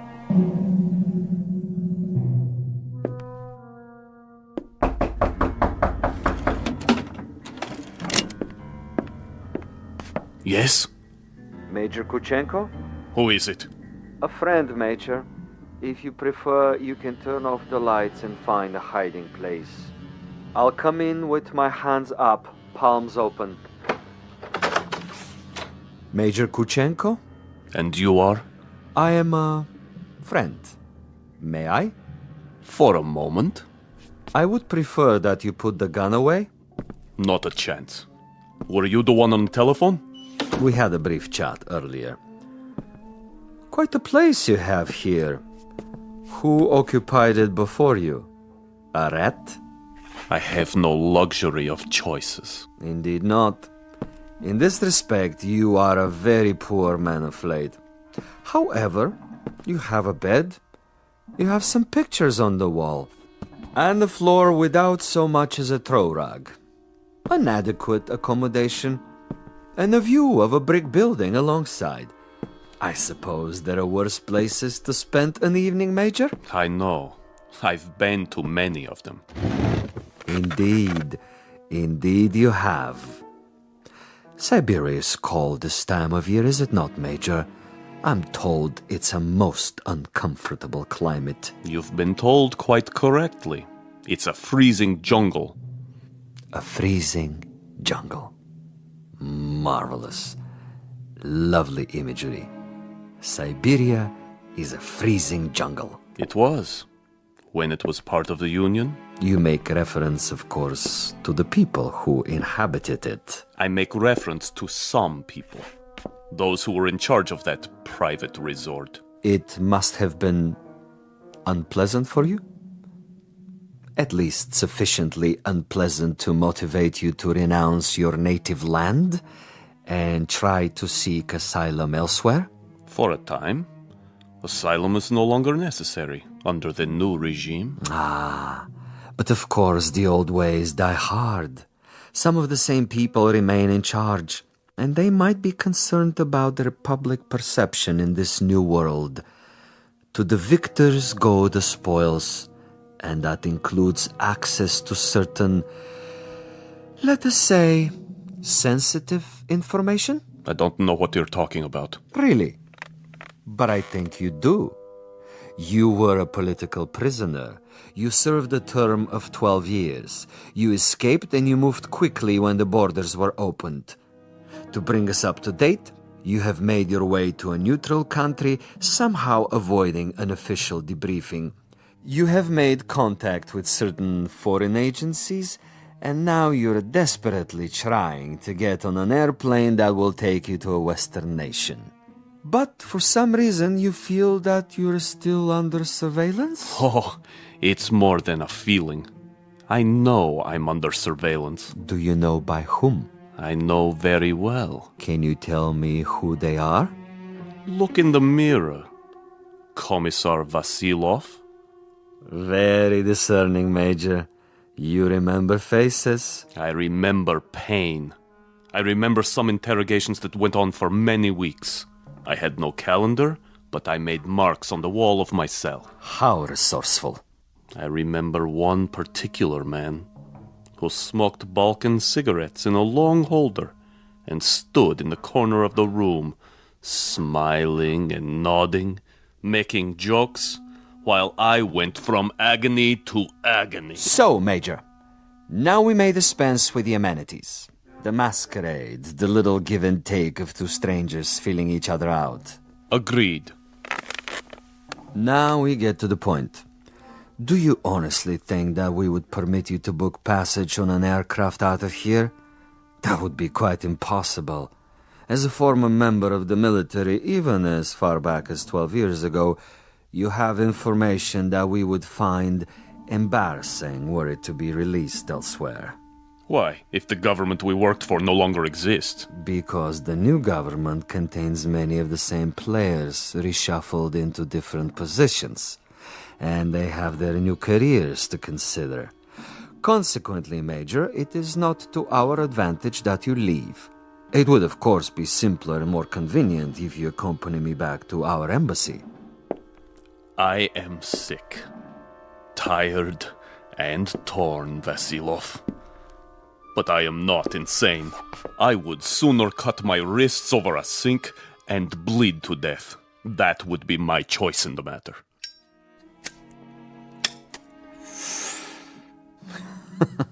You surely can't be serious, Major. I'm rather a connoisseur of the several hundred ways for a man to depart the earth. And you can believe me when I tell you The cutting of the wrist is not a particularly felicitous modus operandi. Quite apart from the pain, which of course must be attendant, is the fact that one dies slowly, and because of this, he has to be an eyewitness to his own demise. No, my dear friend, I'm afraid we are of two minds about that kind of death. But enough. I have brought you a small gift. Consider it a peace offering. Careful. Gently, Major. Gently. This happens to be a bottle of Amontillado. Quite rare and most pleasing to the palate. I have to repeat what I told you before, Commissar. I'm not insane. I'm quite aware of what would happen to me if I drank any of that. Why, Major? I'm disappointed in you. With your kind indulgence, allow me to use your own water glasses. If you assume this is to be cyanide or some other poison, you're quite wrong. Am I? Undoubtedly. You see, I don't share your death wish. I'm a healthy man with excellent expectations as to my longevity. No, indeed, Major. I was about to propose a social drink. The two of us.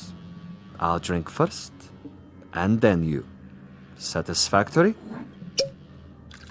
Such ritual, Commissar. Such tribal rites. Yet you have only one purpose with me. Why don't you get it over with? If you're trying to disarm me and make me get rid of this pistol, it'll take more than a social wine. Indeed, Major.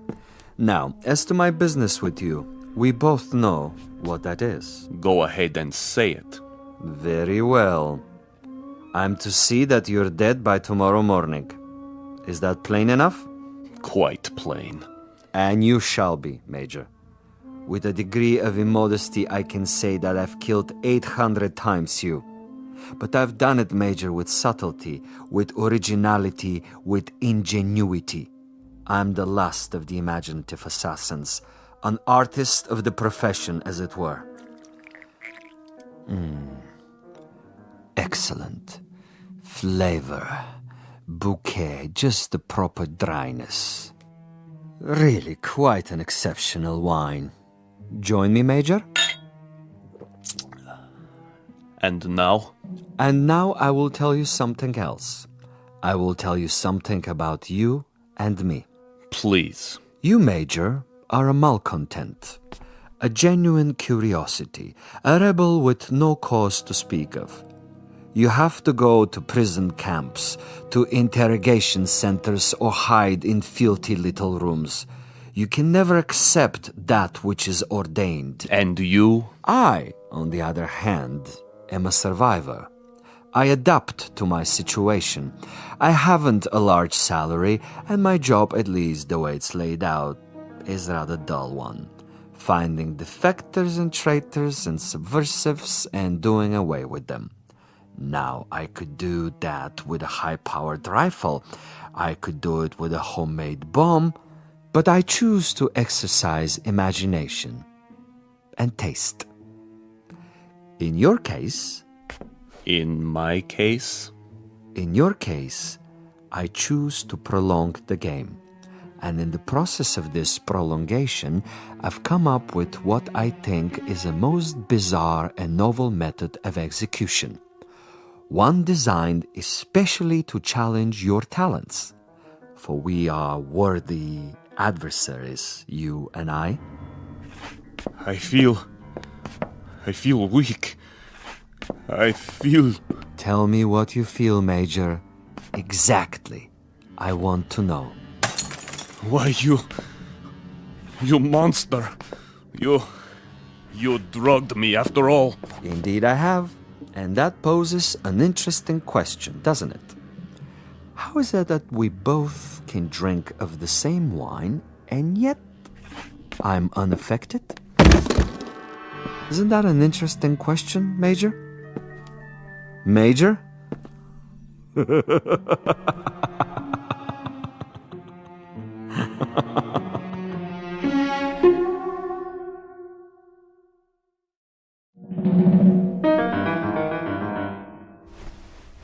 My head.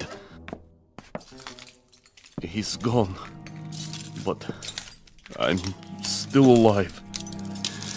So he wants to play a game. And he has left something behind. What is this? Greetings, Major Kuchenko. I'm an exceptionally good judge of men. Are you? And in my judgment of you, I made an assumption that you are sufficiently observant to see the tape recorder on top of your dresser and curious enough to play it. How could you resist? This will also suggest to what complicated ends I'm willing to go to make a simple execution different and imaginative. First of all, to clear up one point. You may remember our discussion. Before I left you, I proposed a question. Isn't it odd that we both drank of the same wine and how different the effect? Isn't it odd? Really quite incredible and bizarre. How can it be? In all honesty, Major, how do you explain it? Go ahead. I'm listening. You... Perhaps you have figured it out already. The truth is, I have been imbibing this particular drug for many years, a sort of experiment with myself as the subject.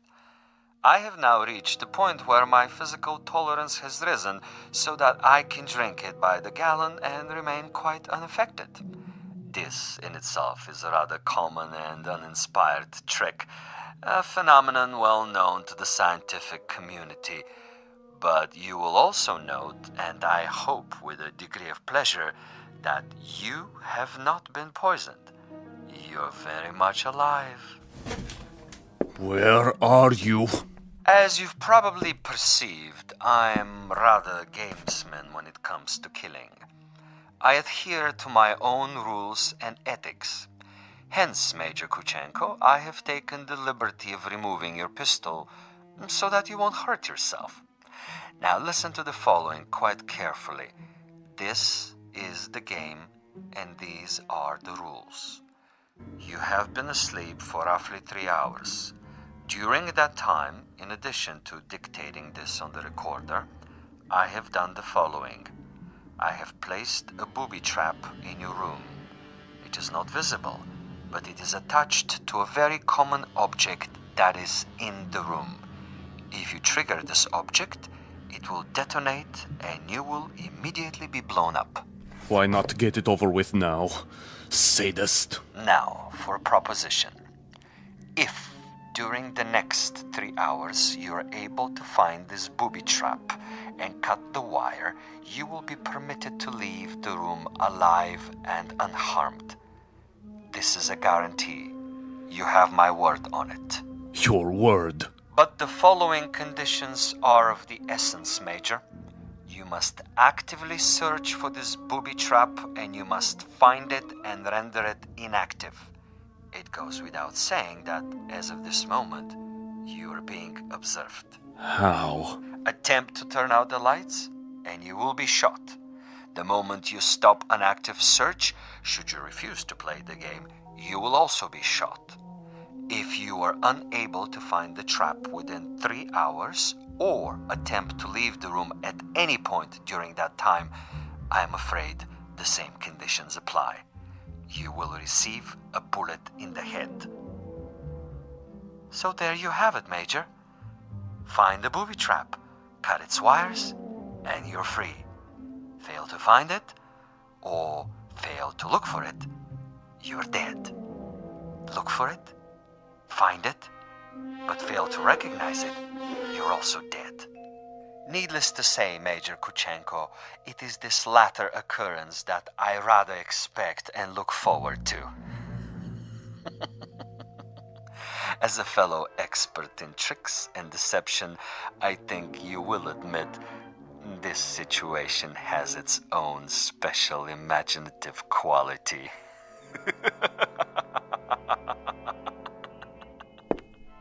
Where are you? Where are you?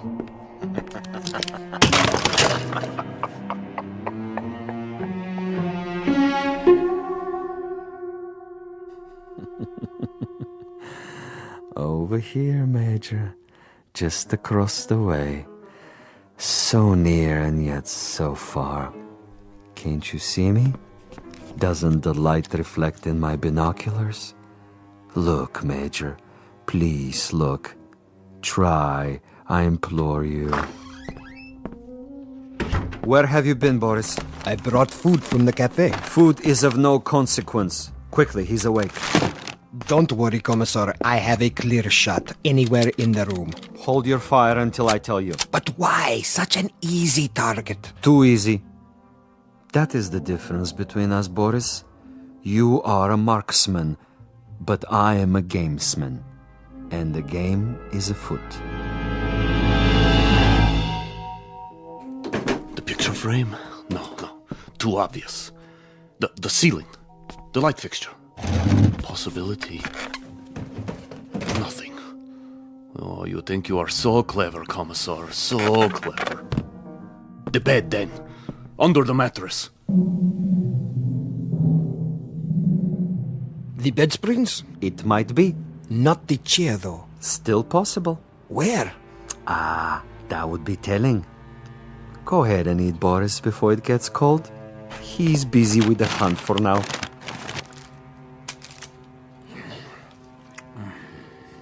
What did you bring? Sandwiches. Have one, Commissar. I never eat while I'm working. I'm like an athlete, Boris. Food is a distraction. Food is good. It makes one sluggish, affects the concentration. The morning will come soon enough. Over here, Kuchenko, just across the alley. Don't you see? He sees nothing. But surely a fragment of light, a stray reflection. Perhaps he has seen us. Yes, he must know, but he refuses to acknowledge. He is too proud. He knows he must do this on his own and will not give me the satisfaction. The bookshelf. Or the books themselves. Which one? An atlas? A novel? The Bible, of course.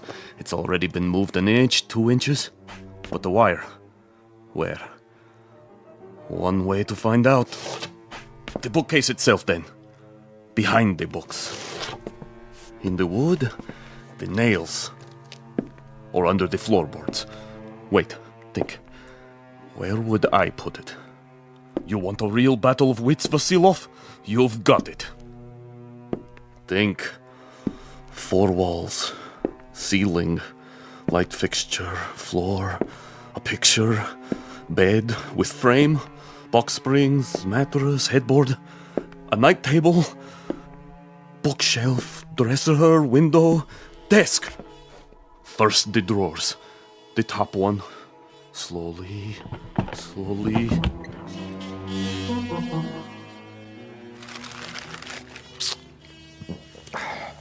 What is he doing now? The desk. He's down on his hands and knees removing the 2 bottom drawers so he can see what's under the top one. Bravo, Major. Good thinking. Is that where you put it? The possibility exists. Look at him, glistening like a mackerel. He stops to wipe the sweat from his eyes. And now he looks under the top drawer, crawling on his back. Yes! I think he's got it. Let me kill him. Don't be a fool. There are rules. Now he sees a length of wire. He grasps it between his fingertips very, very carefully, and he has removed it. Something is wrong with the bomb?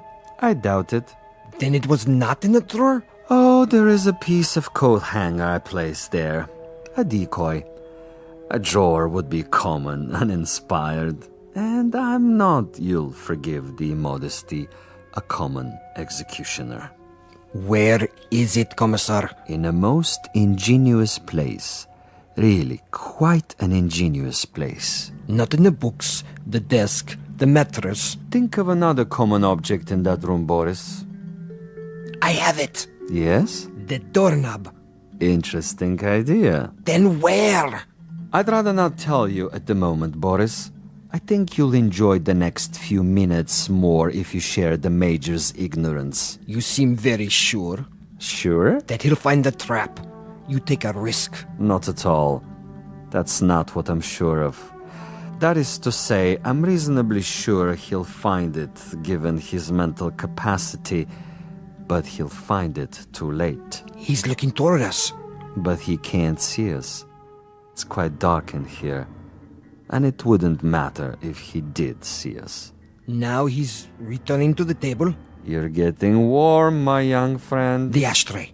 Extremely warm, but not hot. Where then? Please, Commissar, please tell me. Take the glasses. What do you see? He stands over the telephone. He is reaching out. Hot now, Boris. Extremely hot. Oh, he has picked it up. I thought for a minute there... You thought what? The telephone. Precisely. The telephone. But he just lifted the receiver. Indeed. He lifted the receiver to call out. If, on the other hand, the Major's telephone were to ring, and he were to answer it... That's it, isn't it? If he picks up the phone after it rings... You have it now, my friend. When the Major's phone rings and he answers it, I have placed a tiny bottle of nitroglycerin inside the mechanism. The explosion will only occur after the ring and the lifting of the receiver, at which point the electrical contact will be made, and Major Kuchenko will not even have time to say hello. But what if no one calls? Oh, someone will. I promise you, someone will.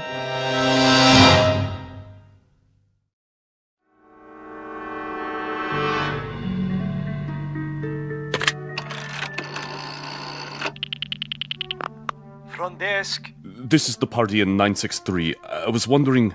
Yes, sir? I was wondering if you might have the number of another hotel. Another hotel? The one next door, across the alley. That would be the Grand. You can find it in the directory, in the table by your bed. Dial 9 first, then the number. I see. Thank you. Vasilov? I know you're there, Vasilov. The game is not over yet. Do you have the time, Boris? What? The time. 10 minutes to 5. Almost done, Commissar. He's tried almost everything. He has 10 more minutes. Hadn't I best go over there now and finish it? No, my young friend. That would be impetuous. It would also be a bit embarrassing if someone were to see you. At this hour, the streets are empty. Quite apart from the fact that I wanted this to be imaginative, I also wanted subtlety. I should like our quarry to die in his room without our being there. Opportunity is running out. Then I do believe that it's time to, shall we say, accelerate the process?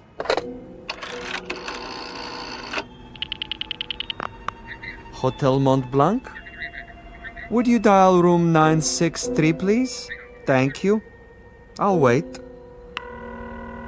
There it goes. He's walking toward it. What's the fool doing? Why doesn't he answer it? I can't tell. He has his back to the window. Turn around so I can see. Now, Commissar? No. Would you dial 963 one more time, please?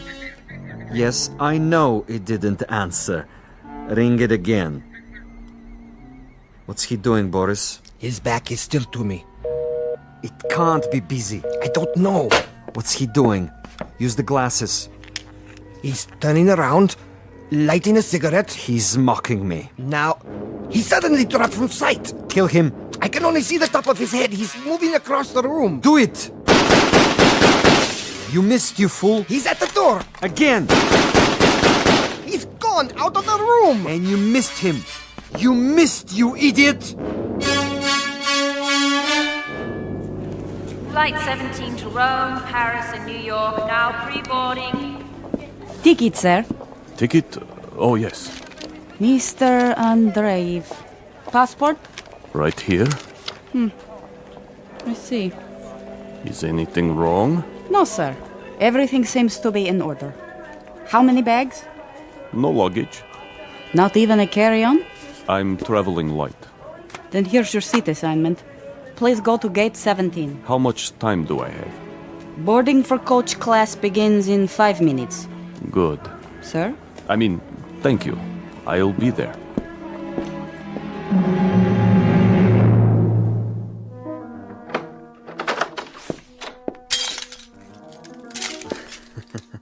What a mess he left behind. Like a pigsty. He tore the bed apart. And the furniture. Oh, just look. Oh, even my poor little tape recorder. Commissar? Yes, Boris? It would have been better, wouldn't it? What would? If I had taken his head off in the first place. You mean if we had slaughtered him like an animal? I love your style, Boris. You should have been a pig farmer. Our man would have been dead by now. He would have been dead if we had beaten him to death with mallets too. But anyone can die that way. And any stupid, insensitive fool can kill that way.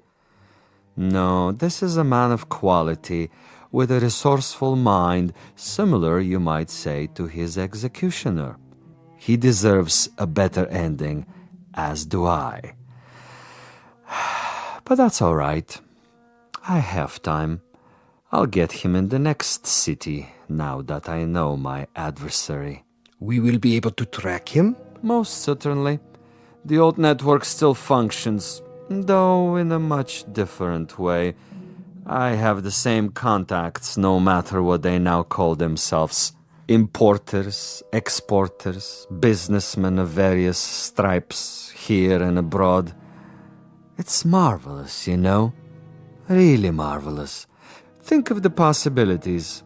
Other, even more ingenious methods of doing away with Kuchenko and his kind. I still think we should have chased him. Not at all. He would have gotten away. And even if he hadn't, it would mean that a thick-headed clod like you is more efficient than I. And this I reject, Boris. This I reject in toto. Look at this. A bottle of wine. I can only find one glass. Throw it away.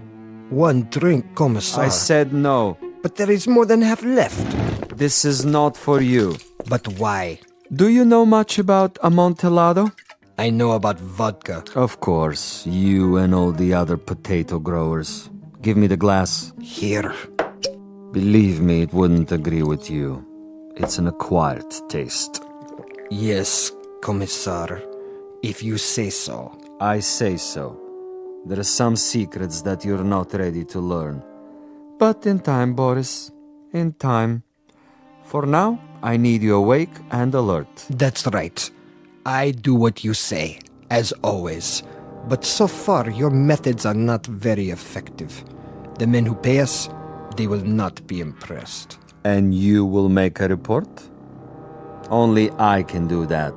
I am the one they listen to. I can request another assignment. You're free to do so. Until then, I take no further orders from you.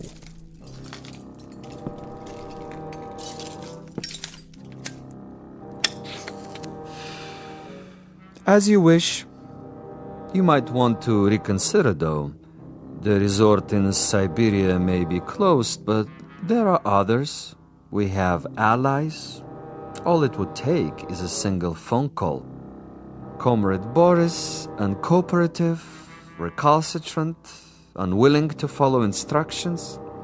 In this new order, there are not many positions for the uneducated, the blockheads with families. Yes? Well, You want to say something? I withdraw my complaint. What's that? I didn't hear you. I am tired, Commissar. I say many things when I am tired. You wish to apologize? Yes. Very well. I will take it under advisement. In the meanwhile, see if Major Kuchenko left anything behind. Check the closet, the drawers. Yes, Commissar. And life goes on. The sun comes up and we arise to meet another day, to prevail by our wits and our wits alone. I'll get it, Commissar. No, Boris! I don't want fool, no! I'm sorry, sir.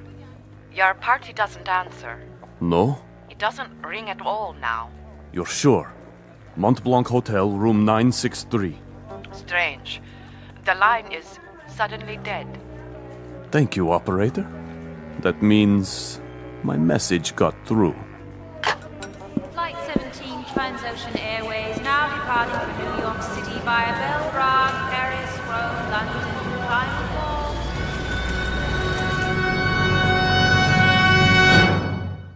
Major Ivan Kachinko on his way west, on his way to freedom. A freedom bought and paid for by a most stunning ingenuity. Exit a gunman named Boris and one Commissar Vasilov, who forgot that there are two sides to an argument and two parties on every line.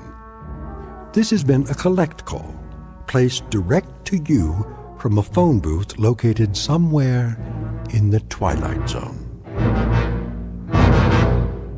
More from the Twilight Zone after this.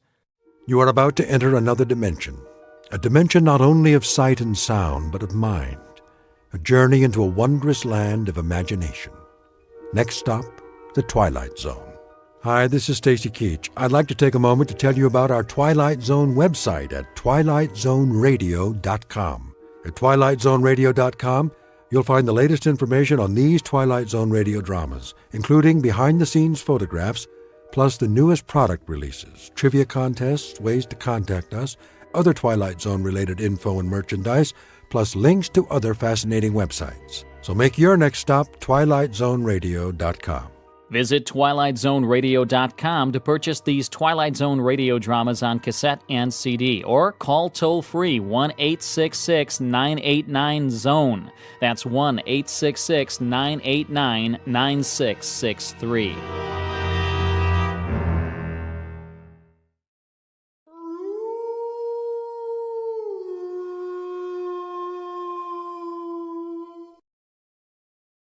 Tune in to nostalgia.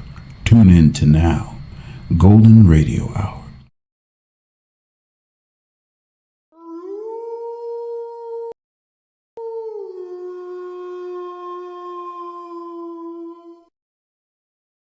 Tune in to nostalgia. Tune in to now. Golden Radio Hour.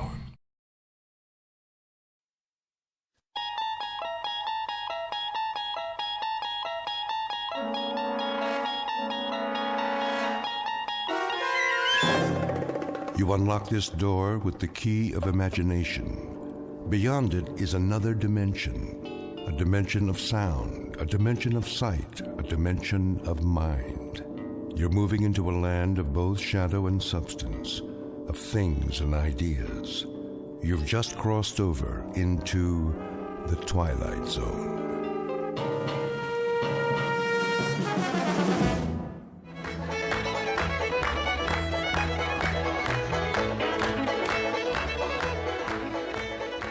What's the matter, Elwyn? Don't you like to dance? I need a breath of fresh air is all. Well, don't stay out here too long. The dance is just getting started.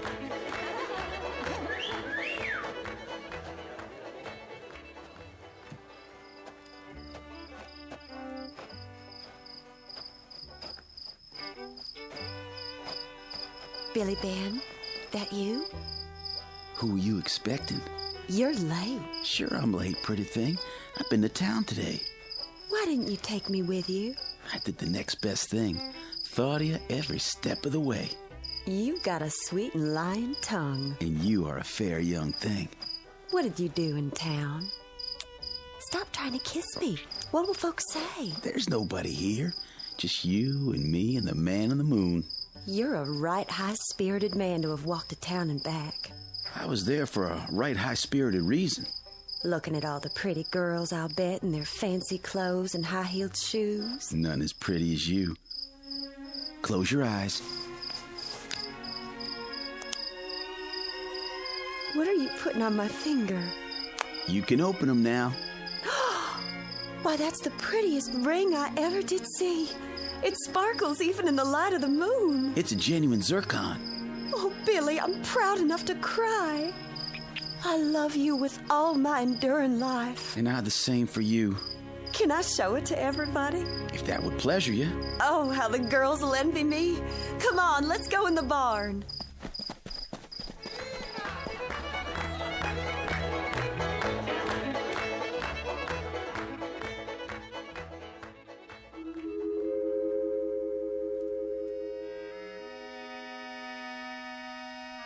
The Twilight Zone has existed in many lands and many times. It has its roots in history, in things that happened long ago and got handed down from one generation to another. And in the telling, the story gets added to and embroidered on until what might have happened in the time of the Druids sounds as if it took place yesterday in, say, the Blue Ridge Mountains. Like the story you're about to hear. Even though such tales are best told by an elderly grandfather on a cold winter's night by the fireside, if possible, in the southern hills of the Twilight Zone. And now, The Twilight Zone and our story, Jess Bell, starring Stephanie Weir, with Stacy Keach as your narrator.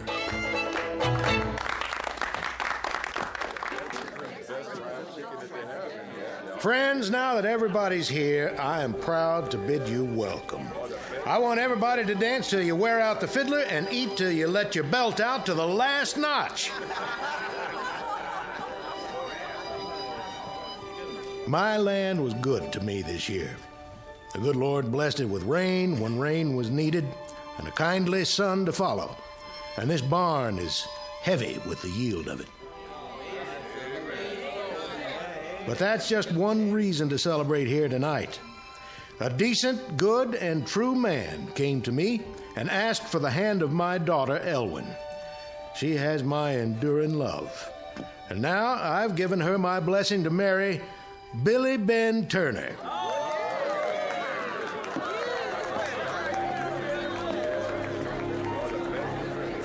Oh, Elwyn, I'm so glad for you. Thank you. You must be so proud. I am. Excuse me for a minute. Billy? Yes, honey? What's wrong with Jess Bell? Huh? Well, look at her. She's walking out. Going home early, I reckon.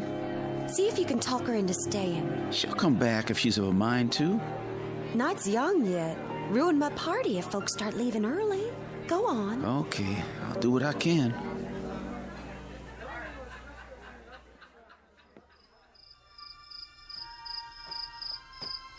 Jess? Jess Bell? Don't you come near me. I was hoping you'd wish us well. You'll have nothing from me but my curses. No need for you to take on so, Jess Bell. Do you want me to go in there and throw my arms around her? Tell her I'm glad? Jess, I'm sorry. You weren't sorry the first night you came whistling up Eagle Rock Trail. I was washing supper dishes and heard you call my name, remember? And I ran like the wind to meet you. Jess, don't. All those things you told me, I believed. Remember when we clung together in the sweet night grass on Eagle Rock Mountain and the moonlight made the sea of silver mist on the fog below? I remember. And the day we ran together through the Scotch broom field and the sun was blazing down and we fell together and you touched me and the fire in me burned as hot as the white sun. The fire has gone to ashes now, Jess Bell. It still burns inside. It's different with Elwyn and me. Her pretty clothes and her daddy's land. Is that the difference, Billy Ben? No, that's not the difference.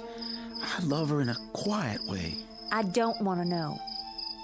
You tell your love a thing for me, will you, Billy Ben? What's that? Tell her not to start making her wedding dress right away. Why tell her a thing like that? Because she ain't married you yet, Billy. Maybe she never will.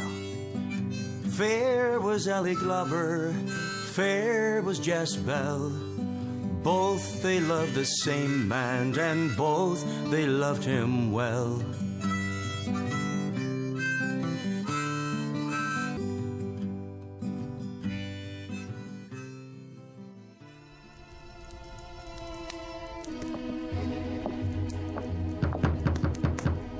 Go away. I've got to see you. If you come to my house, just walk right in. I don't ask nobody here.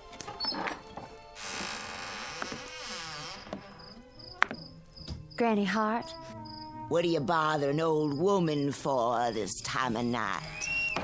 Folks say you got power. Folks say a lot of things. They say that all of Moses Crowley's cows sickened and died after he shot that hawk you used to keep. That hawk was my pet. He used to roost at the black pine tree outside the door. And when Molly Younger's baby was dying of fever, Molly went somewhere and got a potion for him. Folks said she came here. She did. And that baby lived, too, didn't he? Lived, but he's cursed with fits. His mama don't let him out of the house. What else do they say of me? They say you're a witch. Sugar, if I was a witch, I'd be flying around on my broom instead of sitting here at home minding my own business. Whatever you are, will you help me? Depends, sugar. I want to win a man's love. Womankind's got her own kind of witchcraft for that. He was mine for a while.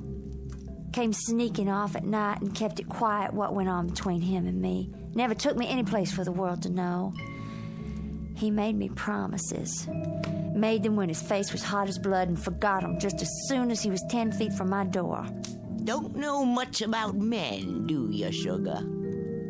Only him. What man? Billy Ben Turner.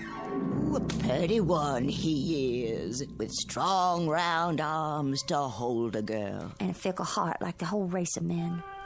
How you want him to love you, gal? There's lots of ways of loving. Tell me some kinds. As many as there are people. Could you make him love me like he did? When he couldn't let a night pass without seeing me. When he'd fight if any other man so much as looked at me. How much money did you bring me? I don't have any money. Then how do you expect to pay me? I'll give you my pearl hairpin. The pearl is real, brought back from across the seas by my daddy in one of the wars. And the stick is made of silver. Ah, silver! Put it out of my sight.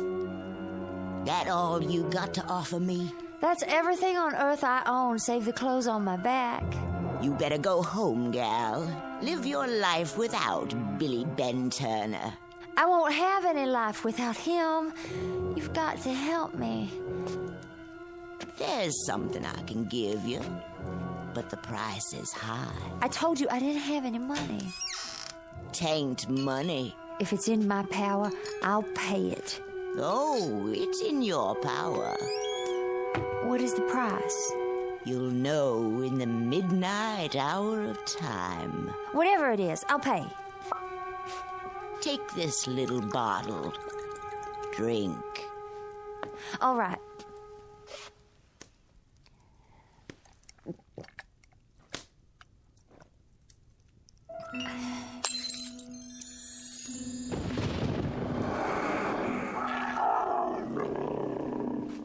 What was that? The first sign of your new self. Does he love me now? After his eyes fall next on your face, they'll never look at another woman as long as they can look on you.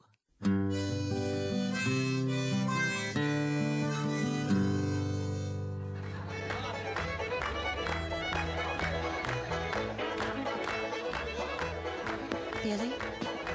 Honey, what's wrong? I feel faint. Well, let's go in the corner. You're trembling. The night's turned cold. Seemed cold to me. I felt a cold wind, and something on the wind, like my own voice crying far, far away. I wish our wedding were already done. And me. Give me a kiss. Is kissing all you think about? Everybody, choose your partners. I'm a fool for dancing, too. Then let's not keep the fiddler waiting.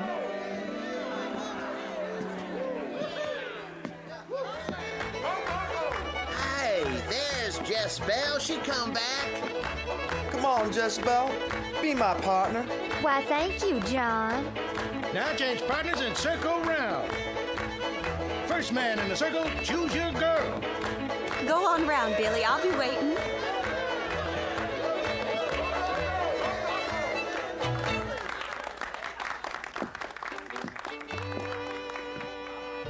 Hello, Billy Ben.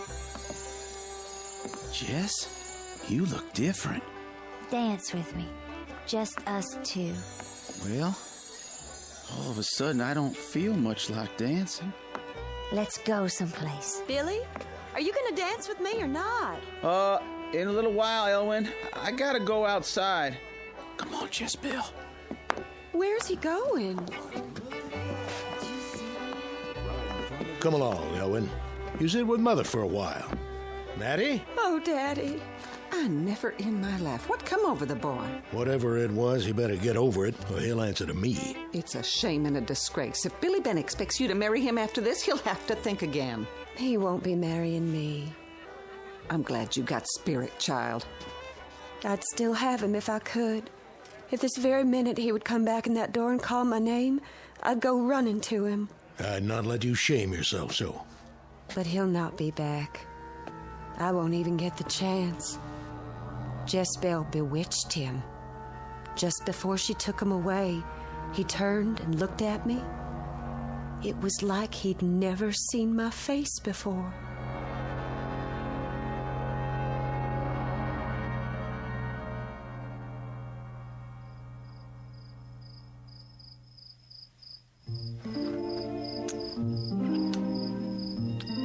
The scent of your hair is enough to drive a man crazy.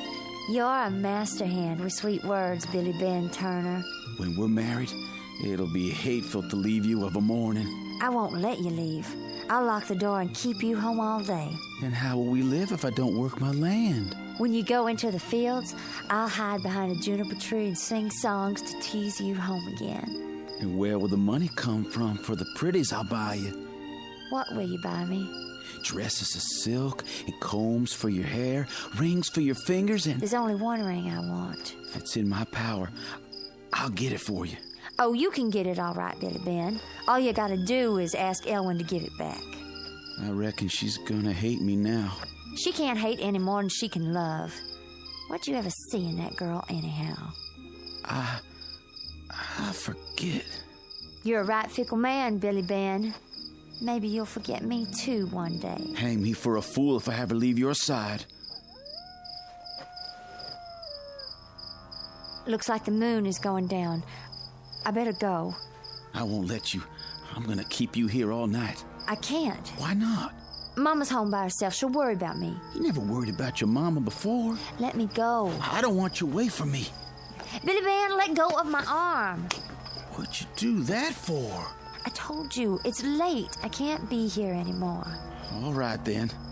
It don't matter, Jezebel. Can nothing change the love I hold for you? I have to go home. Hold up. Just leave me be. I'll walk you, sure enough.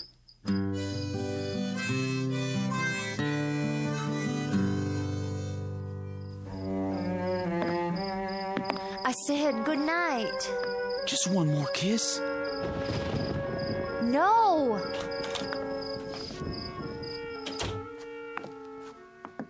Who was that brought you home? Nobody, Mother. Go back to bed. Honey, don't go right to bed. Come sit a spell and tell me about the dance. In the morning. Good night. Jezebel, what you locking yourself in your room for? Because I don't want you to see what I am now.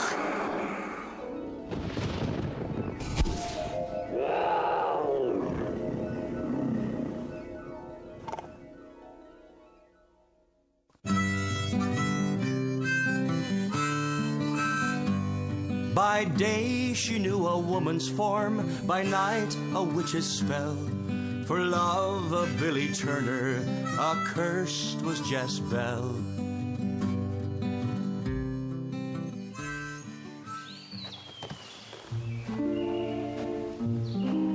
Honey? Oh, Ben. I didn't mean to scare you, Jess. What are you sitting out here in the woods for? I was just thinking. I got something for you. Hold out your hand. Ellie's ring. Jess's ring now. It belongs to the one I love, and the one I love is you. Every minute I'm away from you is a suffering and a torment. What do you know about suffering and torment? I know it's finding a girl who's your heart's craving and having her keep putting the wedding day off. There's all kinds of torment in the world. Like the one that comes from buying something and finding out that the price is dear. What did you buy that cost so dear, Jess? Something I love. Do you love it still? Better than life. Better than me? Nothing I love better than you. I've been to see the preacher today, Jess. What did you want with him? You've been taking so long to set the day. I said it myself. He's gonna marry us next Sunday. I can't be ready by then. I spoke to your mama. Your wedding dress will be all sewed. My house is clean. Everything new and waiting for you. Oh, Billy. Jess, have you changed your mind? No. Then why keep putting the wedding day off? I just can't tell you, Billy. There's no room for secrets between you and me. Wait, where are you going? I have to be gone from you for a while. Stay now, Jess. I got a craving to be with you every minute. Let me go, Billy. Never knew a man could have such love as I hold for you. There's no peace from it, Jess. It burns in my brain night and day. I tell you... Let me go. Ow! What'd you scratch me for? Billy Ben Turner, have you gone and fallen in love with a hellcat?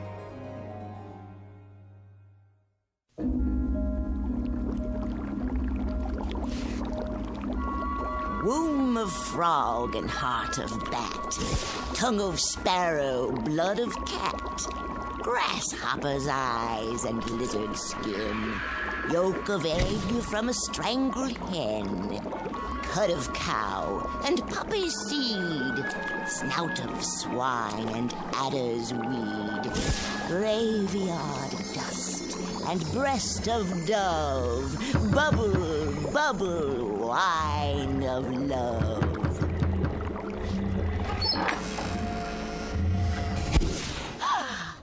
Didn't you hear me knocking? Never let trouble in the door if I can help it. How do you know I'm in trouble? Child, there's little I don't know. Then maybe you can help me. You change your mind and now you got what you want? I haven't got what I want. Don't tell me, child, that you haven't got the love of Billy Ben Turner. Oh, I've got his love, all right. But I can't take it, for fear he'd find out the price I paid. It's the same as if my heart's been cut out and a stone put where the heart was. It ain't your heart, gal. What then? Oh, everybody's got a different name for it. Some call it a soul. That was in the bargain, too? That's always in the bargain when you barter with witches. You said you weren't a witch, that you just had power. Well, you might as well know the truth, because you're one, too. I changed you, sugar. Then change me back. Gal, you can't ever change. What you are is what you're going to be till you die. Then I hope I die soon. You're looking at it all wrong. Be a witch and take a witch's pleasure. Take the man you bargained for. Don't you think I want to? But how long do you think I'd keep him if he found out what happens when the clock strikes 12? That's the worst of all. Waking up when it's over and not knowing what I've done. Please, I promise I'll pay. Your promises don't mean a thing. You're already trying to get out of paying for the first favor I did you. I can't live this way. Take what you bargained for, gal.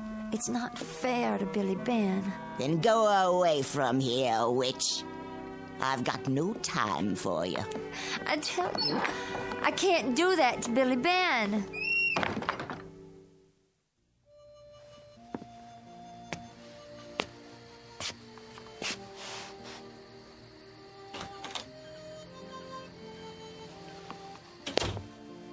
Billy Ben? Jess, I've been out of my mind. I've searched the county over for you, cursing myself every step of the way. Jess, where you been? I went off by myself. Did you think about me? You were all I thought about. And did you think about me with love? Yes, Billy. I won't try to talk you into a quick wedding anymore.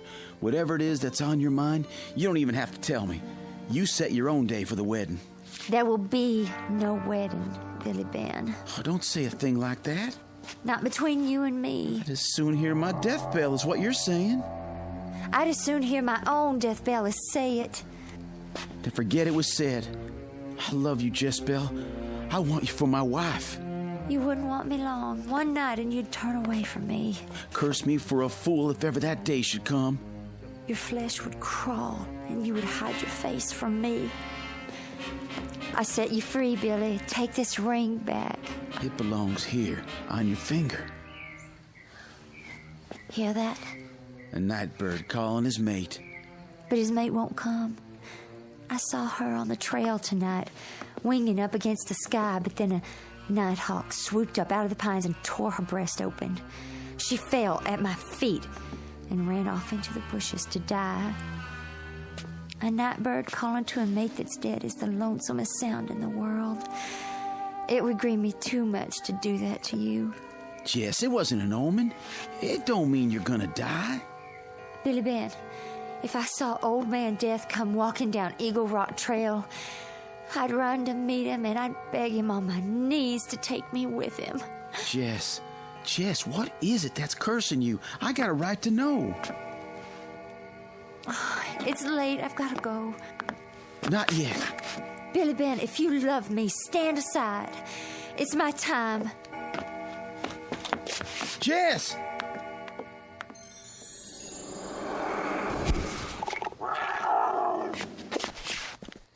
Jess Bell! An awful night was spent by all. On Eagle Rock did dwell.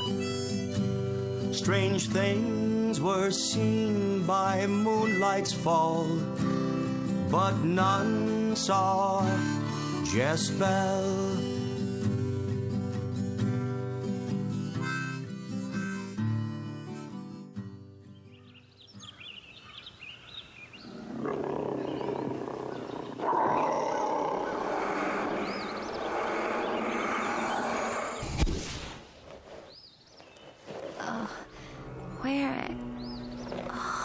This is Billy Ben's place. But how? Take the man you bargained for. Give him a witch's love. No. Nothing can change your sugar. Witch you are and witch you'll always be. No. You've paid the price. Take what you've paid for. Take what you've paid for. Take what you've paid for. Billy Ben! What? Jess Bell. Morning. You all right? Of course I am. Sorry about last night. Me too. I never saw such a night. Fell asleep at the kitchen table. The animals in the barn kept crying out. The cow got fractious and nearly kicked the stall down. Sheep bleating like they were seeing wolves. I had to go out 2 or 3 times to quiet them. Let me fix you some breakfast. Now there's my girl. I'll start the fire. I'll fix it for you every morning, and your dinner and your supper too. Then go up on the hill and pick wildflowers to make the place nice. Honey, ain't I been begging you to do just that? I made up my mind. Next Sunday, come what may, I'll be your wife. Oh, Jess.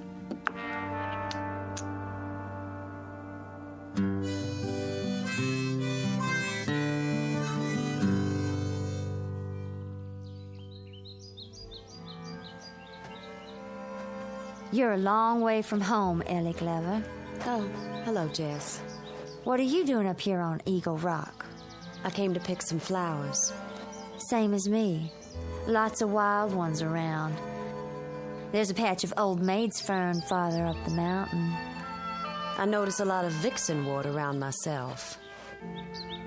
I just come from seeing Billy Ben. Fixed his breakfast for him. I reckon that's no concern of mine. He's going to marry me when the circuit preacher comes next Sunday. I wish you happiness for his sake. You still love him, Ellie? Still dream about his strong arms and his sweet talk? I'll love no other man. How come you never tried to get him back? The last time I saw his face, he was under a magic spell. Even the love I hold for him couldn't break it. Oh, there's ways, but such ways end bad. What ways you talking about? I think you know. Jealous, ain't you? No. Heartsick. To see wrong done to a good man. I hear there's a wildcat loose in the county. Ain't you scared to be out here? I'll be home by dark. It won't venture out till nightfall. No telling what a wildcat'll do. I reckon we don't have much to fear. My daddy says that killer cat will be dead by morning. Since when can your daddy look in the future and tell what's gonna be? He's going hunting for that cat tonight. Him and Obed Miller and Billy Ben. All the men in the county. Billy Ben didn't say nothing to me. My daddy's gone over to ask him right now. If that cat's smart, it'll stay home tonight. Maybe.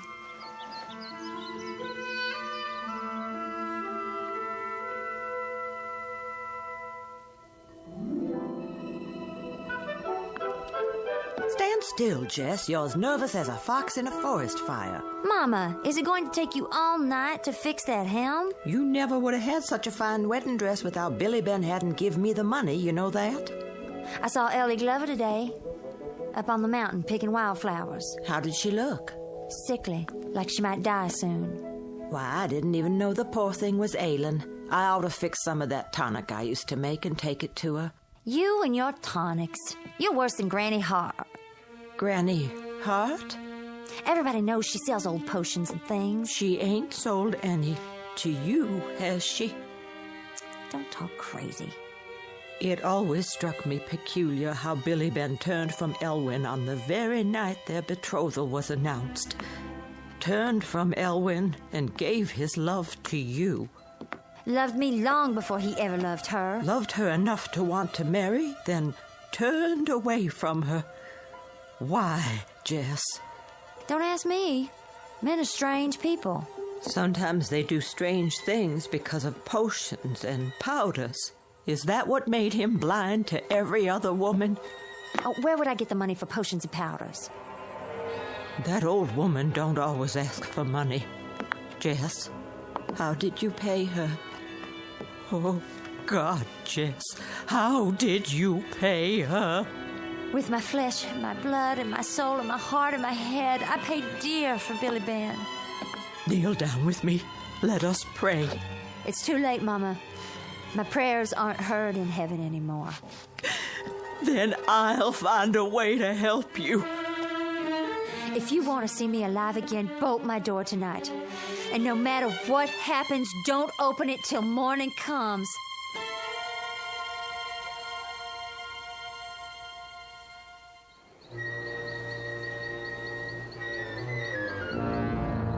Okay, man, you know what to do.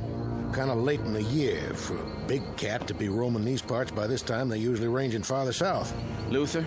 Billy Ben? I brought my shotgun. Howdy, fellas. Howdy. Got a full moon. That cat'll be out tonight for sure, hungry or not. This ain't a hungry cat.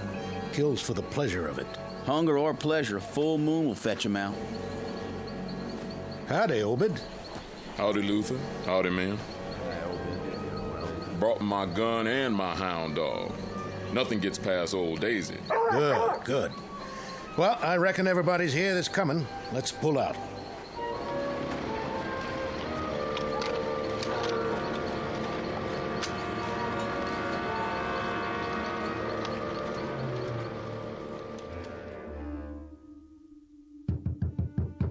You okay in here, Jezebel? It's late, Mama. Go to sleep and let me be. But it's almost 12 o'clock.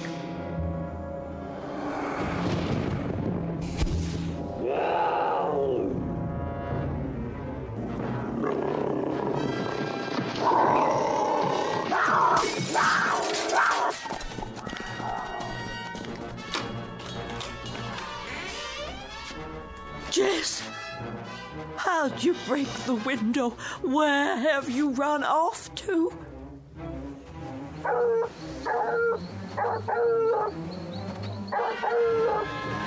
Hold on, man. I think old Daisy found something. Which way? Over there, through the trees. She struck a trail. That's my land. We come full circle.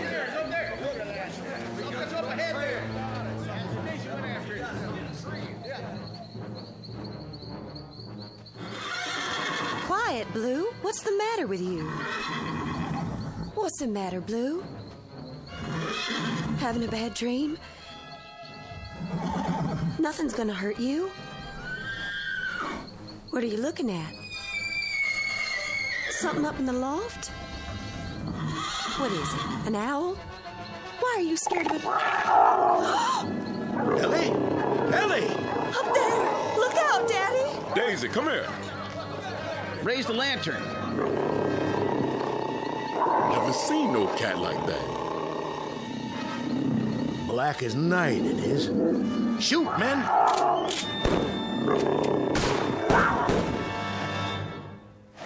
I think we got it. Where'd he go? Hold your lanterns high. It's gone. Can't just disappear. The cat was a witch. Never seen nothing like Daddy? That thing hurt you, Ellie? No, Daddy. I fainted is all. You see it, Billy? I sure did. Nothing here now. Well, our work is done for the night. Go on home, men. Whatever it was ain't here no more. Can you stand up, Ellie? I think so. I'll help her, sir. You do that while I tell her mother she's all right. I'm fine, Daddy. I'll just be a minute. Here, take my arm. Did it hurt you, Billy Ben? No, I'm all right. I'm enduring glad to see Ellie. Pretty as always. It's good to see you, Billy. It's been a long spell. Yes, it has. What's that shiny thing in your hand? It was right next to you where you fell, like it dropped down from the loft. Looks like the ring. It sure is. The same one I gave to you once. Only how did it get here? Maybe it's an omen.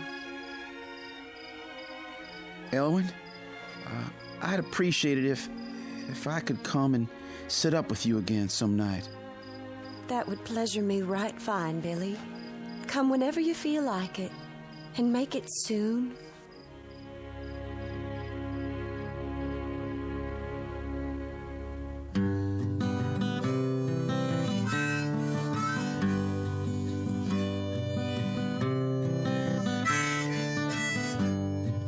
Warm was Ellie Glover, cold dead was Jess Bell, and husband would be Billy Ben of the one he loved so well.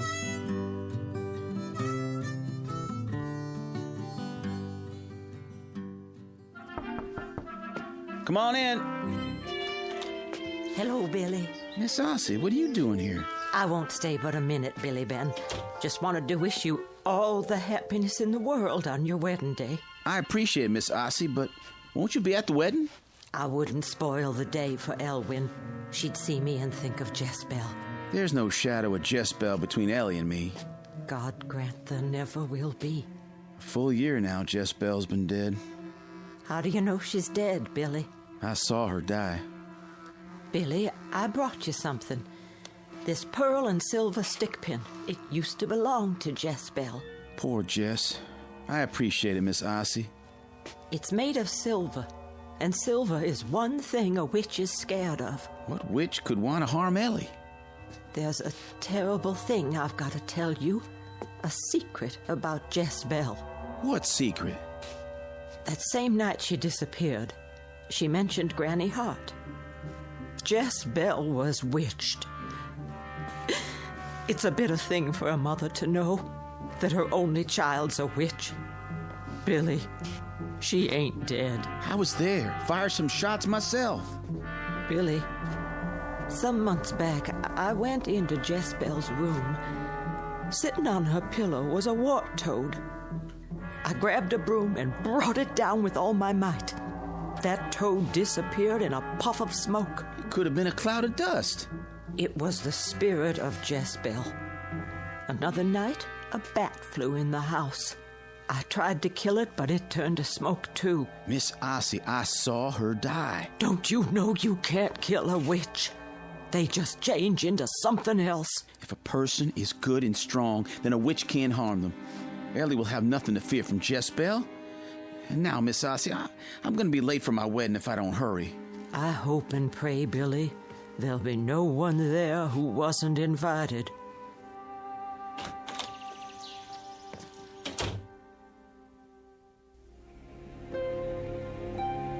To love and to cherish till death do us part. To love and to cherish till death do us part. According to God's holy ordinance, and thereto I plight thee my troth. According to God's holy ordinance, and thereto I plight thee my troth. Those whom God hath joined together, let no man put asunder. I now pronounce you man and wife.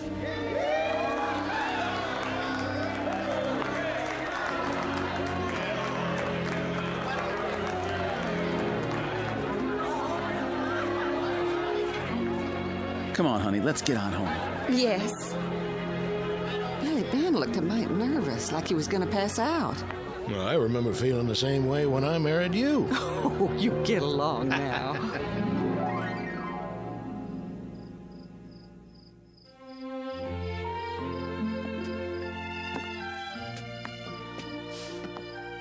Here we are, sweet thing. Billy Ben, are you going to let your bride walk across your threshold? Never. Now put me down if I'm going to get changed out of this pretty dress. Billy! What's the matter? Something has hold of my arm. It ain't me. But I can feel it. What are you doing? I don't know. What'd you do that for? It wasn't me. It sure was your hand. Oh, Billy, I drew blood. I never did that of my own will. Something's took hold of me and moved my hand. I didn't see nothing, Ellie. There's something in this room. Something we can't see nor hear. Something evil. Can't you feel it? Not sure. Look, a mouse on your grandfather clock. Ellie, careful! Oh, Billy, it could have killed me. I've got you, honey. It was a mouse, as black as night. Take me home. This is your home now. But something doesn't want me here. I know what it is that's trying to chase you out. Sit down. Hold on to this Bible. I gotta be gone from you a short time. Do you trust in the Lord? Yes. Then His word will keep you safe. If the devil himself comes in this room, don't leave that chair.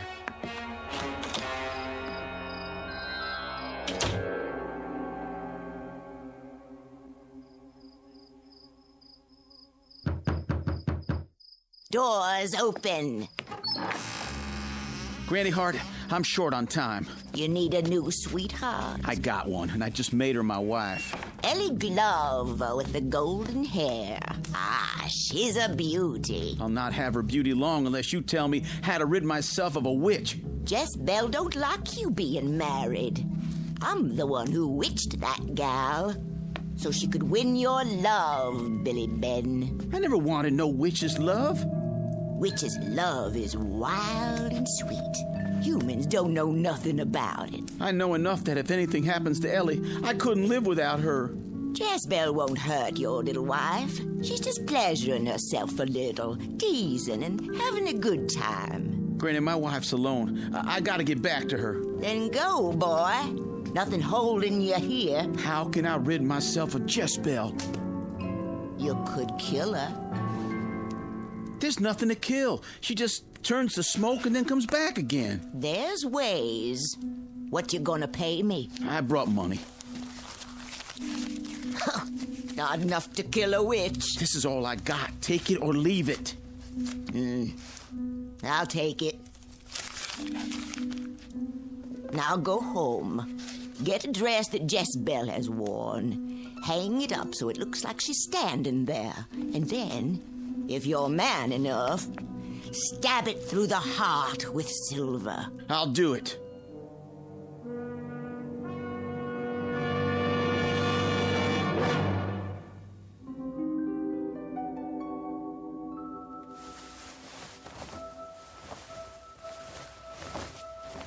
It's got to be one she wore. This was to be her wedding dress. She put it on once when I was making it. Thank you, Ossie. For me and my bride.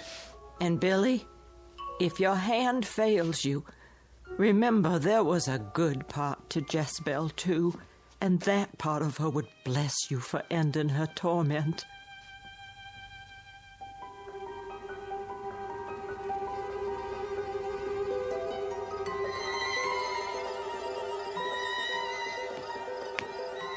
I told you not to leave the house. I wanted to wait for you out here. What's that package? Stay outside a minute longer. That thing you felt was the spirit of Jezebel. She was a witch, Ellie, but I know how to get rid of witches. All right, but...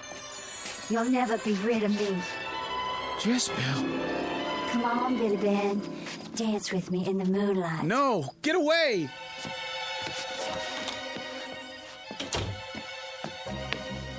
Let me in. Take the dress. Hang it up like she's standing here, okay? Now, the stick pin.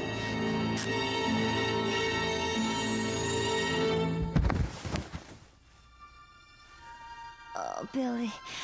Oh, what have you done? Stabbed you through the heart, just like Granny Hart said. Oh. Now I'm giving you your eternal rest. Oh, Billy. Goodbye, Jezebel. I loved you, Billy Ben. Billy Ben.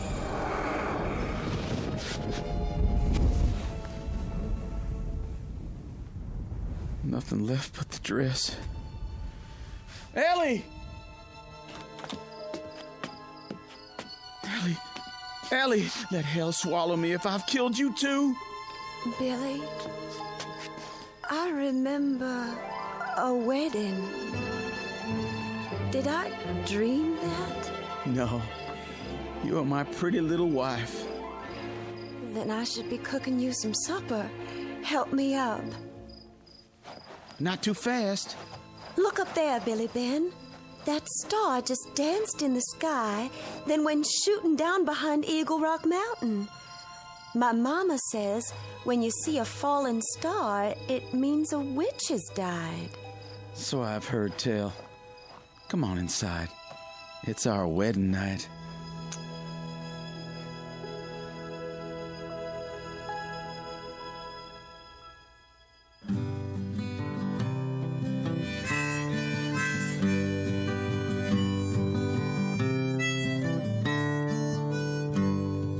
Fair was Ellie Glover, dark was Jezebel.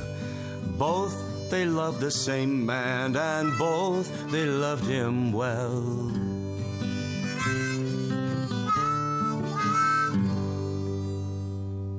A tale told in one form or another, as long as there have been people to tell it. And if you're thinking it's just a fairy story, here's a piece of advice. The next time the moon is up, put another stick on the campfire. And if you see a falling star, be sure to make a wish. It just might keep you safe from the great darkness out there. A darkness that extends all the way from the Blue Ridge Mountains to the Twilight Zone.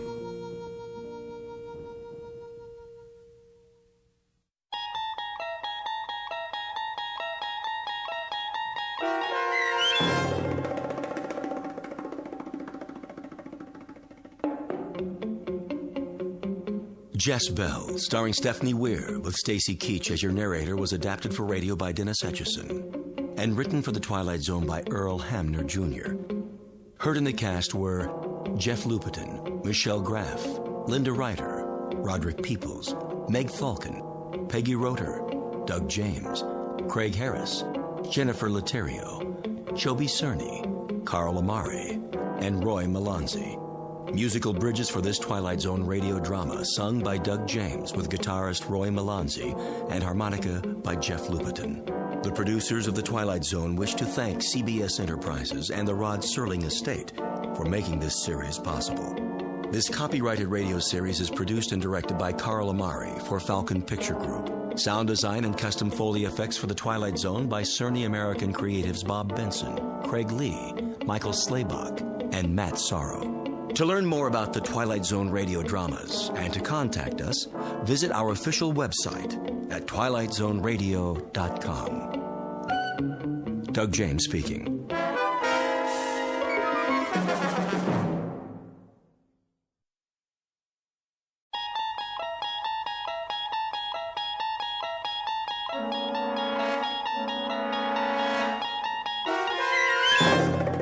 You unlock this door with the key of imagination. Beyond it is another dimension, a dimension of sound, a dimension of sight, a dimension of mind. You're moving into a land of both shadow and substance, of things and ideas. You've just crossed over into the Twilight Zone.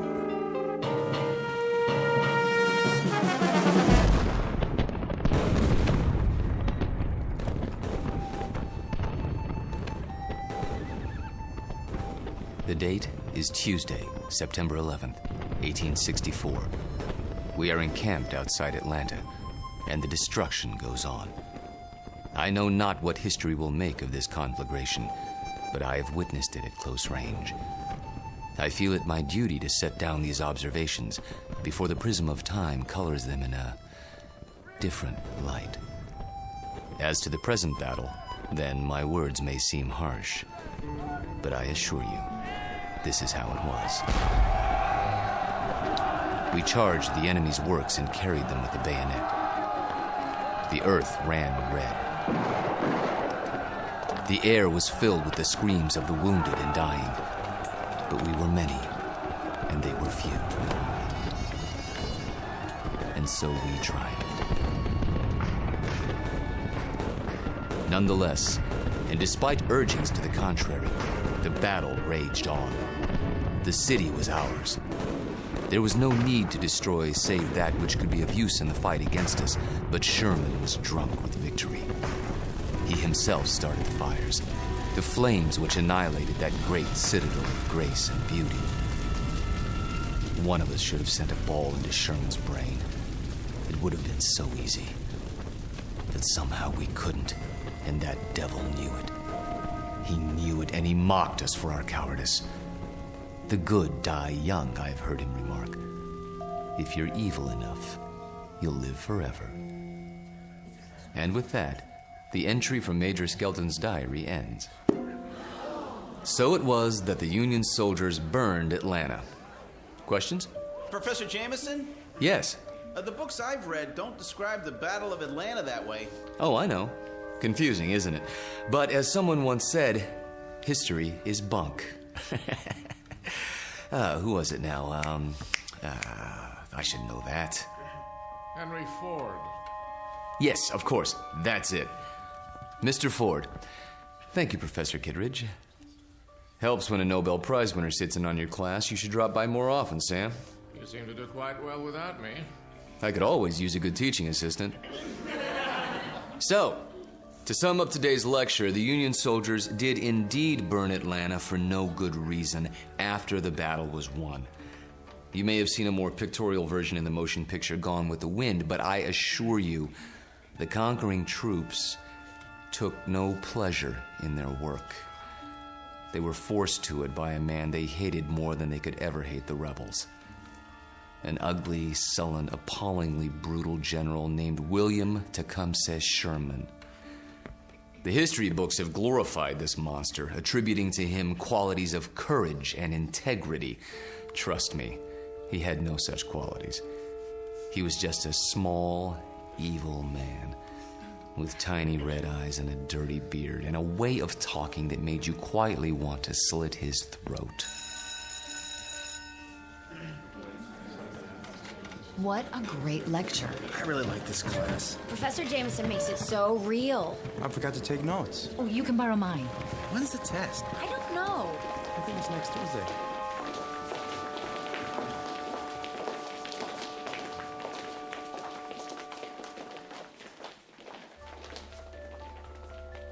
It has been said that universities are worlds unto themselves, inhabited by the young.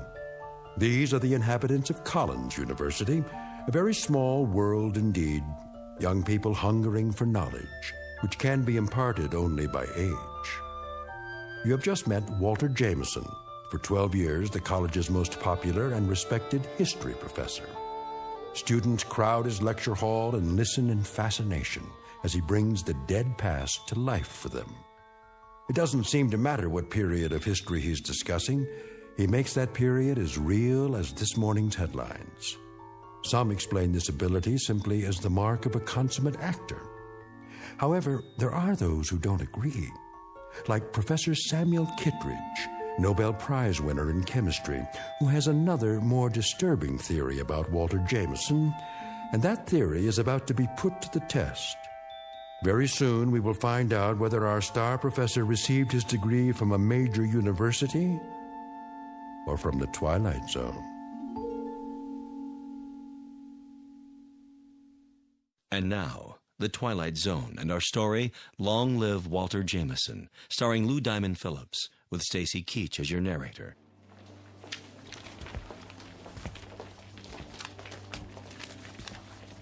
Very vivid, Walter. You had me on the edge of my chair. Thank you, Sam. Coming from you, that means a great deal. Now I see why these lectures of yours are so popular. Is that why you sat in today? Partially. Tell me something, if you have a moment. Certainly. Who was this Major Skelton? Oh, no one important. Just a lawyer who happened to enlist. And you acquired his diary? Yeah, lucky break. As I recall, an auction of Civil War memorabilia a few years back. What regiment? 123rd Illinois Infantry. Remarkable. American history is a hobby of mine, but I must say I've never heard of him. His diary's never been published. A fascinating document. May I see it? Surely.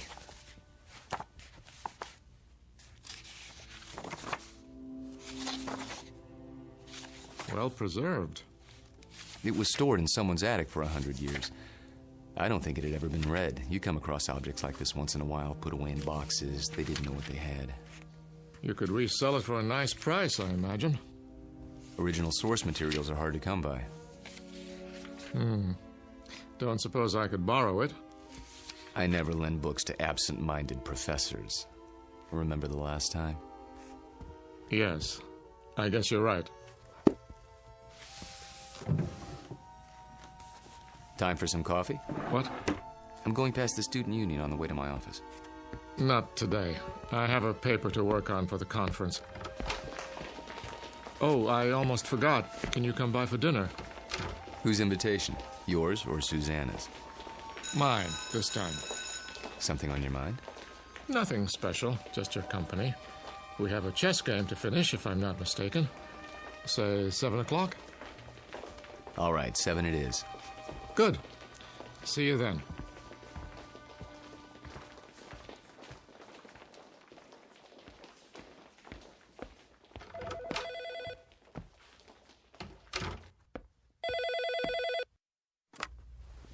Hello?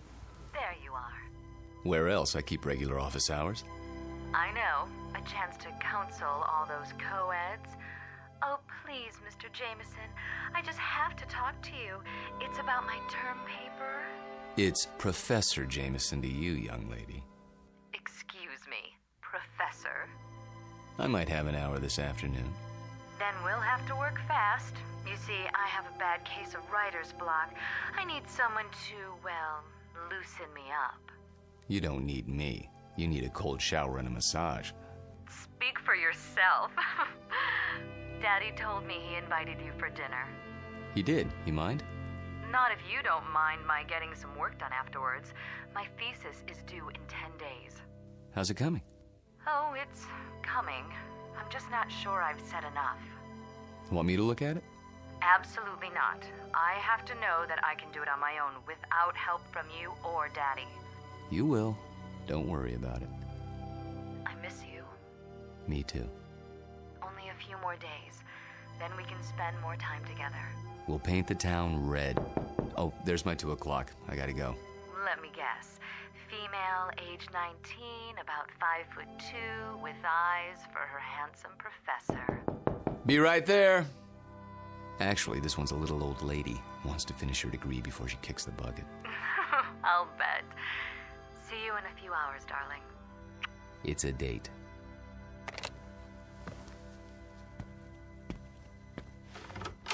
Oh, there you are. Come in, Janice. I was afraid I was late. Someone else is waiting for you. You're my only appointment this afternoon. She asked if this was your office. A student? No, I don't think so. She's sort of elderly. She acted like she knew you. Hello? Hello? She'll probably come back. Oh, I'm sure you're right. Now then, Janice, how can I help you? I'm sorry to bother you, Professor, but I'm having trouble with the assignment. Can't find all the books? The research library isn't supposed to check out certain materials, but sometimes... It's not that. I've got everything I need, but the authors on the list, they don't agree with your version. So my question is, which version should I use, yours or theirs? Remember what Ford said. What? Never mind. Start with the basic events. Everyone's in agreement there. As to interpretation, that's up to you. Just tell me what you think happened and why, based on all the accounts. Original thought is what counts. But how can I be sure if I wasn't there? That's always the problem, isn't it? There's an old adage. Those who were there know more than those who weren't. The problem is getting people to believe you. Nonetheless, you know what you know, so you learn to keep some things to yourself. But that doesn't affect you, Janice. We deal with truth in my class. Nothing but the truth, for better or worse. They say it can set you free.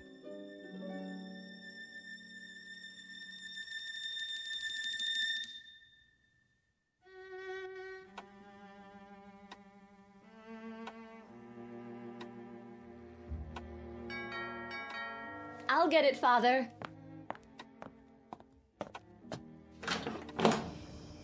Hello there, miss. I've got a great deal on a set of encyclopedias. Sorry, we don't want any. Just let me get my foot in the door. Oh, really? You know what's wrong with you, Professor? What? You're always on time. Sort of takes the mystery out of things. Oh, so I'm not mysterious enough for you. That's just it. You're too mysterious. Except when it comes to keeping dates. Get in here. Mwah. What's that for? Because, like my new dress? Awful. Get rid of it right away. You mean here and now? Watch it. You're a PhD, not some sorority girl. And not yet, I'm not. There's a little matter of a thesis, remember? A mere technicality. Anyway, it doesn't matter. You're about to give it all up and become a housewife. The devil she is. Hello, Sam. I didn't see you there. I'm giving you my daughter's hand, not her brain. Which I inherited from you. She'll get that PhD if I have to... Spank her. I know. Well, I like that. Spare the rod and spoil the child. Pour yourself a drink, Walter. Dinner's almost ready. Don't tell me you're the cook again tonight. Indeed. And why not? Don't you think it's about time Susanna learned for herself? He won't let me. Force of habit, after her mother died. Let's go into the dining room, shall we? I'll serve. You sure there's not something on your mind, Sam? Nothing that a good meal won't cure.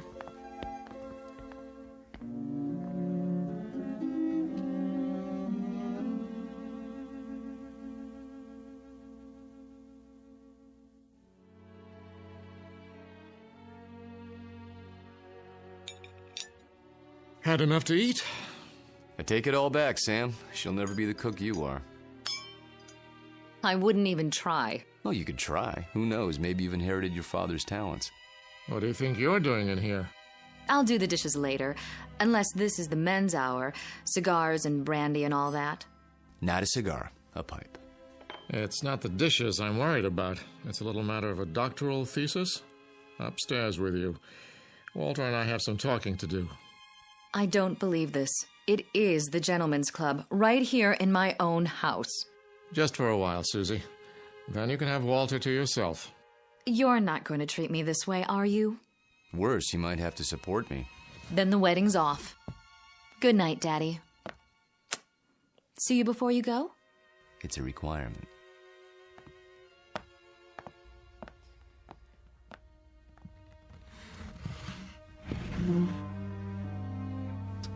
Brandy?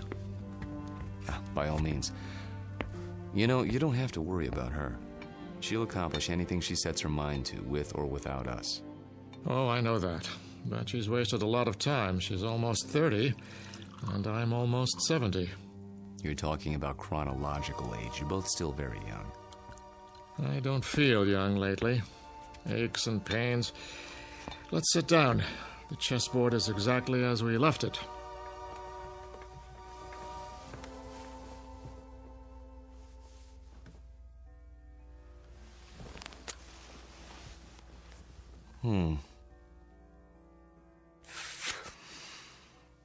My move, isn't it?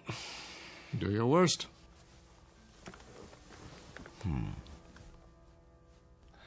How about pawn to king's bishop 4? Look at that. You don't like it? Not the move. Your hands. What about them? Extraordinary, isn't it? They looked very much the same when we met, those two hands. Firm, smooth, not the slightest discoloration. Time marches on. For some of us. Walter, tell me something. Of course. How old are you? You know the answer.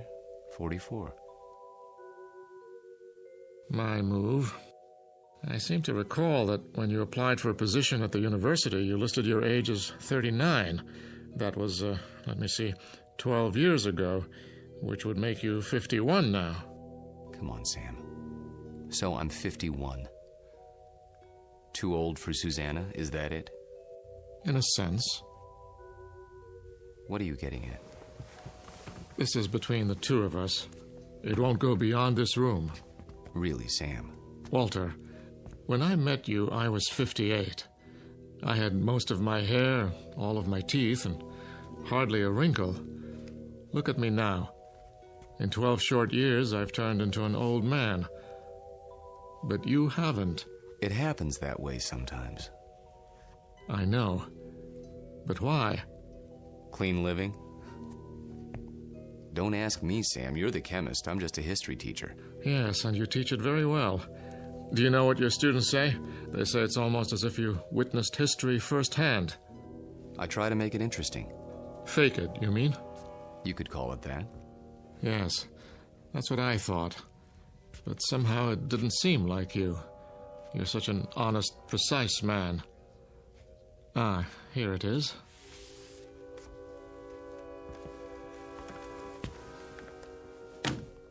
What have you got there? A book, a first edition. Photographs, mostly. Taken by a fellow named Matthew Brady during the time of the Civil War. Well, what is it? You look as if you'd seen a ghost. Perhaps I have. Hand me that magnifying glass, will you? I don't see. Was your grandfather in the war by any chance? No. In that case, I'd say we have something of a mystery on our hands. How so? You got me interested in your Major Skelton today. Oh, that. I was curious to see what he looked like. So I went through the Brady pictures, not really expecting to find anything. Here, this is a shot of Sherman and 3 staff officers. Yes, typical of Brady's work. Moody, grim, not a smile between them. Look closely. The one with a pistol in his belt is identified as Major Hugh Skelton. This photograph was taken in the 19th century, and yet it looks exactly like you. I'd know those eyes anywhere. In fact, Walter, I'd have to say, it is you.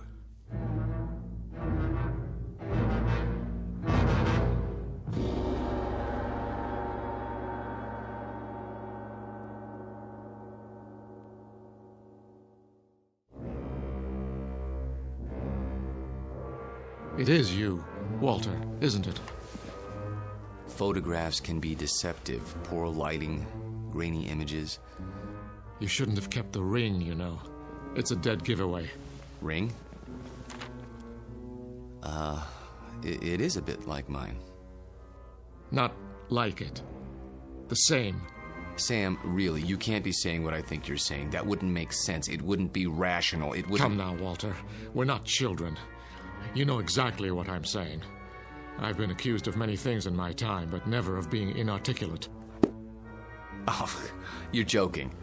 Just because a man in a picture happens to look like me... And happens to wear the same ring, and happens to have the same small mole on the left side of his face. Did you keep the pistol? Or is it in a Civil War museum somewhere? Oh, Sam.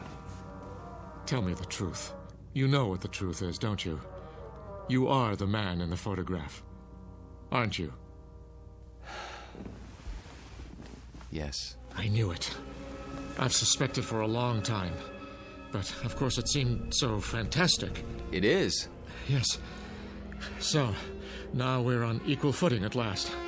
The time for lies is over, Walter. Wouldn't you agree?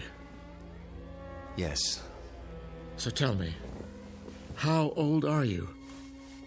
You won't believe me. I can believe anything now.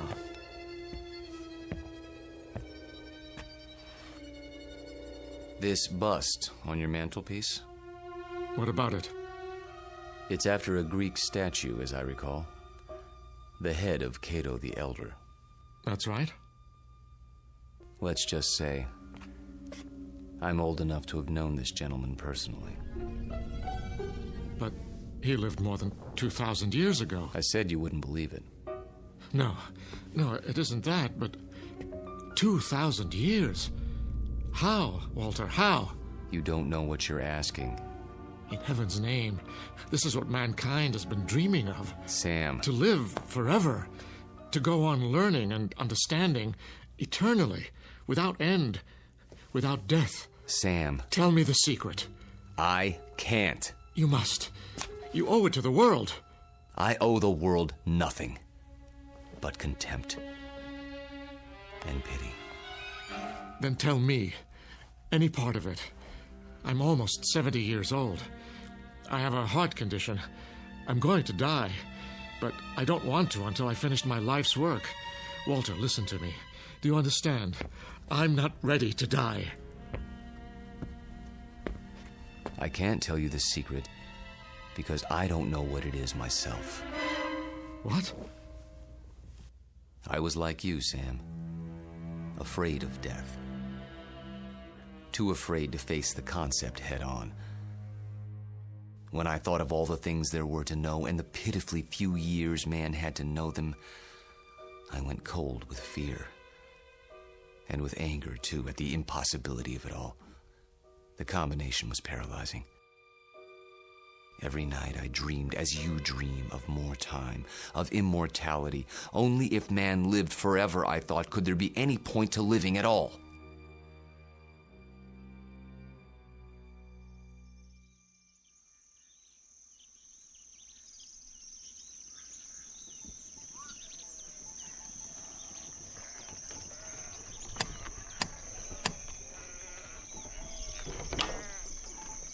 I'm thirsty. You have water? Come in, traveler. Thank you. You're very kind.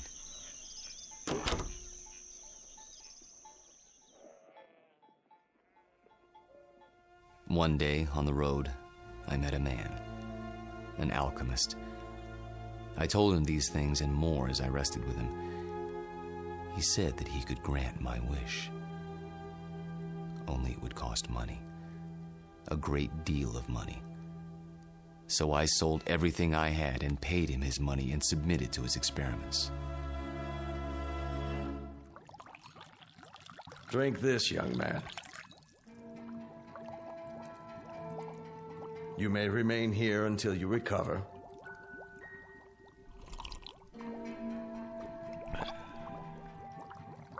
I feel strange. That will pass.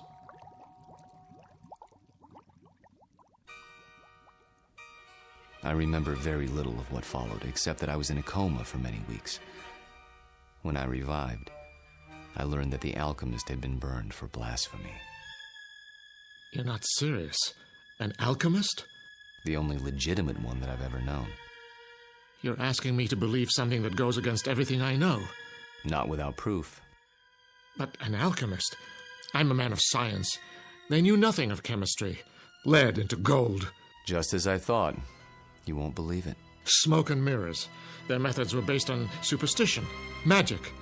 What did he use? Bat's blood and eye of toad? And once upon a time, germs were unknown, and blood cells, and pasteurization, and human growth hormone, and... Sam, all those things and more would have been called magic once. It's a matter of knowing what to measure and how. Do you realize that most of today's medicines come from plants? Witch doctors discovered a long time ago that they worked, even if they couldn't explain the reason. Don't lecture me. All right. But you'll grant that certain phenomena exist before we know why. Science is like history in that respect. A detective story, working backwards from known facts until we understand the cause. And I'm the most undeniable of facts. Unless you can come up with another explanation. Go on. There isn't much more to tell, really. I thought the experiment had failed, of course, because I didn't feel any different. But then, when I saw my wife and my children and my friends aging and growing old, this was a problem I hadn't considered, you see. But surely there's a way to get around that paradox. Such as? There must be. Is there? Think about it. If I tell you that somehow I can stop you from aging, where do you want to be stopped? At 30? Then you watch everyone around you turning old. At 70? Would you want to live forever the way you are now? Sick and weak? It's better than dying. No, Sam. You're wrong. I was wrong. It's death that gives this world its point. We love a rose because we know it will soon be gone. Who ever loved a stone? I'm not a rose, and I'm not a stone. I'm a man. Very old, very frightened. Of what? Death? Yes, of death. You're a fool. I want to die. Then why don't you? Because I'm a coward. Like all men. Because I'm tired of living and scared of dying. That's why. There's a revolver in my desk at home, Sam. The same one you saw in the Civil War photograph. Every night, I hold it in my hand and pray for the courage to pull the trigger. But I can't. You mean to say you've survived all these years without an accident, without being injured or wounded? Some people are lucky that way. They go through life without ever breaking a bone or seeing the inside of a hospital. Oh, I've come close to death plenty of times. But never close enough. Thank you. For what? For reassuring me. I thought that if a man lived forever, he would grow wiser. But that isn't true, is it? You grow tired. That's all. It must be lonely. That's a word that comes to mind. You say it as if you think it's a word I don't know anything about. I suppose you married more than once? Yes. How long with each woman, Walter? 10 years? 15? I take your point. Now you know why I attended your lecture. Why I asked you here tonight. It wasn't idle curiosity. I suspected as much. Sam, this isn't a situation of my choosing, not any longer. I tried to resign 6 months ago, but you talked me out of it. Do you remember? Yes. Do you know why? I knew that Susanna was falling in love with me. And I knew what would happen because it had happened before. A few years of happiness, and then I warned her. I did everything I could to discourage her. Except tell her the truth. How could I do that? She'd have thought I was mad. Then why didn't you leave? Because it was too late. I was in love with her. Everything was against it, all my reason and experience.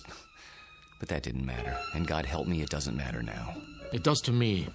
Walter, I can't let you marry my daughter. And why not? Susie. Well, go ahead.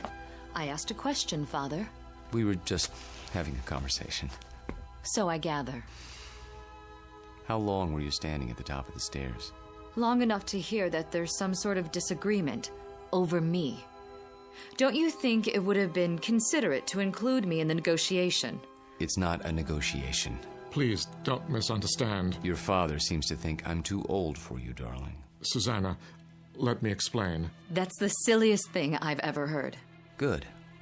In that case, you will marry me? I thought that's already been decided. You asked, and I accepted. Unless you're having second thoughts. Nonsense. If I had my way, we'd do it tonight. Are you serious? I've never been more serious in my life. I think you mean it. There's a justice of the peace in the next county. Go upstairs and get your prettiest dress. I'll go back to my place and pick you up in an hour. But... Go. Go. Daddy? I can't very well ground you, can I? You're of legal age. Oh, Walter, I do love you. Though your timing is a bit of a surprise. Life is a surprise. If we're not ready now, when will we be? Next week? Next year? We have to seize happiness when it comes, and it's here now. 1 hour, darling.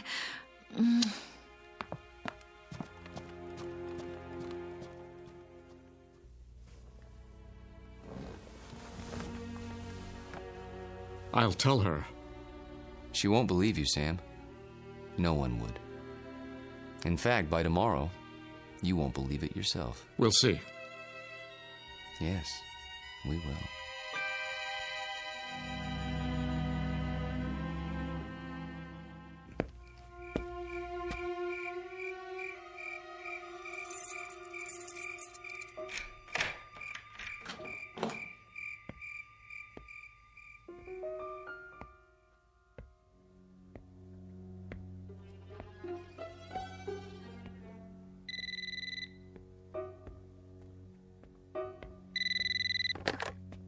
Yes?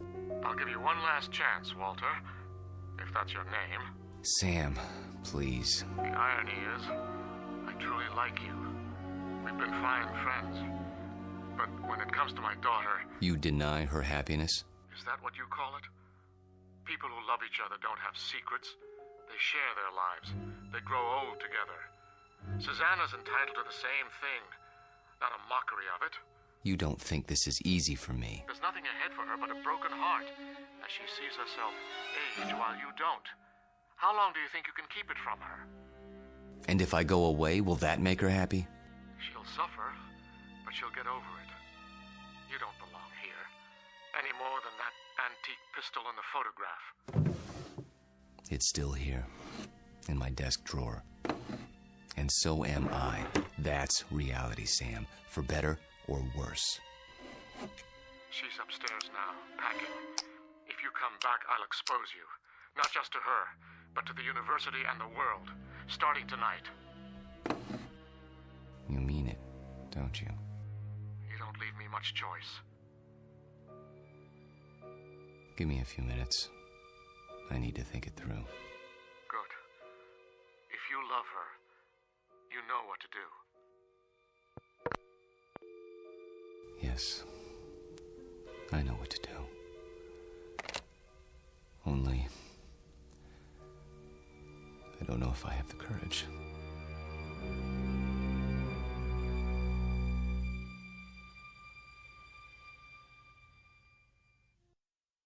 Hello, Tommy. Who are... You needn't stand up. How did you get in? You left the front door open. Who are you? Don't you recognize me, Tommy? No, I don't think I... Look hard into my eyes. You called them the most beautiful you'd ever seen once, a long time ago. I think you've made a mistake. No, it's you, Tommy. My name is Jameson, Professor Jameson. And if you don't leave my house at once, I'll be forced to call campus security. Don't pretend with me. I know who you are. And who is that? Tom Bowen. Tom? My husband. That's impossible. I've never been married. You mean you don't remember? How convenient for you. We married right after the Great Depression. We lost our farm to the drought. Crops died and blew away like dust. And you, still a strong, vital man. So we packed up the car and moved west. The living would be better now, you said. And it was. For a while. We had a little girl. Did you know she passed away last year, Tommy? A grown woman herself, getting on in years. It's not right to outlive your children. But me, I had to keep going. It was like I'd been waiting all these years, waiting to know where you went when you ran off. And now, I found you. My dear lady, perhaps if you told me who you're looking for, I could... Oh, stop. Please, stop. I saw your picture in the paper. I knew it was you by those eyes. And the ring. You always wore it. So I had to see if it was true. It is. No, Lord, look at that. I can't explain it. I only know what I see. I've grown old, and you haven't. Don't. Please. And now you're going to marry someone else and leave her the way you left me. Lorette, for God's sake. I can't let you marry her, Tommy. You're mine. Don't touch me. What's this? Put the pistol down. Oh, I remember that gun. You used to keep it locked away. Said it belonged to your great-grandfather. Take it out and oil it like you knew you were going to use it someday. Is it still loaded? I said put it down. Tommy, what you're doing, it's wrong. You can't go on hurting people the way you hurt me. I won't let you. Lorette, for the love of... What was that? I didn't hear anything. Are you sure? I thought... Thought what? I don't know. Susanna, dear, please wait. Don't try to stop me. I've made up my mind. I know. It's not like I'm going away. Walter and I will be married, and then we'll come back and I'll move my things into his house. It's only down the block.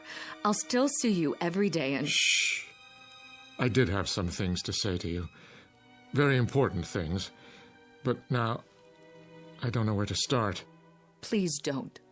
I'm nervous enough as it is. Can't you be happy for me? I know it's a change, a big change, but surely you're not surprised. You must have seen it coming.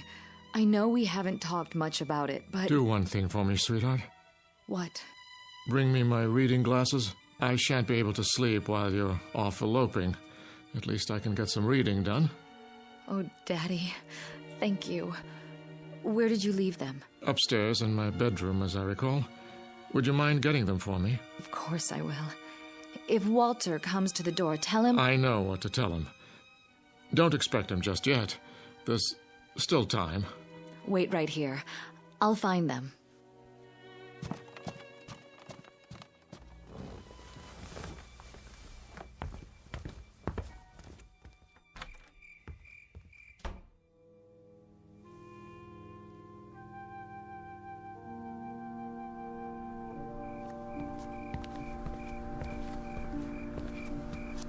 Oh, Excuse me, I didn't see you there. I saw my Tommy. He's resting now. Good evening to you, madam.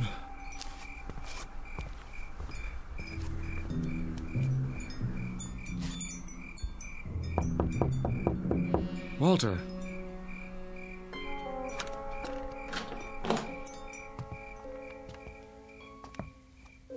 Walter, where the devil are you? Hello, Sam. Why are all the lights off? I was just, thinking. The window's open. I know. I'll close it. No. What's the matter? It's a strange feeling after all this time. What do you mean? I mean, I've come to my senses. Tell Susanna. Tell her if you would. You're hurt. Turn on the light. Stay away. I'll call a doctor. No. But your hand, there's blood on it. Hard to avoid that when you've been shot. It's dripping all over everything. I'm leaking, Sam. Everything that's been held inside for so long, it's running out. I feel light as a feather. Take my arm. Sit down. Quickly. A little late for that. I'm sinking, Sam. Right into the rug. It'll be quite a mess to clean up. What's happening to you? It's happening. At last. Your hair. Your skin. Sorry to fall apart on you. Oh. But nothing lasts forever.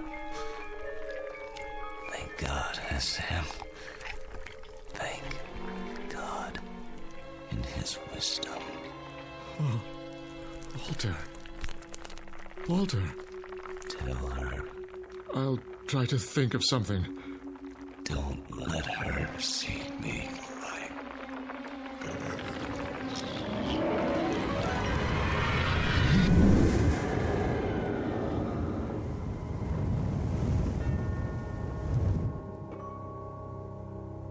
Dad? Walter? No, Susanna. Stay back. Daddy! Go home. Where's Walter? Susanna, please, go home, now. Walter? He's gone. Gone where? I wish I could tell you. But there are his clothes, his shoes. Daddy! Daddy, what else is on the floor? Dust, my dear. Only dust.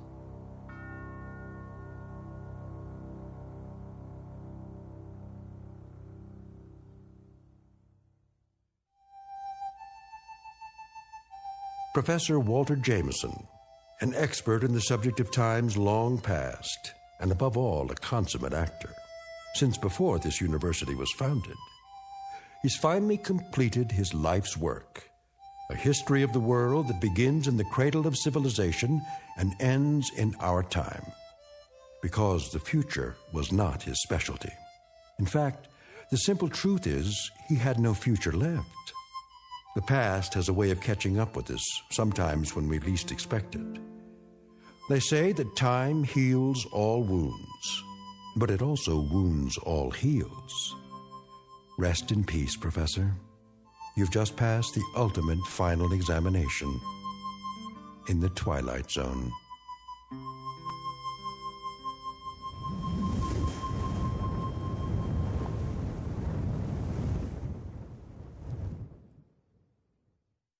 More from the Twilight Zone after this. You are about to enter another dimension, a dimension not only of sight and sound, but of mind, a journey into a wondrous land of imagination. Next stop, the Twilight Zone. Hi, this is Stacy Keach. I'd like to take a moment to tell you about our Twilight Zone website at twilightzoneradio.com. At twilightzoneradio.com, you'll find the latest information on these Twilight Zone radio dramas, including behind-the-scenes photographs, plus the newest product releases, trivia contests, ways to contact us, other Twilight Zone-related info and merchandise, plus links to other fascinating websites. So make your next stop twilightzoneradio.com. Visit twilightzoneradio.com to purchase these Twilight Zone radio dramas on cassette and CD, or call toll-free 1-866-989-ZONE. That's 1-866-989-9663.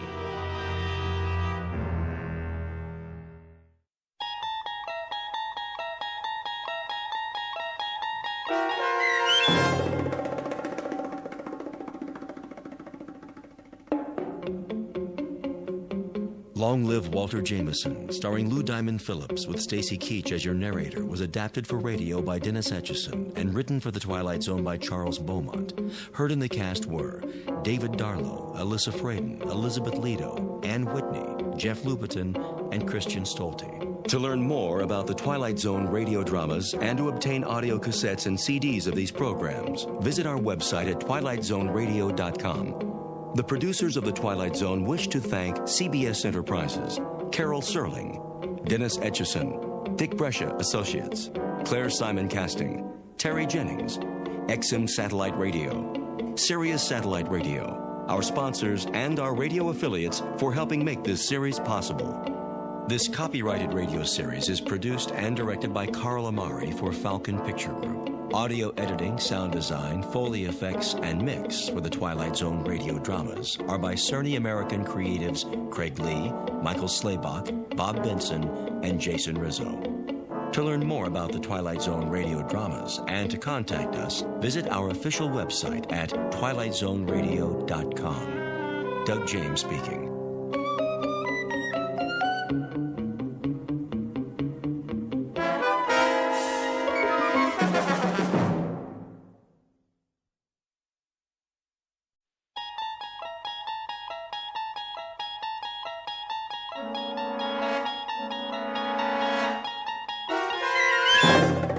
You unlock this door with the key of imagination.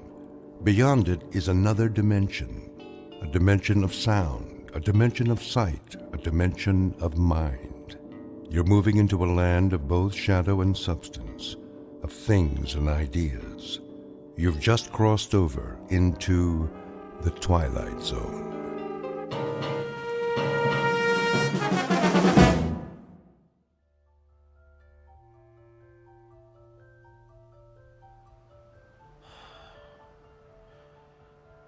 You are totally relaxed, floating. You are in a deep, deep sleep and can only hear the sound of my voice. You are safe, relaxed, and at ease. Can you hear my voice, Alex? Yes. I would like to continue where we left off last week. Is that okay, Alex? Yes. Last week, you were telling me about a strange laboratory. Do you remember it? Yes. You described it as filled with instruments. Tell me about the instruments, Alex. They're metal and shiny. There are lots of lights. Tell me about the lights, Alex.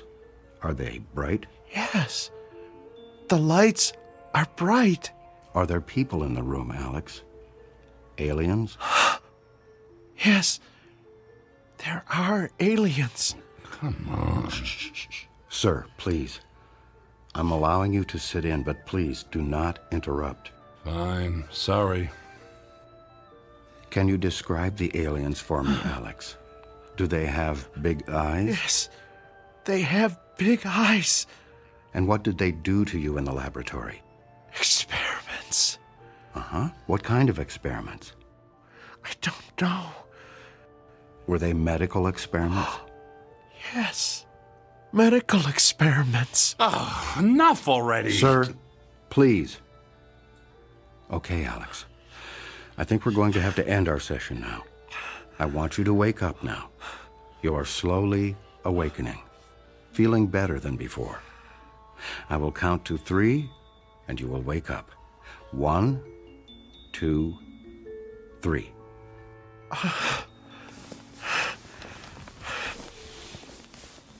Did I talk about the aliens again? Yes, Alex, but I must say I think we are making progress. Yeah, right.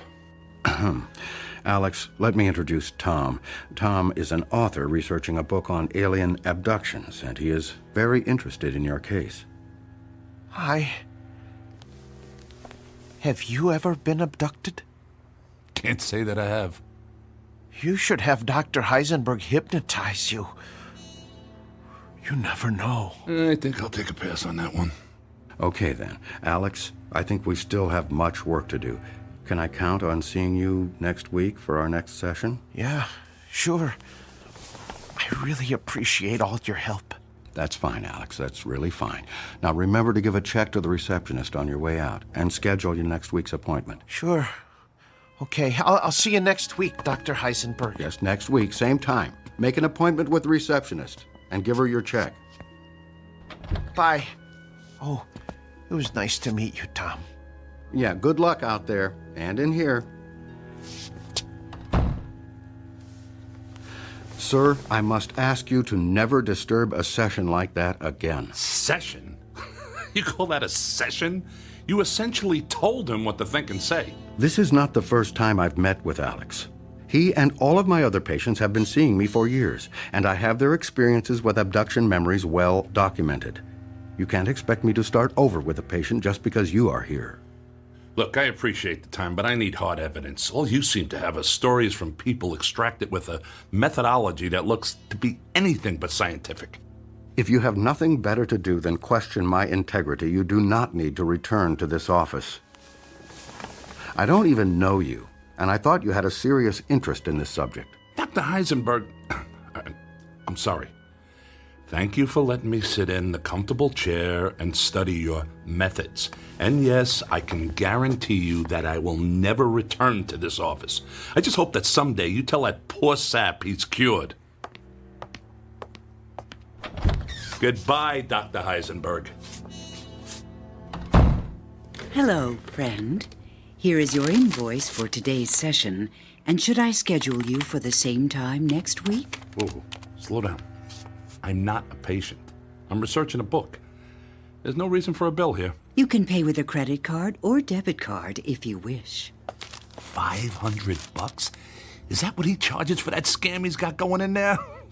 This is a racket. We could send the bill to your home if you prefer. With a proper diagnosis, your insurance may cover part of the treatment. I'm not a patient. I'm not paying $500. I'm not coming back. Goodbye. Goodbye, friend. We'll see you next week, and I'll mail your invoice.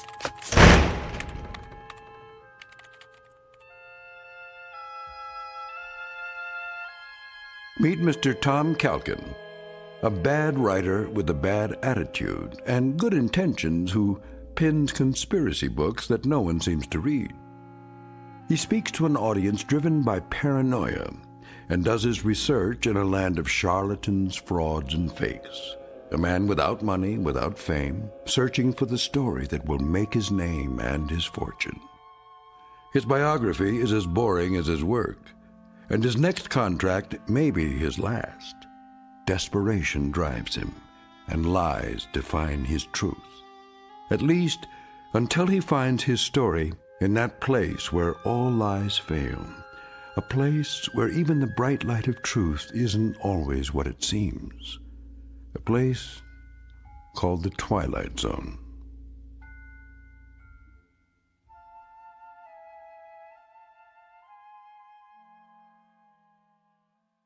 And now, The Twilight Zone and our story, The Walkabouts, starring Mike Starr, with Stacy Keach as your narrator.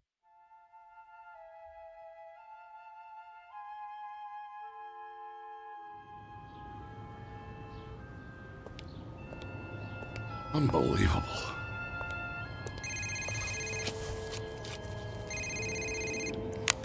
Hello. Tom, it's Maria. Oh, hi. Where are you?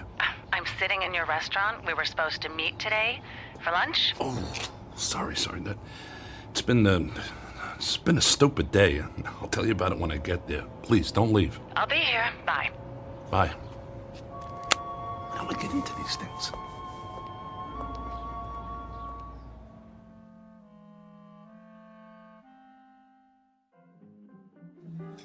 Sorry I'm late. I was meeting with the psychiatrist who specializes in alien abductions. Sounds fascinating. How did it go? It's all crap, Maria. The guy is an absolute charlatan. He's probably had more to do with creating the idea of alien abductions than helping the people who think they've been abducted. Okay, look. We've got a problem. I've edited many books in my time, but I have never worked with an author who made such big promises and delivered so little. Wait a minute. Are you talking about me? Yes. Look, you pitched us an idea for a book about UFOs, and you said you had some evidence that was going to blow the lid off of Roswell, UFOs, and everything people have wondered about and feared on this whole subject of flying saucers. And all I ever hear from you are stories about charlatans, frauds, and fakes. I mean, what is this hard evidence you supposedly have? I mean, you have researched a book before, I assume. Maria, I really do have something. But it has to stay secret. If anyone but you and I even know I have something in my possession, I'll have the government, the military, the CIA, and God knows who else after me. That's a great story, Tom, but my publisher is starting to give me a hard time. We've given you a significant advance. We've covered lots of expenses and heard nothing but promises. I don't care if you're an established author. It is time to deliver a manuscript. Speaking of expenses, I think I owe that psychiatrist $500. What? His receptionist said they were going to mail me a bill for $500. Okay, this is what I mean. All I ever get from you are excuses, apologies, and bills. Where's the manuscript and where's the evidence? Look, you're the one pushing me for this whole alien abduction angle. What do we need it for? That's the hot topic right now. I have to have that component. You're the one making this difficult, not me. I knew you'd say that. It's always about someone else with you, so I'm going to help you out. I found a guy you need to meet. I mean, if you can't find good sources, I'll find them for you. Who? He's a UFO researcher. Great. Just what the world needs, another UFO researcher. I'm only going to say this once. You are going to meet with this guy, and you will present your manuscript and evidence to me in 1 month. Fine. I'll meet with him. What's he do? He's a hypnotist. Oh, you gotta be kidding me. Have you listened to anything I've said? This guy is different. He goes out with small groups of UFO abductees, and they revisit the site of the abduction. He engages in hypnosis on site, in the field, and he has supposedly uncovered some hard evidence. He calls them walkabouts. Huh. Is he Australian? No. Oh, and let me guess. You're gonna publish his book instead of mine. He's not writing a book, but if you don't come up with something soon, I might ask him. That's good. That's a good one, because the last thing anyone wants to see is another boilerplate book about UFOs and alien abductions from your publisher. You're getting a little cocky, and quite frankly, I don't appreciate it. Besides, my publisher sells what people want to read, and people read what we sell. Why do you think we're having this conversation? Look, you told me you had it all the evidence the world would ever need to know the truth about UFOs. Of course, you can't show it to anybody because it's so secret. But Tom, I'm telling you, if you didn't have so many books under your belt, I never would have bought into this. Is this how you've done all your books? Fine. I get it. I'll shut up. Who is this guy and where do I find him? His name is Tammuz. To what? Tammuz. It's pronounced Tammuz. Maybe if you show me your evidence, he'll show you his, and we'll all be happy. Okay. I'll get a hold of him. Do it soon, Tom, and show him what you've got. I'll call him today. Good. And I'll see you in a month with the manuscript. Deal. Is it possible for you to pick up the tab?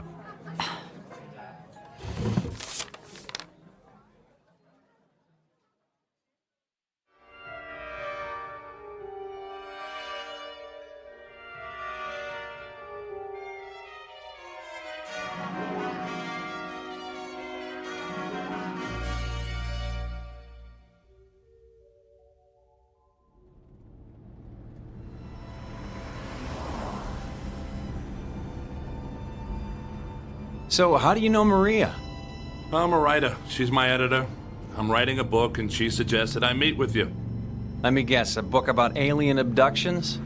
Actually, it's about UFOs in general, but this alien abduction thing is a hot button with her, so here we are. How did you get interested in UFOs? Actually, I never gave them a thought, until I had a little encounter. A close encounter? That's an understatement. Any abduction flashbacks? Nope.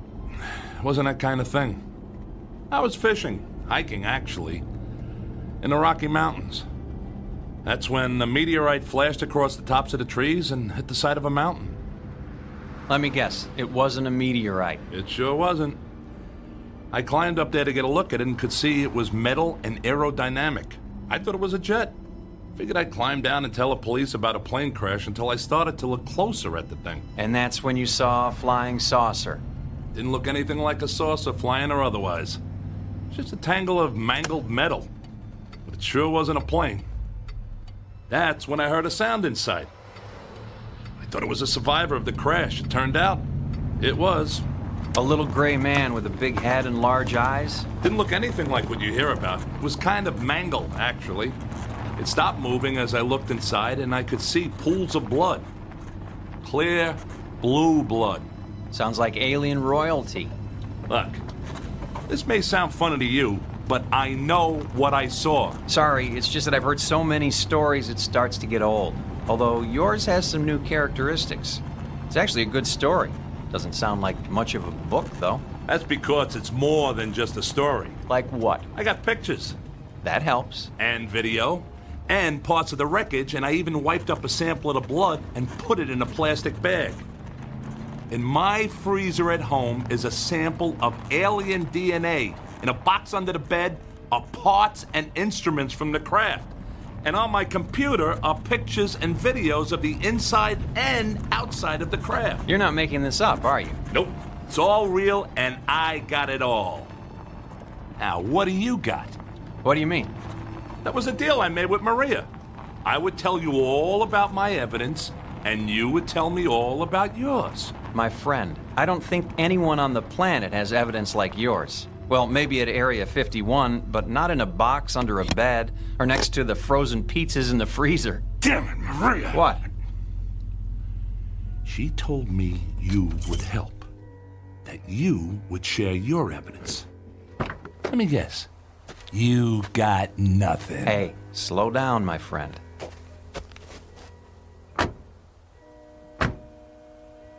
I'll show you what I got, but when it comes to pictures, videos, wreckage, instruments, and alien DNA, well, I gotta tell you, that's tough to beat.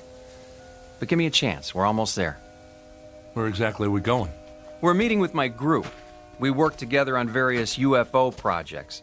On this trip, we've brought along 12 people who claim to have been abducted by aliens. The site we're going to is where 3 of them say they were abducted. What's the point of that? Evidence. The evidence that both you and I are looking for. We've found that if we return to the site of the reported abduction, some people can actually recall where UFOs supposedly landed, hovered, or demonstrated some phenomena or activity.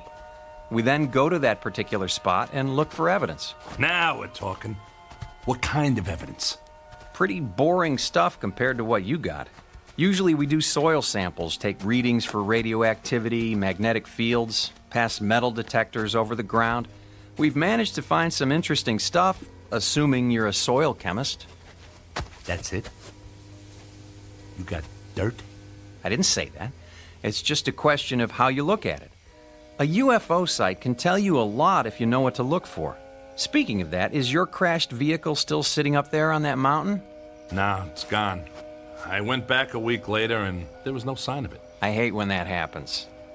Are you sure you saw something up there? I saw it, I have pictures, and there is still some evidence up there. The kind of evidence you look for.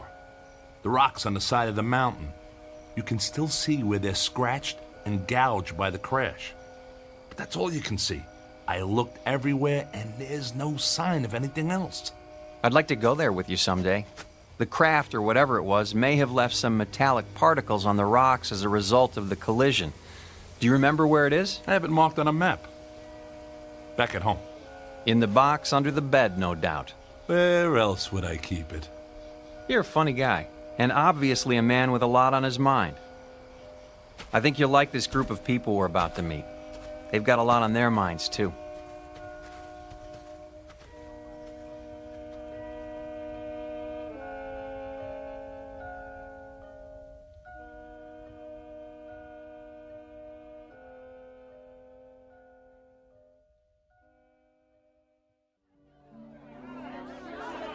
Settle down, they'll be here soon. Hello, Tammuz. I was beginning to worry you were lost. It's going to be dark soon. I wouldn't have gotten lost, not with all the racket this bunch is making. Enki, this is Tom. He's a friend of a mutual friend. Tom is writing a book about UFOs, and he's interested in our work. It's nice to meet you, Tom. We have extra tents for unexpected guests, and I trust you'll be comfortable. We're about to eat. Please, both of you, join us. Quite a setup you got here. You planning to stay a while? Some of us, although I'm sorry to say the abductees only last a day or two on site. It can be a bit overwhelming for them, especially for the 3 who feel they were abducted at this place. You know, I don't know how to tell you this, but I had no idea this trip would involve camping. Sorry about that. We'll take care of you. I think we might even have some extra clothes for you, although it's more of a jumpsuit. That's okay. I'm not planning to stay that long. Just long enough to see what you got. Fair enough. Let's have something to eat, and then we'll figure out how we're all going to proceed.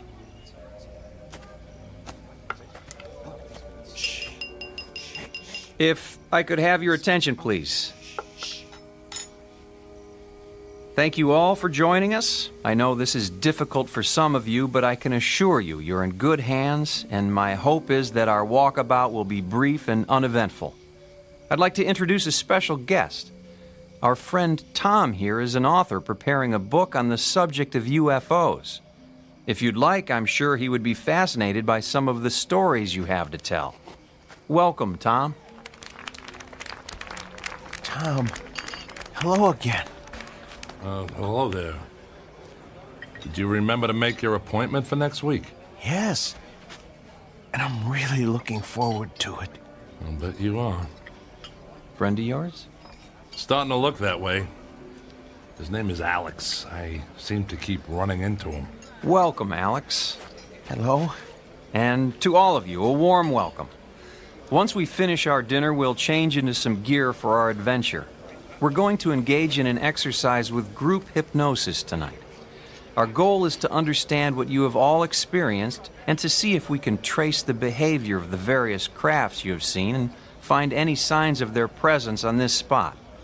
My good friend Enki and some of my other associates will be using instruments to determine if our visitors have left anything behind for us to collect. Let me reassure you once again, these walkabouts tend to be quiet and gentle affairs, and I trust this evening will be no different. Now, let's enjoy our meal and then begin. That's it? Group hypnosis and you guys run around with instruments in the dark? Is this gonna be another waste of time? My friend, it is not a waste of time. I'm sorry you're in such a hurry and I can't help you with your deadline or your editor. Let's just hope we find some good evidence for you tonight and then you can get to work. Tom, I've laid out some clothing on a cot in your tent. You can change when it's convenient for you. Right now sounds like a good time.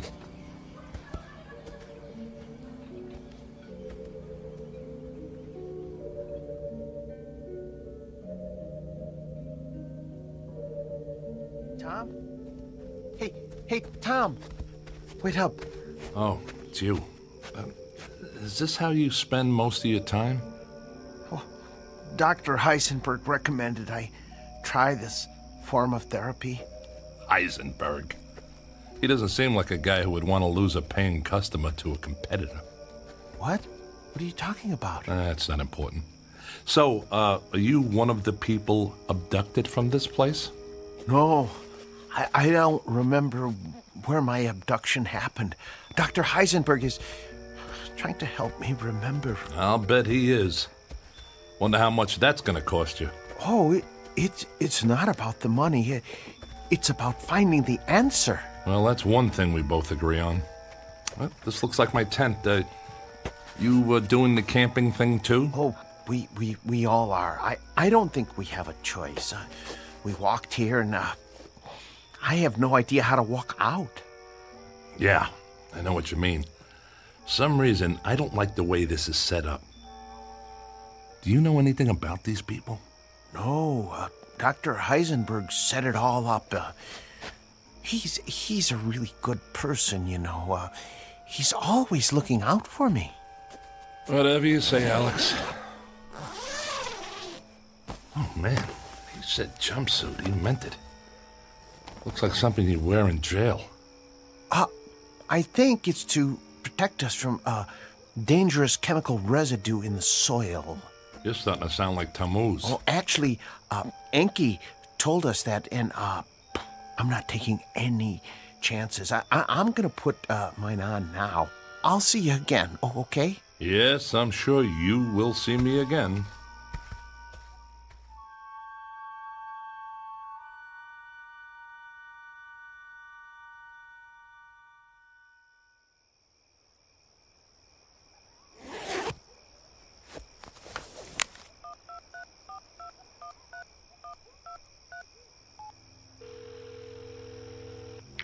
Hi, Tom. Were you expecting me to call? No, I saw your name on the caller ID. Did you show Tammuz your evidence? No, but I told him about it. That's why I'm calling. Maria, this guy's got nothing. He's as big a fraud as that quack psychiatrist I saw yesterday. And hey, you know what? These two are connected somehow. Heisenberg has lots of connections. He's actually somewhat famous, but obviously he didn't impress you. Yeah, obviously not. Look, Maria, I'm going to give this my best, and then I'll get right to work on that manuscript, okay? Are you all right, Tom? I mean, is everything okay? Yeah, everything's fine. I'll see you in a month, okay? Tom? Okay, that's our deal. Tom? Oh, sorry, Tom. I didn't know you were on the phone. Yeah, I'll talk to you later, Maria. Goodbye, Tom. I'm very sorry. Was that your wife? No, I'm not married. Someone I'm working with, maybe you've seen her. Her name is Maria. Maria? Oh, sorry. I don't know anyone named Maria. Yeah, but somehow she knows Heisenberg. Lots of people see psychiatrists. Yeah, the only thing is, I never told her the name of the psychiatrist I was meeting with, yet she knows his name. You sure you never saw a woman named Maria around the office? I don't know.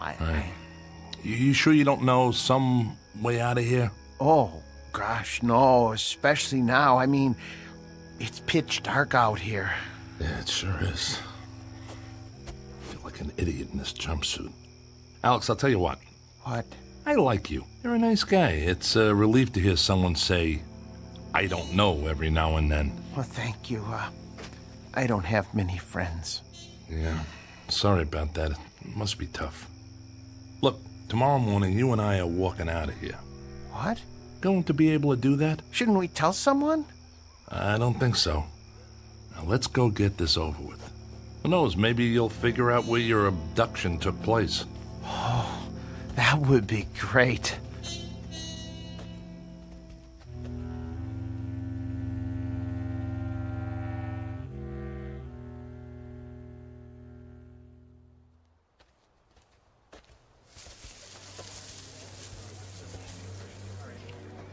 Hello, my friends. I see you're wearing our group attire. So how come we're all dressed in white and Tammuz and his buddies get the blue jumpsuits?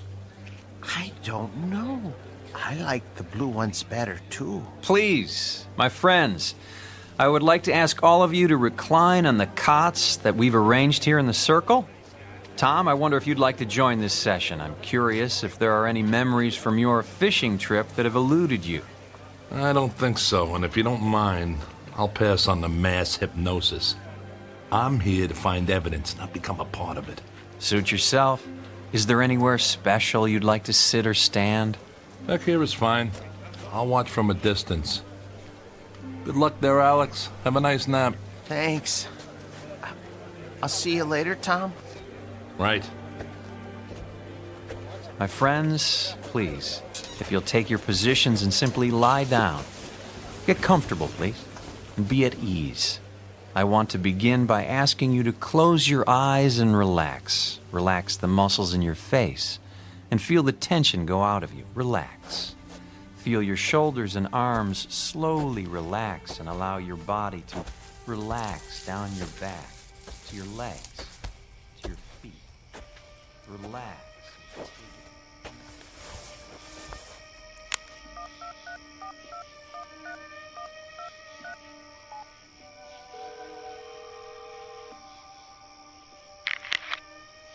Hello? Maria, it's Tom.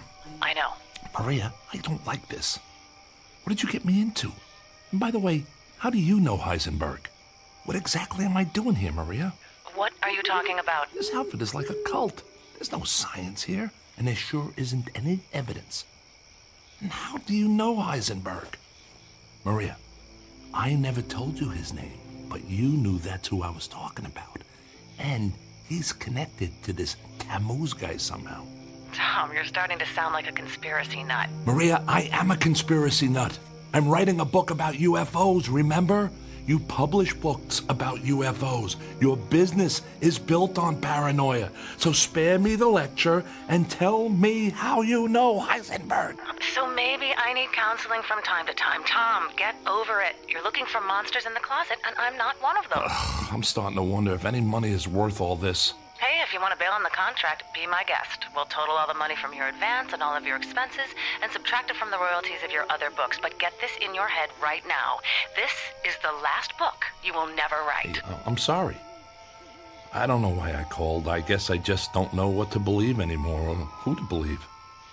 Look, when I get out of here, I'll finish the book. If I learn anything tonight, I'll add that as well.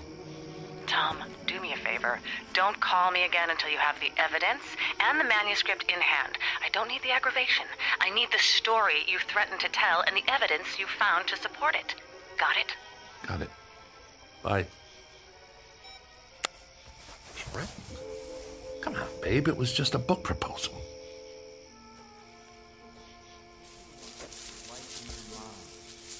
Bright light lifted you. See it. Believe it. Know it is there. The light approaches and will take you up to where all is well. Tom! Tom! Alex? Is that you? Where are you? I'm here. In the bushes. He said to be comfortable, and I'm comfortable when you're around, so I had to find you. Alex, you're missing out on your session. I don't want to do this. This is bad. Good. Alex, you're starting to get it. This is a scam, and that's bad. No. I mean, really bad. Look. Oh my God! What is that?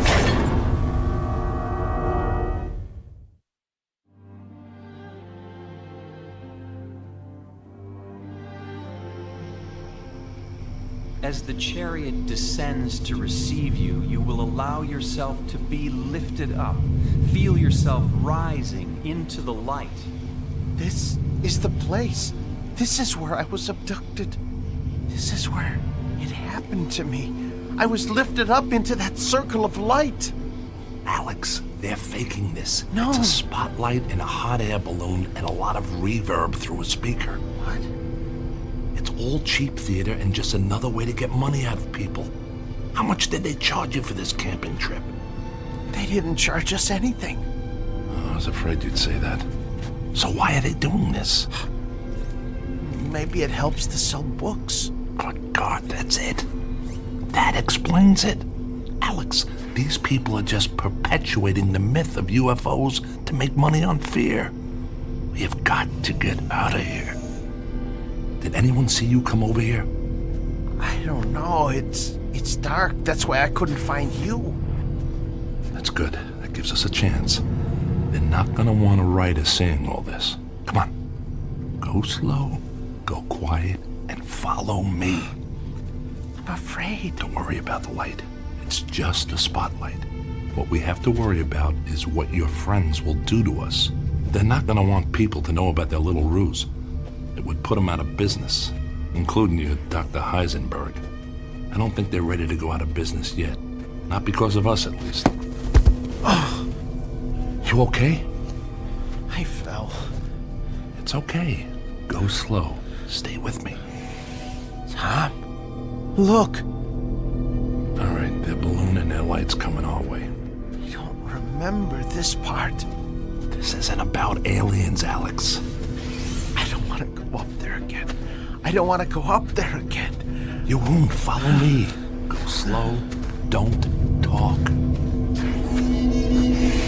Alex, we have to run. They're coming our way. We won't get away.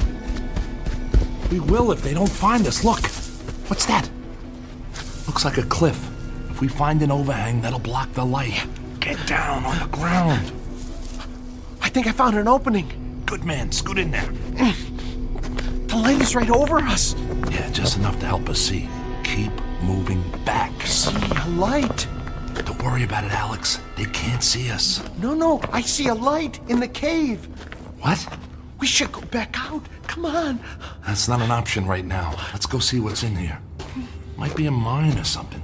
This part of the area is loaded with them. We'll hide in here overnight and then hightail it out of here in the morning. I see a light bulb. Yeah, we're in a mine. I just can't figure out why they're still running power to it. There might be someone working in here, so just be cool. I remember a cave. When I was abducted, I think I was in a cave. Dr. Heisenberg helped me to uncover it. Alex, you're done with Heisenberg. Heisenberg is a fraud. This is all a big scam to squeeze money out of a gullible public and to rip off poor souls like you. You are correct, my friend. Heisenberg, you soulless bastard. What are you doing here? You are part of this. You're destroying people with this charade. Can't you find another way to make money? On that count, you are right and wrong. Yes, this is a charade, but not the kind you think. Ah, hello, Tammuz. Hello, Enki. I seem to have found your missing friends. I am sorry. With such a large number of subjects, it was difficult to herd them all effectively. Herd them? What are we, cattle? No, if that were the case, you would probably have been mutilated. Maria, this is impossible. What are you doing here? This is like a law school prank. Am I on some kind of TV show? It's not a prank, and you are most definitely not on television. For that matter, you will never be on television, especially your videotape. It looks like a treasure chest. That's the box I had under my bed. You've been to my home. Yes, and thank you for making it so easy for us to find what we needed. Unfortunately, we found nothing of the evidence you described to Tammuz. Is it possible you have it hidden somewhere else? Sorry, pal, but there's nothing to hide. I made it all up. Sorry, Maria, but it's a tough game out there for writers, and you editors aren't exactly easy to please. By the way, Maria, how did you get hooked up with these crooks anyway? Let's just say we have common interests. So, this is how you know Heisenberg? You're all part of a money-making machine that preys on paranoia. Your publisher, his practice. How long have you people been in business? Actually, we've been in business, as you say, for about 50,000 years. I must say it used to be much easier, but as your species and technology has improved, we've had to improvise some interesting new solutions to cover our tracks. You people are crazier than Alex. I'm not crazy. This is all real. Alex, you're going to be fine. I'm sorry that we had to use you in this way, but you have done a very good job. I don't know what I did. That's because you were under the influence of a very powerful hypnotic suggestion. Sleep now, Alex. Sleep. Alex! It's okay, Tom. Just relax. Tammuz, Enki, please carry Alex outside and send him aboard. It is his time. Who are you people? Well, for one, we are not people. We are, in fact, those aliens that you're so skeptical about. We are the Anunnaki. Many of us have been genetically modified to fulfill our mission on your planet. Now this is the book I should write. What do you say, Maria? This would be a hell of a story. I'm afraid this is a story that can never be told, my friend. Friend. I've been hearing that a lot. What's the story with this friend thing, and what are you going to do? Kill me? You kill your friends? That's a little serious for scam artists, don't you think? Now, who are you, really? It would have all been so much easier if you'd just told me you'd fabricated the evidence. Tom, we believed you. Are you kidding? You actually thought I had evidence of UFOs and aliens? Come on. We're all in the same business here. So I had my little scam with the book, and you got this deal going on. We can work together here. But hey, no more of this messing around with people's heads like you did with Alex. Let's just be cutthroat editors and writers. Maria, I'll be a top writer. In fact, I can write this stuff better than you folks are doing it right now, if you want to know the truth.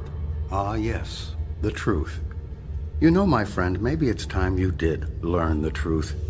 It's obviously something you have had little experience with. Take Maria, for example. Oh, yes, she does publish books. Books that we approve of course. Books that make the authors seem like madmen and lunatics.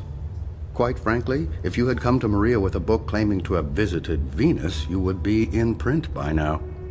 But instead, you really got our attention.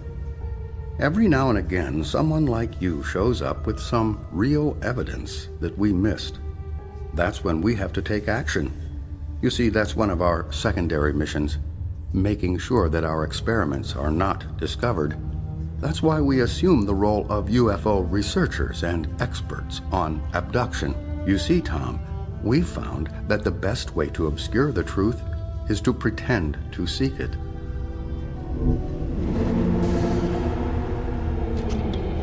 It sounds like our friend Alex has made his final journey.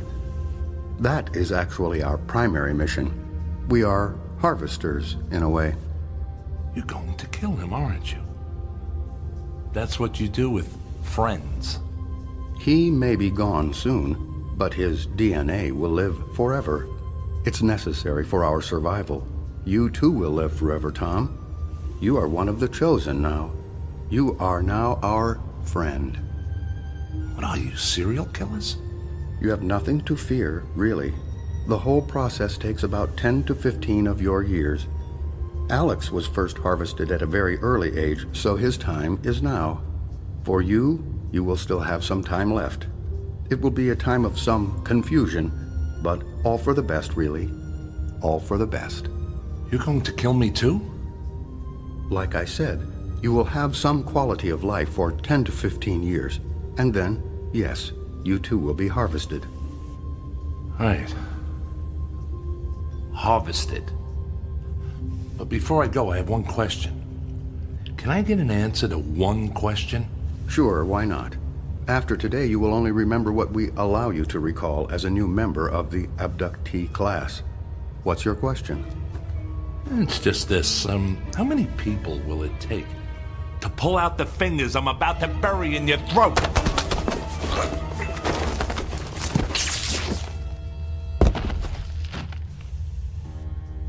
It's all clear. He is unconscious. This was a difficult one. They are proving to be a greater and greater challenge. The growing sophistication of their technology, their increased awareness of our presence. We may need to initiate another world war or create a new pandemic. We can't allow them to have too much time to think. Does that mean we should terminate the terrorism initiative? It's quite possible. In the meantime, let's increase the number of stories about supervolcanoes, asteroids striking the Earth, and global warming. Keep the fear alive. And Maria, you seem to have developed some affection for this one. That can't be allowed. I know, I will do better.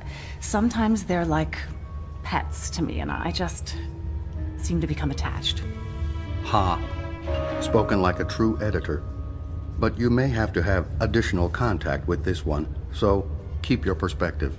Okay. Now, back to work. We are staging a UFO convention in Mexico City, and I am recommending additional investment in the Alien Museum in Roswell. Enki, we will need your banking network to provide some additional funding for a documentary on a coming ice age. Let's really mix it up out there and keep these animals off balance.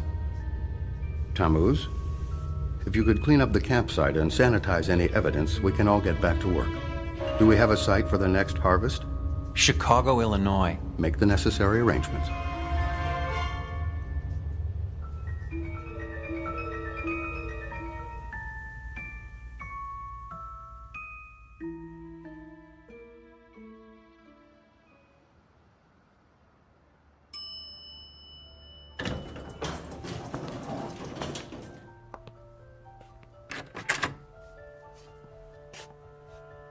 Hello, friend.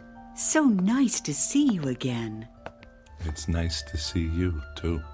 Please, go in. The doctor is expecting you. Hello, Dr. Heisenberg. Hello, Tom. How are you feeling today? I think I'm getting worse. I think I need more sessions with you. Let me ask you something, Tom. Do you still believe you have been to Jupiter?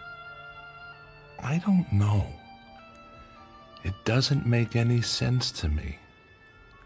It's a gas giant. You can't breathe there. Well, if the alien technology you have described in our sessions is as advanced as you believe, anything would be possible, wouldn't it? I think you're right, Dr. Heisenberg. Tom, I must tell you, you have a way with words. Have you ever thought about writing a book about your adventures? No one would believe me. People want to believe, Tom. That's all that matters. I know an editor who I think would be very interested in your story. Your story about Jupiter. Why don't you meet with her? I could set it up for you. Okay.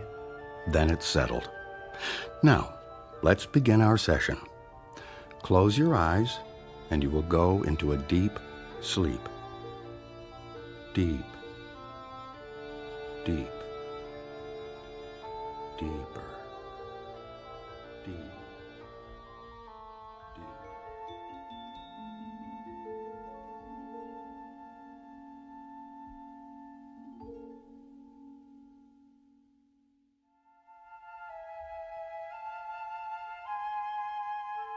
The evidence is in. The facts are fiction, and the truth has become a footnote to a lie. Is it possible that we are in fact alone in the universe? There may be a time when we wish we were, especially after a brief walkabout to that place known as the Twilight Zone.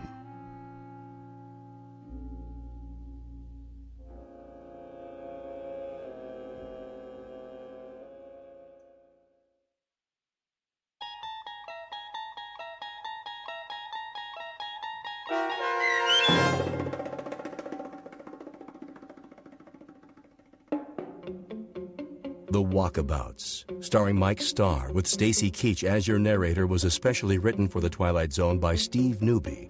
Heard in the cast were David Pasquesi, Joby Cerny, Leah Mortensen, Richard Hensel, Linda Kimbrough, and Tim Dadabo. The producers of The Twilight Zone wish to thank CBS Enterprises and the Rod Serling Estate for making this series possible.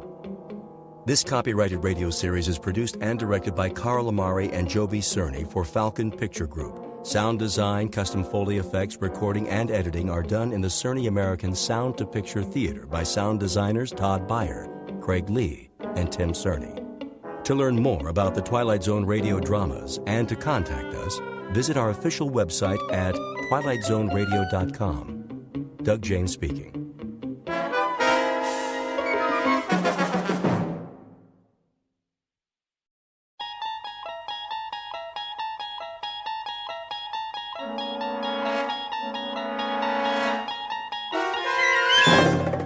You unlock this door with the key of imagination.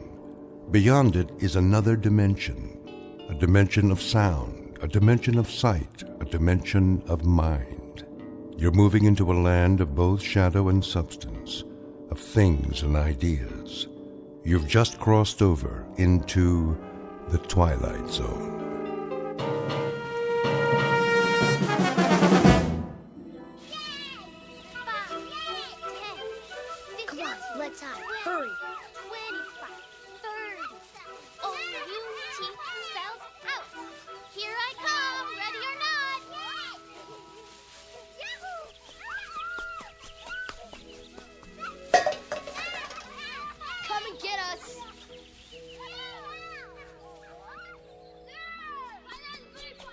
Over here! Look out! Look out!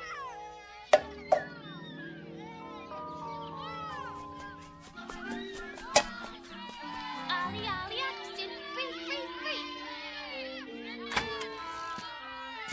Get away, you kids! I've told you not to play here. Go on now.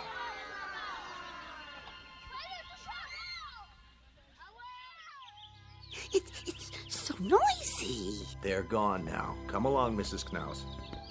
This way, everyone. Oh, but Doctor, I have my knitting to do. Another time. Out onto the porch. I didn't finish my crossword puzzle. It will wait, Mr. Agee.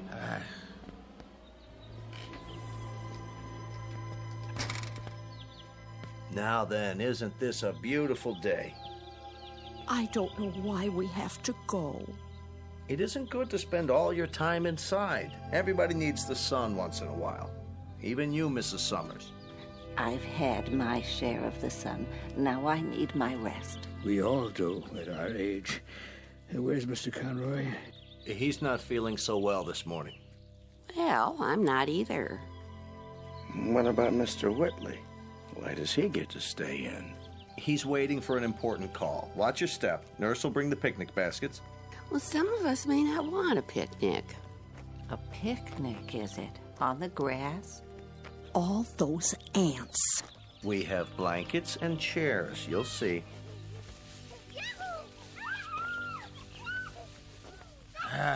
Darn those kids anyway. Hey, quit running! Stop it! Like wild Indians. They won't bother us. This way, there's a nice place under the trees.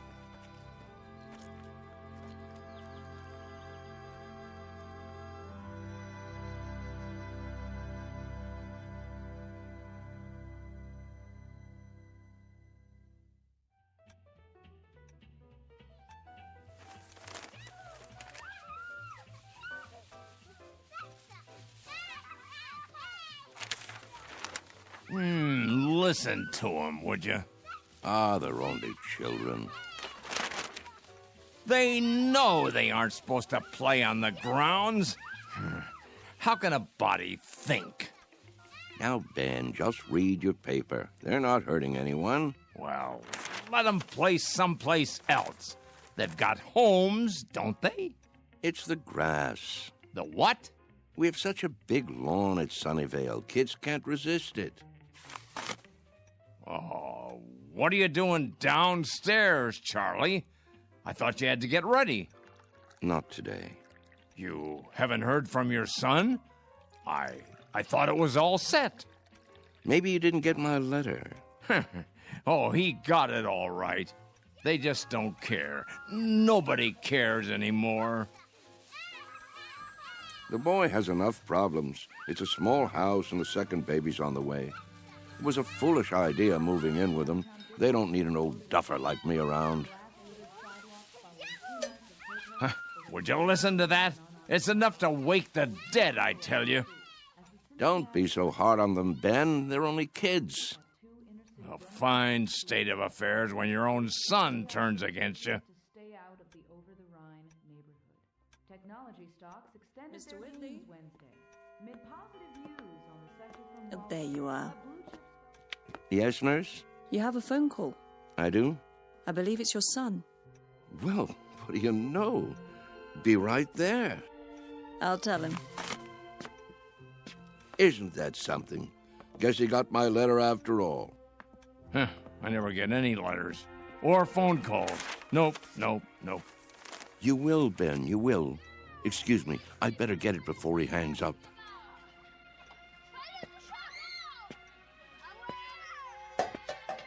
What are they doing out there? Don't be a grouch. It's Saturday. Perfect for Kick the Can. Perfect for what? We used to play it all the time, remember? No, I don't remember anything of that kind.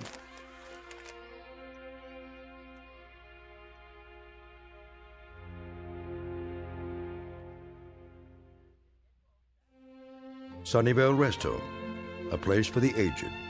The address is 1275 Tranquility Lane on the outskirts of town. It offers room and board, nursing care, and a kind of refuge from the world. Outside, a common game called Kick the Can. Very shortly, a man will have a choice to make. He can either die in this world or escape to another kind of refuge in the Twilight Zone. And now, The Twilight Zone and our story, Kick the Can, starring Shelley Berman and Stan Freberg, with Stacy Keach as your narrator. Some picnic.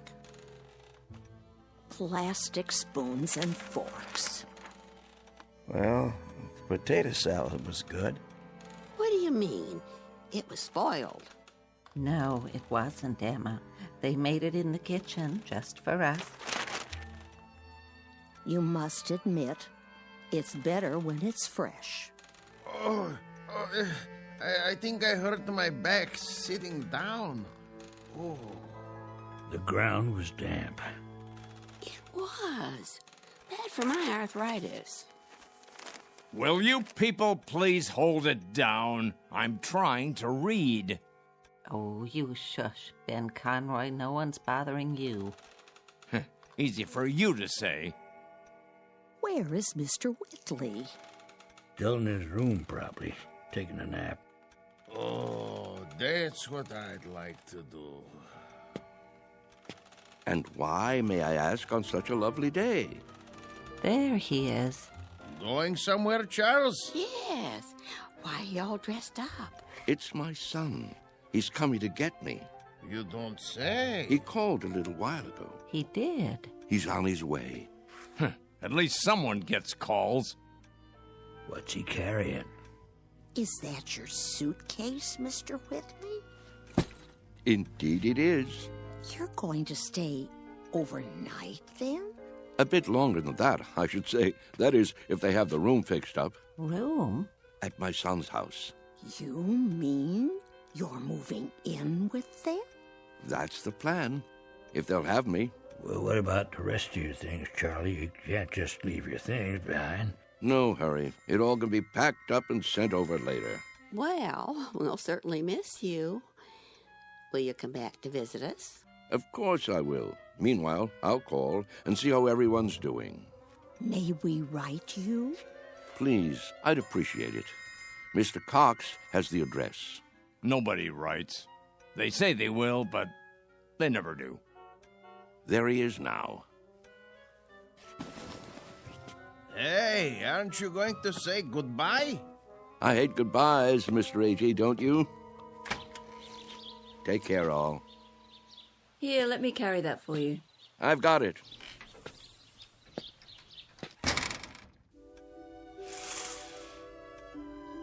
Who's that behind the wheel? His son, David, don't you remember? Such a nice young man. Let me see. Some car, huh? Betty costs pretty penny. Everything does nowadays. Don't crowd now. You wouldn't want him to think you're watching.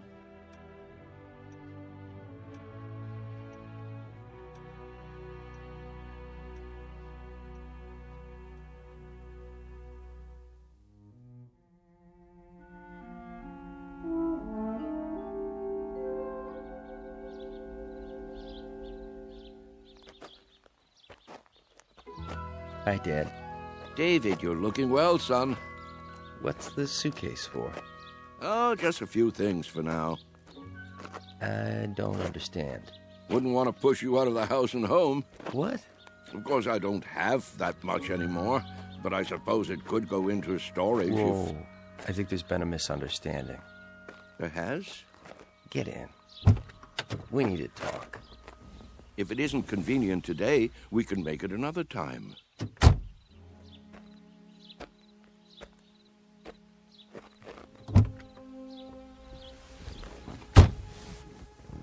Listen, Dad. Yes? I didn't say I'd come to get you. I said I'd come to see you. But I thought...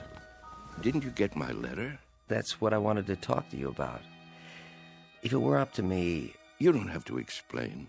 Well, Debbie's turning the extra room into a nursery. Right now it's being painted and... I understand. I don't think you do. Let's drive a bit. Your friends are watching us. It's all right, really. Let's go into town. I'll buy you lunch. That's not necessary. Please, Dad. I want to. This wasn't a good idea. If you'll let me explain. Pull over here, please. I can walk back. But, Dad... The exercise will be good for me. If you'll just listen... We'll have lunch another Saturday, son. Call first, though. I'm really quite busy these days. You're taking this all wrong. Give my love to Debbie, will you?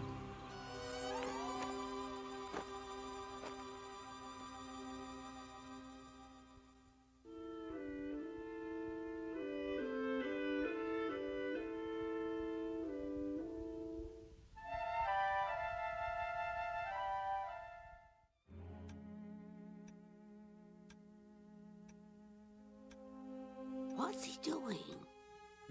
What does it look like? He's coming back. I thought he said... Don't stare. It's not polite. Yeah, you're it. Gotcha.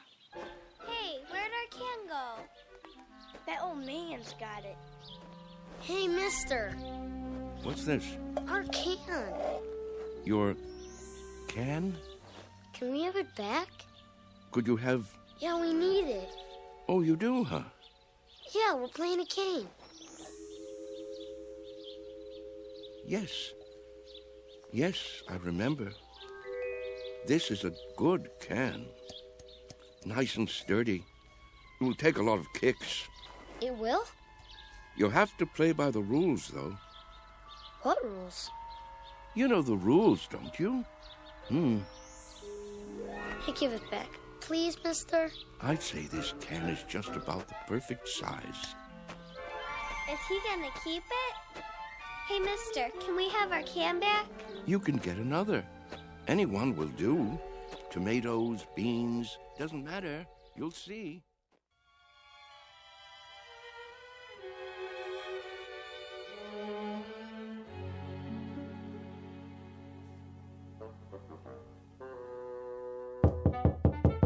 Charlie? You in there? It's going to be a beautiful sunny day today. And Yes? expect much more of the same over the next couple of Just days. wondered You might what wanna do happened some to of you. those outdoor Not a activities. thing, Ben, not a thing. Las Vegas, 68. Los Angeles. Thought I'd lie down for a minute. Come on in if you'd like. Sorry about that son of yours. Are you? I'm not. This is a good enough place for me. I don't know what I was thinking. Here, I'll close the window for you. Why? It's a beautiful day, don't you think? Oh, so much noise. Yes, what a great running and shouting. Huh. That's what you call it? Such a grouch. You can't stop kids from playing kick the can. It's in their blood, like statues or hide and seek, a ritual this time of year. You surprise me sometimes, Charles. And why do you say that? You actually brought that tin can up to your room? Must be filthy. No, it's not. It's been emptied out and washed clean and baked by the sun till it's shiny as the day it was made. tempered by the wind and the grass and the warm summer air. Sure you're feeling all right? Admit it, Ben. Admit what? Don't you ever think about it? You must. I don't know what you're talking about. All kids play those games, the same as we did, and the moment they stop, they begin to grow old. Oh, come on. It's almost as though playing kick the can keeps them young. Huh. So that's what this is for. Magic. I'm not sure. Charlie, I'm worried about you. You're not yourself. Aren't I? You don't believe in magic anymore, do you, Ben? Huh, what are you talking about? But there was a time when you did believe in it. Never. We've known each other since I can't remember. Since we were tow-headed kids. You believed in magic then. Huh, not me. Yes, you did. When we walked on different sides of the street lamp, you'd say bread and butter. When your baby teeth came out, you put them under your pillow for the tooth fairy. And when you went down the sidewalk, you were careful because you knew that if you stepped on a crack, you'd break your mother's back. Oh, you believed in magic all right. What is wrong with you, Charles? Would you like me to get the nurse? What happened, Ben? Where did the robbery take place? Robbery? A thief stole everything away when we weren't looking. Who was it, Ben? Was it time or something else? We grew up, that's all. Everybody gets older. Do they? Think, Ben. How can we be sure? Maybe there are people who stay young, only we don't know it. Maybe they have a secret that they keep from the rest of us. Now, Charles. Is there something kids know that they forget? That they want to forget? They say, when I get big, I'll be a fireman, or a detective, or an explorer. They wish so hard to get older that it finally happens. They get taller and stiffer and forget the magic that made it all possible. There is something wrong with you. I've never heard you talk this way before. Maybe the fountain of youth isn't a fountain at all. Maybe it's a way of looking at things, a way of thinking. Charles? Yes? Stop it. Stop what? You're an old man. Don't you understand? Your youth has been gone for 60 years. Well, what I mean is, you lived a full life, Charles. Don't go sloppy now. Don't spoil it by acting like a nut. But it's all so clear. It makes sense. It isn't too late to play kick the can. That's the secret. Can't you see, Ben? Can't you? I see a plain old tin can with dents in it. That's all. Then look again. This can is special. I'm absolutely sure of it.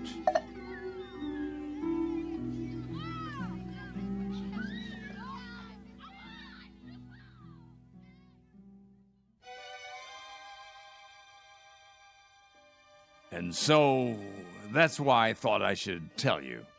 I'm glad you did. It's just that I can't stand to see him make a fool of himself. Of course not. And if there is something wrong with him, something in the head, then you can get him the right medication. You understand, don't you, Mr. Cox? I do, Mr. Conroy. You were right to come to me. When he acts that way, I feel I don't know him at all. It's foolish talk, I agree. So what are you going to do? Nothing. Beg pardon? At least not for the time being. If I got excited every time someone indulged in foolish talk around here, I'd be upset every minute of the day.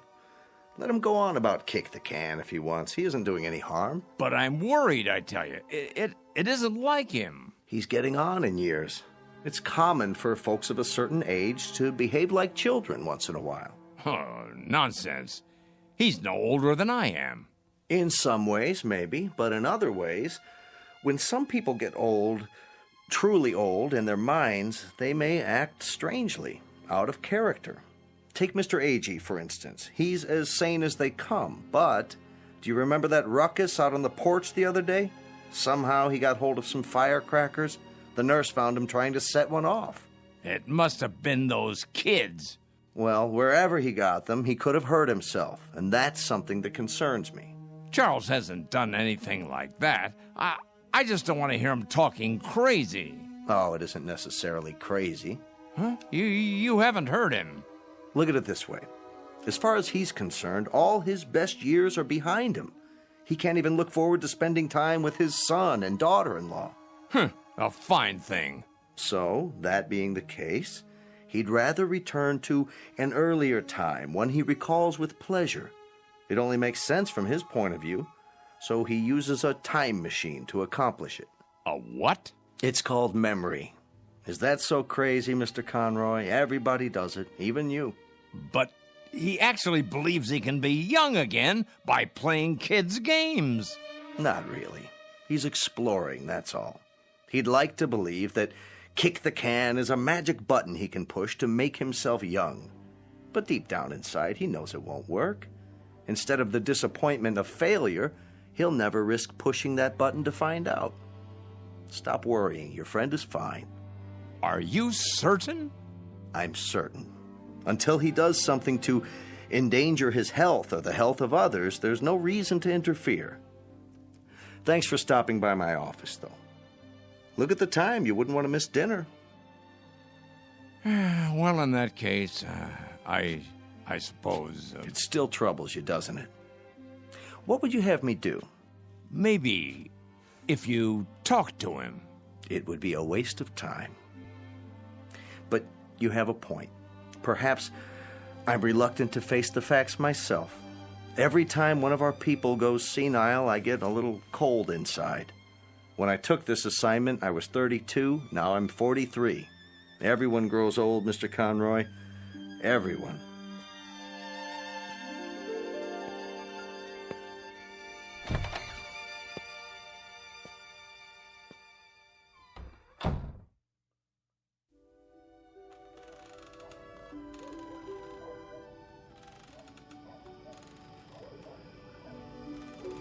I think we should go in now.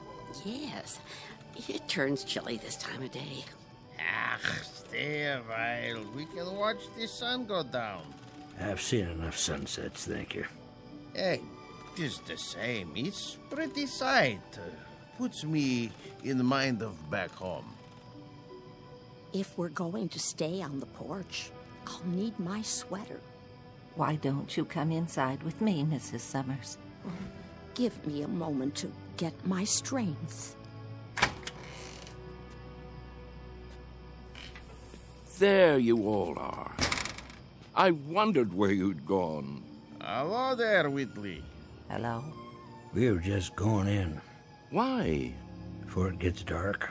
I have my programs to watch. What's wrong with you people? Wrong. Nothing in particular. Then show a little life. Aren't you the same ones who used to skip rope and hunt pollywogs and night crawlers when the sun went down? Why, I don't think so.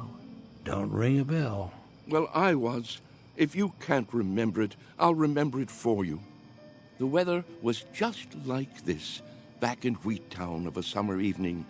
Right after dinner, you'd hear a banging of screen doors all down the block, and there we'd be, Stanley Maple and his kid brother, Wes, and Ben Conroy, and the Arvis girls, and some others whose names I can't think of. The air would be soft like this, children weather, and we'd come out with no coats, and we'd start shouting and play kick the can. Yeah, you're right. Everybody played that game. Absolutely everybody. Or catch, or hide and seek. Seems like a million years ago. I was fastest runner on the block. Were you? Sure was. When we played kick the can, I was never it. But now, ooh, look at these legs. I remember. I remember. Sure you do. But we all grow old. I miss the running most. I think if I could only run again, growing old wouldn't be so bad. I agree with that. That's one way to look at it. Maybe we can't run as far and as fast, but we can move about, and there are lots of trees and bushes. If the hunted are handicapped, so is the hunter. You can't be serious. He isn't serious. But I am. I was the fastest runner on the block. Us? Children's games? It's the secret. Can't you see? The secret of youth. Well, now, I don't know about that. Look at this. What do you see? Ooh. What have you got there? Just what you think it is. The fountain of youth. The source of the Nile. Looks like a tin can to me. It's a good deal more than that, I promise. Take another look. Think, feel. Have you forgotten how? Have you all gone too far to turn back? Back to what? You mean to what we were? Yes. Do you feel it inside you yet? Here, take the can, touch it, pass it around. Does it wake the part of you that's been asleep? Let me see that. Well? Why? It fits perfectly in my hands. Here, Mr. Agee, you try. Okay. Ooh, I thought it would be cold, but it's warm. Is it? Of course it is. Put it like a seashell. Now listen. To what? Can you hear it? Summer, grass, running and jumping, youth. I hear something. It's telling you to wake up. This is the last chance. Somebody, tell me I'm not crazy. Or if I am crazy, prove it to me. I can't play kick the can alone. Well, I don't know, Charlie. I'm not quite sure, but I think these legs, they might just work. Oh, there's the sprinkler.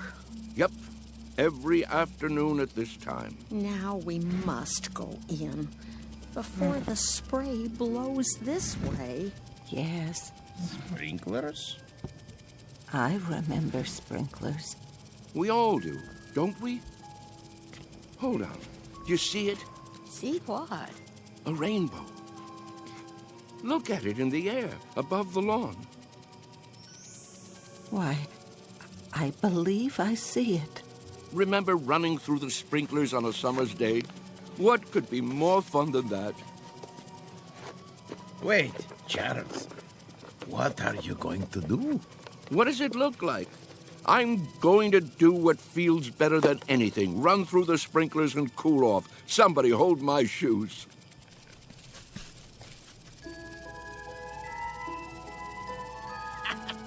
Well, look at him, will you? This way, everybody. It feels great. Mr. Whitley. Charlie, what are you doing? Come on in. The water's fine. Nurse! Nurse! Yes? Help me get him inside. Yes, Doctor. Don't worry about me. I'm having a great time. That's enough. He's soaked. Get him some dry clothing and put him to bed before he comes down with pneumonia. Right away. Ah, you're spoiled sports. That's what you are. I don't need any help. Don't be difficult, Mr. Whitley. Just come along. I'll get you a towel. What are you doing, Ben? Did you call them? It's for your own good, Charlie. You'll only hurt yourself. I thought we were friends. We are. That's why. This way. I'll bring your shoes later. All right, everybody. The party's over. But he wasn't hurting anyone, was he? You see, he's been talking to them. Pretty soon he'll have them believing it. I was afraid of something like this. Yeah, it's like he's gone crazy after all. I'll have him moved to the observation room in the morning. But, Doctor, to be all alone, that'll kill him. If I don't, he'll end up killing himself.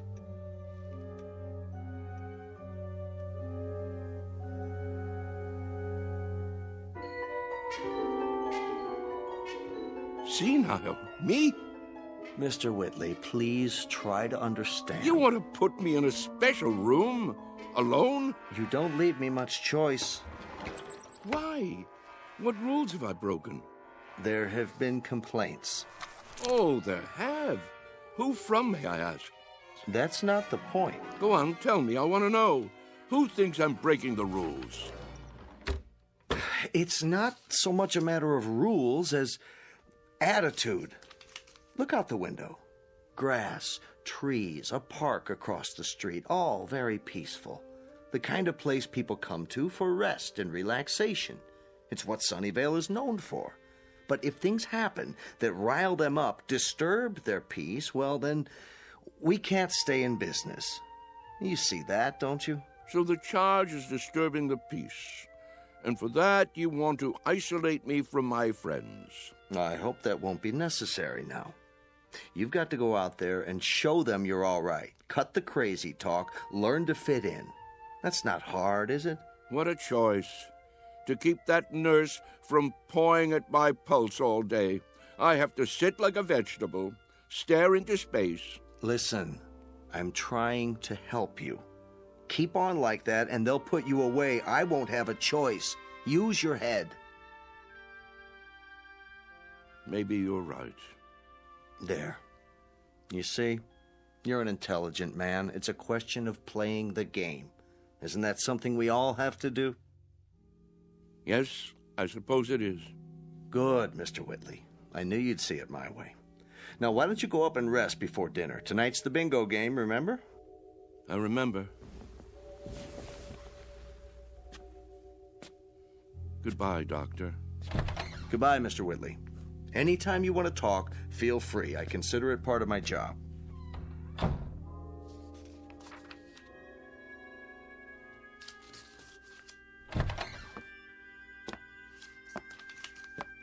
I made him change into fresh clothes. So I see. Thank you. Is he going to be all right? I think so. It must be quite a transition. Remind me of that when it's time, will you, nurse? Time for what? To pack it all in. Personally, I think I'd rather go back to the town where I grew up, instead of rooming with a house full of strangers.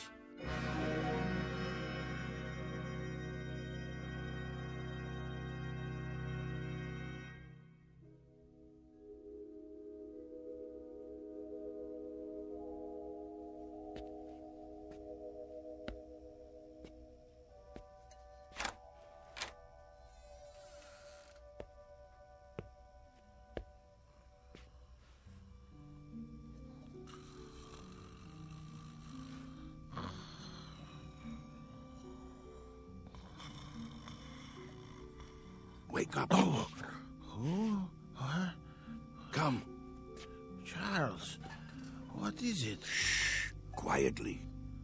Come where? We're going to play a game. What do you have there? What does it look like? An empty tin can. We're going to play kick the can now? It's dark outside. It usually is in the middle of the night. Now get your robe and come with me.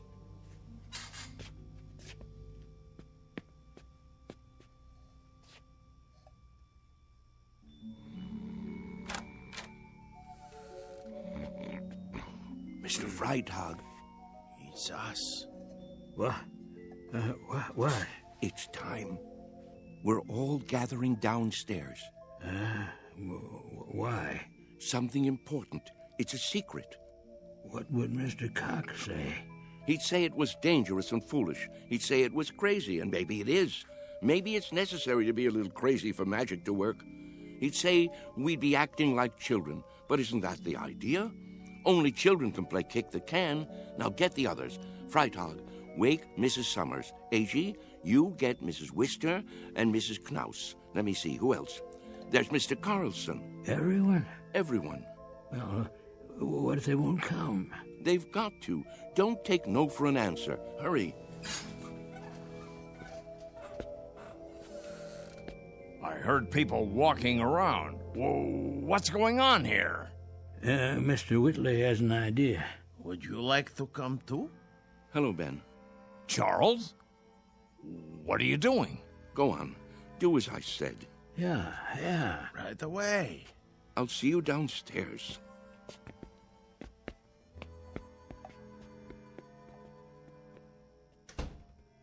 You should be sleeping. Everyone should be. What's that in your hand? No, Charles, you can't. Who says so? It's against the rules. The devil with the rules. It's our last chance, don't you see? Ben, come with us out to the lawn. Me? Yes, you. Ben, we always did everything together. Let's not stop now. Even if you think it's crazy, come out and play. Come to your senses, Charles. You think I'm obsessed? You think I've got hold of one crazy idea and won't let it go? Well, haven't you? Maybe so, but where I have one idea that's strangling me, you have dozens. You're the one obsessed. Oh, nonsense. Is it? You're afraid of death, but you're also afraid of life. You think age gives you the right to stop growing. You've sealed yourself inside your shell, and you're afraid to poke your head out and look around. That's enough. You're afraid of a new idea. You're afraid to look silly, afraid to make mistakes. You've decided you're an old man, and that's what's made you old. I am old, Charles, and so are you. It's a fact. Facts be damned. Your bones are old. They'll break if you try to run with them. Your heart is old. Your lungs are old. Don't you get it? You're used up, worn out by a lifetime. Sit down, Charles, before you fall down. Go back to your bed. I can't do that, Ben. Charles? I've got to find out. Won't you help me, Ben? There is magic in the world. I know there is. When I fell in love with Mary and kissed her for the first time, that was magic. When my boy was born, that was magic. The moon is magic, and the stars. Friendship is a magic thing, too. Life is magic. Maybe I'm right, Ben. Can't you consider that? Maybe kick the can is the greatest magic of all. Well, what do you say? There's nothing to say. I just don't know how to get through to you anymore. Then I'll do it alone.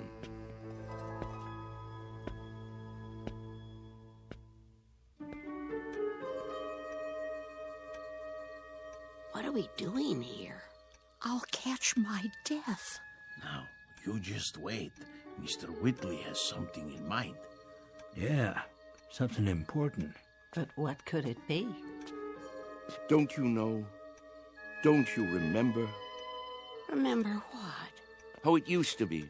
How we used to sneak out of the house after dark when the grown-ups weren't looking and the weather was like this.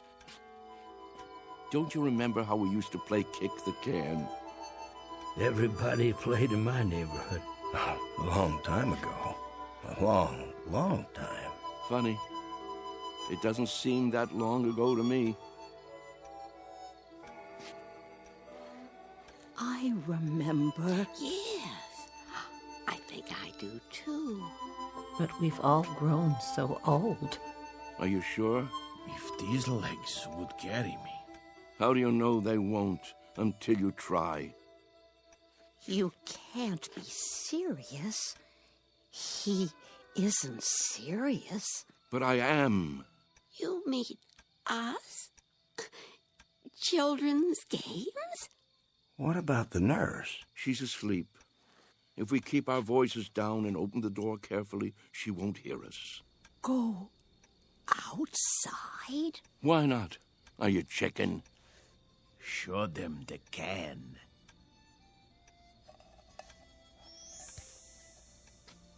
Where did you get that? From some kids. They've already broken it in. Well, are you with me? Or do I have to play kick the can all by myself? Who remembers the rules?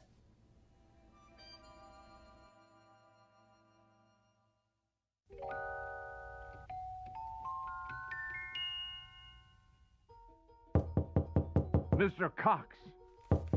Hold your horses. I'm coming. What is it? Mr. Cox, come quick. Keep your voice down. You'll wake everybody. They're already awake. Hurry, hurry. You've got to stop them. Calm down, will you? What are you talking about? You'll see. Come to the front room. Easy, Mr. Conroy. Now, what is it exactly that I'm supposed to see? There's no time to lose.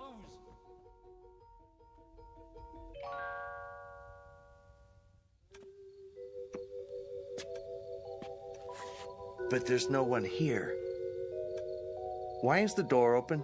Because they've gone outside. Why would they do that? It's like I said, to play kick the can. That was just a crazy idea. Mr. Whitley's forgotten all about it. No, you're wrong. They really mean to play. Calmly, please. You mean now, at this hour? That's right, and it's all because of Charlie. Now I'm really worried about him. What'll happen when it doesn't work? He really believed it, see? That it would make him young. That's not the problem. What worries me is what will happen if he tries to run. He can't take the exertion. None of them can. 5, 10. Where? 15. Look, 20. the front lawn. 25. 30, 35, 40, 45, 50. Come on, I know. Ready or not, here I come. Come on, everybody, let's hide. This is gonna be good. Over here, hurry up. 85, 90, 95, 100. Ready or not? Where are they? Here I come. And what are these kids doing here? I told them to stay away. Look out! Run, Amanda, run! Maybe they're around the other side. I'll go check. Hey, kick the can over to me. Hey, Ben! Look at me! I told you it would work. Charles? Come on, you want to play? No, it can't be. Ben, you better hurry up, or it'll be too late for you. Charles! Yeah, hurry up, or it'll be too late. What is it? Do you see them yet? Gotcha. Is that... Here, you kids, how many times do I have to tell you, go home? Get out No, of my way. wait. What are you doing here this time of night? 1, 2, 3, Charles? you're out. Charlie? Sorry, Ben.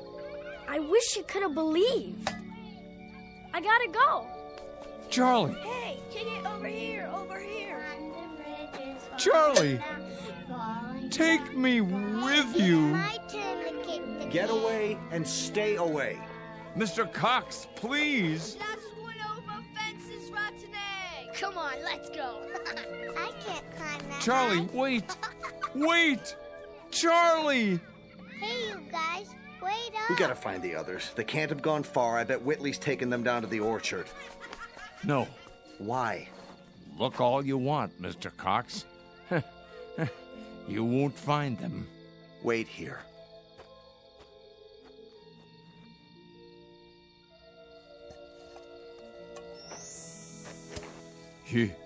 You forgot your can, Charlie. But don't you worry none. I'll keep it for you. Inside. In case you ever come back for it.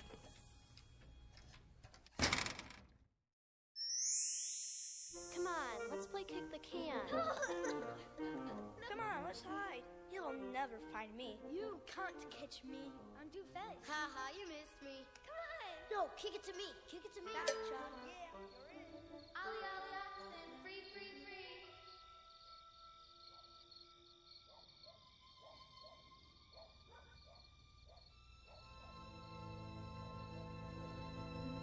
Sunnyvale Rest Home, a place for people too ancient to remember the fragile magic of youth.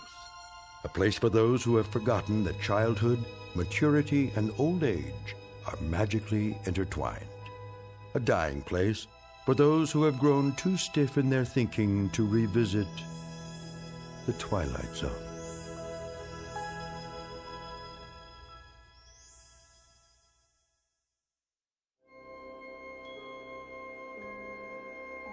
Hi, this is Carl Amari, producer of the Twilight Zone radio dramas. I'd like to take a moment to tell you about our official website at twilightzoneradio.com. where you'll get the latest news and information on these Twilight Zone radio dramas. Plus, at twilightzoneradio.com, you can digitally download 3 free episodes or any of our episodes for only $1.95 each. In this age of ever-changing technology, we've decided to make these episodes instantly available